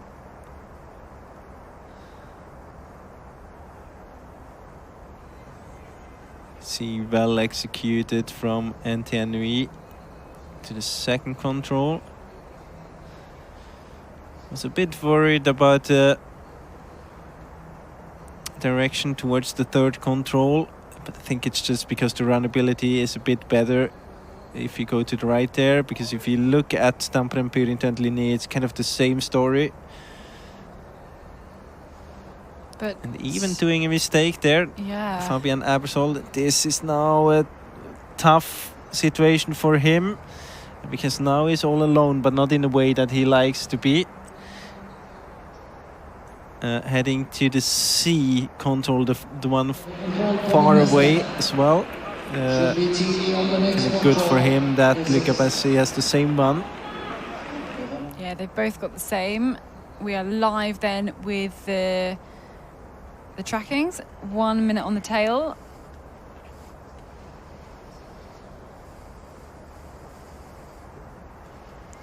And I think, yeah, you really get a sense of just how different these forkings are.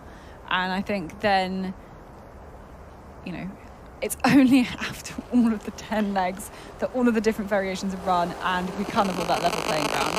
A bit surprised that Anthony is heading into the green quite early. He could have followed the path a few more steps in order to avoid, to need to cross both the marsh and the green area. Yeah, might be... But then you've got a lot of features to kind of like pick out, though, when you're getting towards control number 6. Maybe that's kind of in his mind as well. Or we just didn't quite know where exactly on the path he was. Let's see how this will develop. Yeah. He's gonna get some help with the stones there. Maybe. That's not perfect. Not looking at the stones, just ignoring them. Keeps going. Oh no, maybe turning around now. We have I wonder the if he's still got a patience. camera at this control. Yeah, we had one there at the earlier legs. Here he is. Here he is.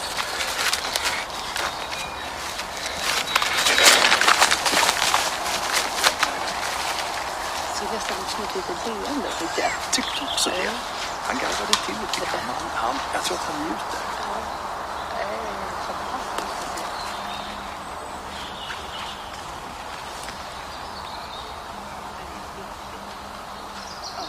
So maybe not the most direct into this control. Can the others do any better? The gaps down from this leading team was 2 minutes and 15 seconds back to Katherine and then 2 minutes and 33 seconds back to Linné.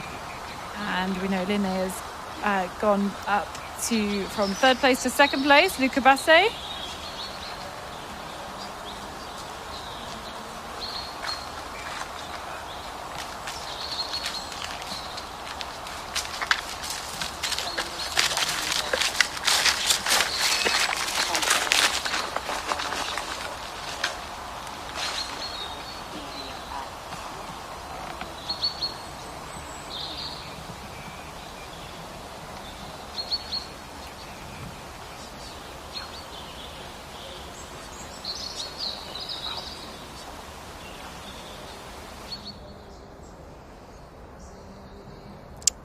See, not the best direction out from control 6.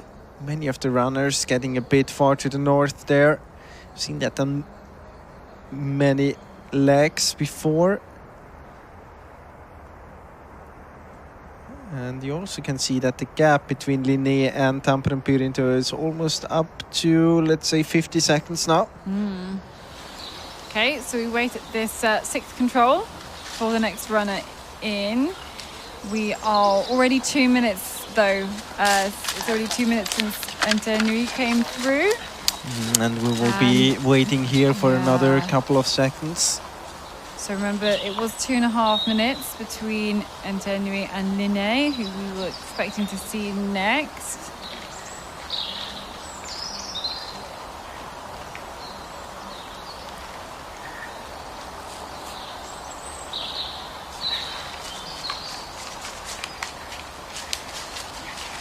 It's going to be a really soon. I wonder if we can...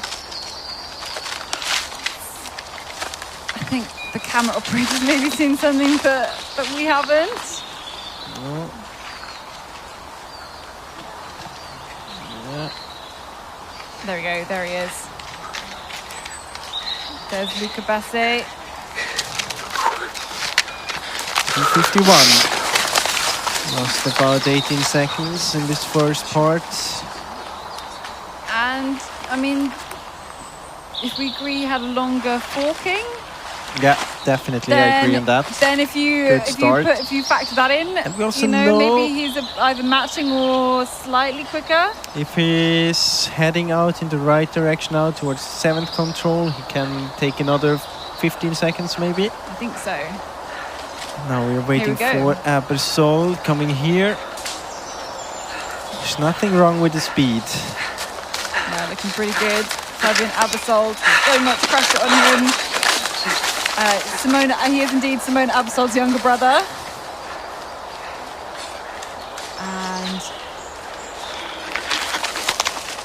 And I think it's his first Tiomila full stop, not just even his first on first time doing last leg. It's his first ever Tiomila.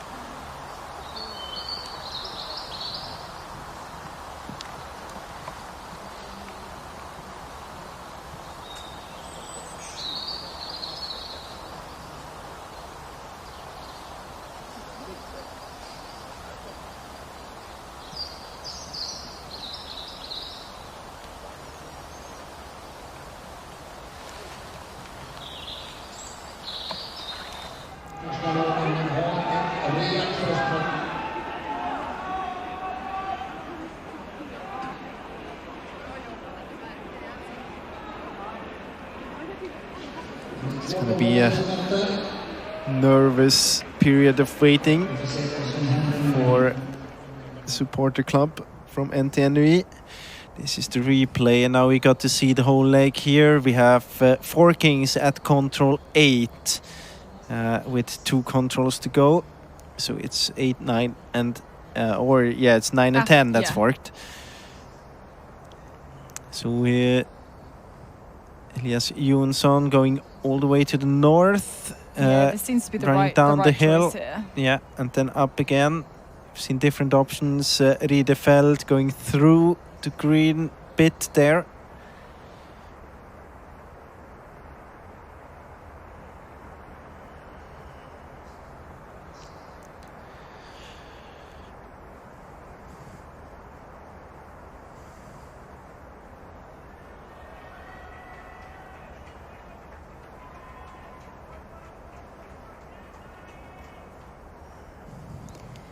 Then for me, it's interesting going to be these forked controls, but then it's the next few forked controls that actually I think where we saw a lot more mistakes in the last leg that could put a spanner in the works for any of these 3 teams. I mean, also the 11th control where we lost Linné.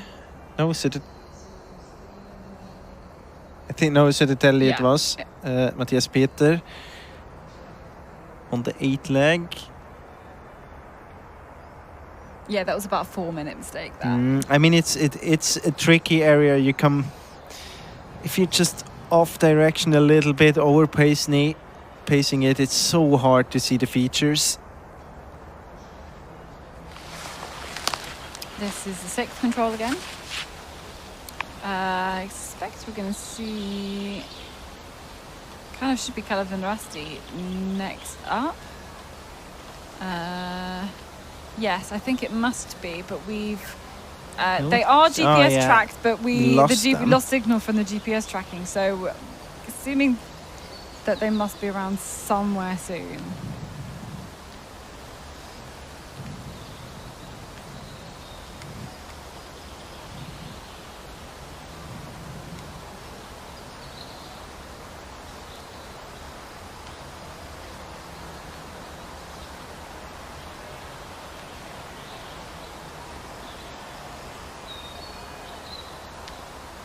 Like we're just searching this forest for the next runner to make it through.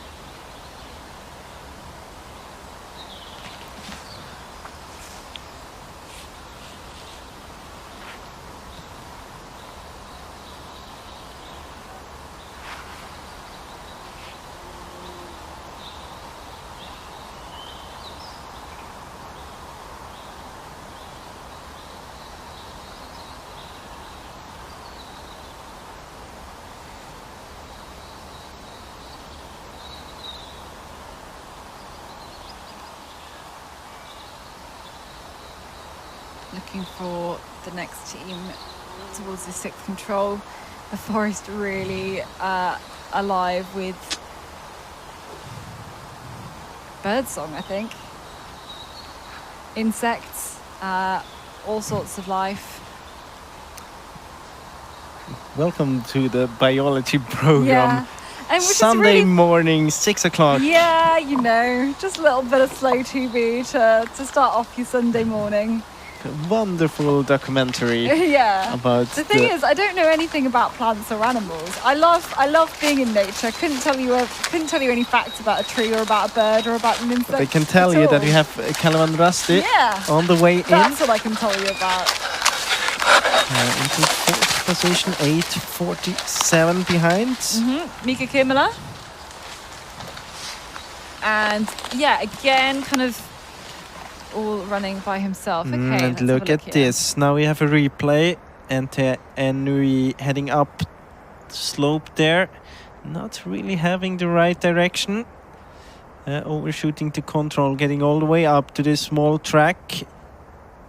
Kind of lucky there that he gets the track and the green area behind. So the time loss, let's say 25-30 seconds. Yeah, if that's a 1 minute tail, then yeah, maybe between a minute and a half and 2 minutes now, the gap between first and second. Looking for Södertälje next, I think. Back at the sixth control though.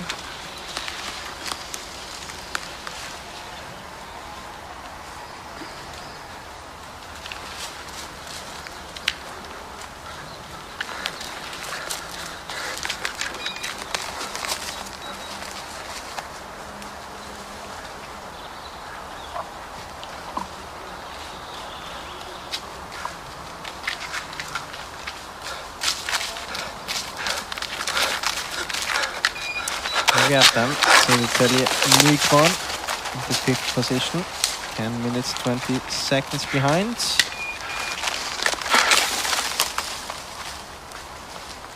And then lots of other runners through, but I think we'll have to wait a while again until we see the next last leg runner.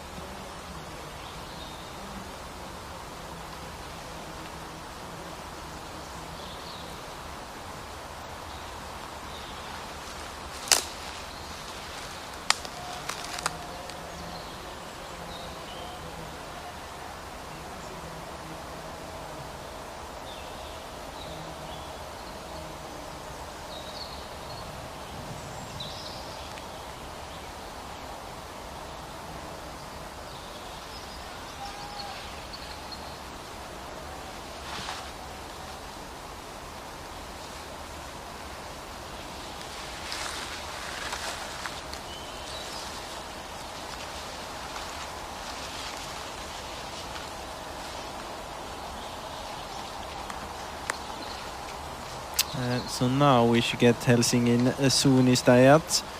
Olli Ojenau to the control. Here he is.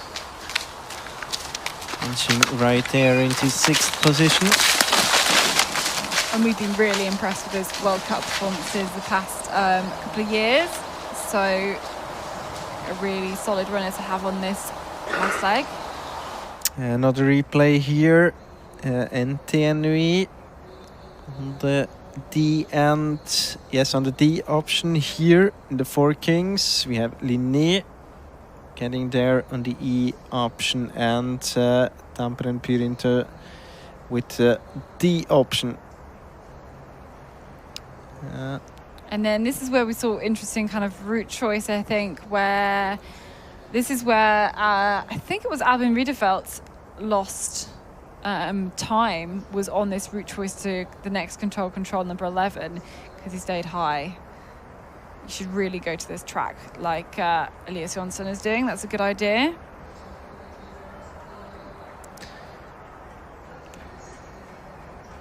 Feel like it might be the same plan for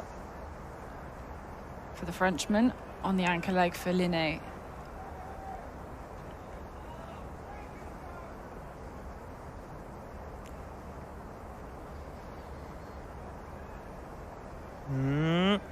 Small struggles there for Bersold again. This time at the 10th control, just touching the circle there.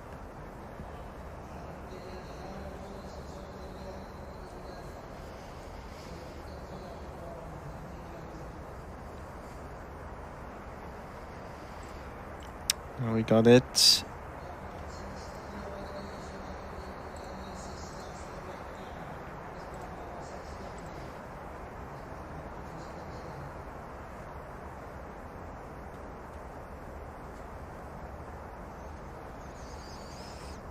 So both the two leading teams on this route choice towards control number 11.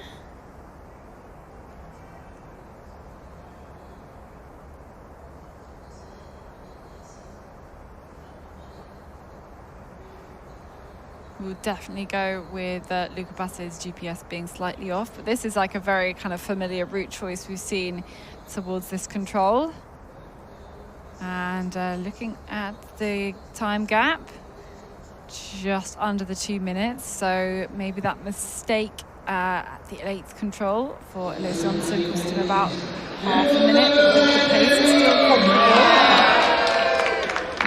And really kind of anxious waiting for Henry, who's never won this relay. Linné, of course, are the defending champions.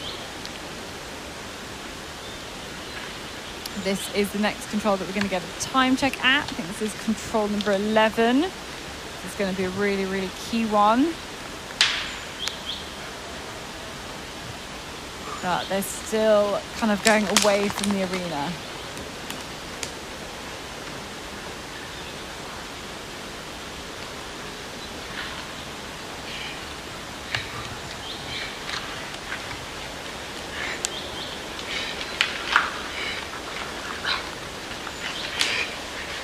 Here he is, there he is, Elias Johnson, safely through to this 11th control, really good, and now we want to just get the time check, here he is, immediately climbs up towards the 12th, and we have another forking as well.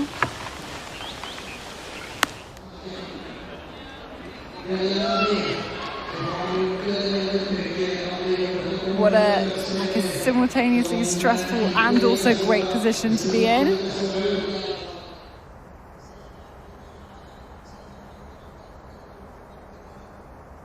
The tails there are 1 minute, so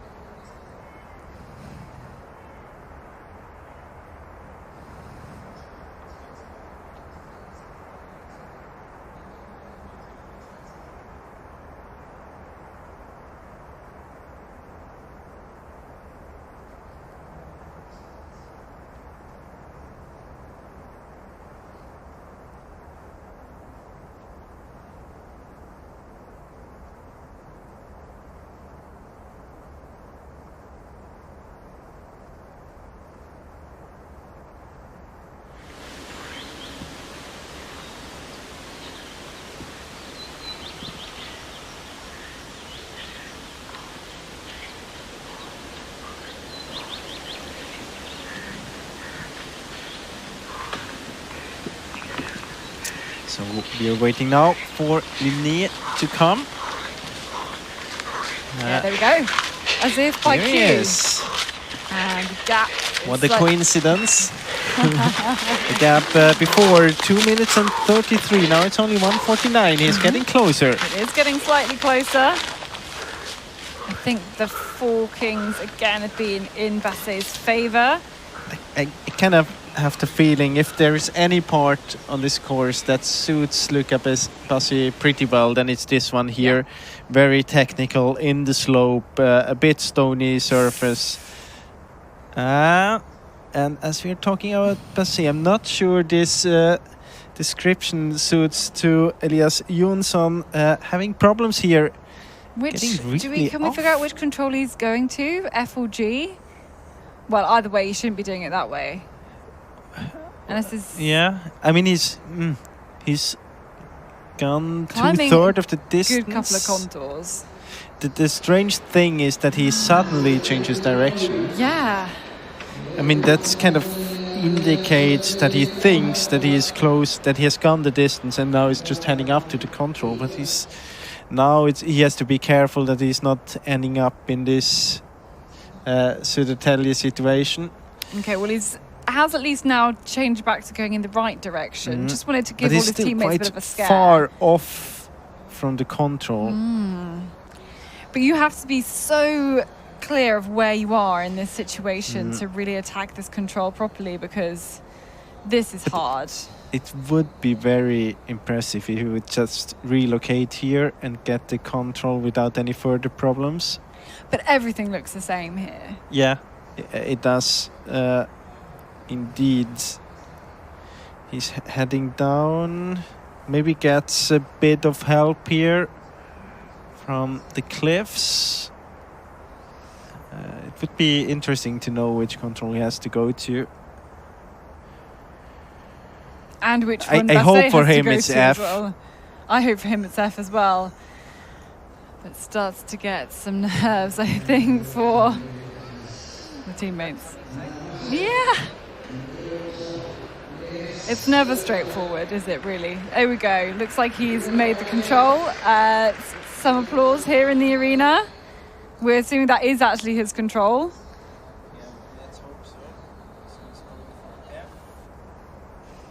And now he knows a mistake has been made. Where do you go from there? I mean, it's going to be a tough one to try and do something about now. Or try and recover from, rather.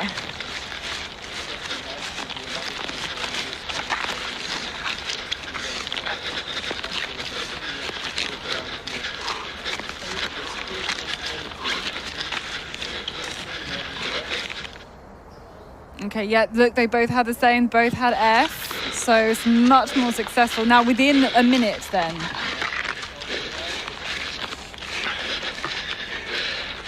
Slightly, no, maybe not slightly shorter for G, hard to tell. But this one, you should see 13F from a while back. If it's on the foot of the crag, you're approaching the crag from the bottom, then you should be able to see that one. Okay, let's have a little look. So we're going back down the slope. We've just left the leading runner, Elias Jonsson. We want to see if we can see Luca Basse. Here he is. There we go. So I'm not sure that he will be able to see the runner ahead. I don't think so.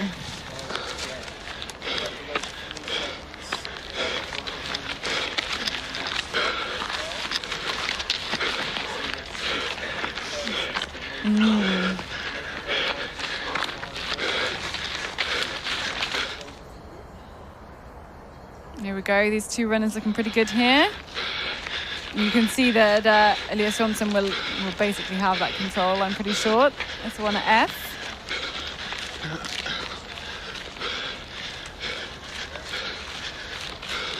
You can use these kind of small re-entrants as well. Yeah. No.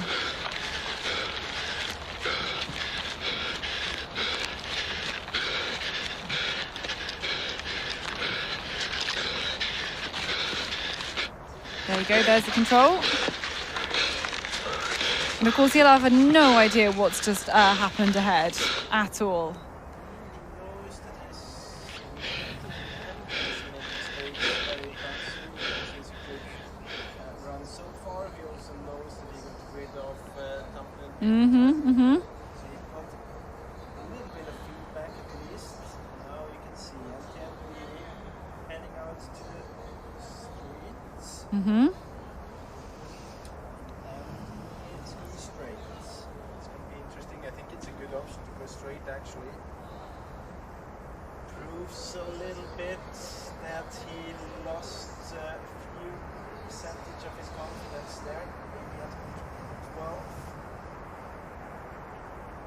Yeah, absolutely. You're maybe just taking a safe option.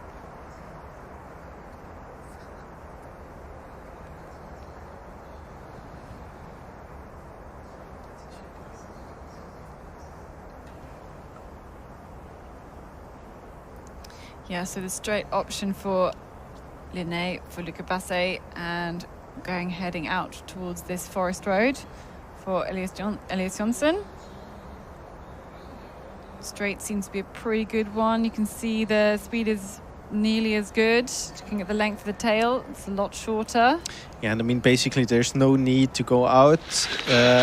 Might have lost a few percentage of his confidence when he was struggling at control 12. But my guess is that they will get together very soon. Yeah. If you don't have any problems, of course.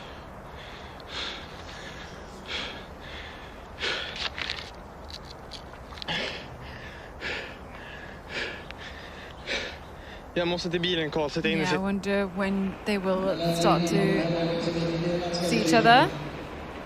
We just saw a little clip of Fabian Abersold, who had the G control. I think that she was a little bit faster. If you look at the gap now between Linné and Tampere Pyrinto,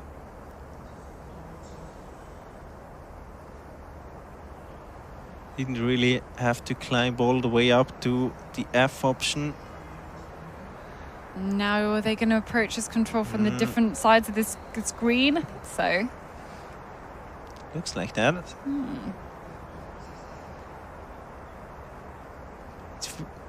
It would be very optimistic to go all the way through the green area there.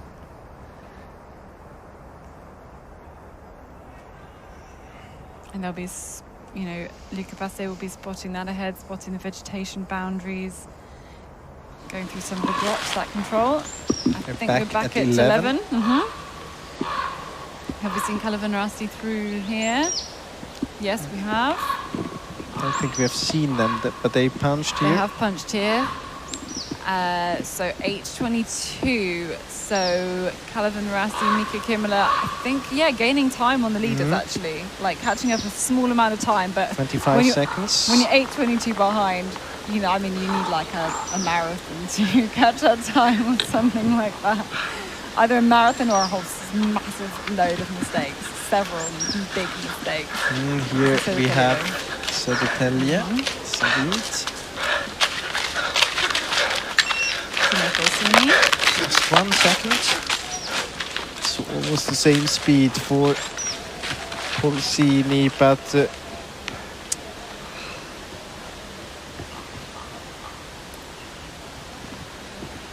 let's take a look at the tracking here. Look at the direction by Luca Basse. Right here, still everything all right. And from here, he's going a little bit far down the slope. Ooh. Oh no, is he realizing? I'm not sure. I think now he gets direct. Does he get direction? And you can hear now. Cheers from the cheers NTNU, from the NTNU guys in the stadium. Yeah, that will cost time. I'm not sure if he has control over the situation. Maybe these have the vegetation boundary here.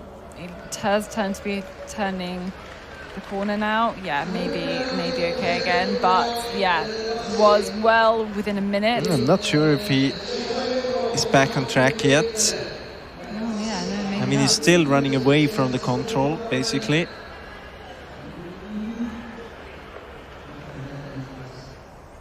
It's going to be interesting. Is there a chance for Abersold to get back?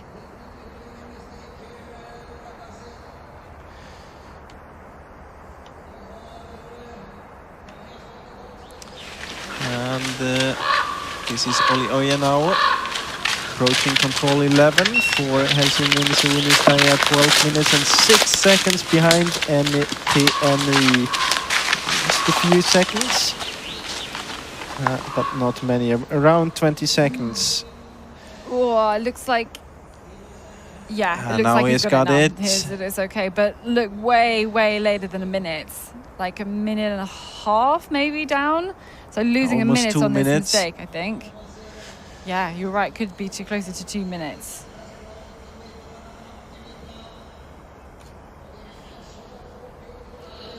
You can see a few, some very nervous guys sitting here in the stadium. This is Stora Tuna. Emil Svens. 12:52. So not far behind Helsinki Misuni Stayat now.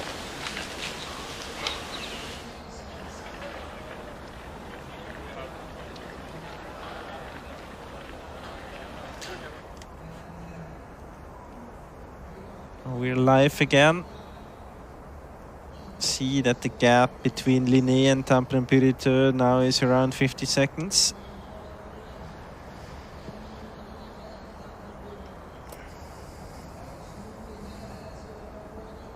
And now we're gonna have a few controls to relax for Elias Jonsson. We get into this continental bit. Yeah, it's not too tricky. I think it's mostly just going to be about who has the running speed here. I mean, basically, we have not seen any of the runners having any struggles there. No, not in terms of navigation at all.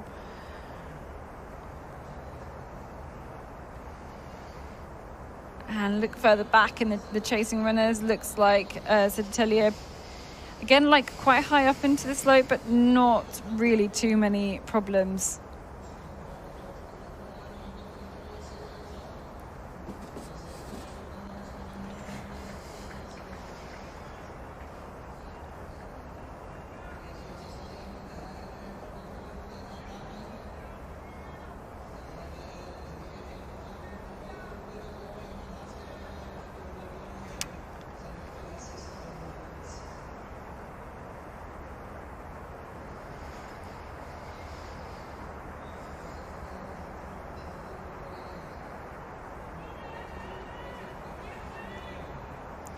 If you look ahead a little bit, now we have this continental section coming, then this running bit through the industrial area. Then we're going quite straight back to the arena. So we're not going up on this hill, very stony hill as we have been on the 8th leg and also on the 9th leg.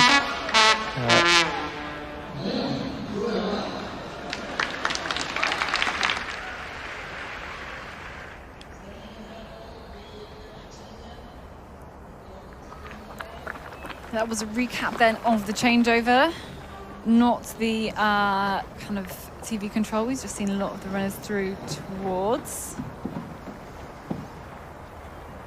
We've only had 22 teams back after that leg 9 changeover.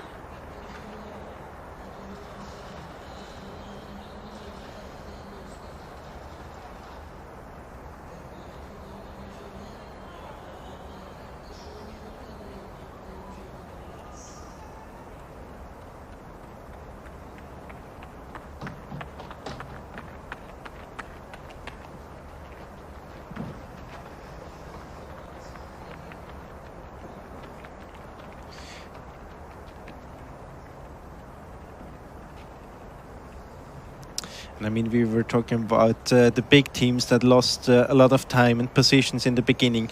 They were able to kind of get back position-wise. We have many of the teams. I mean, we mentioned Kalevan Rasti. Saw also Kove Ravinen on 11th position. They were kind of able to get back, but the distance, like the time-wise, they were so far behind. I mean, okay, Ravinen are 25 minutes behind. Yeah. Yeah. I mean, it's all due to the time they lost on the first 2 or 3 legs.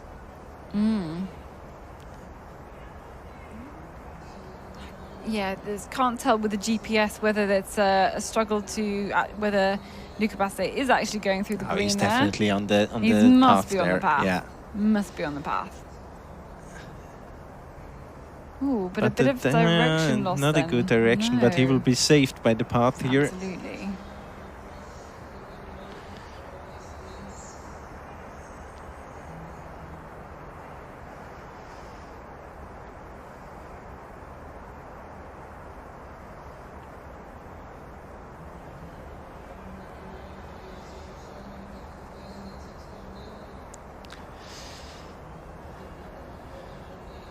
So the gap just a little bit less than 2 minutes, maybe.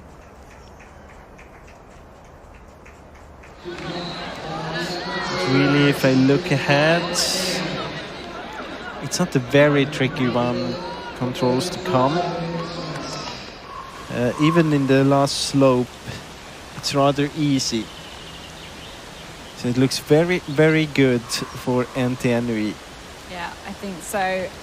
It's not too tricky, the last sections. There's like a long bit of running here. So unless he's like paced his last leg really, really badly, which is very, very unlikely. I mean, one of the things that could get a bit tricky is when they punch control 18 and they go into like this run over in the industrial area, you will see far ahead. And you might even see like 1 minute ahead. And if he gets the idea to look back, then there is a chance that he gets nervous.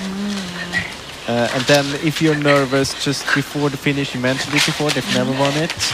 Linné just won it last year, so definitely less pressure on Linné. So if we really try to build up some excitement here, then we can play that card. And there will be nerves for Elias Jonsson, that's for sure, because you're not just cool getting to the last 5-6 controls knowing you're in the lead at Tiomila with a whole team of other 9 runners waiting for you in the stadium.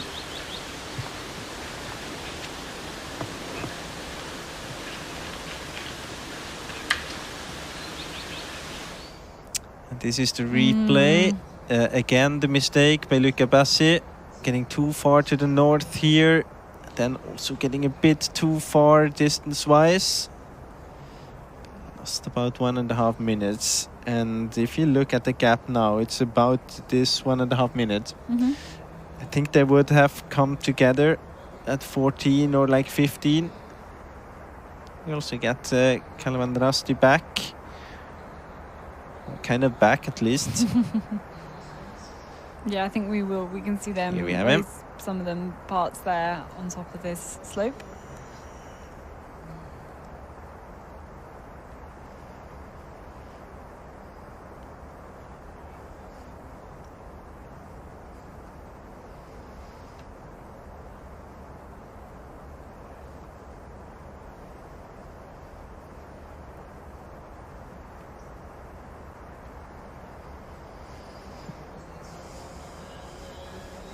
So the gap between NTNUI and Linné, 1:37, according to the GPS. Might be just too much in order to see him in front. And if it's a long straight street you have to follow between control 18 and 19, it seems more likely that Abersold will spot Bassi than that Bassi will spot NTNUI. Yeah, let's just kind of keep an eye as Bassi gets past control number 18 around the corner onto the main street. But then you've got some roundabouts, some like underpasses, I think, as well to deal with there. It's not all that straightforward.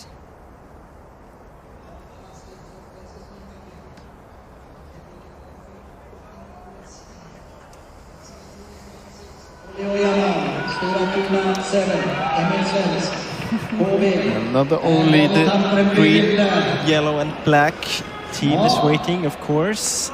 The red machine from Finland, Tampere Pyrinter, waiting for Fabian Abersold. Good job, they can already do better than they can do next wave. And the team from Linné as well, we've got the juniors there. Team. Okay, now we have Bassi continuous control number 18.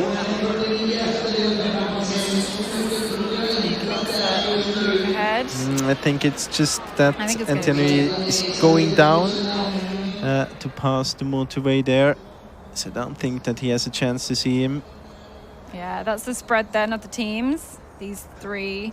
Obviously, Katherine and Rusty are a little bit further along than that.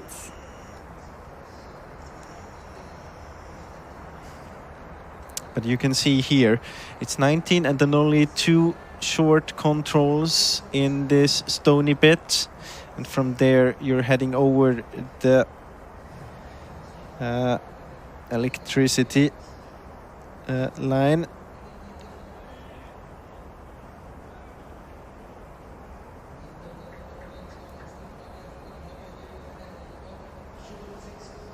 Kind of different in Control 22 compared to the other ones we have seen. The other ones passed this forbidden area to the north. Most of the runners, now we go to the south. But back at Control 12 it was. No, this is 11. No, this is 11. Yeah, we're waiting for... Yeah, it is. Ravinen. Yeah, we're waiting for Ravinen, yeah. And they were about 25 minutes behind, maybe 24, 25. And there's Gustav Bergman on the last leg for Okirchen. There we go, I think. Oh no, maybe not. Yeah. Should be coming maybe from down the slope. There we go. There we go. And I mean, it's kind of the thing that we have some of the world best runner here on the last leg. But they're not really up in the fight for the gold. If we have Gustav, there's nothing he can do here to make an impact really for this team. No, I mean you have Gustav Bergman for Ravinen, just seen him in the picture. Then Matthias Kibbutz for Tyrving. He will be there in about a minute. Kasper Fosse for IFK Göteborg. They are still over at the 10th control. After, some more mistakes for that team. Not going to repeat the success of the youth and the women's relays. Okay, now we'll wait here at this control. I guess this is like 20 or 21. Yeah, I think it's 20. It's not a null in my opinion.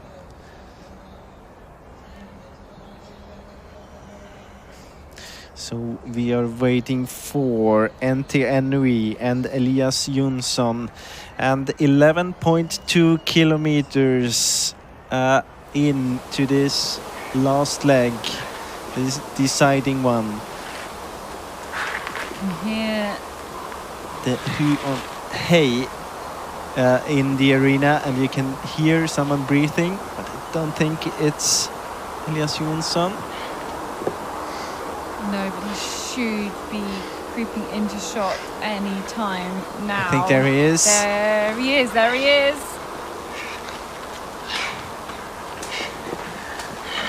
Yeah, cheer goes up in the arena from his teammates. And after 10 hours and 7 minutes of running, Antenui still in this leading position. And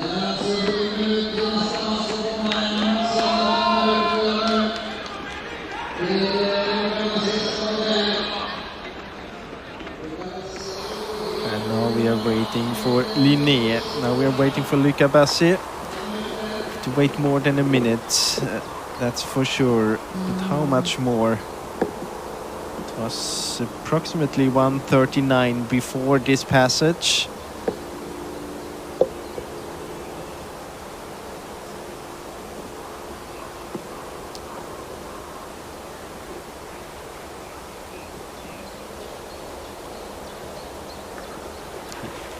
Yeah, the gap is 1 minute now. And NT Ennui already punched at control 21 now. Going on a long leg towards the skiing hill.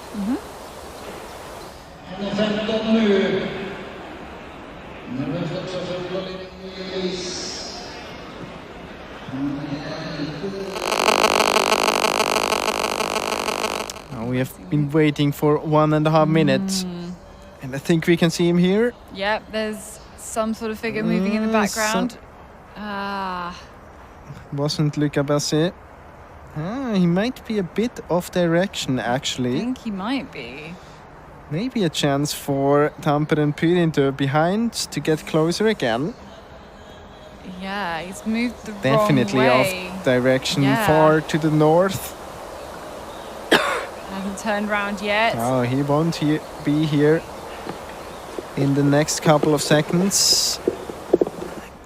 Looking even better than for Entenry after Linné missing both 14 and 20. So despite Entenry's miss at control 12 mistake there, they're still He has to hurry up in order to be there in second position, not heading into the right direction still. Still running away from the control. And now I think that we are actually waiting for Fabian Abersol to come to this 20th control. Oh, here he Yes, is. There yeah. we go. Second place then. Oh, he's got his head down. He's actually got to find the control first. Feels like... Ah, yeah, there we now go. he spotted the cameraman. Or even the control. Oh, and there we had Linné, and now we have a fight again. Now, and this is what Tampere and Pyrinto, the team, was saying. They thought they were going to back their man here on a shootout at the very, very end. So maybe there's nothing to be done about the leaders for these two teams, but still second and third up for grabs. This is, okay, so Luca Basse was really, really close to the control and keeping a pretty good line as well, just slightly too far to the north, but then once he hit the slope, turned north and then had to go all the way back up to the track as well. You can see Fabian Abersol also slightly off just the other way, and then here we have this longer leg. You can really see that Entenry now he's not taking any risks at all. Just glued to the path here. Keeping it super simple and just unnecessary simple. Yeah. And then you could be heading to the power line there, Yeah. then you can't miss the path there either. But the gap's probably big enough. See that 20-second control. I don't think we have seen that one before throughout the relay. No. Most of them were on this stony hill to the north and then going around this forbidden area a bit more to the west. Now they want the runner to climb up all the way to the skiing hill.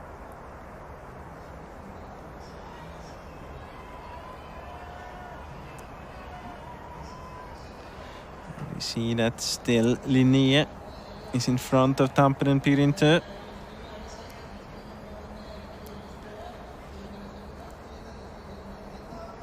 Totally according to the team tactics of the Finnish team. And it's getting closer and closer for NTNUE. Waiting for the first victory at Tiomila. So we've got this control 22. We've got two more controls that are going to require some orienteering. I would say we have one well. more orienteering control, and then we have one quite easy bit orienteering control. So 1.5 orienteering Yeah. controls, okay. And the rest of it just kind of a glorified running.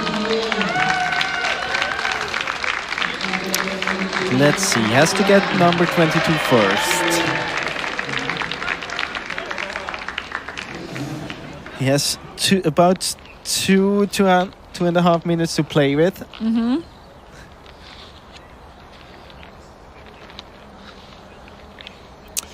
Direction looks good. Is this We the are control waiting as well? here at 22. I think Yes, this is. and I think we have him in the picture here. No problem at all. So now it's one orienteering control left and 1.5. Spikes that control, I've got to say, that was really quality. Will the nerves kick in, or will he keep cool all the way to 23? You've just got to try and think of it, take it as any normal orienteering Yeah, I run think here. that's very easy to say. Yeah, exactly, and very hard to actually do. That's the theory anyway. Oh, it's just another run. It's just another race. I mean, it's really anything but for him. No, I think that like make it super simple. I mean, that's exactly what he was doing.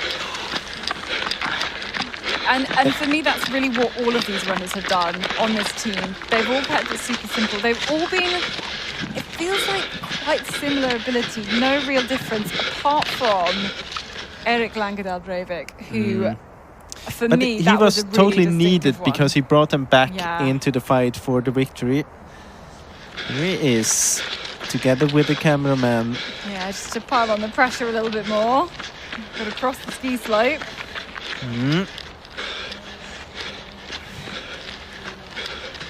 He has, I mean, he found more difficult controls throughout the course, but you still have to get it first.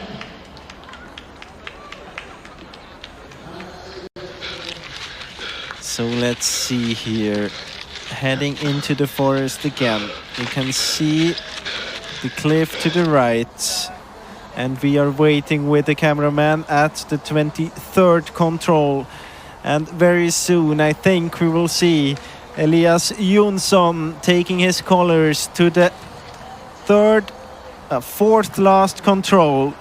Still a few controls to go, but from here it's only downhill and rather easy controls. Here he comes. Here he is.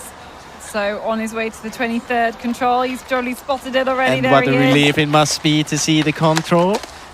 A relief every single one that he sees, I'm sure. But there's a Three few to controls go. in this slope now. This was only the half on orienteering control. The next one's a little bit trickier, but it shouldn't be. But it's too quite, bad. it's rather easy as well because you have the path just after it. It's not a control you miss 2.5 minutes. And the two chasers, they are absolutely together. They are glued together, these two. It's going to come down to a shootout, I'm sure. Maybe as they drop down the hill, maybe from 24 to 25, it's going to be hard to tell. But great direction here for Elias Jonsson on the last leg for Orienteering.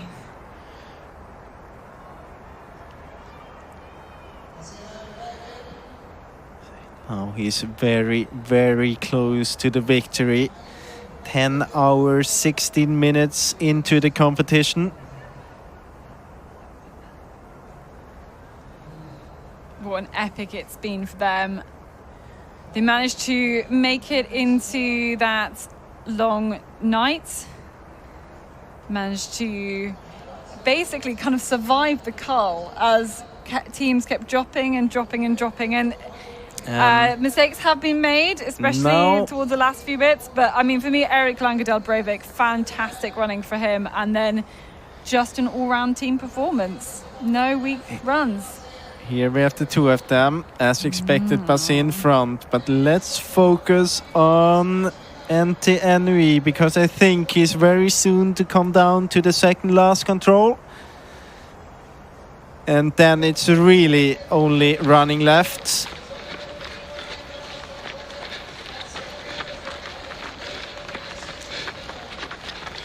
As we have them in the picture here, Linné and Tampere Pirinto, we have Orienteering running towards the second last control.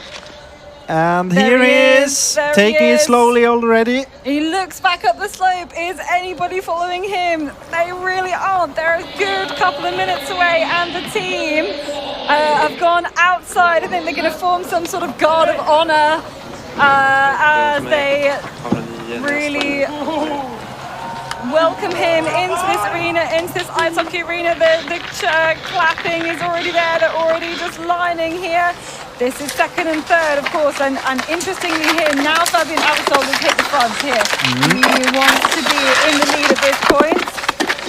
And Mika Basse is just going to have to keep hot on the heels of the youngster. But where are the leaders? We're waiting for them here at the arena. Waiting on the bridge, almost all of his teammates. We see also other teams There he cheering is. for him. Here he comes. Some of the team already running there.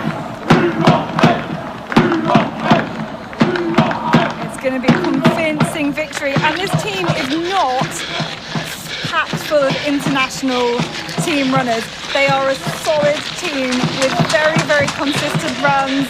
And that's kind of really, I think, what has done it for them. They got the right tactics.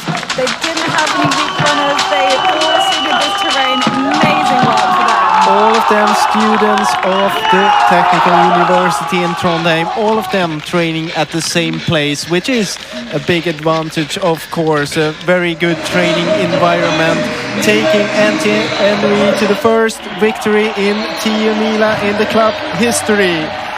Amazing welcome for NTNU as they head into this arena. And it feels as if it's more than 10 runners coming here. It's all of the runners coming here.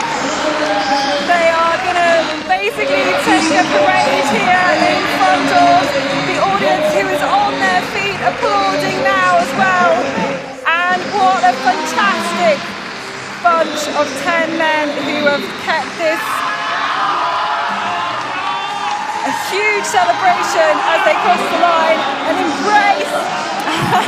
And now they have to start to make space here, because very soon we will have the decision for the second and third position. And I can tell you, there was a mistake. Luca Basse is in the lead. There was a mistake to the 24th control, but now they're coming to the second last control together. And it's exactly according to the team tactics of Tampere and Pyrintu. So let's see now. Oh, Luca Basse just nips in ahead to get the punch there. This is going to be such a big burnout. Oh, but look at this. He's flying down this hill. These are the legs the team of Tampere and Pyrintu I mean, now I can definitely understand these tactics. You want to put someone who can do a sprint finish if they need to on the last leg. That was incredible stuff. Just the way he accelerated down that slope was absolutely amazing for the Finnish team, Tampere and Pyrintu. So all of their club mates will be waiting here in the arena. Here he is, he's still on full gas. Fabian Abersold, his first ever Tiomila. And again, this is a team that worked hard, especially on the third leg, to be able to make the long night train. Again, they survived the call as team after team after team dropped out as they made too many mistakes. This is such a kind of consistent, well-executed team performance overall, and they got the tactics, I think, just right in the end. It wasn't going to be the win for Tampere and Pyrintu, but it's going to be a fantastic second place. They take the applause, and Fabian Abersold still has full gas, and even though when Luca Basse is full in A, she takes the team flag, the familiar logo of Tampere and Pyrintu, and it's going to take second place here at Tiomila 2023. Okay, Linne are here though. They're going to be the first Swedish team in, as Fabian Abersold basically gets mobbed by all his teammates, and Linne, they were really, really trying hard to defend their title. Not to be today. Those young legs of Fabian Abersold, too much for Luca Basse. Too many mistakes for him in the end. That was incredible stuff. And I mean, what a fight we have seen all the way. I mean, after the long night, we had this change in the lead between Södertälje Nykvarn, between Ukko-Linne, between Tampere and Pyrintu and NTNU. Then Södertälje Nykvarn dropping off at the 8th leg, I think, and then we only had 3 teams left, and it was exciting all the way to the finish, even though you have to say that NTNU and Elias Jonsson did a great job on the last leg. It never really got I mean, it was a bit of critical there at control 14, but the mistake by Basse came exactly at the right time for the Norwegian team. So a very solid team performance by NTNU. As you said, not the big international stars in the team, but maybe the performance of the day by Erik Langedal Breivik. Yeah, I think noticed his speed and accuracy at the time. Didn't really kind of know how crucial that would turn out to be, I think, for this team.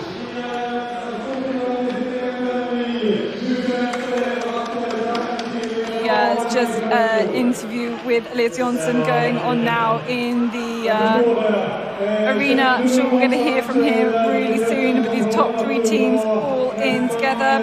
But we've still got loads of teams coming. It's kind of looking towards the top 10. I'm not sure where. Oh, here we go. Here's Skellefteå and Rasti. I was like, I'm not sure where Skellefteå and Rasti are. They're here. And this is going to be 4th place.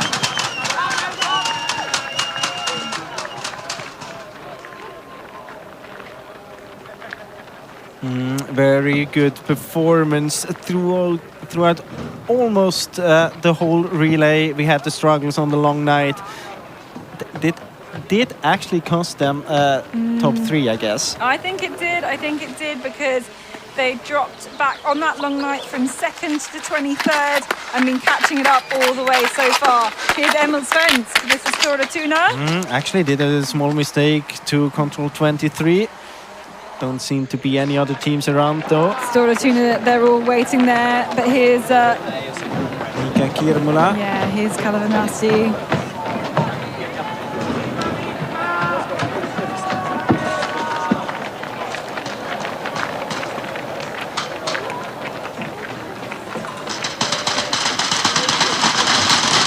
And aside from the long night leg, I mean, this team has done incredibly well.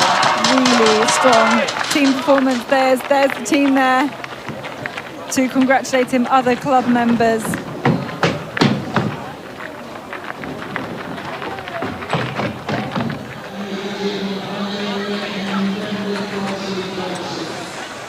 Yeah, so they've worked hard to get back into this 4th place, but ultimately they were always too far behind those kind of leading few runners. They managed to catch up and overtake some of the teams that were dropping back, but the 3 teams that beat them were just too good on the day in the end. So we're looking for Stora Tuna next. Helsingin Snistigat is also there. And somewhere just around here should be Södertälje Nykvarn as well. Maybe have to wait another 10 seconds. Here they are.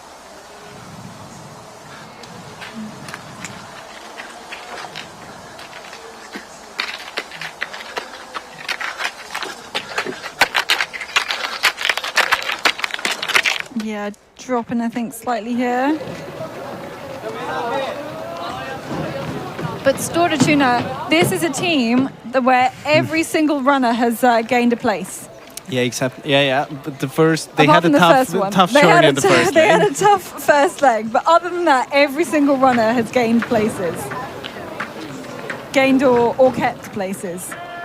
Anton Schwöckqvist just stayed in 7th the whole time, but Emil Svensk always is a very strong runner. And actually, he's caught up from being 15 minutes behind the leaders at the start to being 9 minutes behind. So he's caught up 6 minutes on this last leg compared to the leaders. That's incredible.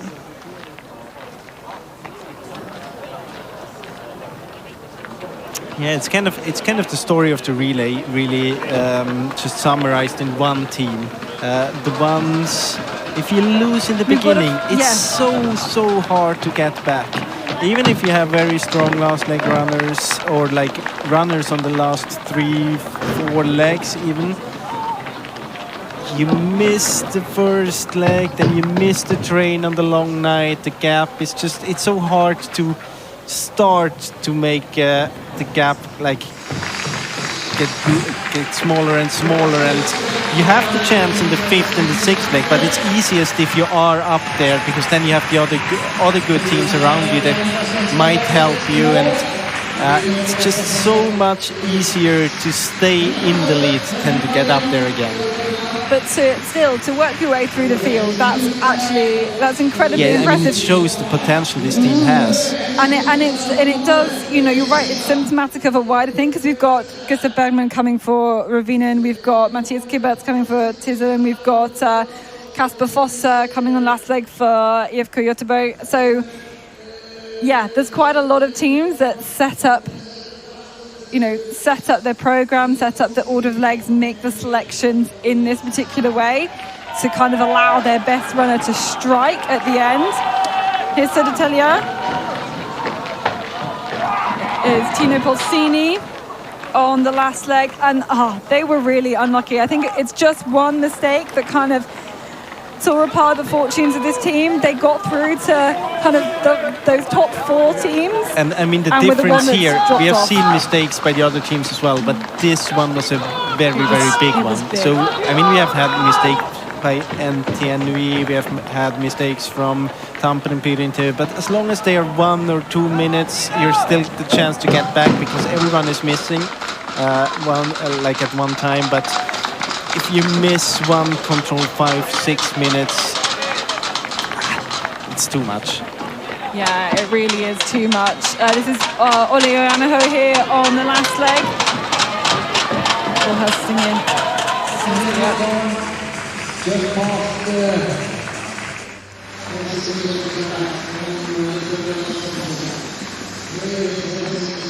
And I think Emil Svensk has climbed places at the expense of these 2 teams here that we can see in the finish. But I think they may well still have been catching on the leaders on this last leg. But yeah, it's just too much to be asked of them, I think, on this last leg.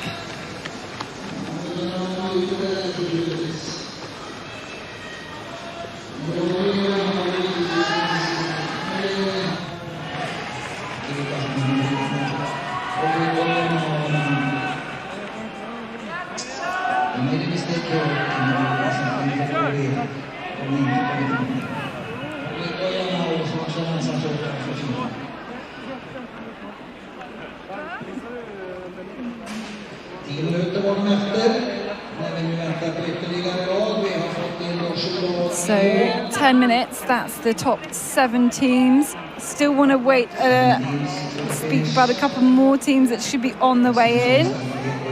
Who've we got kind of looking like they're coming up from kind of the GPS, or I guess some of the kind of pre-warning I think we have to wait for a while now. Next team that I see on the GPS, HV. Kenny Kivikas, and then Turun Merz and Caveat. Samu Heiska. Those are the teams, but they are still, I mean, they're approaching control 22. So they have about 6-7 minutes left of the course. Then if we go further behind, we have Ravinen, Orion, Tyrving. It looks as if Matthias Kibuc was able to pass Gustav Bergman. But looks like he is running with Anton Johansson of Orion. And just 3 very strong runners there together. Very strong.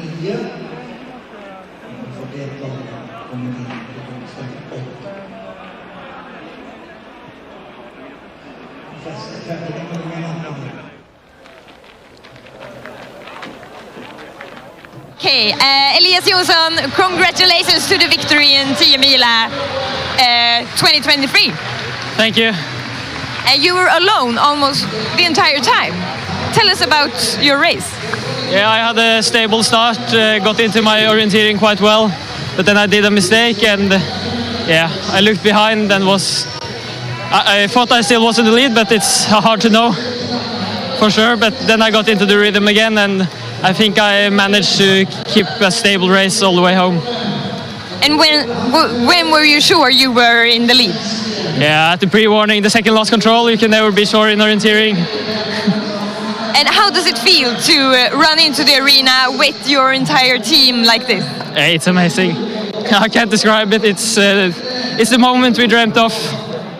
It's the first win for NTNUI ever. What does this mean for the club? Yeah, it's a big win for sure. All the old NTH and NTNUI runners, this is what we have been dreaming of. So it means a lot to all of us. Is this a terrain that suits you? Yeah, I would say so. It's a lot about running and then slowing down into the tricky controls, and I think I managed to do that quite well today. Yes, indeed. And now it's time for celebration. Yeah, for sure. Party bus? I have to drive my own car home, but it will be a party at Friday for sure. Okay.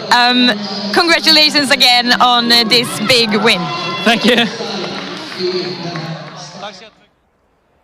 Yeah, it will be the party bus. I mean, come on, you got to back your team. You need to not drive your car over here so you can go on the party bus. No, all kidding aside, I don't think. The party will take place anyway. As you mentioned before, no matter if the first team is on there or not, they will find a reason to party. They absolutely will, and you can just have a look at the standings as they are now. Okay, first of all, congratulations on the second place. Thanks a lot. It was a quite dramatic last leg. How was it for you? For me, it wasn't that dramatic actually, because I did a mistake to the fourth control and I saw Lucas going. So I was like, yeah, it's a third spot. I can't catch him when he doesn't do a mistake. But then in the last part, he just suddenly came from another direction to the control. And I was like, okay. And then my goal was just staying behind him. And I knew I probably have to faster finish. So my goal was just to stay behind. And luckily the speed wasn't that high. And so we made a little mistake to the third last control. And there I already thought, no, he's gone. But then I could catch up again. And then, it was just sprint finish. And I like that, so that's good. Yes, and how will you celebrate this second place now? Probably there won't be much to celebrate. It's season's going on, and I'm going to mountain running championships as well. So that's pretty soon. So some training camp now, and then next to on to the next competition. Okay, so maybe some celebration after the season. Yes, for sure. There will be a big celebration after the season, yes. Sounds great. Congratulations again. Thanks a lot. Yeah, really interesting from episode there that he kind of was resigned to third place, wasn't he, really? And then surprised when he saw Basse again and then thought, right, it's my opportunity now. But the thing I wonder about is like he has his job from the beginning is basically stay behind until you get to the last control, which he did perfectly. But he also said that they did a mistake to the 24th control and that he thought that he lost Basse. And then my thought is like, because he was ahead. Okay, so we have Luca Basse here. Congratulations to the third place. Yeah, thank you. That's really what we hoped for, but thanks. Yeah, it was a dramatic last leg. Tell us about it. Yeah, the beginning was super good. I felt that I was in good control and I was orienting well, and I saw Antenui, I think I was maybe 30 seconds behind, and then I started to lose control. I made a really bad leg just after, and then I lost my energy, and I could feel that I was a bit shaky, and in the end I made another mistake and I couldn't do anything against Tampere. So I'm super disappointed about my own performance. It was not decent enough for last leg. Then I think the team ran very good. So in overall, so we couldn't do so much against the winners. No, but what did you think when Tampere catched up at the end? Yeah, I thought okay, I should let him do the Orienteering. So I tried to go super slow. It went super slow out there in the forest. I was like a bit pretending that I was breathing louder than I maybe needed, and I let him go, and he was making some small mistakes, but not enough for me to run away. So I tried to be smart, but I just wasn't strong enough anyway. So I see. What's next now for you and Okoline? Okoline, it's Jukola. So I think we'll have a super good team. We haven't been succeeding there, and winning it would be great. So I think we'll be motivated for that. And personally, the main goal is the world champs in Switzerland, middle distance. So I'm looking forward to both of these events. Yes, off to the next goal. Good luck with both of those. Thank you. Thank you. Here we have Kuvi in towards the finish. Kenny Kivikas on the last leg, and it looks like they've been fairly kind of up and down as a team in terms of the standings. But there we go. The team support is always going to be there. Interesting for that kind of Luca Basse, Fabian Abersold match up, and he thought he was going to try and go slow to force Abersold into the lead, which he did. You can really feel the difference between the experienced and the unexperienced runner. I mean, he had a plan. He knew that he is a bit slower when it comes to the running. He had a plan. He wanted to get Abersold in front of him. And, well, Abersold, in my opinion, just wasn't cool enough because, as I mentioned before, he has one job, and that's to wait until the second last control. And he went before that. If Basset is slowing down, Abersold has to slow down as well, because he knows he's going to win if he's there at the 25th control with him. So even if he just stops and standing still for 30 seconds, just keep there, stand beside. Yeah. And I mean, I know it's tricky because it paid off this time, you know. But another time it might not have done. But I mean, the tactics was so clear. We have heard the coach saying it. We have heard Flo Hovald saying it. He himself said it. So I just wonder why he went in front to the 24th. I totally agree. I mean, as long as he still can see Basset, it might not be a big risk. But if it's another runner, another time. And I mean, it's just because I absolutely have nothing against taking initiative from Abersold's side, but it's just because the whole race plan went out on this strategy, and it actually, it ended up in this scenario. There was a risk that he would miss it. There was. There was a small mistake to control 24. Yeah. So, yeah. Well, in 5 years' time, even 10 years' time, I'm sure Fabian Abersold will look back on that moment and do exactly what Luca Basset did to somebody else who was like much, much younger than him and much less experienced. The young runner is going to be learning absolutely loads here. We are taking to the caveat to the finish, but just behind, there's an interesting group appearing to the 24th control right now. It's Koravinen, it's Tyrving, and it's Orion. And more interesting are the names behind. It's Gustav Bergman, Matthias Kiburz, and Anton Johansson. Very good group. Maybe the best group we have seen today. Yeah, they've been working really, really well together. This is Samuel Heisker first. And of course, if I'm talking about the best group, then I'm talking about medals won in the competitions. Yes, exactly. The best on paper. Of course. And here they are. Yeah, it's there we go. Bergman and it's Kiburz. And I would be surprised if it would be Bergman first to the finish.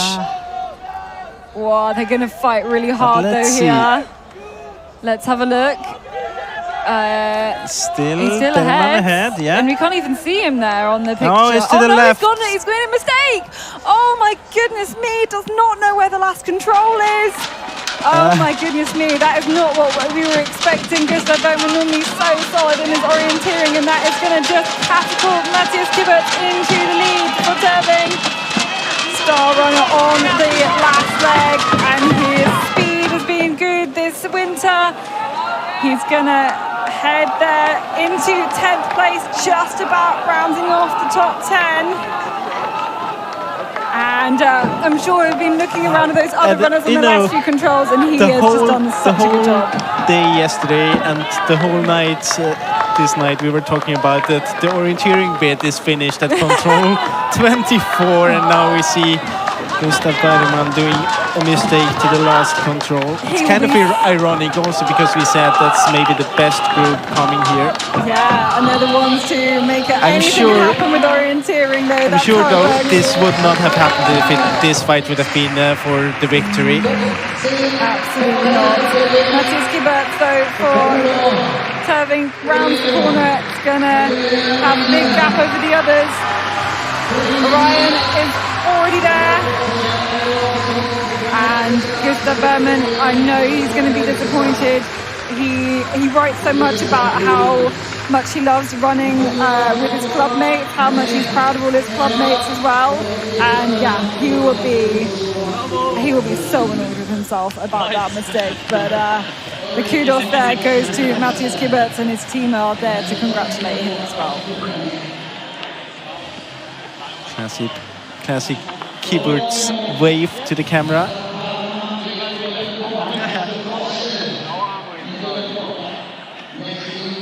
Very happy to win that little fight. And Toving going up 2 places compared to where they started and compared to their results last year. Orion improving a lot as well. So we got the top 10 together. Teams we are waiting for now. Close to the 24th control, MS Parma and IFK Göteborg just behind. Small mistake by Parma, but I think they will just make it. Yeah, that's Parma, MS Parma. I'm just trying to check the Axeli Ruhola there, and it should and actually, IFK Göteborg with a small mistake here at direction down to the 24th control. Axeli Ruhola pretty good there, and still some mistakes then from, I think, Kasper Foster then, yeah. Making it even worse, correcting to the wrong direction.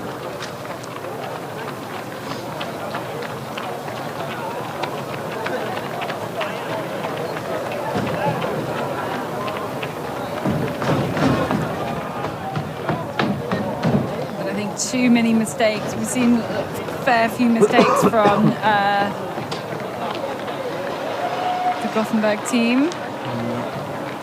And another one added right at the end here. I'm just watching on the GPS, tracking now the one on the slope. It's not going the way. There's MS Parma though. This is going to be 13th position.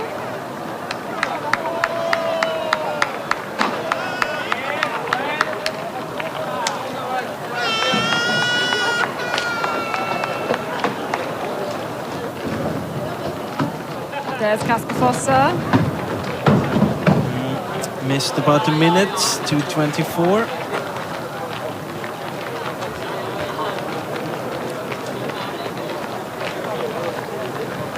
Reading the map carefully. Very important all the way. Especially as that control before, you couldn't really see from where the spectators are, that control number 25. They did know where the last control was, but again, it's actually kind of hard to see from where all the spectators are. It's not an easy one.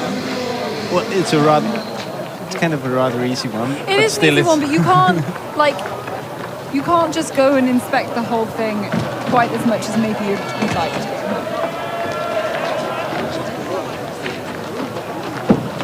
Here he is, the multi-world champion.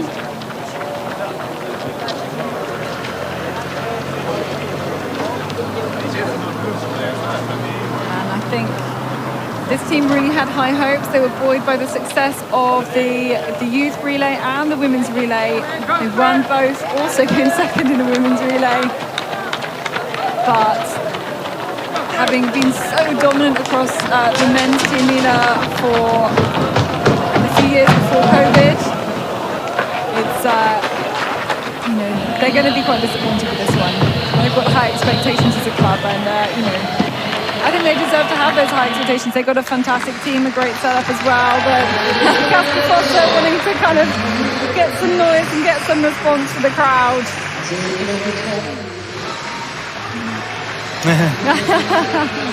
Wouldn't you like to beat Kasper Foster in the sprint finish there? That would be pretty cool. And into 14th place.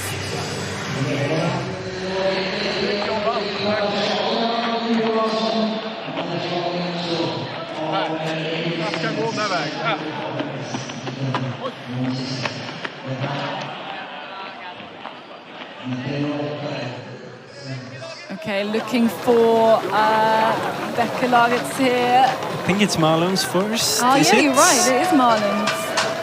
Yes, they haven't had any tracking, which is why we keep missing them out. Sorry to any Marlon's fans, but they are on the way here to round out the top 15.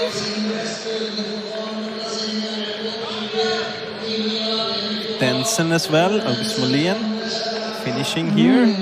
So without the tracking. Yep. Into 15. So now we are waiting for Malin. We are indeed. We know Becca Lagertz have punched the last. They can kind of control on the edge of the forest, shall we say?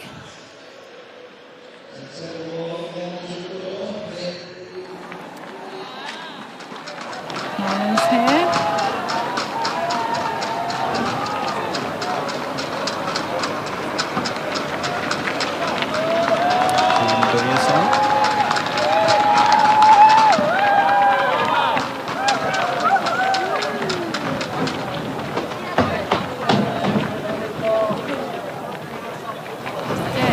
Consistent running after the first leg. After the first 2 legs, they were always in the top 20.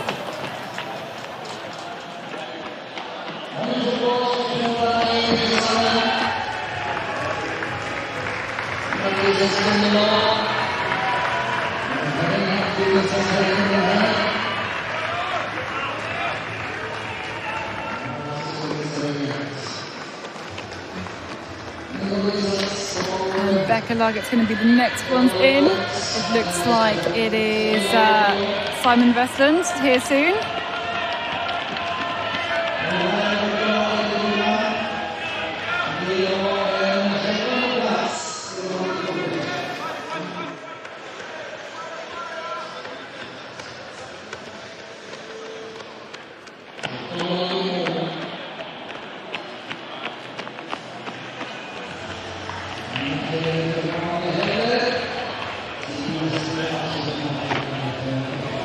Becca Lagertz into 17th place. I think when we spoke to Ralph Street about them, he said they were probably aiming for a top 20. So, yeah, they've managed 17. To achieve that. That's a top 20. Absolutely. We've seen quite a lot of the top teams through now. We're going to keep the stream up so everybody can watch some of the teams finish. We made it. We made it. The teams made it. We made it through the night. We made it for 3 relays as well. We're going to have a massive nap now. But I really enjoyed that. My first ever Tiomila, having all the drama, all the ups and downs, the tactics as well playing out. And I mean, you really got the Tiomila experience, because part of the experience is this breakdown after the long night and the struggle on the 5th and then the 6th leg when you're staying at the arena and trying to keep awake to follow all the action here. And I think we lived through that, really. we hope you guys have all lived through that as well. If you're watching, we hope you enjoyed kind of seeing all the drama, seeing the great pictures from the terrain. I mean, our running camera operators and our running camera operators have been fantastic throughout this production. Really raking up the miles here as well. And the teams, of course, they put on some fantastic performances. Do you have a highlight? Yeah, I have. Erik Langedal Breivik on the 8th leg for NTNV, kind of the key player, the MVP of this whole relay. We were talking a lot about consistency. You have to just find your control, don't drop off. It was kind of the play out between Tampere and Pyrinto, who had Florian Hovald on that leg, doing exactly that thing, but missing out because of that. And sometimes you have to do a little bit more, and that was in favor for NTNV today. And if you thought there were lots of teams out today, this is going to be nothing compared to Jukala. We'll be there we'll be there next month to bring you again all the action again throughout the night. It's going to be a fantastic one. We're going to leave you with the pictures from the remaining runners, but with a note, put it in your diaries. We will be back for Jukala, and we will chat to you then. See you then.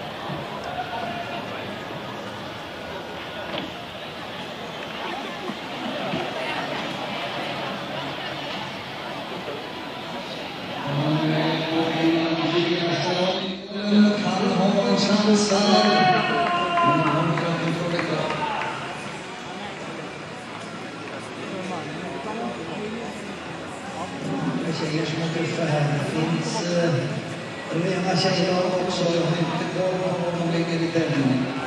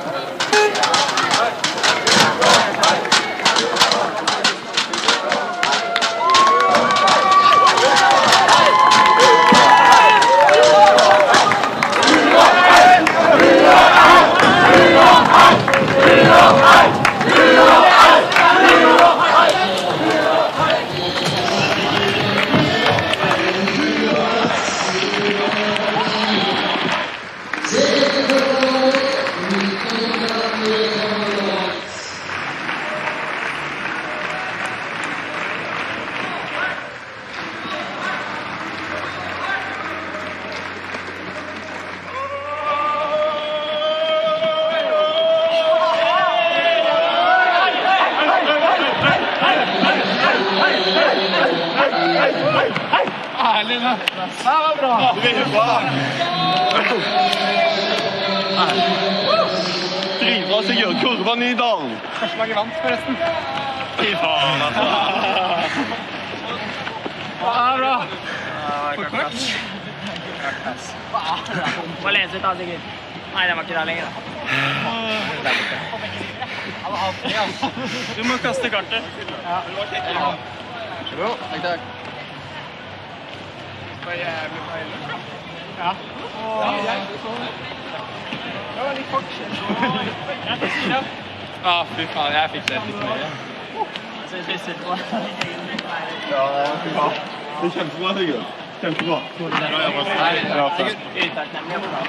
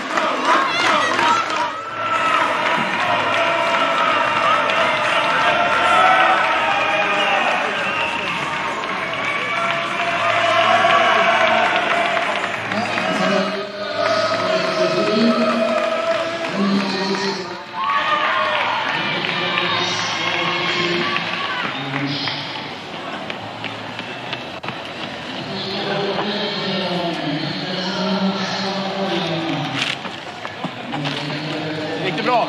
Nej.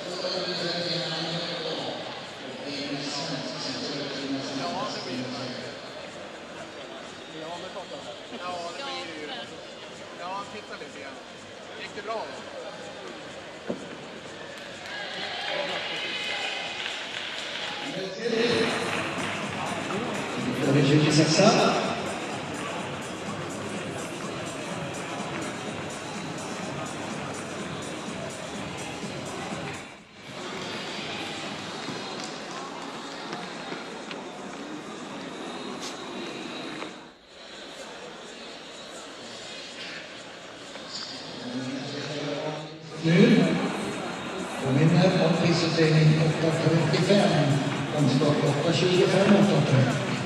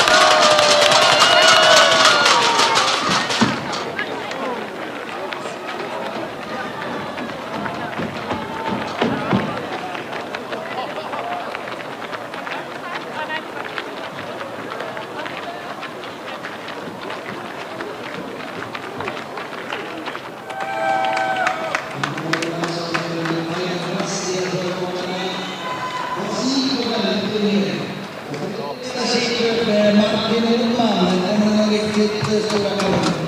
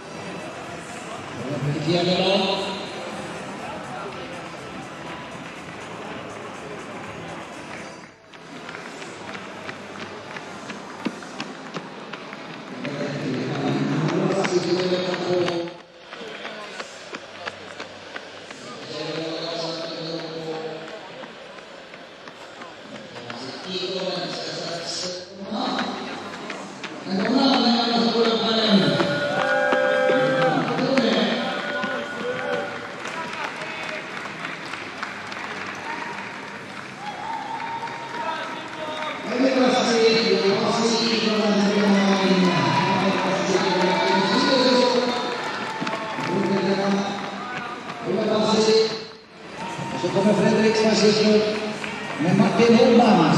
Ännu en schweizisk. Och i sexta då.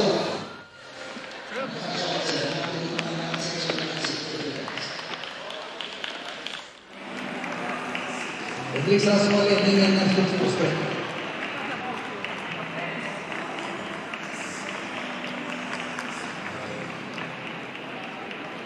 36 år. Vi har nu 25 minuter kvar till den första omstarten och det är ju då sista sträckan. De som ska gå upp andra sträckor ska starta 5 minuter efter det.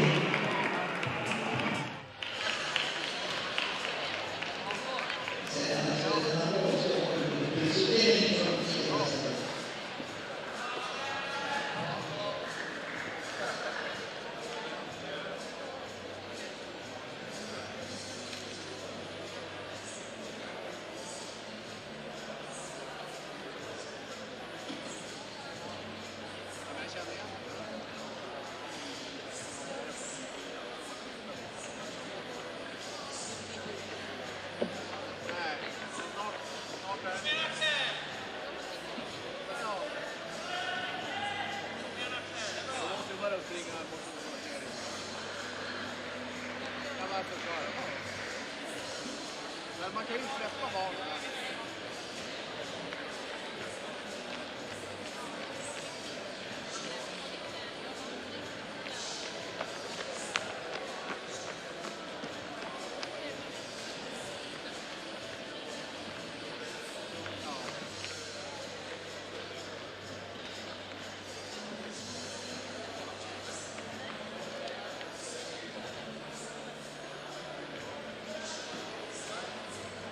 Vad sa du?